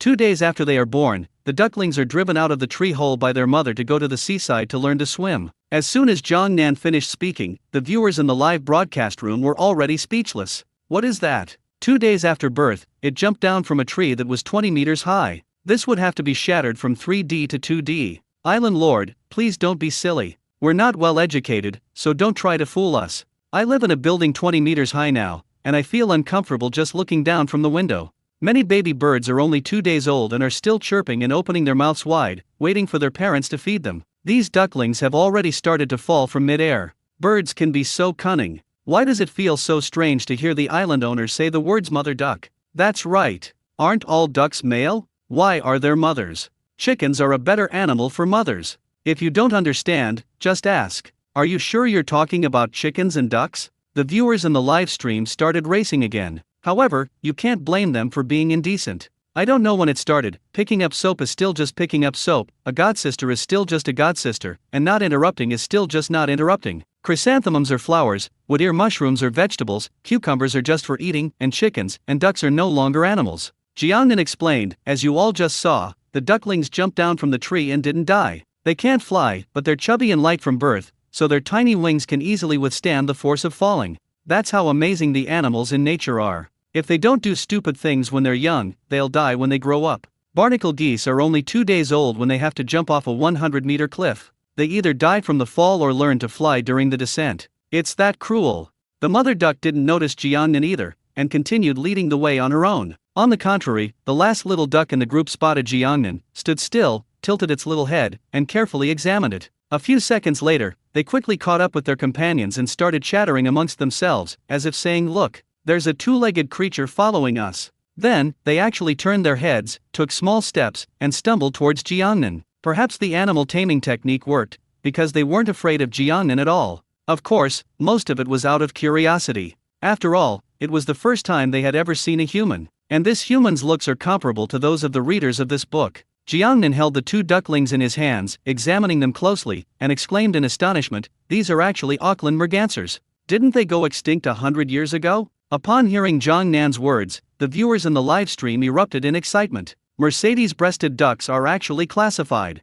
I thought all mergansers looked exactly the same. I was so naive. Is this an extinct animal? Is the island owner sure? The island owner's luck is just too good. He didn't find the Bichon flea, but he found an extinct animal. It's just an ordinary duck. How could it possibly go extinct? The island owner is just joking with us again. Zhang Nan's face was serious as he solemnly declared, "I'm not kidding, this is the extinct Auckland Island merganser. Currently, there are 5 species of mergansers in the world. One of them is the common merganser, which is the largest of all mergansers. It can reach a length of 70 centimeters and a weight of up to 2 kilograms. Common mergansers often form small groups, but during migration in winter, they often gather in large flocks of dozens or even hundreds of birds. Their footprints are found almost all over the northern hemisphere, and the colder the weather, the further south they go. You can meet them in the northeast of our China. A while ago, there was a news story in northeast China where someone filmed a group of baby birds jumping down from a nest that was 20 stories high. At the time, they thought they were goslings, but after the film was taken and posted online, netizens discovered that they were common mergansers. The second one is the Chinese merganser, which is a species unique to China. The most striking feature of the Chinese merganser is the black scale pattern on its flank feathers, hence its earlier name, scale-flanked merganser. Later, ornithologists discovered that they frequently appeared in the Qinbei mountain area, with a narrow distribution range. Only a few individuals occasionally flew to a few neighboring countries, so they changed their name to Chinese merganser. In addition, the Chinese merganser has another distinctive feature, 2 tufts of crest feathers on the back of its head, which at first glance resemble the head of a phoenix. Finally, the Chinese merganser is an ancient species that survived the end of the Tertiary glaciation. It is a Class I protected wild animal in China and is known as the giant panda of birds. The third type is the brown merganser, which, as its name suggests, has brown feathers all over its body. The brown merganser flies very fast and very straight, and its wings often make a clear wing vibrating sound when they flap. Although they fly fast, they are quite clumsy when taking off, requiring rapid flapping of their wings on the water and a short run up on the water before they can take off. In addition, they are also excellent divers, able to swim underwater for about 40 meters per second at a time, making them one of the 6 most threatened waterfowl in the world. And they are mainly distributed in several countries in South America. The fourth type is called the red-breasted merganser. As their name suggests, their breasts are mostly red and brown. They are just as common as common mergansers and are also distributed throughout the northern hemisphere. Their numbers are currently decreasing rapidly. The last one is the Auckland merganser right in front of us. They were first discovered on Auckland Island in 1840 by a traveling group of Julius Dimon Deerwell, a member of the Ming cult, hence the name. Their extinction was mainly caused by human hunting and predation by invasive mammals. They like to live hidden among the rocks. The young cannot fly, and even as adults they can only fly briefly, so they are easy to catch. In 1973, because they could not be found anywhere, it was determined that they were extinct. However, their fossils were later discovered on Campbell Island, hence the name Camel's duck. That's right. Mergansers have lived on Earth for a very, very long time, tens of millions of years, which is longer than the history of humankind. Jiangnan introduced all the common mergansers in one go. The 2 little ducks in my hands were so drowsy from listening that they started to close their eyes and become sleepy. Just like when I was in school, I would always fall asleep whenever the teacher started to lecture seriously, and I just couldn't stop myself from falling asleep. The viewers in the live stream were completely engrossed in listening. My goodness! They've existed even longer than humans. Didn't some scientists say that we humans evolved from fish? Maybe tens of millions of years ago, mergansers were eating us. It jumps from a height of tens of meters right after it is born, no wonder it has become a national first-class protected animal. Mercedes, otherwise, how do you think I got my nickname Water Panda? That's right, it's because I love to court death, just like a panda. What a pity. They survived for millions of years, only to be driven to extinction by us humans. Jiangnan looked at the scrolling comments and said, the red-breasted merganser and the common merganser are currently the most numerous. There are only tens of thousands of them in China, while there are hundreds of thousands abroad. The Chinese merganser is on the verge of extinction, with the known population numbering less than 5,000. There may be fewer than 250 brown mergansers left in the wild, and 4 of them have been kept in captivity by humans. As for the Auckland merganser, as I said before, it went extinct 100 years ago. I never expected to encounter it today. It's incredible. Quack quack quack. As soon as Jiangnan finished speaking, the urgent calls of mergansers reached his ears. Looking down, I saw that the mother duck was already standing at my feet. It found the two missing children and came looking for them with a long line. It was clear that it was very excited. It spread its wings and was about to pounce on Jiangnan, using its sharp beak to peck at Jiangnan's handsome face. Jiangnan's face must not be injured. Otherwise, if a beauty contest were held in the world in the future, it would be too boring if he couldn't participate due to disfigurement. Don't get agitated, don't get angry, I'm not a human trafficker. No, I'm not a duck seller. Jiangnan quickly placed the two ducklings in front of their mother and took several steps back to appease her wariness and anger.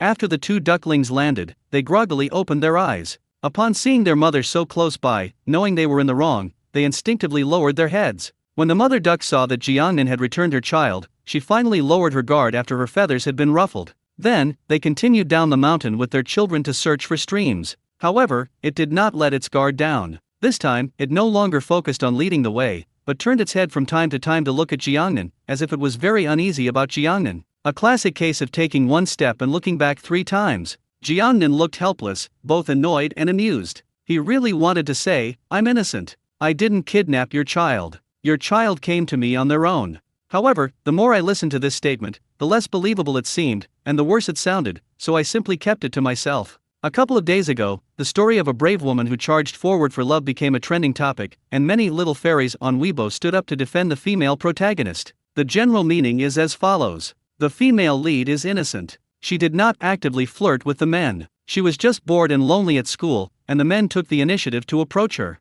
The culprit is none other than the male protagonist, because he didn't show up in time when the female protagonist needed his company. Since other men can provide her with companionship, why can't she choose to pursue her own happiness? What Jiangnan was trying to say just now was exactly the same as this statement. However, Jiangnan was indeed wronged, while the female protagonist who charged for love was truly a chicken, a typical case of being itchy for sex. It's that thing, you know what I mean. Haha, mother duck doesn't trust the island owner. As a mother, it's a good thing to care about your child. After all, the common merganser was declared extinct 100 years ago, and the ones in front of us may be the last survivors. We must protect every single one. I almost thought we were going to see a merganser version of Lost and Found. There's also the movie Dearest, starring Huang Bo and Zhang Yi, which is also about a woman desperately searching for her child, and it's very touching. I'm reminded of a skit of the same type that Shen Tang once performed called Anti-Abduction, which had a really good slogan. If a stranger offers you snacks, don't take them, don't be greedy. A stranger approaches, tries to strike up a conversation, but doesn't say anything and just turns and leaves. If a stranger offers you a drink, don't drink it, you might be drugged. A stranger will pick you up and carry you away, holding onto the railing tightly and refusing to let go. Parents, be vigilant and upgrade your awareness of abduction prevention. Children, don't be afraid, your parents will definitely find you. As a huge fan of Shen Tang's looks, I had no idea. I absolutely have to go see it tonight. Sorry, I'm the face wrinkle powder for Shen Tang. Doge. Shen Tang, can you shut up? These aren't wrinkles, they're clearly a ranking of 21st in the Asia-Pacific region. Exactly 21 wrinkles, no more, no less. This slogan must be told to those baby mergansers, provided they can understand it. The audience was discussing it. Jiangnan watched as the merganser family left. Only after they gradually disappeared from sight did they turn around and find another way down the mountain. In that brief moment, Jiangnan decided to stop following the merganser family. They were declared extinct more than 100 years ago due to hunting by humans. Perhaps they weren't completely extinct at the time, and a few, or maybe a dozen, remained. They were so afraid of humans that they deliberately found a secluded place where humans couldn't go and quietly hid there to continue to reproduce. They are inherently afraid of humans and dislike being disturbed by them. If we don't disturb them, they might be able to live a better and happier life. Many of the remaining wild animals are actually facing extinction due to human intervention and misplaced protection. Jiangnan didn't know how long she had been walking, but as she walked, she always felt that there was something around her. Suddenly looking towards the small earthen slope to the side, I was surprised to find a small animal that was about 10 centimeters long. It looks like a raccoon, a rabbit, and a kangaroo. It's a Bichon flea. Because the small mound is gray in color, and there are many pebbles around it, and the bilby is also gray in color, it is really hard to spot it when standing in it. The bilby also discovered Jiangnan, and was a little confused. And so, Jiangnan inexplicably encountered the Bichon flea. I searched very carefully just now, not missing a single clump of grass, but I couldn't find it no matter how hard I looked. Now, I just glanced at it and found it. Fate is truly a wonderful thing. Many things in the world are like this. The more serious you are, the harder it is for your wishes to come true, but the less you care, the more unexpected rewards you may have. For example, Simp. The baby bilby appears to be 2.5 months old and has likely just left its mother's pouch. They rarely come out during the day unless there are caves around them. Jiangnan looked at the baboon in front of him and uttered 2 sentences. Just then, a rustling sound came from the bushes beside them. Then, 1, 2, 2 baboons emerged from the bushes. If Jiangnan's guess is correct, there must be a cave in the grass. The 2 bilbies first ran to their companion, probably worried that their companion would be frightened. Then he looked up and examined Jiangnan, his face full of caution, curiosity, and a hint of wariness. Jiangnan observed that their bodies were tense, as if he took another step forward, they would immediately dart back to the grass and slip into their burrows. For a moment, the situation reached a stalemate. On the forest path, the man and the 3 bilbies were all a little nervous, at a loss, and didn't know what to do. The atmosphere suddenly became oppressive, and Jiangnan couldn't help but hold his breath. Just as he held his breath, another baboon slowly emerged from the bushes. This one is larger, about 50 centimeters long, and is clearly the mother. Even the mother, upon seeing Jiangnan, froze in place, her face filled with astonishment.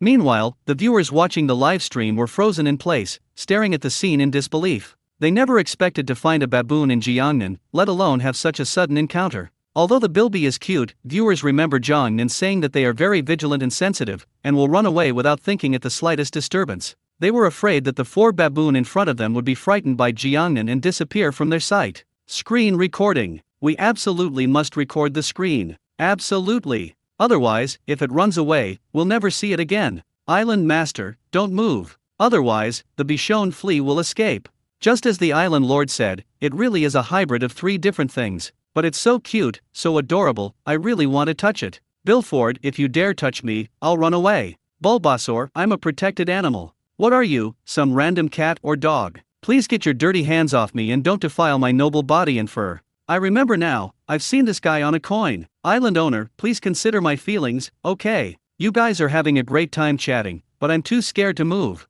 Is there really no one going to speak up for me? Haha, the bumblebees think the islander is going to play red light, green light with them. This is a stalemate, let's see how the Island Lord breaks it. Jiangnan was also thinking about how to break the deadlock, then he opened his mouth and said clearly and distinctly, I am a good person. Upon hearing Jiangnan's words, the viewers in the live stream gaped open. At that moment, they felt as if something was blocking their throats, and they couldn't make a sound. Everyone's hearts were hanging in suspense. Fearing the baboon would be frightened and run away, Jiangnan unexpectedly raised his voice even louder, deliberately increasing the volume by several decibels. That's so annoying. Just like a cat's paw, it always wants to touch something on the table before it will stop. Poofed. I expected the Island Lord to use a million different methods to break the deadlock, but I never imagined it would be so simple and unpretentious in the end. I admit, the island owner is indeed a good man. Silver? I think it should be that silver. I know. Shang as in yin shang, lewd/obscene. Whether the 4 bilbies understood or sensed the unique kindness emanating from Jiangnan, they calmly continued to frolic in the area. Before long, they disappeared into the grass. Jiangnan went closer to take a look and discovered that there was an ant nest in the grass, with ants crawling around densely, as if they were having a meeting. 3 baby baboons stretched out their long tongues and kept licking ants, eating with great relish. The mother Bichondrius ran to the ant nest, stuck her tongue directly into the ant hole, and when she came out, her tongue was covered with countless ants, which she ate all at once. My goodness, a bilby eats ants. With that long tongue, it's almost as big as a pangolin. It's exactly the same as when I eat sunflower seeds. I don't crack them open one by one, but I crack them all onto the plate and then eat them all in one go. It feels really satisfying and great. I've noticed something strange. There doesn't seem to be a water source here. How do the bilbies drink water on a daily basis? As the audience watched the family of 4 bilbies eat, they voiced their doubts. Jiangnan explained, bilalos don't drink water, they mainly get their moisture from their food. In addition, they eat not only ants, but also termites, as well as plant seeds, grass seeds, roots, and fruits. They also eat spiders and lizards, and occasionally snails, bird eggs or small mammals. However, their favorite insect is the termite. As mentioned before, they have an exceptionally developed hearing. They will press their huge ears against the ground so that they can hear the sounds of termites and other insects digging underground. Then all you have to do is use your sharp claws and strong forelimbs to dig it out. Because the fur of the bilby is very soft, it cannot protect its body well when eating, and it will be bitten by termites more or less. To this end, they came up with a brilliant idea. When digging tunnels to the termite chambers, they would place their long, thin tongues over their bodies to quickly harvest a large portion of the termites. Jiangnan scrolled through the comments and continued, I just saw a viewer say that there is a picture of a Bichon flea on the coin, and that's not a lie. In 2011, Australia issued a commemorative silver coin for the bilby to raise awareness about its protection. It was legal tender. The obverse of this commemorative coin features a portrait of Queen Elizabeth, while the reverse depicts a bilby sitting in the grass, looking back. Its body is colorful and its appearance is playful and cute. In addition, they also raised some bilbies on some small islands. Back in 2007, we specifically kept 128 bilbies in captivity to prevent them from being eaten by foxes, wild dogs, and wild cats. As soon as Jiangnan finished speaking, the mother bilby, who had already eaten her fill, came over. It wiggled its waist and rubbed its body against Jiangnan's calves, looking very relaxed and lazy. Jiangnan smiled, squatted down, and carefully placed his hand on the head of the bilby mother. Its fur is really soft and feels exceptionally comfortable to the touch. Especially those big ears, so soft and tender, they feel like succulents to the touch. The viewers in the live stream were completely stunned. Then, something even more baffling happened. Because Jiangnan's touch was so comfortable, the mother baboon actually lay down on the ground right in front of him, exposing her soft belly. When a fierce or naturally sensitive animal exposes its belly, it means that it has completely trusted the animal. The audience looked puzzled. It's lying down? It just lay there like that? Didn't the island owners say they are very sensitive and terrified of humans? It seems you like me a lot. We're destined to meet, so I'll give you a massage. Jiangnan looked delighted. Next, I began to give the mother Bichondrium a full-body massage. Seeing their mother's comfortable expression and posture, the three baby baboons stopped eating the ants and gathered around her. The live stream chat exploded instantly. Cute. So cute. Just as cute as my sister-in-law. Reported.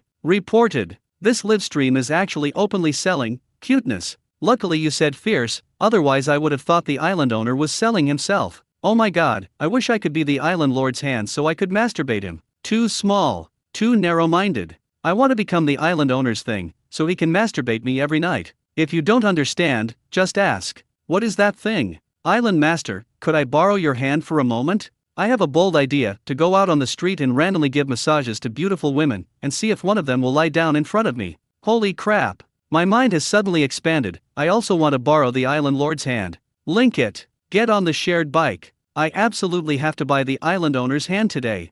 Looking at the increasingly bizarre audience members, Jiangnan smiled helplessly. I'm not weird enough, I feel a bit out of place, so I'd better focus on massaging my mother, the Bichon fiddle. A baby Bichondrium was very curious and bold. It ran up to Jiangnan, stared at him with its big, watery eyes, and looked at him expectantly, wanting to try the massage as well. One of the more lively ones had already jumped onto Jiangnan's body, looking down at its surroundings. The other one was rather shy, hiding directly behind its mother and cautiously observing Jiangnan. These three baby bilbies are a mix of social anxiety, shyness, and good behavior. They've got them all. It has to be said, this bilby mother is really good at giving birth, just like someone who gave birth to twins at once, and suddenly has both a son and a daughter.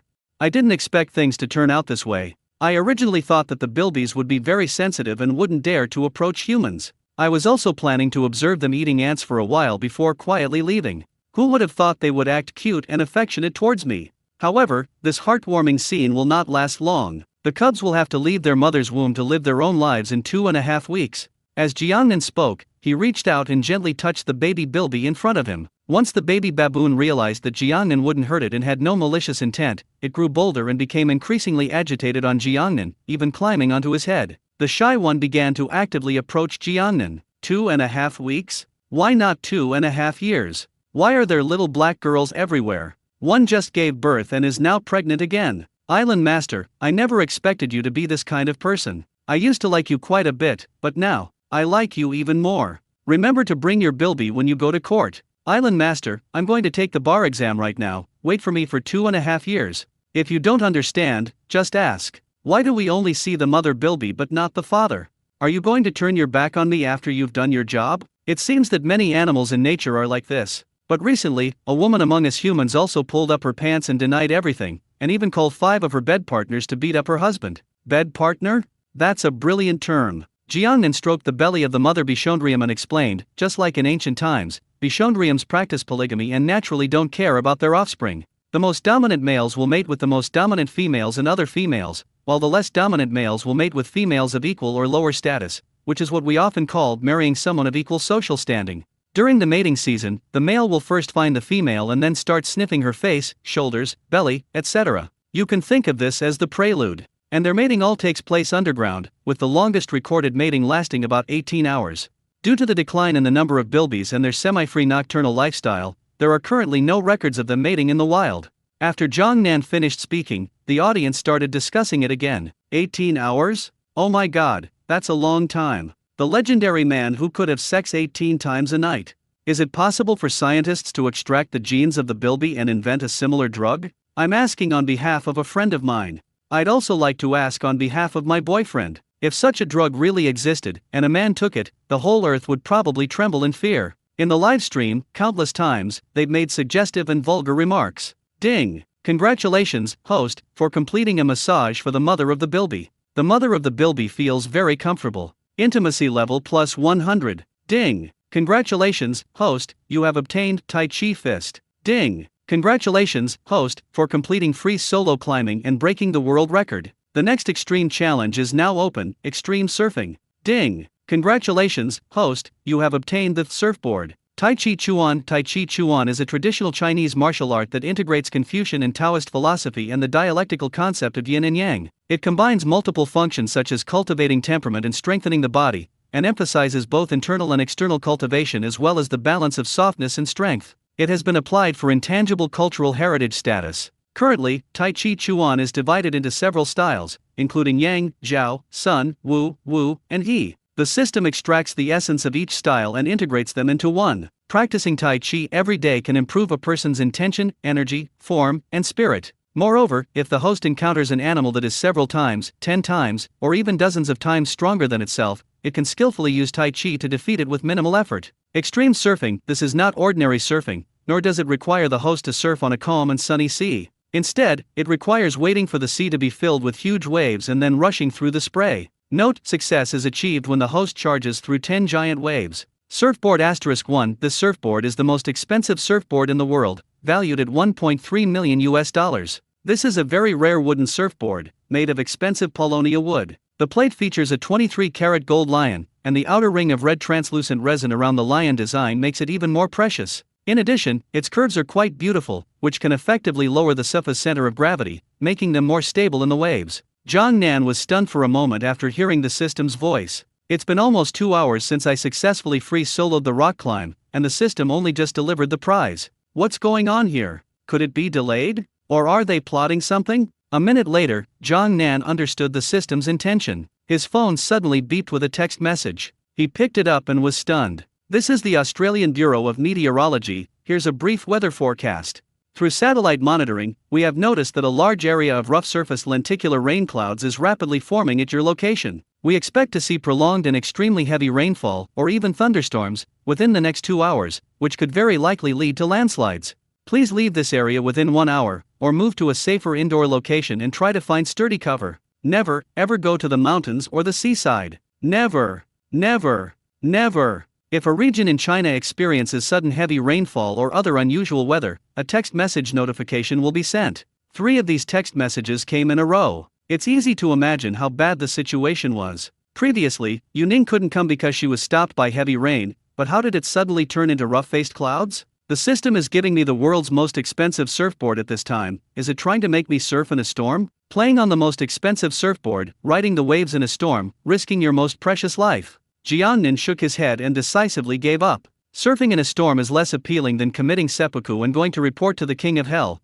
That would be much quicker. Rough-faced clouds are the most unusual of the world's 10 most rare cloud formations, and some people may never encounter this rare cloud phenomenon in their lifetime. Generally speaking, the appearance of rough-faced clouds is always accompanied by torrential rain. Rough-faced lenticular clouds are formed when rough-faced clouds collide with lenticular clouds, a phenomenon known as a legendary celestial event. In ancient terms, it was an extraordinary natural phenomenon. It's easy to imagine how terrifying rough-faced lenticular clouds are. Jiangnan ignored the family of bilbies in front of him and looked up at the sky. The sky was blue with white clouds drifting by. It didn't look like it was going to rain at all. Jiangnan, refusing to believe in superstitions, climbed up the nearest big tree and looked towards the distant sky. Wow! The clouds on the horizon are so beautiful. Layer upon layer, like waves. Like a wave? I couldn't help but look down. It's not as big as mine, not as round, and not as white. I don't believe you unless you show me the photos. Since you don't believe it, then I won't believe it either. I'm blind, so even if there's a photo, I can't see it. May I touch it with my hand? Who would have thought that Jiangnin's simple observation of the clouds in the sky would lead viewers in the live stream to make suggestive remarks? It was already afternoon, and the clouds, bathed in the glow of the setting sun, were tinged with gold, a breathtaking sight, like a celestial palace, captivating and enchanting. Enjoying this beautiful scenery did not bring comfort to Jiangnan. Instead, his expression changed drastically. The clouds are beautiful, but they are churning wildly, which is not a good sign. It is well known that weather forecasts are often inaccurate, but this time it seems that the forecast was accurate. Jiangnan jumped down from the tree and said to the family of 4 Bilby, "It's going to rain heavily soon, you should go home quickly and hide deep underground, and don't come out. May we meet again someday." Before he could finish speaking, he had already rushed down the mountain. Seeing Jiangnin's posture, as if he had been chased by wolves, the viewers in the live broadcast room were full of doubts. Rain? Does the island lord possess the same precognitive abilities as Zhuge-Liang? Zhuge-Liang wasn't a prophet, it was rheumatism, a precursor to chronic leg pain. Otherwise, how could he have accurately predicted the east wind? Otherwise, why would he have ended up in a wheelchair later in life? Impossible. Absolutely impossible. When Zhuge-Liang burned Sima Yi's army, how come he didn't use rheumatism to predict the heavy rain? That heavy rain came so suddenly that my rheumatism didn't even have time to register it. Didn't you see that Zhuge-Liang was crying from the pain when it rained? Just as the viewers in the live stream were spouting nonsense, the golden sea of clouds overhead began to churn rapidly. In just 5 minutes, the golden yellow turned into lead gray. A leaden gray mass surged in from afar, like a locust swarm passing through, shrouding everything in its path in darkness. Strange. It was bright just a moment ago, how did it suddenly turn dark? It's getting dark way too fast. Did the heavens activate a speed-up skill? My wife's face changes faster than the weather. Faced with the sudden change in weather, the viewers in the live broadcast room were very nervous and stopped joking about Jiangnan. Instead, they became more convinced of its power. At this moment, the sky above Jiangnan looked just like the scene in Stephen Chow's Kung Fu Hustle where the axe gang arrives. Jiangnan didn't even look back, he took off running down the mountain. He ran ahead, and the dark clouds chased after him. At this moment, Jiangnan wished he could use his third leg as well. He wasn't joking, because in the United States, there was a man whose third leg was an astonishing 56 centimeters long. Every day when he went out, he had to sew a separate pant leg for it, and it could actually be used to walk. Wow! Jiangnan slammed on the brakes, and his rapidly speeding body suddenly came to a stop. Suddenly, a group of cute little animals popped into his mind: mergansers. 2 days after hatching, the merganser chicks will jump down from a tree hole 10 meters high and begin living in the river with their mother. They will never return to the tree hole again, unless they reach adulthood and reach mating age. Most importantly, they can't go back. They are only a dozen centimeters long, while the tree hole is over 10 meters long.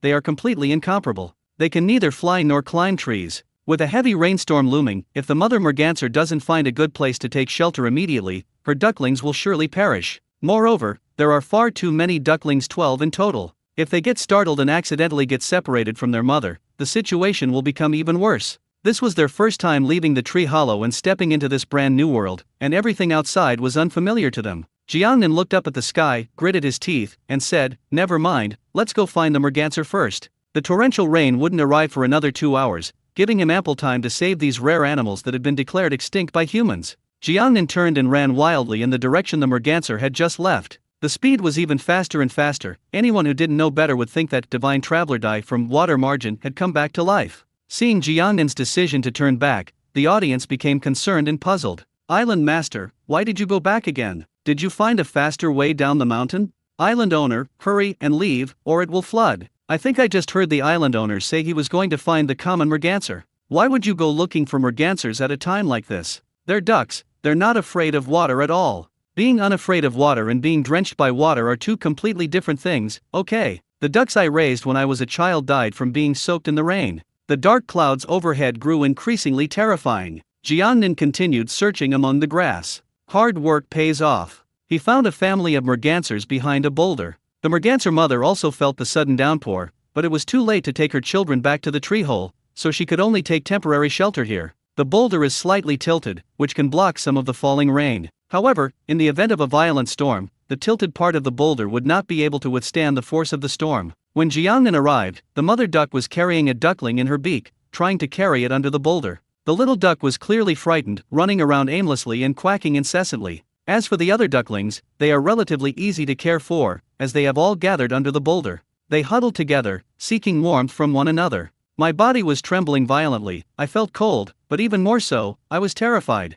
At this moment, the mother duck's attention was entirely focused on the duckling that was running around. Unfortunately, the mother duck is not very good at carrying her duckling and is unable to lift it up. It can only pick up one small wing at most. Therefore, they cried out in anxiety. The voice was helpless, anxious, and hysterical. That's how ducks are, they simply can't carry their own ducklings. Many people have seen videos online of mother ducks with their ducklings. Whenever they encounter a step, the ducklings can't keep up, and the mother duck can only quack and quack, seeking help from kind passersby. Upon seeing Jiangnan suddenly appear, the mother duck was startled at first, then rushed to Jiangnan, quacking loudly as if to say, "Save my child. Please, please." At this moment, in order to save its child, it had completely let down its guard against Jiangnan and became extremely humble, because it knows that in the current situation, only Jiangnan can help it. In its eyes, the moment Jiangnan appeared, it seemed as if a halo of sacred light emanated from the back of its head.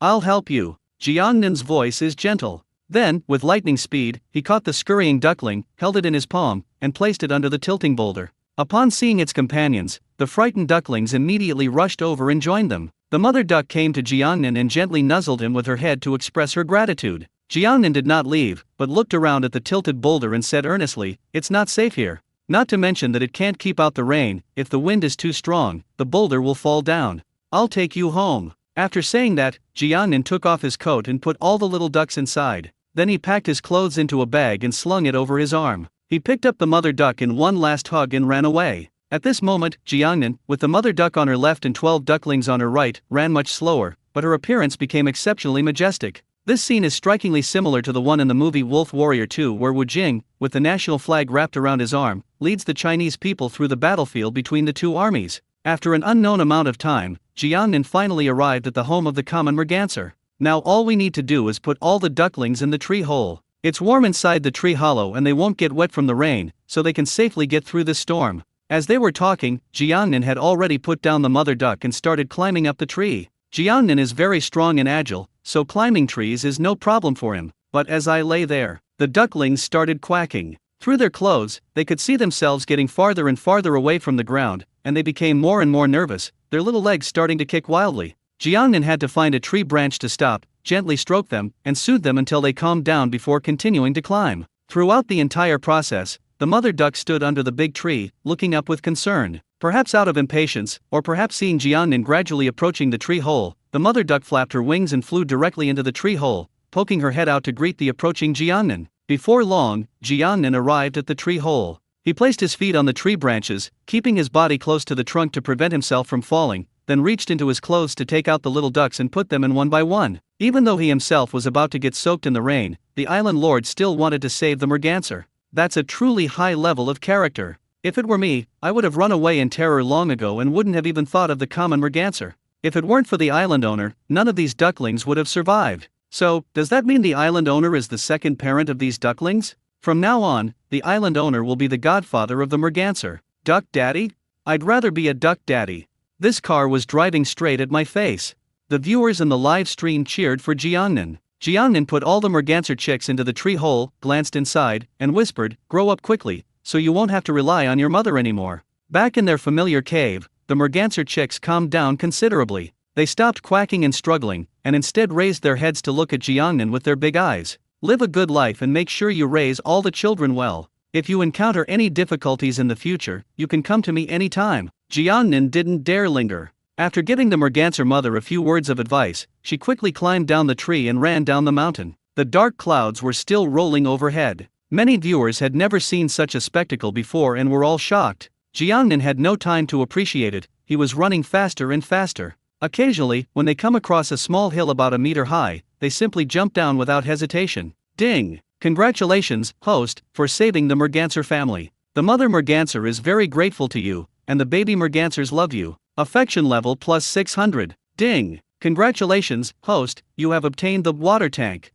Ding! Congratulations, host, you have obtained cleansing sand. Ding! Congratulations, host, you have obtained waterweed seed. Ding! Congratulations, host, you have acquired the sculpting skill. Water tank *1. This water tank is 1 meter long and half a meter high. It looks no different from an ordinary water tank, but in fact, its material is exactly the same as that used in the most expensive aquariums in the world. The world's most expensive aquarium, valued at 100 million, is located in Palin. Standing 25 meters tall, it features a hollow design in the middle, meaning the interior of the aquarium is actually sealed. This design is very unique because visitors can take an elevator in the middle and enjoy the view from bottom to top. Once inside, you can see colorful fish swimming around, giving you the illusion of living underwater. This water tank is simply made of the same material as the original, its design was not referenced. After system modifications, this water tank can automatically simulate the changes of the 4 seasons, a function that no other water tank currently possesses. Note, in addition to this water tank, the system also provides some seashells and a small artificial rockery, which the host can use for decoration. Clear sand *1 pack. This is a very special type of sand that can be laid at the bottom of a water tank to automatically simulate a marine ecological environment. In addition, the sand is semi-transparent, so even if the island owner feeds small animals such as shellfish and crabs that like to hide in the sand, they can clearly observe their every move. Moreover, the sand quickly absorbs the excrement and leftover food of marine animals and converts them into nutrients for the aquatic plants, thus ensuring the hygiene of the tank at all times. The host does not need to change the water or clean it every day, and it will not disturb the various small animals in the tank. 1 pack of seaweed seeds. Although it is 1 pack, it contains 10 different kinds of seaweed from the sea, including seaweed, grazer daisy, sea lettuce, sea caltrop, sea anemone, coral, etc. Note, this aquatic plant can reproduce on its own and provide for marine animals. Sculpture. By learning this technique, the host's craftsmanship can reach its peak. Like the skills of the god of cookery, fishing, and archery, it needs to be upgraded. Currently, it's only at the beginner level. The host can only learn wood carving. Once the host levels up to intermediate and advanced, they will be able to unlock stone sculptures, sand sculptures, and more. You can even carve on eggs. Note, the host can create exclusive carvings for various animals, as well as other things. The system will award corresponding experience points based on the difficulty, value, and impact of the carving. The common merganser truly lives up to its reputation as a rare animal that has been declared extinct by humans. Just by bringing them home, Jiangnan received 4 rewards in one go. After a quick check, Jiangnan continued running at full speed, and they didn't stop during the inspection. When Jiangnan arrived at the foot of the mountain, Luffy the elk was already standing in the middle of the road, eagerly waiting. "I never expected you to come all the way here to wait for me." Jiangnan looked at Jiangnan appearing in the middle of the road, a smile on his lips, and muttered to himself. Previously, the moose flying was not here, but at the bottom of the cliff it had climbed. It must have sensed the change in weather and hurriedly ran over to wait for Jiangnan on the nearest road. Such spirituality deeply moved Jiangnan, who thought to himself, no wonder many immortals in ancient times rode deer. Many animals are often more sensitive than humans to danger, so much so that they can sense it in advance. When an earthquake is about to strike, chickens will fly, dogs will jump, rats will escape from their holes, and fish will leap out of the water. Even before a normal rain, swallows fly low. Jiangnan flipped himself onto the moose Lu Fei, and before he could even speak, Lu Fei had already started galloping towards the tent camp. With Luffy the moose leading the way, Jiangnan was finally able to rest, catch her breath, and finally have the opportunity to chat with the audience. Let me give you a little, popular science, explanation. The cloud overhead is called a rough lenticular cloud, which is a legendary celestial phenomenon that is extremely rare. Jiangnan looked up at the sky and felt a chill run down his spine. The clouds were still churning violently and twisting wildly, resembling a hideous human face, which looked quite terrifying. Moreover, the color changed from lead gray to dark black. When we were on the mountain, we could still see some light in the sky, but now it has been completely swallowed by darkness. Everything around us began to turn pitch black, as if we had returned to the beginning of chaos, or even the end of the world. If you didn't know better, you'd think this was a post-apocalyptic novel. At this moment, Jiangnan began to feel fortunate that he had found the moose Lu Fei in time, otherwise he would not have been able to find his way back at all. Lu Fei, on the other hand, can rely entirely on scent to determine his location. However, to help Lu Fei travel more easily, Jiangnan took out a headlamp from the backpack on its back to light the way. After doing all this, Jiangnan continued, lenticular clouds also have another name, UFO clouds. The reason is simple, because of its shape, which is similar to a lens and appears in the sky, it is often mistaken for an alien spaceship or an unidentified flying object. Abroad, many people often claim to have seen alien spaceships, but these are actually just lenticular clouds, which are simply a natural weather phenomenon. If the temperature drops suddenly when the air passes over the mountains, the moisture in the air will condense into lenticular clouds. Lenticular clouds are generally classified into 3 shapes, named according to their atmospheric altitude at which they appear: lenticular stratocumulus, lenticular altocumulus, and lenticular cirrocumulus. As you can tell from their names, stratocumulus clouds appear at the lowest altitude, altocumulus clouds are second, and cirrocumulus clouds are the highest. In 2015, lenticular clouds appeared in both the UK and Russia. The photographers who took the pictures thought it was a UFO from a science fiction novel. Because it hovered on the top of a mountain, they even thought that the mountain was a secret alien base on Earth.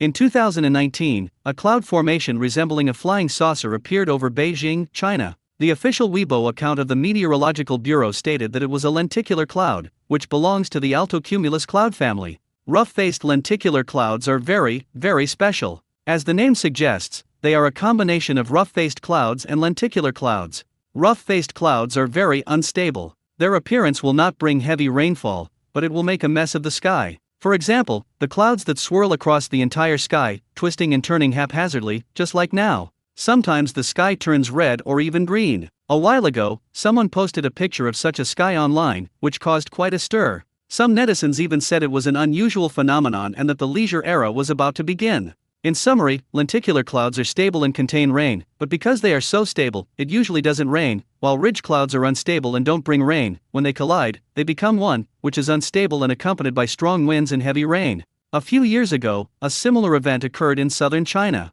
It brought heavy rainfall that lasted for a long time. That event also showed us the strength of the People's Liberation Army. That was truly a demonstration of serving the country and the people in carrying heavy burdens forward. Only after Zhang Nan finished speaking did the audience truly understand how terrifying rough-faced lenticular clouds are. You may not understand a lot of the beginning, but you'll definitely be able to hear the last part. After all, the destructive power of the major floods that struck southern China a few years ago touched the hearts of people across the country. Some people made donations voluntarily. Some people brought supplies to distribute. Some people went there in person and participated in one rescue operation after another. Even in the entertainment industry, many directors have made movies and donated all the box office revenue, while all the stars who appeared in the movies acted on a voluntary basis. Even though they couldn't earn a single penny, they still went ahead without hesitation and rushed to participate. For example, in the movie The Banquet, which Stephen Chow starred in, he was first referred to as Master Chow by the audience. Before that, he was called Little Star like Andy Lau.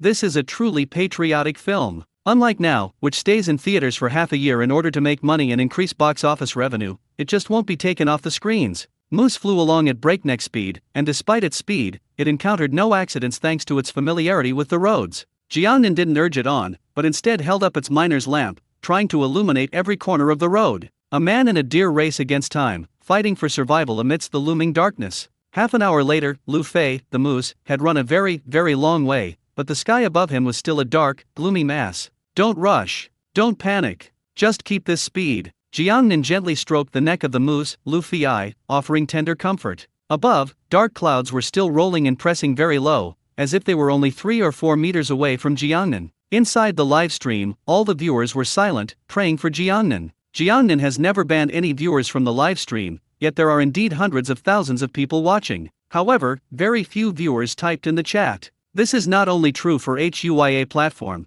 but also for other live streaming platforms. Although separated by a screen, the immersive experience was so strong that viewers couldn't help but feel tense. Even though some viewers were in areas where the sun was blazing, her hands still felt icy cold, and she felt as if she were enveloped in a chill. The hearts of all the viewers were in their throats, ready to jump out at any moment. Just like in Journey to the West when the 5 travelers passed through Xiao'er City, Sun Wukong was forced to transform into Tang Santang and spit out his heart. Click! The heavy rain finally came. After a flash of lightning, a series of thunderous booms began to resound. The lightning was ferocious and blinding, as if it would split the sky above in two. Ah! Because they were so focused, many female viewers were so frightened that they screamed hysterically and jumped from their computers into their beds. It wasn't until this moment that they remembered they were also afraid of lightning and thunder, but they were so worried about Jiangnan that they had forgotten all about it. To be able to forget one's fear because of focus, one can imagine how perilous the situation in Jiangnan must be. Snap! Snap! Snap! That's the sound of rain falling. The first raindrop landed squarely on Jiangnan's face. The raindrops were large, about the size of broad beans. In the end, I still couldn't get back before the rain started. Jiangnan sighed helplessly. However, he was glad that he only brought the moose Lu Fei with him today and not any other animals, otherwise they would have been terrified and it would have delayed their journey. I just don't know how they are now, whether they've already hidden themselves in the tent, obediently waiting for my return. Wow! The rain was getting heavier. It was as big as the Milky Way overflowing in the sky, and even Marshal Tianpeng couldn't control it, as it poured down from the sky. It's even more terrifying than Lu Xing's other name Hailstorm. When I was a child, I often encountered such heavy rain in Jiangnan. I don't know why, but in my memory, it always rained a lot when I was a child, especially at night. I would feel especially happy when I heard the rain hitting the window and rushing down the eaves, because I can sleep in late and don't have to go to the fields with my parents. Why is no one talking in the live stream? Is it because the rain is too heavy and it's causing my connection to lag? Jiangnan suddenly noticed that there were no scrolling comments on the public screen and said, I know, everyone must have never seen such heavy rain before and is scared. In fact, it is precisely in times like these that we must not be afraid, but rather learn to find joy in hardship. Let me tell you a few stories about idioms to lighten the mood. Cao Pai saw an old man quietly slip into a widow's house and turned to Cao Chong beside him, asking, Does that look like our father? Cao Chong nodded and said, Yes. This idiom is called Cao Chong weighs an elephant. There is also an idiom called Yanzi's mission to chew. The story goes like this: after Yanzi was humiliated, he left. A minister who knew Yanzi rushed after him, shouting as he ran, Yanzi, Yanzi, how can I live without you? Liu Bei went to Zhuge house for dinner, but got an upset stomach and had to go to the toilet 3 times, which gave rise to the idiom 3 visits to the thatched cottage. Cao Pai sent his younger brother to learn to drive, but the brother killed someone as soon as he started driving, which gave rise to the idiom composing a poem in 7 steps. When Kong Rong's parents were getting a divorce, they asked Kong Rong for his opinion. Kong Rong said, Divorce. Whoever ignores me is a coward. This is how the idiom Kong Rong giving up the pair came about. Zhou Ji, dressed in his court robes and hat, looked in the mirror and said to his wife, Who is more handsome, me or Su Gong from the north of the city? His wife replied, You are far more handsome than Su Gong. This gave rise to the idiom, You're too handsome. Jiangnan told 6 idiom stories in one go, each one more exciting and thrilling than the last. Island Master, you're a real talent. If I hadn't gone to school, I really would have been fooled by you. So, it turns out that I couldn't live without you, Swallow, that's what I knew all along, Little knife pulled a butt, what an eye-opener. Everything was normal up to this, but what's with this idiom story at the end? I never expected this. You can't judge a book by its cover. Island Master, you're a bit of a nag too. Remember to bring Zhou Ji to the court hearing. Zhou Ji, I'm so dead I can't be any deader, my bones have turned to ash, and I'm still yelling at your asshole with my big gold watch. Zhou Ji was from the state of Qi during the Warring States period. The state of Qi is located in present-day Shandong. Maybe he really did use that kind of insult. After Jiangnin's intervention, the atmosphere in the live broadcast room finally eased a lot. The frightened female viewers clutched their stomachs and sat back down at their computer desks. As the rain intensified, Jiangnan could only keep wiping her eyes and face with her hands, otherwise she couldn't see the road at all. After walking for a while, the moose stopped. Roar! Suddenly, an Asiatic black bear appeared before them. The loud and powerful roar startled the viewers in the live stream once again. Jiangnan looked closely and discovered that the newcomer was actually Black Bear Mother's robe. What are you doing here? Jiangnan opened his throat and roared. The rain was too heavy, and they were afraid the mother bear wouldn't hear them. The mother black bear walked over with heavy steps, opened her mouth, gently nibbled on Jiangnan's trouser leg, and then turned and left. Does this mean I should follow them? Jiangnan instantly understood and casually instructed, Xiao Fei, follow the cassock. And so, the black bear mother in her robes began to lead the way, while Jiangnan rode his moose, Luffy I, in hot pursuit. However, Jiangnan is quite curious about where its 2 children, Xiongda and Xiong went. About 10 minutes later, the mystery was solved. Led by the mother black bear, Jiangnan arrived at a cave. The cave entrance is nearly 2 meters high, suggesting that the interior will be even larger. Meanwhile, the 2 bear cubs, Xiongda and Xiong were lying at the entrance of the cave, anxiously waiting for their mother, the black bear, to return safely. They excitedly whimpered as they watched their mother return. Above Xiong head stood a familiar animal, a honey leopard. Just as Jiangnan had predicted, the honeybee and the Asiatic black bear have become a family, and many beehives on Heart-Shaped Island are going to suffer from this.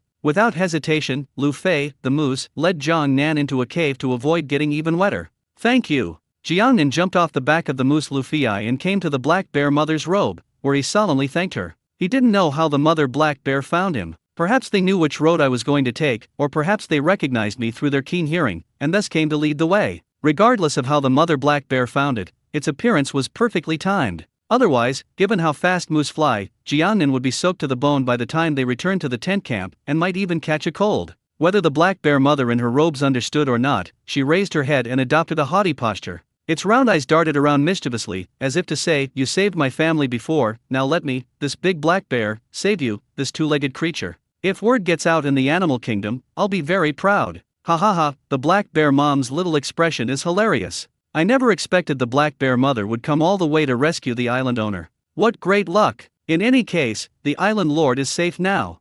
This is the first time I've seen such heavy rain. The weather is terrifying, it feels almost unreal.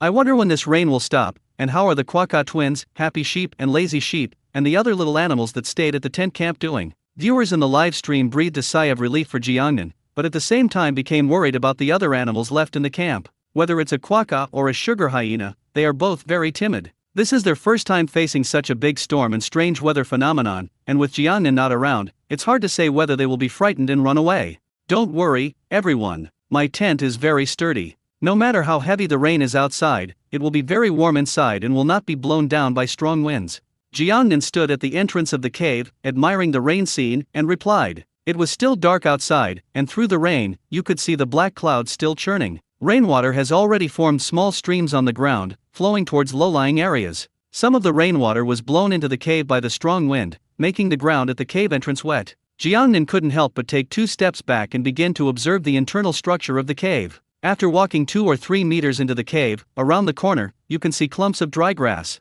The hay was laid out neatly, presumably where a family of 3 black bears rested. It seems that this cave was not a temporary place found by the black bear mother, but rather a place where they have always lived. Jiangnan said softly. He was about to continue deeper into the area when he suddenly felt a chill, which gave him goosebumps. He was now completely soaked, and he would feel terribly cold if a cold wind blew by. Never mind, let's start a fire first, then change our clothes. Jiangnan discovered that there was plenty of firewood in the cave, which would be perfect for making a fire. It's not much, but it's enough to keep warm tonight. The clothes were all in the backpack on Moose Luffy's back. The backpack was waterproof, so the items inside were not soaked by the rain. Although Jiangnan could use the drying patches awarded by the system to quickly dry her wet clothes, doing so would inevitably arouse suspicion from the audience, so it would be better to start a fire instead. Since we can't leave tonight anyway, we definitely need a campfire for lighting. Jiangnan turned the drone's camera to the cave entrance, allowing the audience to enjoy the rain scene, while she began to change her clothes. While changing clothes, he also took out a dryer patch and applied it to his lower back. In just 30 seconds, Jiangnan felt her body, which had been soaked by the rain, become warm and the cold sensation disappeared. Even my hair started to feel dry. After changing his clothes, Jiangnan started a fire. The firewood inside the cave was very dry, it could be lit with just a tiny spark. In the blink of an eye, the raging flames illuminated the vast cave. The black bear mother felt the warmth of the fire and immediately rushed over, lying down beside the fire to dry her wet fur. 2 bear cubs, Big Bear and Little Bear, were lying on their backs, playing around out of boredom. Moose Luffy also lay down beside the fire, feeling the warmth of the flames. As for the honeyfly, it flapped its wings and flew into a crevice at the top of the cave, where it went straight to sleep. Its greatest hobby is finding honey to eat. Now that the rain is too heavy, it can't go out at all, so it might as well go back to its nest to sleep. Like many others, Hibiki Miyuki especially enjoys sleeping on rainy days and feels that it is particularly comfortable. Jiangnan took out a few fried cicadas from his backpack, stuffed them into his mouth, and swallowed them to make his stomach feel better. Wah-ah-ah. Xiang Yar smelled the fragrance of cicadas and, without anyone noticing, had already moved close to Jiangnan and gently rubbed Jiangnan's calves with his chubby little paws. It's not that I'm stingy, it's just that I don't have many, and I haven't eaten all day. Jiangnan looked helpless and said with a sigh, if you want to eat them, I'll go and catch a few for you to try after the rain stops.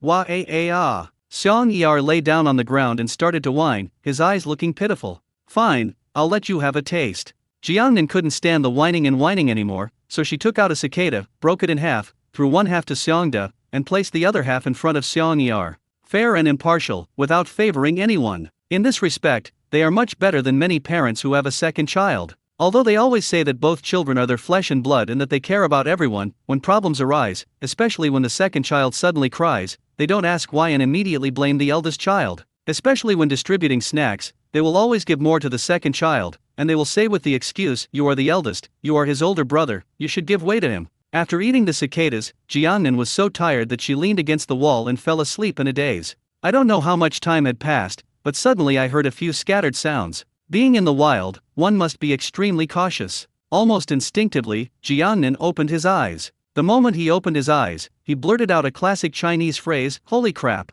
While Jiangnan was asleep, the playful bears, Big Bear and Little Bear, used their teeth to open the backpack zipper and rummage through all the contents, especially the clothes that Jiangnan had just changed out of, including underwear. Xiangda was alright, wearing a short-sleeved shirt typical of Jiangnan, but for some reason, Xiang Yar actually put his pants over his head and couldn't shake them off no matter what he did. Hearing Jiangnan's call, the sleeping black bear mother, Keizaya, opened her eyes. Upon seeing the scene before her, she displayed a human-like expression of embarrassment. It covered its head with its two paws, not daring to look at Jiangnan. To be precise, I'm too ashamed to face anyone. This awkward scene is no less embarrassing than when you were a kid secretly watching Japanese adult films in your bedroom, only to have your parents walk in and see everything. The viewers in the live stream were laughing so hard they were practically sticking to their backs. I never expected this. Xiong Er has been exposed. Bear 2, I just love playing up the BL, boys love, vibes, so tell me, is that okay or not? Now the whole internet knows. Thank goodness it wasn't a love triangle, otherwise it would have been so awkward. Thank goodness it wasn't lace or anything women wear, otherwise it would have been even more embarrassing. I've been observing this carefully, and this island owner is really something. Oh no, I'm even more lusting after the island lord's body now. What should I do? Pa, I'm almost embarrassed to call you out on it. You're lusting after the island owner's body, you're clearly lusting after. My best friend is willing to pay a high price to buy it. Don't drive recklessly, Xiong Er looks like he's about to rob a bank. Aren't all the bank robbers wearing black stockings? Bear 2, I just like being different, is there a problem with that? Ha ha ha, I remember a scene from Go Fighting, where Sun Honglei, Huangbo, and others pulled out Zhang Yuxing's clothes, which were full of youthful energy. Island Master, please upload the link for the little black bear, I really need it. Stealing is no fun. Wouldn't it be faster and more convenient to just buy from online stores or malls? The ones Xiong Er stole were definitely all worn, that's what makes them real. How can the newly bought ones compare? Everyone else is already on the highway, and you're still here babbling away. In an instant, all the perverts in the live stream were drawn out. A large portion of the audience were female. There's no way around it, science shows that women are 6 times more attracted to women than men. Jiangnan said irritably, Grandma Li, I know black bears are born with the trait of stealing, but I never expected you to be such a good thief. He quickly stood up, pulled the clothes and underwear off Xiongdan and Xiong Er's bodies, and put them back into his backpack. Then, he grabbed them with both hands, ready to give them a good talking to. But to everyone's surprise, Xiongdan and Xiong Er looked completely fearless, with expressions that said, I know I was wrong, but I just shouldn't have done it. Jiangnan almost witnessed another explosion of traditional Chinese culture. He tossed Xiongdan and Xiong Er onto the black bear mother's robe and said irritably, these are your children. You'd better take care of them. Just then, a series of hurried footsteps reached my ears. Judging from the sound, it seems like some animal is coming through the muddy road. The sound instantly attracted the audience's attention. With such a large fish caught, how come there are still animals running around outside? Are there any animals that like to come out in the rain? Jiangnan frowned slightly and turned to look at the cave entrance. The black bear mother in her robe stood up abruptly, shielding Xiongdan and Xiong Er behind her, baring her teeth and adopting a wary posture. Moose Luffy also stood up and walked in front of Jiangnan, protecting his master with his own body. Under everyone's watchful eyes, an unexpected scene unfolded. In the drizzling rain, a short, gray animal ran into the cave. Upon seeing Jiangnan, Luffy the moose, and the black bear family inside the cave, they were clearly stunned and stood frozen in place. The audience breathed a sigh of relief. Although they didn't recognize the small animal, judging from its size, it wouldn't pose a threat to Jiangnan.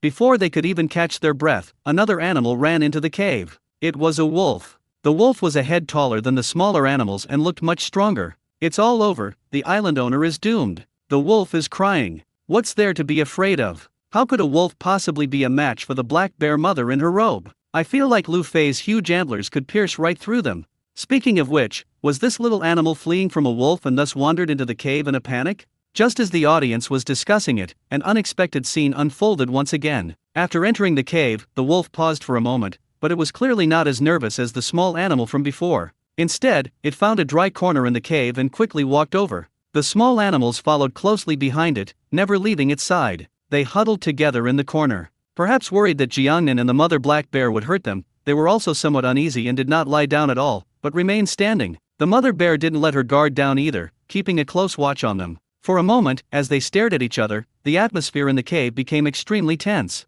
I never expected to encounter coyotes and badgers. They're cooperating across species to avoid the rain. Don't be alarmed, they won't attack us. Jiangnan realized that the two animals had no intention of attacking, and gradually relaxed. At the same time, he patted the heads of the moose Luffy and the black bear mother Keizaya to comfort it. We're all here to avoid the rain, so it's best to stay peaceful and there's no need to fight each other. Moose Luffy and black bear mama Keizaya listened to Jiangnan and gradually lay down on the ground again. Jiangnan sat down again. When the two animals saw Jiangnan, the moose Luffy and the black bear mother sitting down, they vigorously shook the water off their bodies and snuggled up to lie on the ground. The scene was heartwarming, yet even more eerie, leaving viewers both intrigued and puzzled. Coyotes? A badger? What did the island lord just say? Interspecies cooperation? What on earth is going on? I was so nervous I almost screamed. I thought a fight was going to break out. Jiangnan stared at the coyotes and badgers who had already begun licking each other's fur and explained, the coyotes are completely different from the white wolf king, Moonlight, that we encountered before. The white wolf king, Jiayu, is a gray wolf and likes to live in groups. Coyotes prefer to act alone, but occasionally they will come out with their whole family. And as you can see, coyotes are much smaller than gray wolves, and at first glance, they look like Chinese rural dogs. Coyotes are widely distributed and can be found in almost every country. They used to be mostly active during the day, but due to pressure from human activities, they now mainly appear at night. In addition, coyotes can live up to 10 years, and the longest recorded lifespan in captivity is 18 years. And they are omnivores. In addition to eating mice, rabbits and other small mammals, they also like to eat various wild fruits and plants. In some areas, coyotes also eat human garbage. Among all wolves, coyotes have the lowest status, and gray wolves will even hunt coyotes when food is scarce. Humans hunt coyotes to make coats from their fur. In the United States, a coyote pelt can sell for about $17. After Jiangnan finished speaking, the viewers in the live stream all felt sorry for him. $17? That's only a little over 100 yuan. Holy crap, that's such a rip-off. A life is only worth $100. But to be honest, they can actually buy genuine products for a little over 100 here, while we can only buy fake leather for a little over 100 here. I suddenly feel so sorry for coyotes. It's one thing to be bullied by humans, but it's unbelievable that other species of wolves also harm them. Luckily, the island owner didn't drive them out of the cave, otherwise they would have been in even worse shape. Jiangnan glanced at the comments and felt sorry for the two little animals, so he looked at them and asked, "Do you want to come over and warm yourselves up?" As he spoke, he even offered up a spot for himself. Perhaps because they were too afraid of the black bear mother's robe, or more likely because they were too wary, they remained unmoved, simply staring longingly at Jiangnan. Helpless, Jiangnan pulled out two thin wooden sticks, picked up a few burning firewood, and placed them half a meter in front of them. This will at least allow them to feel a little bit of warmth. Soon, the coyotes and badgers felt the warmth emanating from the flames and moved closer, giving Jiangnan grateful looks. Their eyes were no longer wary, instead, they became kind and gentle. He no longer grinned and tensed his body. I finally relaxed completely. Jiangnan sat down again, looked at them, and continued, coyotes can reach speeds of 65 kilometers per hour and can jump up to 4 meters, which is beyond the capabilities of us humans. They can swim, but they are not good at climbing. They usually communicate by howling and smell. Besides that, they are exceptionally focused and hardworking. Their monogamy stems from their typical monogamous nature. Once they've chosen one, they'll mate with her for the next few years and share the responsibility of caring for the cubs. When the female wolf is pregnant, the male wolf will even take the initiative to go out hunting. They are diligent because even if they discover burrows abandoned by other animals, they will not take them for themselves, but will rely on their own strength to occupy an area and dig a burrow to live in. Coyotes are a classic example of how the more honest a child is, the easier it is for them to be bullied. After introducing the coyote, Jiangnan took a deep breath and continued, compared to the coyote, the badger doesn't have any particularly outstanding advantages.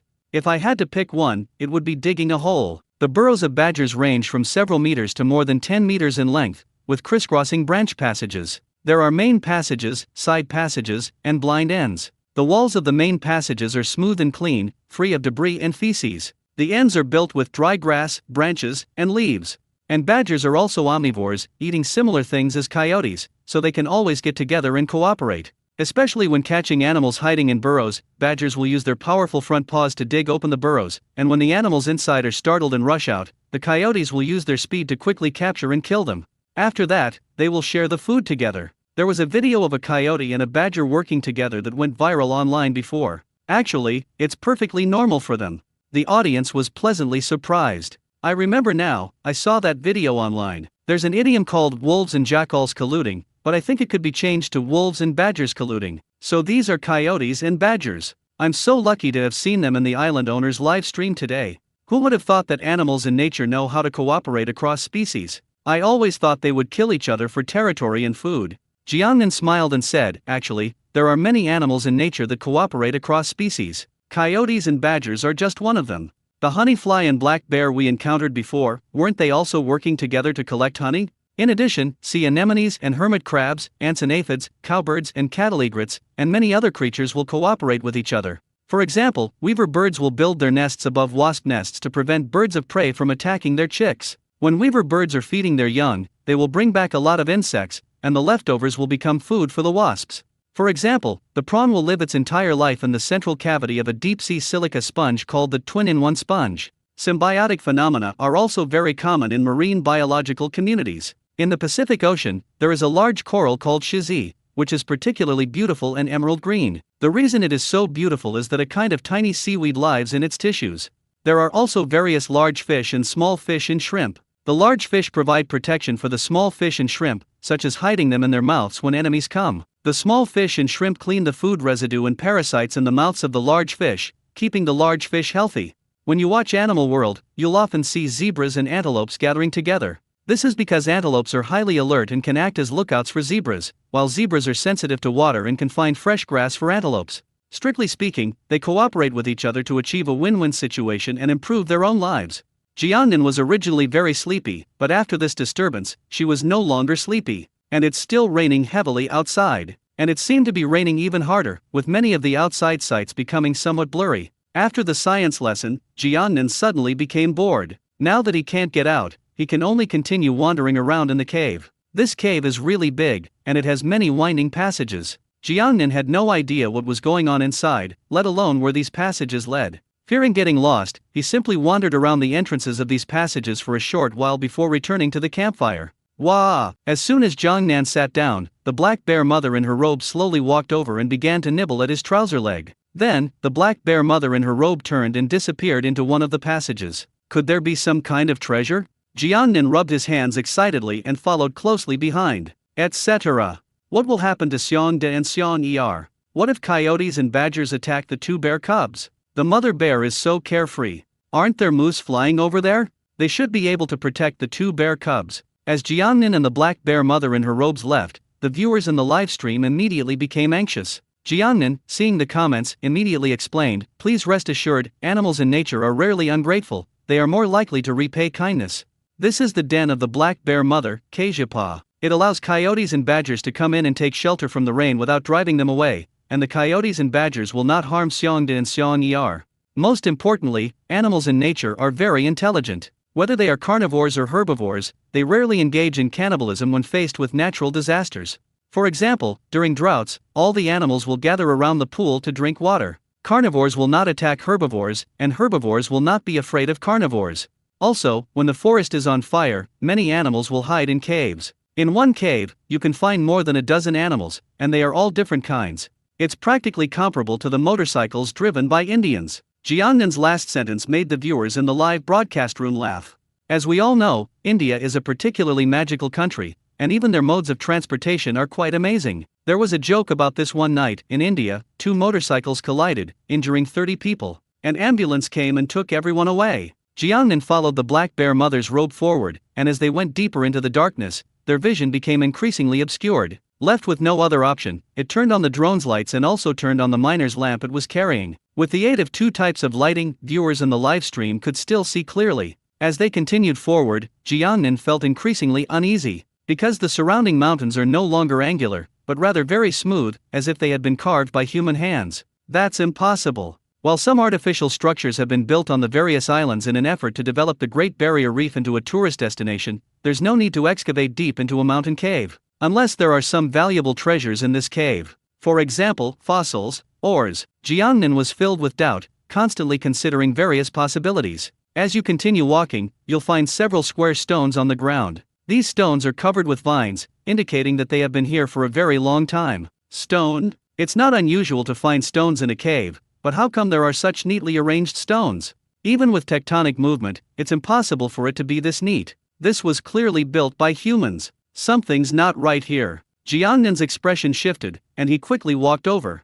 The viewers in the live stream were all captivated by this bizarre scene. Island Master, don't make it sound so mysterious. They're just a few broken rocks. It's truly remarkable to find several such neatly arranged stones deep within a cave. Look at those vines on the boulder, they seem to be decades, or even hundreds of years old. I don't think it could be man-made. After all, it's impossible for anyone to have come here hundreds of years ago. Even if someone did come, they wouldn't have bothered to carve a few stones like this. Could they really have been formed naturally? Although I admire the wonders of nature, these giant rocks still seem a bit out of place. Jiangnan stood still, carefully counted them, and found that there were a total of 18 pieces, scattered haphazardly in every corner. It seems that apart from being square, there is no pattern to it. Can. Rumble. As soon as the black bear mother stepped into the passage between the boulders, a muffled sound suddenly rang out, perhaps because she had stepped on some kind of mechanism. Upon closer inspection, these boulders began to slowly move. Return. Jiangnan sensed something was wrong, grabbed the black bear mother's hind leg, and forcibly pulled her back. Luckily, they pulled them back in time, otherwise they would have turned into mincemeat in the next second. The boulders were moving faster and faster, and they were even leaving after images. Moreover, their movement routes are also irregular. In its rapid movement, it forcefully blocked Jiangnan's path. Holy crap! Upon seeing this, almost all the viewers in the live stream unanimously exclaimed, "National essence." Many of them had previously disbelieved that this was man-made, but now, seeing this scene, they were all proven wrong and felt a lump in their throat. What exactly is going on? Could there be a large tomb here? Goodness, my usual livestream has turned into a tomb raiding livestream in an instant. Calling Hubei. Fatty is there. The island lord is in trouble. I think in this situation we have to bring out Partridge Whistle, the ultimate fighter from Ghost Blows Out the Light. In recent years, with classic tomb raiding novels such as Ghost Blows Out the Light and The Grave Robbers Chronicles being adapted into film and television dramas, audiences can't help but make connections when they see this magical scene. Just like some people who have watched too many domineering CEOs, if they happen to meet a rich and handsome man in real life, even if they only pass by each other, they will always have fantasies in their minds. They might even have already thought of what to name their grandson in that 1 second when they brush past each other. The boulder moved quickly, and stopped just as quickly. After about 2 minutes, they all finally came to a stop in their original positions. The black bear mother, still shaken, dared not go any further and stared intently at Jiangnan. It had noticed something strange about this place a long time ago, but it hadn't gone any further. Today was the first time it had led Jiangnan so deep into the area, and who would have thought it would almost lose its life? Jiangnan didn't dare to move forward. With a quick glance, he picked up a piece of gravel from the ground and threw it directly forward. Bang! After the pebbles rolled to the ground, the boulder did not continue to move rapidly. Just as Jiangnan was about to breathe a sigh of relief, a shocking scene unfolded. Swish! Arrows shot out with a whooshing sound from the gaps in the walls on both sides. The arrows rained down like a storm. Phew! Luckily I was careful, or I would have been riddled with bullets. People in Jiangnan gasped in shock. The black bear mother, dressed in a robe, was so frightened that she retreated repeatedly. Click! An arrow struck the wall and bounced back to Jiangnan's feet. He crouched down, reached out, and picked it up, examining it carefully. As Jiangnan examined the arrow from head to toe, his brows furrowed, and he muttered to himself, "Strange. Judging from the material, this arrow is a product of our Chinese civilization, and it's not a modern one.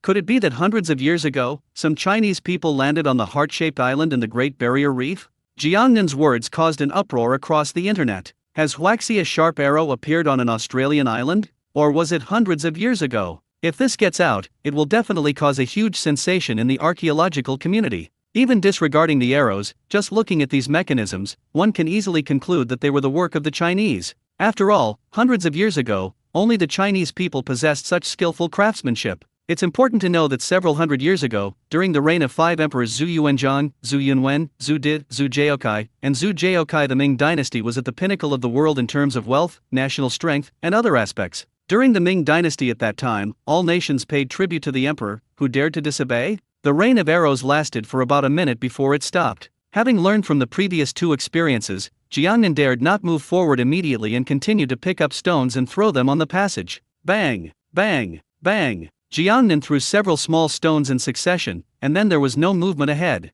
There shouldn't be any problems. Jiangnan patted the head of the black bear mother's robe and said softly, "I'll go ahead and scout the way first. You wait here." The black bear mother's robe was too fat, making it even more difficult for her to move around and run fast in such a confined space. If there are still traps, we will surely perish here. Jiangnan, however, is agile and still retains some vitality. Jiangnan took a deep breath, silently counted to 3, and finally mustered the courage to step forward. He was not a professional archaeologist or tomb raider, nor did he know anything about these things, so he was still a little nervous when faced with such a dangerous situation. Fortunately, nothing unexpected happened along the way, until, at the end of the passage, a bottomless pit appeared before them. On the other side of the pit, there seemed to be no passage, only solid rock walls. Should we go down? Jiangnan thought for a moment and said, "I'll go get something from my backpack." When he returned, he was now armed with a mechanical grappling hook, just like the one used by Batman. This was a system reward I received previously. I thought I would use it while free climbing, but I never had a chance to use it. Now it's perfect for me to use. This was something he had just taken out of the system, but he deliberately said he was going to get it from his backpack just to avoid arousing suspicion from the audience. Jiangnan put on the grappling hook robotic arm, gave it a gentle flick, and launched the grappling hook out. Bang! That's the sound of the grappling hook grabbing the rock wall opposite the pit. Jiangnan pulled hard to make sure there was no danger before slowly descending. It's unclear how long or how far they descended, but Jiangnan finally reached the bottom of the pit. He had barely come down and hadn't even had time to retract the robotic arm when he was drawn to the scene before him. There was a collapsed hole in front of us, and we could see a lot of rubble piled up all around. The gravel was also covered with lush vines. If you don't look closely, it's really hard to spot the hole. This opening is much smaller than the previous one, about 1.78 meters wide, and can only accommodate 2 people at a time. Looking inside from the cave entrance, there is a passageway. It is not a naturally formed passage, but a man-made stone wall passage. The viewers in the live stream also saw this scene and all showed expressions of disbelief. Deep within a secluded cave on a small, untouched island in Australia, there lies another cave hidden in a hidden mountain cave. The increasing number of man-made historical sites seems somewhat unreal and out of place on the island. What exactly happened here before? Who exactly set foot on the Australian island before? The island owner is amazing. He actually discovered these ruins. Does anyone know any archaeological experts? Please contact them quickly to come and take a look. Jiangnan, his face beaming with excitement, picked up his headlamp and prepared to go in and investigate. But remembering what he had just experienced up there, he decisively picked up a small stone to probe the way. After confirming that everything was correct, they then entered the cave. The tunnel inside the mountain cave is very long. It was also covered with dense vines. Luckily, the headlamp illuminated the area clearly enough, otherwise I would have thought I had stumbled upon a snake's den. Even through the screen, viewers in the live stream couldn't help but feel tense as they looked at the bottomless tunnel ahead. When faced with unfamiliar and mysterious things, humans feel more fear than excitement. There are murals carved on the walls on both sides, which can still be faintly discerned despite being buried by vines and weathered by the passage of time. Jiangnan carefully observed the murals and said softly, "If I'm not mistaken, Zheng He's fleet landed on this island several hundred years ago." A simple sentence left the viewers in the live stream stunned. Zheng He? Could this site be from the reign of Emperor Yanmel of the Ming dynasty, Zhude? Everyone knows Zheng He. In his early years, he served Prince Yan, Zhude, and was a meritorious official in the Jingnan campaign. He made 7 voyages to the Western Ocean, crossing half the globe and carrying out the largest series of maritime explorations in world history before the end of the 15th century. There are many reasons for his voyages to the Western Ocean, such as the strength of the Ming dynasty and the expansion of overseas trade, but only 2 reasons are most widely accepted. First, Zhu De was searching for his missing nephew, Zhu Yunwen. Third, Zhu De knew that his ascension to the throne was not smooth. In order to gain the recognition of the whole world, he naturally needed to announce it to the world. So he sent Zheng He to spread the news of his ascension to the throne all over the world, so that everyone would know that the Ming dynasty had a new emperor and fear him, this war maniac. Zheng He visited 36 countries and regions, including Australia, but many Western countries are unwilling to acknowledge this. The rediscovery of this site can serve as the best proof of Zheng He's existence. Every word of Jiangnan is like a nail, deeply engraved in the minds of the audience. Who would have thought that such a shocking discovery could appear in a streamer's live broadcast room? It sounds strange, but it really happened. After listening to Jiangnan's explanation, the audience felt even more mysterious about the cave, and their breathing became rapid with tension. Was it really left behind by Zheng He's fleet? The island owner's discovery is so amazing, it will definitely be on the news tomorrow. I never expected this. I was just watching a live stream, and I actually saw the relics left behind by Zheng He's fleet. I know Zheng He. In the movie The Mermaid, he ended up with a mermaid. Excuse me, are you referring to a mermaid with a fish head on top and a human head on the bottom, or a mermaid with human legs on top and a fish tail on the bottom? The number of comments in the live stream kept increasing. More and more viewers are calling their friends and family to join the live stream, because they might witness history today. And one viewer's prediction was absolutely correct. This matter did indeed make the news, but not tomorrow, but today. The official media outlet that was broadcasting the news immediately released a message on its official Weibo account, titled, "Remains of what appears to be Zheng He's fleet landing on the Australian continent have been exposed.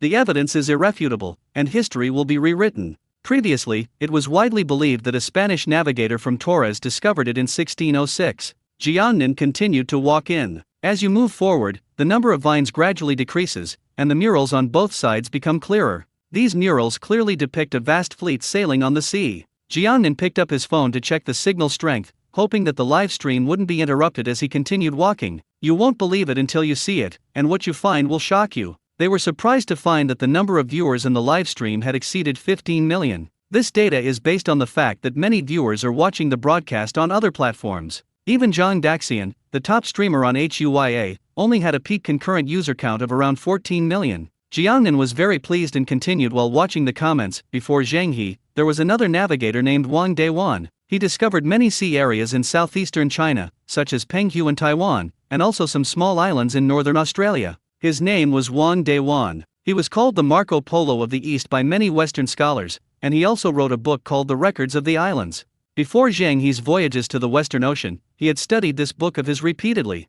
Although the Deiji is just a nautical record, it contains very detailed information. According to the records, Wang Dayuan also went to Southeast Asia and other places. He found that the culture and customs of those places were similar to those of China, but also different from them. For example, the laws of Zhenla respected the Chinese. If a Chinese person was killed, he would be sentenced to death, but if a Chinese person killed a foreigner, he would only be fined heavily. The Bruneian people respect Buddhism and also respect the Chinese. If they encounter a drunk Chinese person on the road, the locals will carefully help him back to rest. And Colombo in Sri Lanka today, where local chiefs often rob ships that have been forced to land there by storms, so try to avoid landing there. Wang Dayuan's notes are characterized by writing down whatever he sees. It is precisely because of this that Zhang He was able to learn a lot about the original customs of the coastal regions and avoid taking many detours. Wang Dayuan even went to what is now the Maldives and wrote that it was the lowest-lying country he had ever seen, and he was really worried that it would be swallowed up by the sea one day. He was also the first traveler to divide the vast Indian Ocean into two parts, calling the Indian Ocean east of India the Eastern Ocean and the Indian Ocean west of India the Western Ocean. After returning, Wang Dayuan rested for 2 years before starting his Hainan Airlines journey again. The second time, he set a rule for himself: if he had been to a place before and made a record of it, he would not make a record of it again if he did not make any new discoveries on the next visit. But he would definitely record any new places and new things he visited. Therefore, although the locations of Wang Dayuan's second voyage were repeated, the recorded observations were all different. And the Maldives was the second place he discovered, along with Australia. According to the records of the island barbarians, Australia is the last island in the world, hence it is called the Desolate Island. The men and women on the island are different in appearance. They do not weave or wear clothes, they cover themselves with bird feathers, they eat without fire, they only eat raw meat and drink blood, and they live in nests and caves, wear a short blouse of 5-colored silk, and tie it with a single piece of embroidered cloth. It also records an Australian crane with grey feathers, a red beak, red legs, that can dance and is 6 feet tall, which Wang Dayuan called the fairy crane. In short, many of the accounts in the book are remarkably similar to the actual situation in Australia today. You should know that Wang Dayuan was a man from the Yuan dynasty, and at that time Australia was indeed inhabited by a group of primitive people. Inside the live stream, all the viewers were listening attentively to Jiangnan's science popularization. Gradually, 6 words emerged in their minds. That's fucking awesome. Regardless of whether what Jiangnan said is true or not, his ability to calmly and confidently explain science in such a bizarre and dangerous environment is enough to show how good his mental fortitude is. If it were an ordinary person, they wouldn't be able to say such a long thing. They would probably have wet their pants from fright. The island lord is amazing. He knows so much. I really want to pry open his little head and see what's inside. No need to look, it definitely contains me. After all, I'm his wife, whom he's never met, but whom he dreams of being intimate with every day. If that's the case, then Yangmi dreams of me being intimate with her every night. Hee, Shuiying and I have some too. Is it just me and Kun Kun? I'm a guy. Holy crap. Bro, you're the best. By the way, does anyone have any proof that what the island owner said is true? I have a question. During the Yuan dynasty, our Chinese people were already capable of long-distance voyages? That's incredible. The audience, filled with doubt, turned to Beidou and began searching for the person Wang Dayuan, whom Jiangnan had mentioned. Wang Dayuan, a civilian navigator during the Yuan dynasty, courtesy name Huanzhang, was a native of Nanchang. The audience was stunned when they saw the pop-up message. They didn't expect that they could actually find this person on Beidou. Not only that, but what Jiangnan said was even more detailed, accurate, and precise than what Beidou found. In fact, during the Song dynasty, we already had a relatively accurate understanding of navigation, astronomy, and geography. People would use star positions to plan long voyages. During the Yuan dynasty, Quanzhou port was at the height of its historical development, renowned far and wide, and was even known as the largest port in the east. Wang Dayuan wrote the record of the island barbarians after returning from his voyage, and Zheng He wrote the Golden Sutra of the heartbound writing and also drew maps. Unfortunately, only fragments remain now. Friends who are interested in maritime history can search for it on Beidou. Jiangnan explained as she carefully walked forward. The passage is about 30 meters long. When you reach the end, you will see a smooth stone wall. Jiangnan reached out and touched the wall, then continued walking to the side. Holy crap! A minute later, Jiangnan couldn't help but blurt out a phrase from the national essence. He jumped a meter away, his body trembling violently, panting heavily, as if he had been frightened. Hand. Manpower. He was 100% certain that he had touched a person's hand, and it was extremely cold. Despite feeling a chill run down his spine, Jiangnan slowly shone his headlamp in that direction. As the vision gradually brightened, a human-shaped dark figure suddenly appeared. Holy crap! This time, it was the audience's turn to appreciate traditional Chinese culture. Many viewers were so startled that they tensed up and almost punched the computer in front of them. Some viewers who were watching on their phones couldn't resist throwing their phones in the trash. Jiangnan remained calm and carefully examined the figure. After seeing it clearly, he finally breathed a long sigh of relief. It turns out that this is a human-shaped sculpture made of stone. The sculpture is 2 meters tall and almost perfectly replicates every part of the human body. In addition, ancient stonemasons also made clothes for the sculptures. After so many years, although some of the features on his face and the clothes and decorations on his body have been worn away, he still looks radiant and lifelike. It looks as if it really exists. As viewers in the live stream gradually got a clearer look at the human-shaped sculpture, they began to criticize it. This is so realistic. It almost gave me a heart attack. Heart disease is nothing. My baby was almost scared out of its wits. This is what first-person tomb raiding should be like. I finally understand what it's like when Hu Bei and Fatty Wang go into tombs. Jiangnan carefully examined the sculpture in front of her, and then looked at the murals on the wall. The content of the murals was no different from the murals in the passageway we had visited before. They simply depicted various events during our sea voyages. It's like using murals to record events. But who is this sculpture depicting? Jiangnan wanted to find the answer through the murals, but after looking for a long time, he couldn't find any relevant records. Who exactly is this sculpture of? Jiangnan murmured to himself. Could it be Zheng He himself? If that's true, then this discovery is truly astonishing. You have to understand that people today have no idea what people in ancient times looked like. They only know what they look like based on portraits. The portraits are not accurate at all. For example, the portraits of Zhu Yuanzhang were deliberately painted by the Qing dynasty people to smear him, making him look like he had a long, narrow face. This has led many people to believe that Zhu Yuanzhang was extremely ugly. And the portraits of various poets in the Chinese textbooks are actually all fake. They were just painted by the artists based on their fathers-in-law. The only way to be 100% certain about what ancient people looked like is through sculptures, such as the terracotta army of Qin Shi Huang. Why is there a sculpture of Zheng He specifically inside the passageway? This is so strange. What are they hiding? Jiangnan returned to the stone wall and observed its overall structure more carefully. He always felt that this was not a simple passageway. There might be something behind the stone wall. However, the stone walls were perfectly sealed, and no mechanism could be found at all. He also noticed that the stone wall and the top of the passage were connected as one, which meant that everything around was a single entity and could not be opened at all. What is the island lord doing? Are we looking for a government agency? No way, no way. It really turned into tomb raiding. Island Master, as someone who has read the Northern School of Tomb Raiders, I must tell you, be careful, the police might come looking for you. If they do, quickly confess everything you can, so that it will be easier for you to write books and make a fortune.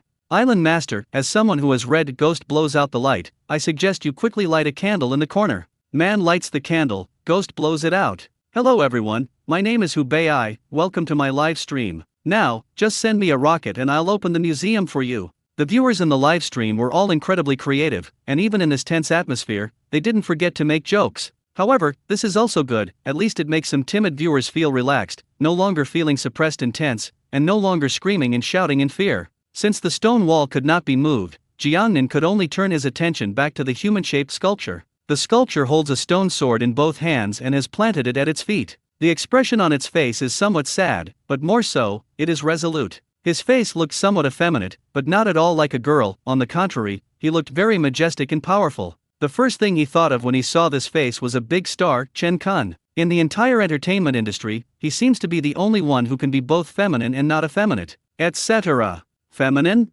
Zheng He was a eunuch, so wouldn't he be considered effeminate? However, he had served in the army and fought in many battles, so he was indeed more domineering than ordinary eunuchs. At this moment, Jiangnan was 100% certain that the sculpture in front of him was a depiction of Zheng He himself. I apologize for the offense. After confirming that the sculpture in front of him was indeed Zheng He himself, Jiangnan immediately went up to him and bowed deeply in respect. Then he went up to the sculpture and reached out to touch it. They searched every nook and cranny, from top to bottom and left to right, trying to find the mechanism to open the wall. However, he found nothing. Did I misjudge the situation? Jiangnan, not believing in superstition, went behind the sculpture and gently tapped on the stone wall. Knock, knock, knock. The sound of the tapping was not dull. It sounds empty. The viewers in the live stream, who had initially been skeptical of Jiangnan watch, immediately began to show their support. Empty. It really is empty. There's something behind the sculpture, there must be something. The island owner's intuition is amazing. Incredible. Jiangnan's expression changed drastically. He pulled out a dagger from his lower back and began clearing away the vines behind the sculpture. Once all the vines were removed, he noticed a crack in the wall behind the sculpture. Looks like we'll have to move the sculpture. Jiangnan murmured to himself softly. Next, place both hands on the sculpture and push it to the side. Sizzle. As Jiangnan continued to exert force, the 2-meter-tall sculpture actually came to life. It also emitted a harsh friction sound during the movement. It sounds a bit like scratching a blackboard with your fingernail. Because the sculpture has stood here for so long, pebbles and dust fall from time to time during the relocation process. At first glance, it looks like the earth is shaking. The viewers in the live stream were already dumbfounded. They couldn't get a close look at the sculpture through the screen, but they knew it was made of massive stones. A person who is 2 meters tall weighs at least 100 kilograms. If they are made of stone, the weight would be doubled or even heavier. But Jiangnan did it so easily. Isn't that a bit too intense? At this moment, the audience thought of many powerful figures from ancient times, including Xiangyu, the overlord with the strength to uproot mountains and the spirit to cover the world, Li Kengxiu, the flying tiger general, Lu Bulletin, the slave of 3 surnames, and Li Yuanba, who was rumored to be the reincarnation of the golden-winged roc. If Jiangnan were in ancient times, he could definitely become a great general, and might even be as famous as these great figures. Amidst the surprised and doubtful gazes of the audience, Jiangnan finally pushed the sculpture away. Then, he came to the gap and found that it was more like the gap of a door. Since that's the case, let's keep pushing. There is no other way. The stone gate was very heavy, and having not been opened for hundreds of years, it was covered with vines and other plants to increase friction. But Jiangnan had drunk the spiritual water, and his body was already different from that of ordinary people. He could push it away even with all his might. Bang! The stone door was pushed open with a bang. A wave of stench immediately hit us. Fearing poisoning, Jiangnan quickly covered his nose and mouth, retreated 7 or 8 meters away, and then stopped, quietly waiting for the stench to dissipate. Is there some kind of smell? Why did the island lord run away? This is too dangerous. I remember that many ancient tombs have strange smells. If you smell even a little bit of it, the person will definitely die. That's right. I remember that scientists secretly opened the tomb door of the pyramid, and a smell rushed out. One person died on the spot, and the rest felt unwell and were sent to the hospital, but none of them could be saved. I once read a report about an archaeologist who entered a tomb and smelled a strange odor. He eventually focused on a jar and confidently declared that the smell was wonderful and must be wine brewed by the ancients. To prove his point, he took a small sip and his face immediately changed. It turned out to be urine. Haha, tomb raiding can be this funny? This is truly eye-opening. Island master, you'd better be careful. If you come across any pots or jars inside, don't drink them. Doge. Jiangnan looked at the scrolling comments and explained, what I smelled was the smell of decaying plants, nothing else. This means that the interior is completely sealed, and air cannot circulate normally. Once the stench gradually dissipated, Jiangnan cautiously approached again. Just to be on the safe side, we'll clear the way with stones first. After confirming there were no traps, they slowly entered. Inside the door was still a small passageway. However, the walls on both sides no longer have murals, but are instead very plain and smooth. Although the air could not circulate, moss grew on the walls due to the seepage of groundwater and rainwater. At the end of the passage, Jiangnan saw an empty stone chamber. The stone chamber is very large, about 100 square meters. When Jiangnan shone the light of his miner's lamp into the stone chamber, he was stunned. Bone! All I could see were bones. And they were all human bones. These bones were rotten beyond recognition, but their shape still revealed some traces of human remains. The bones were arranged neatly and not at all messy. Moreover, it is quite obvious that some bones are missing arms, some are missing legs, and some bones have cuts. Basically, all of them are injured. Only those who spend years on the battlefield can accumulate so many wounds. Upon seeing this, all the viewers in the live stream were stunned. They felt a chill run down their spines and dared not even breathe. Some people are extremely timid, they're afraid even of animal bones, let alone people. They'd be so scared they'd leave the live stream immediately. So many bones, and arranged so neatly, I understand now, this is a large burial area. These people must not have been of particularly high status, so they were all buried together. Not only that, there weren't even the most basic burial items. But then another question arises: if they are just ordinary people, why is there a statue of Zheng He guarding the entrance? Are these the bodies of local natives? Or? Jiang Nan muttered to himself. The viewers in the live stream were already terrified, but after seeing Jiang Nan so calm and composed, they all began to worship him. This is absolutely incredible. To be so close to so many bones and not only not afraid, but also wondering who these bones are. This courage, this boldness, this audacity is truly admirable. Finally, Jiang Nan spoke again. I understand. These are the corpses of soldiers from Zheng He's fleet. How did the island owner figure that out? Is the island owner just guessing again?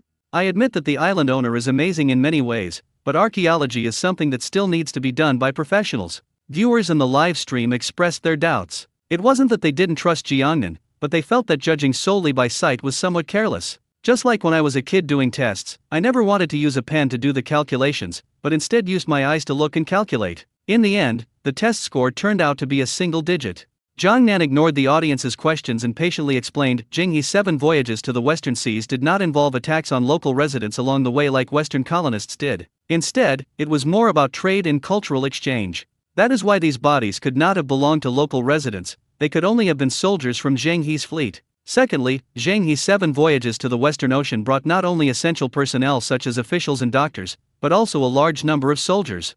Where did these soldiers come from? Many of them were veterans who had followed Zhu Di in his campaigns for many years. After the war, the veterans had nowhere to go, so Zhu Di arranged for them to join Zheng He's fleet. After all, although they were old and some were injured, they were very experienced. The various wounds on these bones indicate that they came from the battlefield. Third, people die in HNA. Even with medical treatment, some people will not be able to hold on. In addition, with all sorts of accidents, the death toll will only gradually increase. After these soldiers died, we couldn't take them all back with us. They would have stank long ago if we left them in the ship's hold. So we had to bury them on the spot. Jiangnan's argument was reasonable and well-founded, leaving the viewers in the live stream momentarily speechless. Jiangnan didn't stop and continued, let me tell you a story about Zheng He's voyages to the Western Ocean.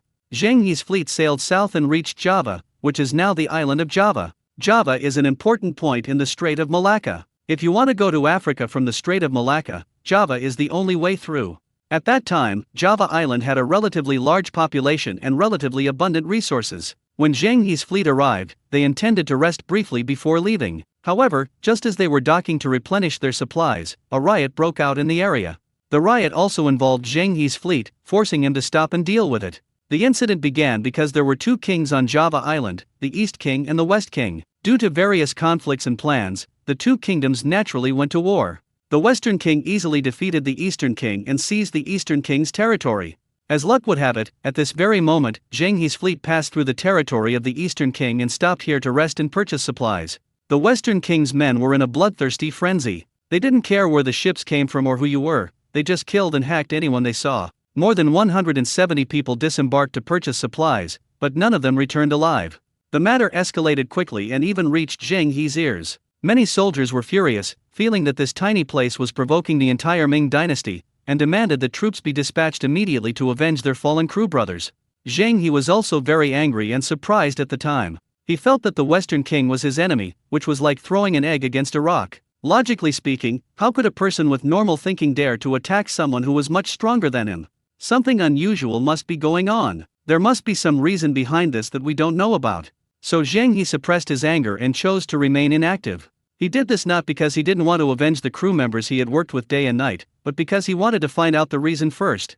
The most important point is that if he acts rashly, it will only make the countries along the way suspicious of his purpose in going to the Atlantic, and they may even exclude them and prevent them from going ashore to replenish supplies. This will not only affect all subsequent itineraries, but also the reputation of the entire Ming dynasty. That's why Zheng He chose to prioritize the overall situation and refrain from taking action. When the Western King learned that his subordinates had mistakenly killed soldiers of the Ming dynasty, he was terrified. Because he knew that Zheng He was leading more than 27,000 well-trained soldiers of the Ming dynasty, as well as the most powerful weapons and munitions of the Ming dynasty.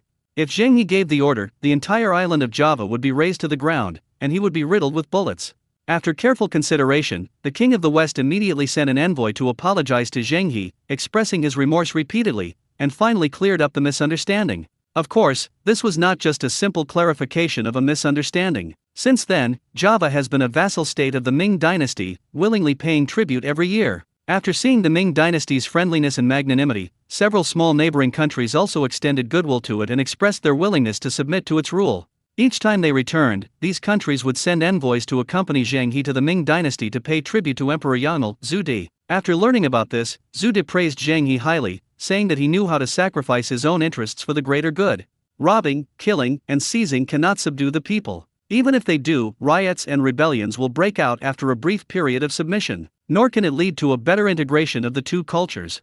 The best way to conquer is not by using force, but by making them willingly submit and use their friendly actions to promote development and exchange.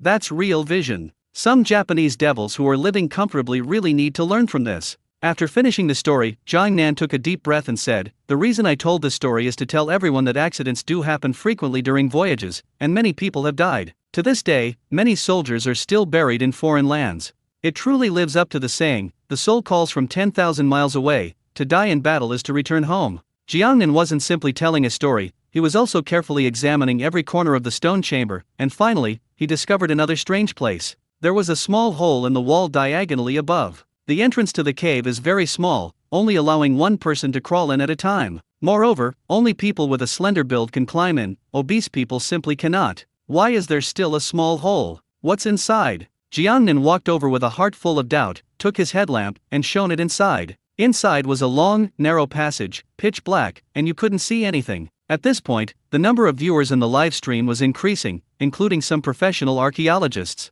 Jiang Nan discovered a group of burial sites for some soldiers from Zheng He's fleet, and the sculpture there is very likely to be Zheng He's own likeness. How could these professionals not be excited? Even if it's just through a screen, they're eager to see it. Now that Jiang Nan has discovered another strange little hole, they are even more excited and wish they could immediately pass through the screen and crawl in Jiang Nan's place. Although it looks a bit like a dog hole, we've come this far, so let's go in and find out.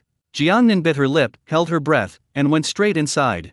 Jiang Nan climbed through the narrow tunnel for about 7 or 8 minutes. If a claustrophobic person were in this environment, they would have gone insane long ago. The key tunnel is winding and twisting, requiring you to change direction every few steps, just like a maze. Moreover, Jiang Nan always had a feeling that he was constantly moving upwards. When Jiang Nan emerged from the tunnel, he found himself in a space of several tens of square meters. These spaces were not created by humans, and there are no traces of human activity, everything is completely natural. There is a pool of water directly in front of the space. I don't know if it's groundwater or if it came from somewhere else. Jiang Nan walked forward slowly, and when he saw the animals in the pool clearly, he couldn't help but burst into laughter. This is too lucky. We previously discovered a bird of paradise that looks like a phoenix on the main island of the Great Barrier Reef, and now we've discovered a legendary dragon on Heart Island. The key is the 5-clawed golden dragon from our Chinese mythology, not the winged lizard from Western countries. As soon as Jiang Nan finished speaking, the live stream room erupted in excitement. He's gone mad.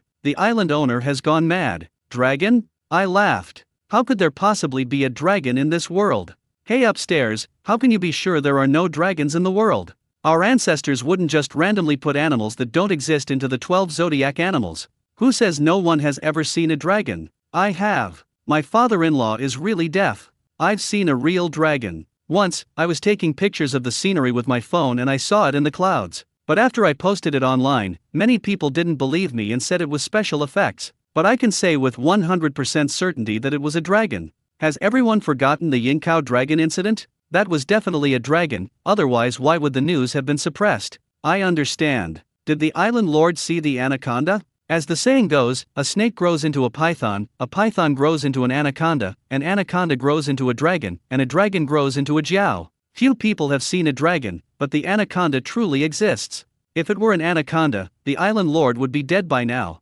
Anacondas are 10 meters long, the island lord wouldn't even be enough to fill its teeth. According to the classic of Mountains and Seas, there were indeed dragons in the past, but they were all eaten to extinction by humans. That makes sense. As we all know, the classic of Mountains and Seas is a recipe book. The 5 divine beasts of China: azure dragon, white tiger, vermilion bird, black tortoise, and Kailan. The dragon ranks first. In ancient times, the dragon was a symbol of good fortune, and every emperor wanted to be likened to a reincarnation of a dragon. This led to many legends, such as the extraordinary phenomena at the birth of some emperors, and the appearance of dragon shadows in the sky. Although there have been many legends about dragons throughout history, and especially now, many people have actually photographed dragons. For some reason, these stories have disappeared without a trace. However, when it comes to dragons, almost everyone can give a long speech. In just a few seconds, the previously quiet and subdued live stream room became lively again. The barrage of comments was so numerous that Jongnan couldn't keep up, so he decided to speak up and express his opinion, saying, "Whether dragons exist in this world or not is a matter of opinion and perspective.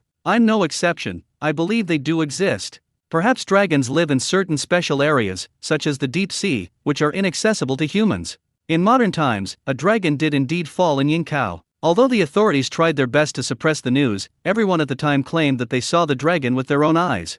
Not only that, but it's rumored that a museum in an island nation even preserves dragon bones. In ancient times, according to the Shuoanjizi, the dragon is the chief of scaled creatures. It can be hidden or visible, small or large, short or long. It ascends to the sky at the spring equinox and dives into the abyss at the autumn equinox. During the Ming dynasty, the image of the dragon became more specific and detailed. The compendium of Materia Medica records, its dragon head resembles a camel's, its horns a deer's, its eyes a rabbit's, its ears a cow's, its neck a snake's, its belly a clam's, its scales a carp's, its claws an eagle's, and its paws a tiger's. It has 81 scales on its back, representing the yang number 9. Its voice is like the clanging of a bronze plate. It has whiskers beside its mouth, a bright pearl under its chin, a reverse scale under its throat, and a bashan on its head, also known as a chimu. A dragon cannot ascend to heaven without a chimu. Its breath can turn into clouds, and it can transform into both water and fire. In addition, in the well-known classic novel Romance of the Three Kingdoms, Luo Guanzhong also summarized the characteristics of the dragon through Cao's words. He said, "The dragon can be big or small, can rise or hide. When it is big, it stirs up clouds and mists. When it is small, it hides its form. When it rises, it flies between the universe. When it hides, it lies dormant in the waves." Now that spring is in full bloom, the dragon takes advantage of the time to change, just as a person who has achieved his ambitions can roam freely across the 4 seas. If our ancestors never saw a dragon, how could they have recorded it in such detail? And why are there records from every dynasty? Although humans cannot be 100% certain that dragons exist in this world, we have discovered 3 animals that look very much like dragons. The first type is the anaconda that everyone just mentioned, but the anaconda is just a larger snake, nothing more. The second animal is called the armadillo lizard, which is closer to the dragon in Western mythology and is seriously inconsistent with the Chinese dragon. Moreover, it is not domineering at all. When threatened, it will put its tail in its mouth, curl itself into an indestructible ball, and then quickly roll down the slope to escape. This strange way of escaping is very similar to that of another strange mammal, the armadillo, hence the name. However, this guy has thick, hard scales on his body, which is somewhat similar to our Chinese dragon. The last animal is the salamander. As he spoke, Jiangnan turned the camera towards the pool and zoomed in. In the pool, there was a golden animal. It has the body of a snake, but also has 4 claws. It looks a bit like a miniature lizard, but even more like a dragon, because it also has small fleshy horns on its head. It's a pity it doesn't have scales, otherwise it would look even more like one. Holy crap! It really is a dragon. My goodness! I can't believe I've actually seen a dragon in my lifetime. This is amazing. I'm going to call my family over. I'm speechless. I hope this dragon will bless me to find a rich woman soon, and that she'll kick the bucket in 6 months and leave me her entire inheritance. Hey upstairs, you haven't even collected all the dragon balls, and you're still trying to take advantage? A newt. It really is a newt. I've seen newts online before, but most of them are white. This is the first time I've seen a golden one. That's right, with the golden color, it looks just like a dragon. This is so cute. The word adorable was made just for it. I really want to give her a kiss. I wonder if I can get some good luck from it. The appearance of the salamander instantly melted the hearts of all the viewers in the live stream. Almost no one can resist the charm of cute little animals. Some of them took photos, some made wishes, and some gave praise. In short, everyone forgot to discuss whether dragons actually exist. Jiangnan remained calm and squatted down to observe closely. This salamander is as big as an adult's palm. Perhaps because of its golden skin, it also emits a faint glow, making it look even more magical. Salamander. Of all the animals discovered in the world so far, the one that most resembles a dragon. While admiring the newts up close, Jiangnan explained, there are over 400 known species of salamanders in the world, and more than a dozen of them are on the verge of extinction. The one in front of us has a very impressive name, Emperor Salamander. The most distinctive feature of the Emperor Salamander is the golden spots on its back. However, most Emperor Salamanders have black skin, but this one is yellow. It must have mutated from staying here for many years. When it was permitted to keep salamanders as pets, the price of an emperor salamander was several times higher than that of other salamanders. Later, as its wild population declined by about 80%, it was successfully listed as an endangered protected animal and prohibited from being kept as a pet. Furthermore, artificial breeding is extremely difficult because emperor salamanders can only survive at temperatures below 23 degrees Celsius. The viewers in the live stream listened very attentively. My goodness, over 400 kinds? Since emperor salamanders cannot be kept as pets, can other salamanders be kept as pets? Does anyone know the price of a pet salamander? I really want to have one. After all, it's a dragon, maybe it can ward off evil spirits. I just searched it on Baidu and found that the cheapest axolotl only costs a little over 10 yuan. Holy crap! Really? I have to place an order. What did the island lord just say? This salamander has been here all along? Could it have been here since the Ming dynasty? Otherwise, how could it have mutated? On that day, pet salamanders were in high demand on major shopping platforms, with some even experiencing shortages. Who wouldn't want to raise a dragon? Jiangnan didn't actually sell any products, yet the results were hundreds of times better than those live streamers who use tricks to sell products, a classic case of unintended success. Since everyone is so interested in keeping salamanders, I must give you a brief introduction. Don't disturb the salamander during the day, because it's a night owl and only comes out at night. On a regular basis, they need to be fed small insects such as earthworms, tadpoles, and snails.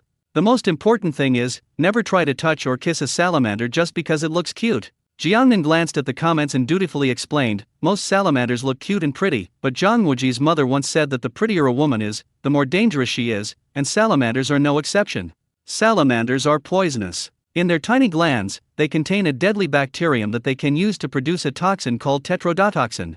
When a salamander is attacked, it immediately secretes this deadly neurotoxin, making it impossible for its opponent to catch it and leaving it helpless. Many animals are already afraid and keep their distance just because they see their colors from a distance.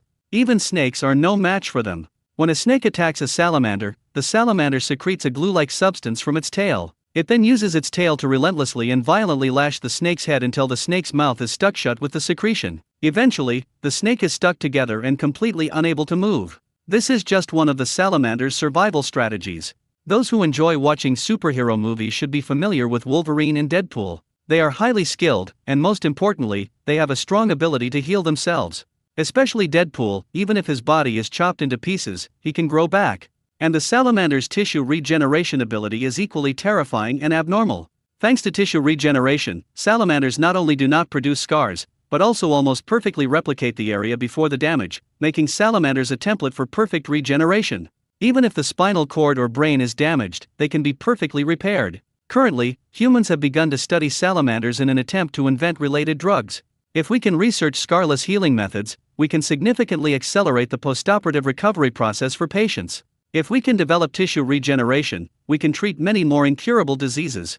Upon hearing this, the viewers in the live stream could no longer remain calm. Holy crap! Holy crap! Salamanders are this holy crap!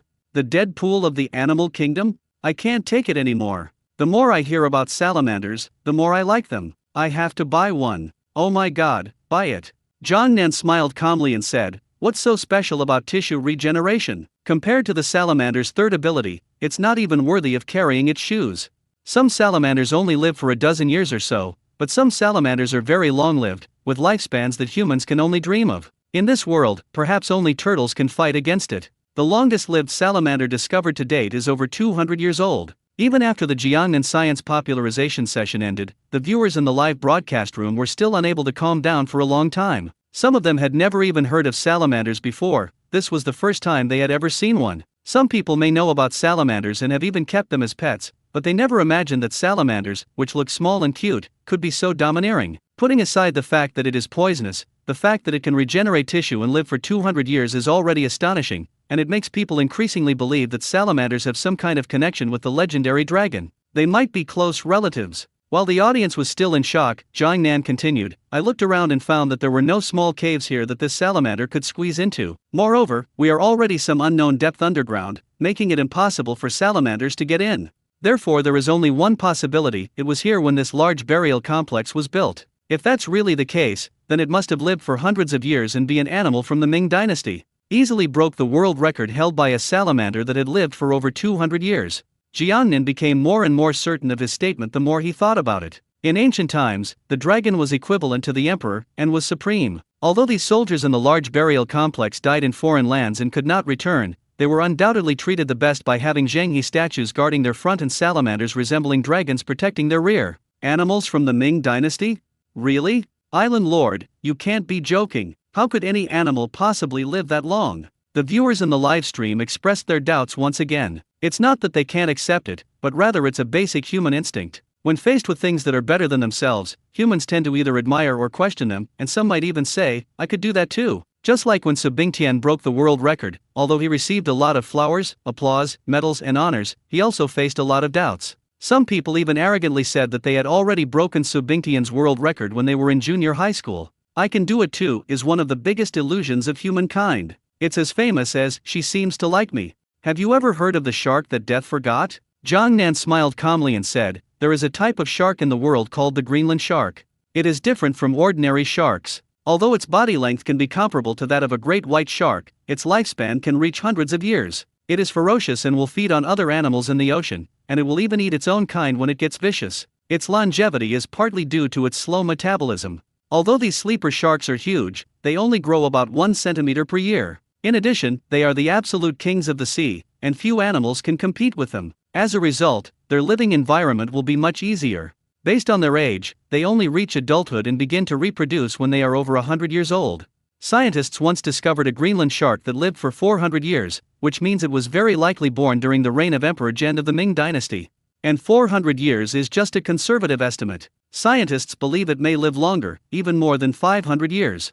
Sharks can survive from the Ming dynasty to the present day, let alone the even more resilient salamanders. Moreover, this salamander in front of us is very likely to have mutated. It is undisturbed by the outside world all year round, and has no fear of being scared. In addition, there are plenty of plankton in the pool to eat and drink. I believe it can definitely live from the time of Emperor Yangmel of the Ming dynasty to the present day. Every word Jiang Nan spoke struck a chord with the audience. If it really is a newt that has lived since the Ming dynasty, then the island owner has truly struck gold. They're both human, so why is it that one of them raises a cheap salamander that costs only a few dollars, while the island owner raises a mutated salamander that has lived for hundreds of years? The difference is like heaven and earth. You've stayed here for hundreds of years, it's time to go and see the outside world. Jiangnan rummaged through his pockets and pulled out a sturdy plastic bag. Next, the plastic bag was placed in the pond. As the water flowed in, the salamander, which had been quietly staying in place, was also swept in. And so, Jiangnan carried the mutated salamander in a plastic bag and returned the way he came. He didn't linger when passing the large burial area and continued walking back.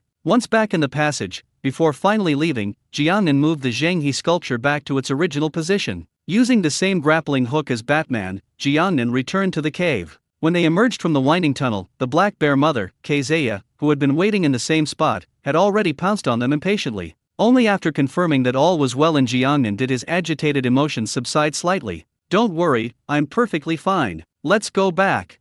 Jiangnan gently patted the head of the black bear mother in her robe, offering words of comfort. The black bear mother in her robe nodded human-like gesture and continued to lead the way. When they returned to the cave, it was still pitch black outside, and the heavy rain continued to pour down. Meanwhile, Xiang De and Xiang Er snuggled into the arms of the moose Lu Fei and fell fast asleep. Snot bubbles even came out of Xiang Er's nostrils. With each breath, the snot bubbles grew bigger and smaller, which was quite adorable. Coyotes and badgers that had come to take shelter from the rain were also resting together. The departure of Jiangnan and the black bear mother's robe did not affect them, as if nothing had ever happened. Jiangnan didn't disturb the animals. He went to the fire, added some firewood, and finally sat down. For the first time in hundreds of years, the golden newt saw the outside world and was full of curiosity about everything, swimming back and forth in the plastic bag. Jiangnan casually grabbed a small snail from the wall beside him and put it in a plastic bag. The salamander opened its mouth wide and swallowed it whole without hesitation. Finally, it climbed to the edge of the plastic bag, stared wide-eyed at Jiangnan, and licked its lips with its pink tongue, still wanting more. It seems that after staying in the underground pool for so many years, you really haven't eaten anything good. Jiangnan smiled and continued catching snails for the salamanders to eat. Anyway, now that it's raining, the snails have become more active and are crawling all over the cave walls, so there's no need to worry about them being hard to catch. Goodness, for this little salamander, all these snails in front of it are practically a free lunch. Salamander, who are you calling a little kid? When I was alive, your ancestors for 18 generations back weren't even born yet. Salamander, after holding back for hundreds of years, I can finally have a good feast. Sun Wukong, this feeling is familiar to me. Seeing the enthusiastic audience, Jiangnan suggested, why don't we give this salamander a name? Salamanders are dragons, and dragons are emperors, so let's name it after an emperor. Let's choose the most awesome emperor from all the ancient emperors. It was time for the familiar naming segment again, and the audience became even more active, expressing their ideas and hoping that their chosen names would be adopted. What the island owners said is so interesting. Eddie Peng is a man, and I'm a man too, so doesn't that mean I'm Eddie Peng? Ha ha ha ha. Upstairs, you've figured this out? That's right, I am Eddie Peng. I'm not Eddie Peng, I'm the most handsome Erlang Shen, Vincent Tiao. I'll treat you to beer and clams. Ying Zheng. He must be called Ying Zheng. Am I, Li Lao Er, not prestigious enough? Lu Xiu, I'll just smile and say nothing. Zhu Dit, since this salamander is from the same era as me, let's name it after me. Zhu Yuanzhang, fourth son, look into your father's eyes, and I'll allow you to say it again. By the way, is this salamander male or female? If it's female, wouldn't it be perfect to name it Wu Zaishan? Emperor Kangzi also wants to join the group chat. Zhu Kijhen, can we name it after the worst emperor? Hu Hai and Sima Yan expressed their agreement. Zhang Nan, watching the increasingly rapid scrolling of comments, said, let's still call him Kongba. Throughout Chinese history, there have been many emperors. If we were to rank all the emperors, the top 10 would be without a doubt Qin Shi Huang, Liu Bang, Emperor Jiaozu of Han, Emperor Wu of Han, Emperor Guangyu of Han, Emperor Wen of Sui, Emperor Taizong of Tang, Emperor Taizhu of Song, Zhu Yuanzhang, Emperor Qinzhu of Ming, and Emperor Shenzhu of Qing. However, some people may not be satisfied with this order. Some people also think that Genghis Khan, Wu Zaishan, and others should be added. But the number one spot belongs to Ying Zheng, who deserves everyone's praise. Just like in fantasy novels, the ceiling is never known, but the floor tile is always Tang San. The reason why Jiangnan did not choose Ying Zheng as its name, but instead chose Kongba, is mainly because this salamander has lived from the Ming dynasty to the present day. Although it is very likely from the reign of Emperor Yangmel, Zhu Di, since Zhu Di was most afraid of his father, he simply named it after his father's nickname. Seeing the constant questions raised by viewers in the live chat, Jiangnan immediately offered an explanation. After explaining, he was bored, so he took out his notebook and drew everything that had just happened.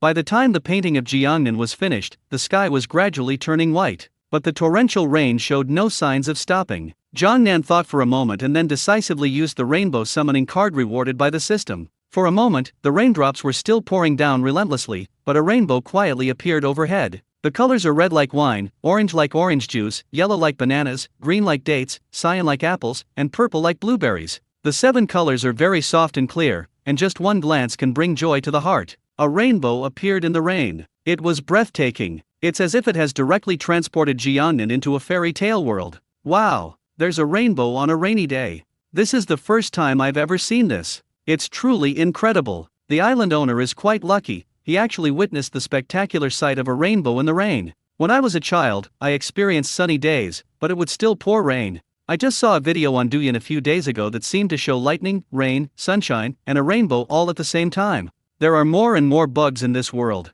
It seems that even the people in the sky are starting to slack off. What are you waiting for? Make a wish. Today we encountered the animal that looks most like a dragon, and we also saw a rainbow in the rain. Your wish will definitely come true. These are all good omens, indicating that the island owner will have a series of good fortunes ahead. The viewers in the live stream had been watching all night and were already sleepy, some even yawning incessantly. But after seeing the spectacular rainbow in the rain, they immediately perked up. It's like a starving person eating a Snickers bar, or even more like drinking a sports drink. Whether it was due to the rainbow or because the downpour had come to an end, the sky finally cleared up about half an hour later. The honeyfly flapped its wings and was the first to fly out of the cave. The coyotes and badgers woke up shortly after, and after taking a deep look at Jiangnan, they also left. Jiangnan, fighting off his drowsiness, extinguished the fire, mounted his moose, and prepared to return. Chirp, chirp.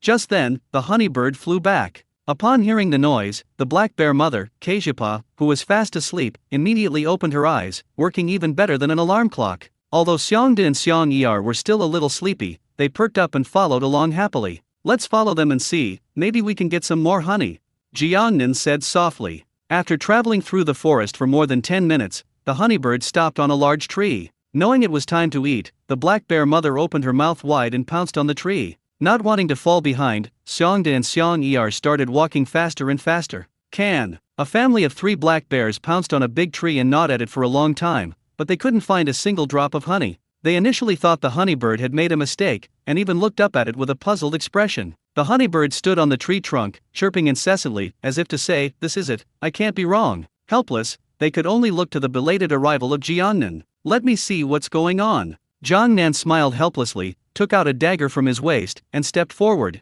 The bark of this large tree is dark and shiny, and it looks very old. The trunk is so thick that it would take 2 adults with outstretched arms to hug it. This is not surprising. What is strange is that the big tree is dead, but not completely dead. It is in a state of being half alive and half dead. Perhaps because it was struck by lightning, the left half of the trunk was completely charred, and the top branches no longer had any leaves, while the right half was still growing vigorously, with lush and verdant branches and leaves at the top. Jiangnan circled around to the withered left half and, after careful observation, discovered a crack there, from which bees were constantly flying out. He calmly used his dagger to pry open a section of the bark near the crack. In an instant, everything hidden beneath the tree bark was revealed. Honeycomb. This is a miniature beehive. Piece? Mini? These two words sound contradictory and seem incompatible. But the beehive before us must be described in this way. The reason I say a patch is because the area under the bark is densely covered with beehives. This is only what we saw after opening up a small portion of the hive. If we opened up the whole hive, there might be even more.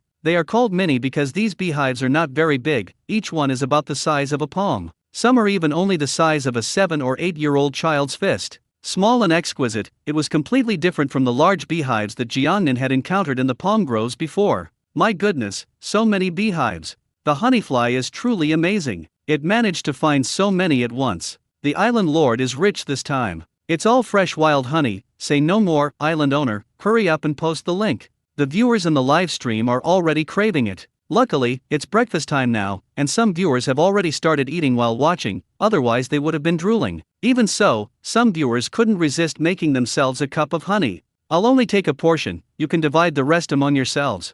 Jiangnan didn't rush to collect the honey. Instead, he looked at the honey leopard and the black bear family beside him and said solemnly. The honeydew and the black bear family were already hungry and were all staring longingly at the beehive. If Jiangnan hadn't been standing in their way, they would have pounced on them long ago. After Jiangnan finished speaking, he took out tools from the backpack on the back of the moose Luffy and began to make honey for himself. Faced with the sudden intruders, these bees did not launch a fierce attack as they had before, but instead frantically scurried up and down. Because of their sheer number, they quickly surrounded Jiangnan, with some even landing on the area, causing concern among viewers in the livestream. Holy crap! So many bees? Island Master, run! Otherwise you'll get stung and your head will turn into a pig's head again. Island owner, please make your statement clear. Last time, it wasn't me who got stung and turned into a pig's head, but a family of black bears. Your statement is clearly questioning my professionalism. Wait, didn't you notice that the island owner isn't afraid of these bees at all?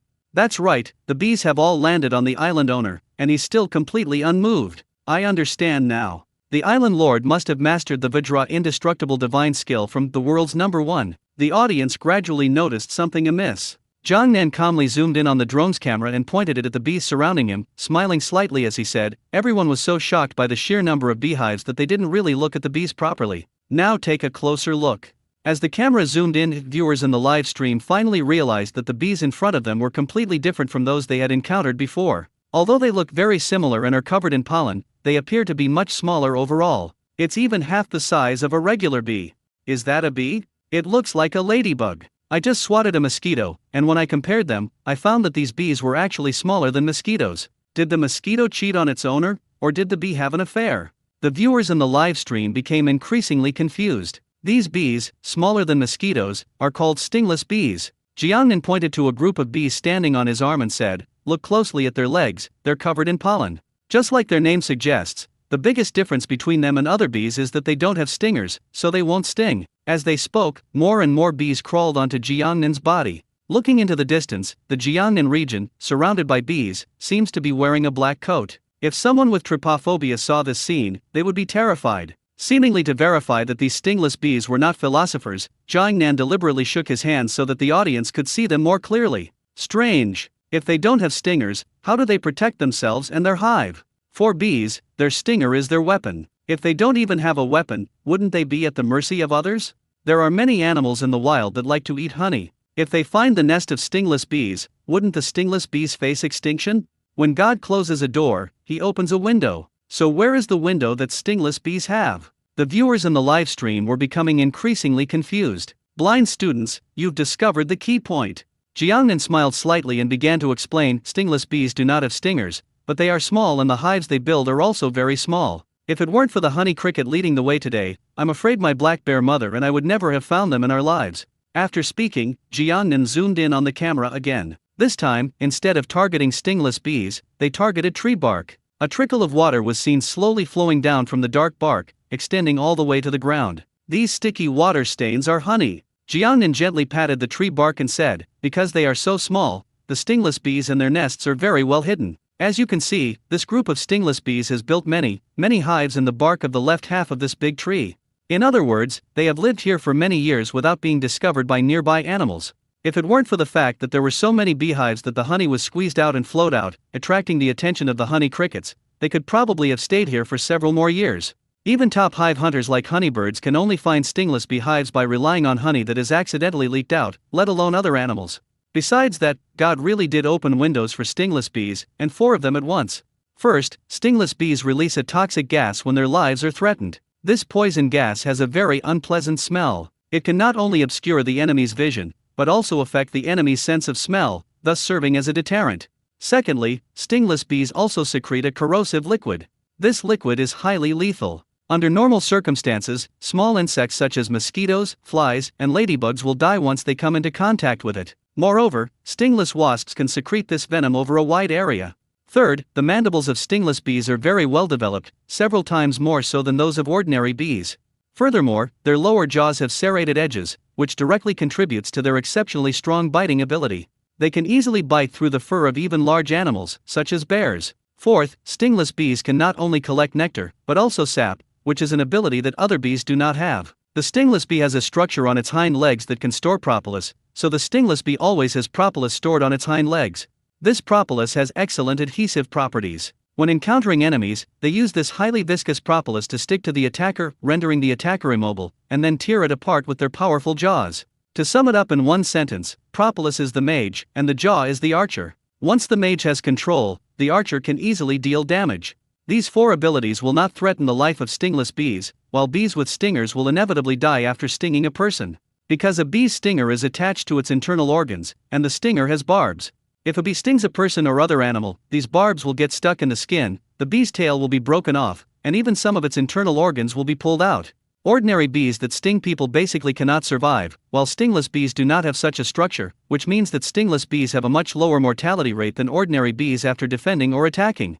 The viewers in the live stream were stunned. They never imagined that such a tiny bee could have so many functions. Compared to these bees, I feel like a complete waste. Since these bees have so many abilities, why don't they attack the island owner? Island Lord, isn't it good that you're not attacking me? Do you want me to go see the king of hell? I have a question, if all the honey in these hives is extracted, won't the stingless bees be left homeless? I suddenly remembered a classic saying, in the eyes of humans, there are only 2 kinds of bees in this world, the killer bees in the wild and the good bees that know how to collect nectar. Jiangnan glanced at the comments and continued taking out honey, saying, stingless bees only attack when their lives are threatened. They are generally very friendly. Even if you take their honey, they won't go crazy. They'll just be anxious. That's why they haven't attacked me yet. Secondly, the hives of stingless bees here are already overflowing with honey, and it is believed that other animals will soon be attracted here. To save these stingless bees, we must harvest all the honey. Otherwise, when other honey-hunting animals come to eat it, they will be much more ferocious and ruthless than me.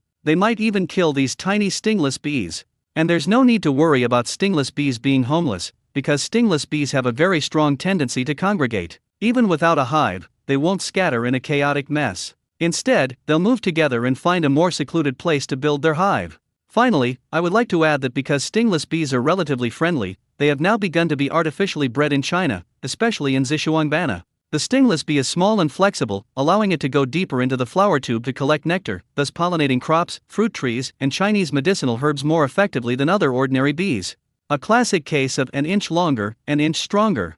After the science popularization session, Jiangnan filled 2 large bottles with honey before leaving. Before leaving, he waved to the family of 3, including the shrew and the black bear, and whispered, I'm leaving Heart-Shaped Island now. We'll meet again someday. That's right, Jiangnan is leaving. He had originally planned to get back before the storm hit, so he was in a great hurry to complete the free solo climb. Unexpectedly, the storm came so quickly and was so terrifying. He must get back as soon as possible. Otherwise, who knows what kind of damage the houses on the main island would have suffered from the storm. Only after the storm can the value of the island keeper be truly appreciated. Jiangnan needs to rush back to repair and inspect various facilities. Seemingly understanding what Jiangnan said, the black bear mother, Kezaya, abandoned the delicious and sweet honey and decisively pounced on it. Big Bear and Little Bear followed along eagerly. I've never seen them so excited when I said goodbye to them before in Jiangnan. Thump! The black bear mother pounced on Jiangnan and pinned him to the ground, licking him incessantly with her tongue. Xiangde and Xiang-Er also took the opportunity to snuggle into Jiangnan's arms, whimpering incessantly, showing their affection. It's clear that they are very reluctant to leave Jiangnan and are trying to retain it in this way. Wow, this black bear family is so clever. The saying, all things have a spirit, is absolutely true, except for mosquitoes and cockroaches. Island Master, don't go. Island Master, how will I live if you leave? The island lord was taken advantage of by a mother bear. Pass this message down. The island owner had relations with a mother bear. Pass this on. The island owner had relations with the mother bear, and then denied it afterward. The mother bear could only desperately try to keep him with her cubs, and the story was passed down. The island lord abandoned his wife and children, spread the word. What should have been a heartwarming scene turned into a farce for the viewers in the live stream. You guys are so perceptive, you even knew to try and keep me here. Looking at the reluctant black bear family, Jiangnan kept stroking them and said softly, it's not like I'm not coming back. We'll have a chance to meet again, don't worry. And so, Jiangnan began to comfort the black bear family, and after playing with them for a while, they reluctantly let go of him. Jiangnan waved goodbye to the black bear family, rode his moose Luffy, and finally returned to the tent camp after a night. As he said, the tent set up by the system was very sturdy, and even though the storm last night was unusually strong, the tent remained completely still and was not blown over. After everything in the tent was tidied up, Jiangnan was ready to officially leave Heart-Shaped Island. He had a great time on this trip to Heart-Shaped Island,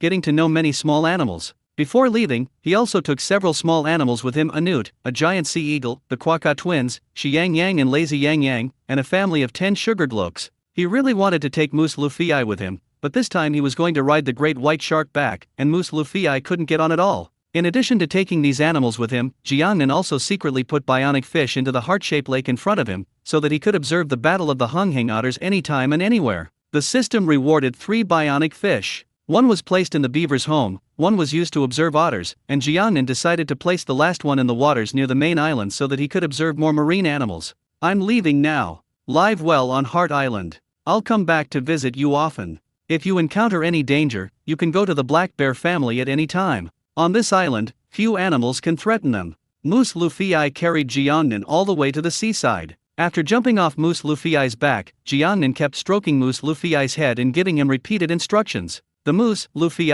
was smarter and more intelligent than the black bear family. It kept nuzzling Jiangnan with its head, looking reluctant to leave. After rubbing against it for a minute, it turned around, ran into the forest, and disappeared. Go home. Jiangnan watched the moose fly away, stretched, and said, I wonder if the mother and baby great white shark are still waiting for me in the nearby waters. If not, then it's a tragedy. As soon as Jiangnan finished speaking, the live stream chat exploded with excitement. Island Master, don't go. Look up at your head. Good heavens. There's a spider there. This spider is huge. It reminds me of the spider demon from Journey to the West. Wait a minute, something's not right with this spider. Is it writing? Even spiders are so cultured now? By the way, where did they go to school?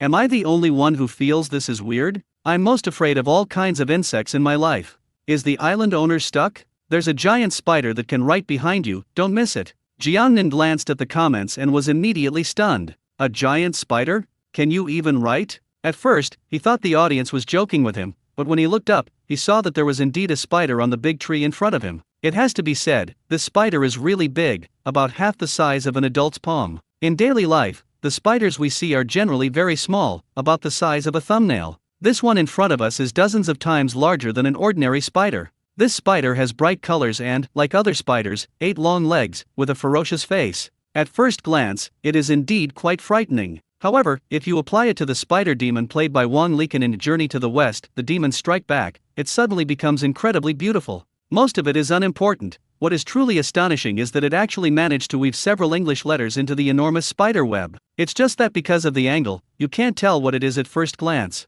Jiangnan wandered around under the tree for a while, found a suitable angle, and finally recognized it. S-E-E-Y-O-U-N-E-X-T-T-I-M-E. See you next time? Welcome back next time? Although a few letters may be a little unclear because the weaving was too rushed, that's roughly the meaning. Wow, are spiders this polite nowadays? Jiangnan was overjoyed and ecstatic. He never expected that as he was leaving, a strange spider would greet him so politely. Jiangnan stood under the big tree and observed it carefully again, discovering that the spider had woven many webs between the branches. These spider webs also have many crooked English letters. The letters on the other spider webs were too ugly and some were broken, so they couldn't be arranged at all. Only the one we saw at the beginning could be perfectly combined to form a sentence. Everyone knows spiders can web, but who has ever seen a spider write, let alone a complete sentence? It's no wonder that some female viewers in the live stream were frightened. If a male viewer were to witness such a scene in the dead of night in the wilderness, he would be terrified. What's the difference between this and following a girl with a good figure but whose face you can't see clearly late at night, only to have her walk all the way to a cemetery and then say, "I'm already home, why are you still following me?" I have reason to believe that Zheng Xiaoxian's statement in Apartment 3 that the internet originated from a spider called the internet is absolutely correct. I understand now. Did ancient Western sorcerers make prophecies by observing the writing woven by spiders? If a spider that could write text appeared in a tomb raiding novel, it would be absolutely terrifying. The viewers in the live stream were saying increasingly outrageous things. Jiangnan could only smile wryly and explain, actually, this is just an ordinary golden spider, which is very common in the wild. Now everyone's living and working places are very clean, and they clean almost every day, so it is naturally difficult for golden spiders to grow big, and their size will be relatively smaller. It's natural to find it quite unusual to occasionally see a large spider. As for the writing that everyone talks about, it's just that the spider weaves its webs in a larger and clearer way. With our excessive interpretation, it has become writing. If we insist on analyzing it from the perspective of literary quality and connotation, these cobwebs written in the first place have no meaning. However, spider silk is extremely useful for the survival of spiders. To make it clearer for the viewers in the live stream, Jiangnan picked up a twig from the ground and pointed to the spider web woven by the giant golden spider. These spider webs are thicker and more conspicuous than ordinary spider webs. Jiangnan explained, in folk tradition, there are 3 interpretations of this thickest type of spider web. Firstly, if the spider web is relatively thick, it will be particularly conspicuous, and some birds will naturally avoid accidentally crashing into it, thus preventing damage to the spider web. After all, weaving a web is very hard work for a spider, it requires constantly spinning silk. The second explanation is that it attracts insects. The third explanation is that it was to better protect themselves from being captured by other animals. Jiangnan spoke very seriously and showed no intention of stopping. After a large number of comparative experiments, it was found that these spider silks did not have a significant bird-repelling effect, and the first bird-repelling theory is not valid. The second point, the insect-attracting theory, I don't think is valid either. Look closely, everyone. The golden spider itself is very brightly colored. Where did that spider go? Jiangnan was speaking when he noticed that the golden spider, which had been in his sight just moments before, had suddenly disappeared. After searching around, I discovered that it had unknowingly climbed onto the spider web above my head and continued to weave crooked and distorted words. Found it. As you can see, the golden spider has many yellow spots on its legs. Don't underestimate these small spots, they can actually reflect ultraviolet light. Some insects are attracted to light sources and will uncontrollably swarm towards them, much like moths to a flame. Therefore, the allure of these spider webs to insects is not as great as the charm of the golden spider itself. Just like some rich women or nouveau riche, they always think that young, beautiful, and handsome girls or boys genuinely like them, but in reality, they only like their money. Their money is more attractive than them. Jiangnan smiled and continued, personally, I think the golden spiders weave these webs for better survival. If danger approaches, the spider web will first bind the target, thus giving the golden spider time to escape. Although the colors and stripes on the golden spider are bright, it is really hard to spot if it hides among the branches and lies motionless. Here's a little known fact for everyone in nature, there is a type of spider that specifically hunts golden spiders. This spider is called the burrowing spider.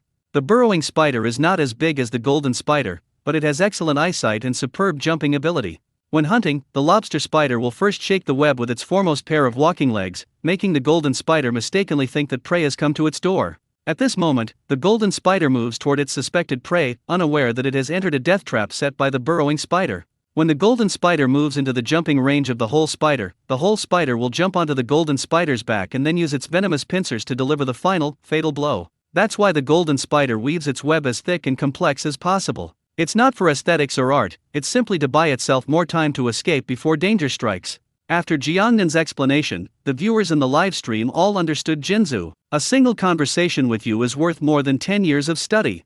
I finally understand. What does it mean to be professional? Look at this is what it means to be professional. Trusting the island owner is the right thing to do. I didn't believe those doomsday prophecies from the start, they were obviously just bragging. I don't believe it either, I'm just cooperating with him. Upstairs, wait a minute, I saw your name, you were definitely talking about the internet or something. Then you must have misread it. I never said any of that. In the live stream, there were many viewers offering hindsight analysis. Just like Lu Dihua, a streamer of Honor of Kings on HUYA's gaming section, his only flaw is his stubbornness. Jiangnan smiled and said, if you pay attention to your surroundings, you can find many interesting little animals, especially in the neighborhood and garden downstairs.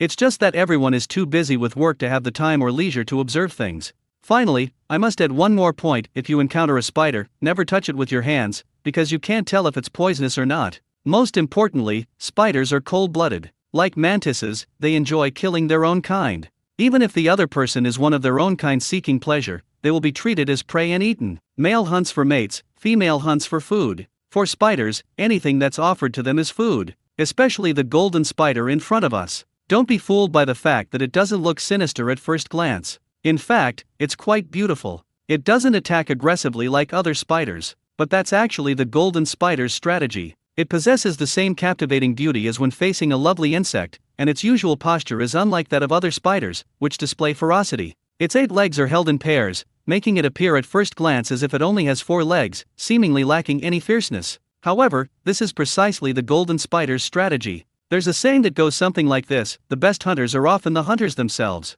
Golden spiders will present themselves as innocent little creatures, making their prey think they are no threat and thus lower their guard, only to be killed in the end.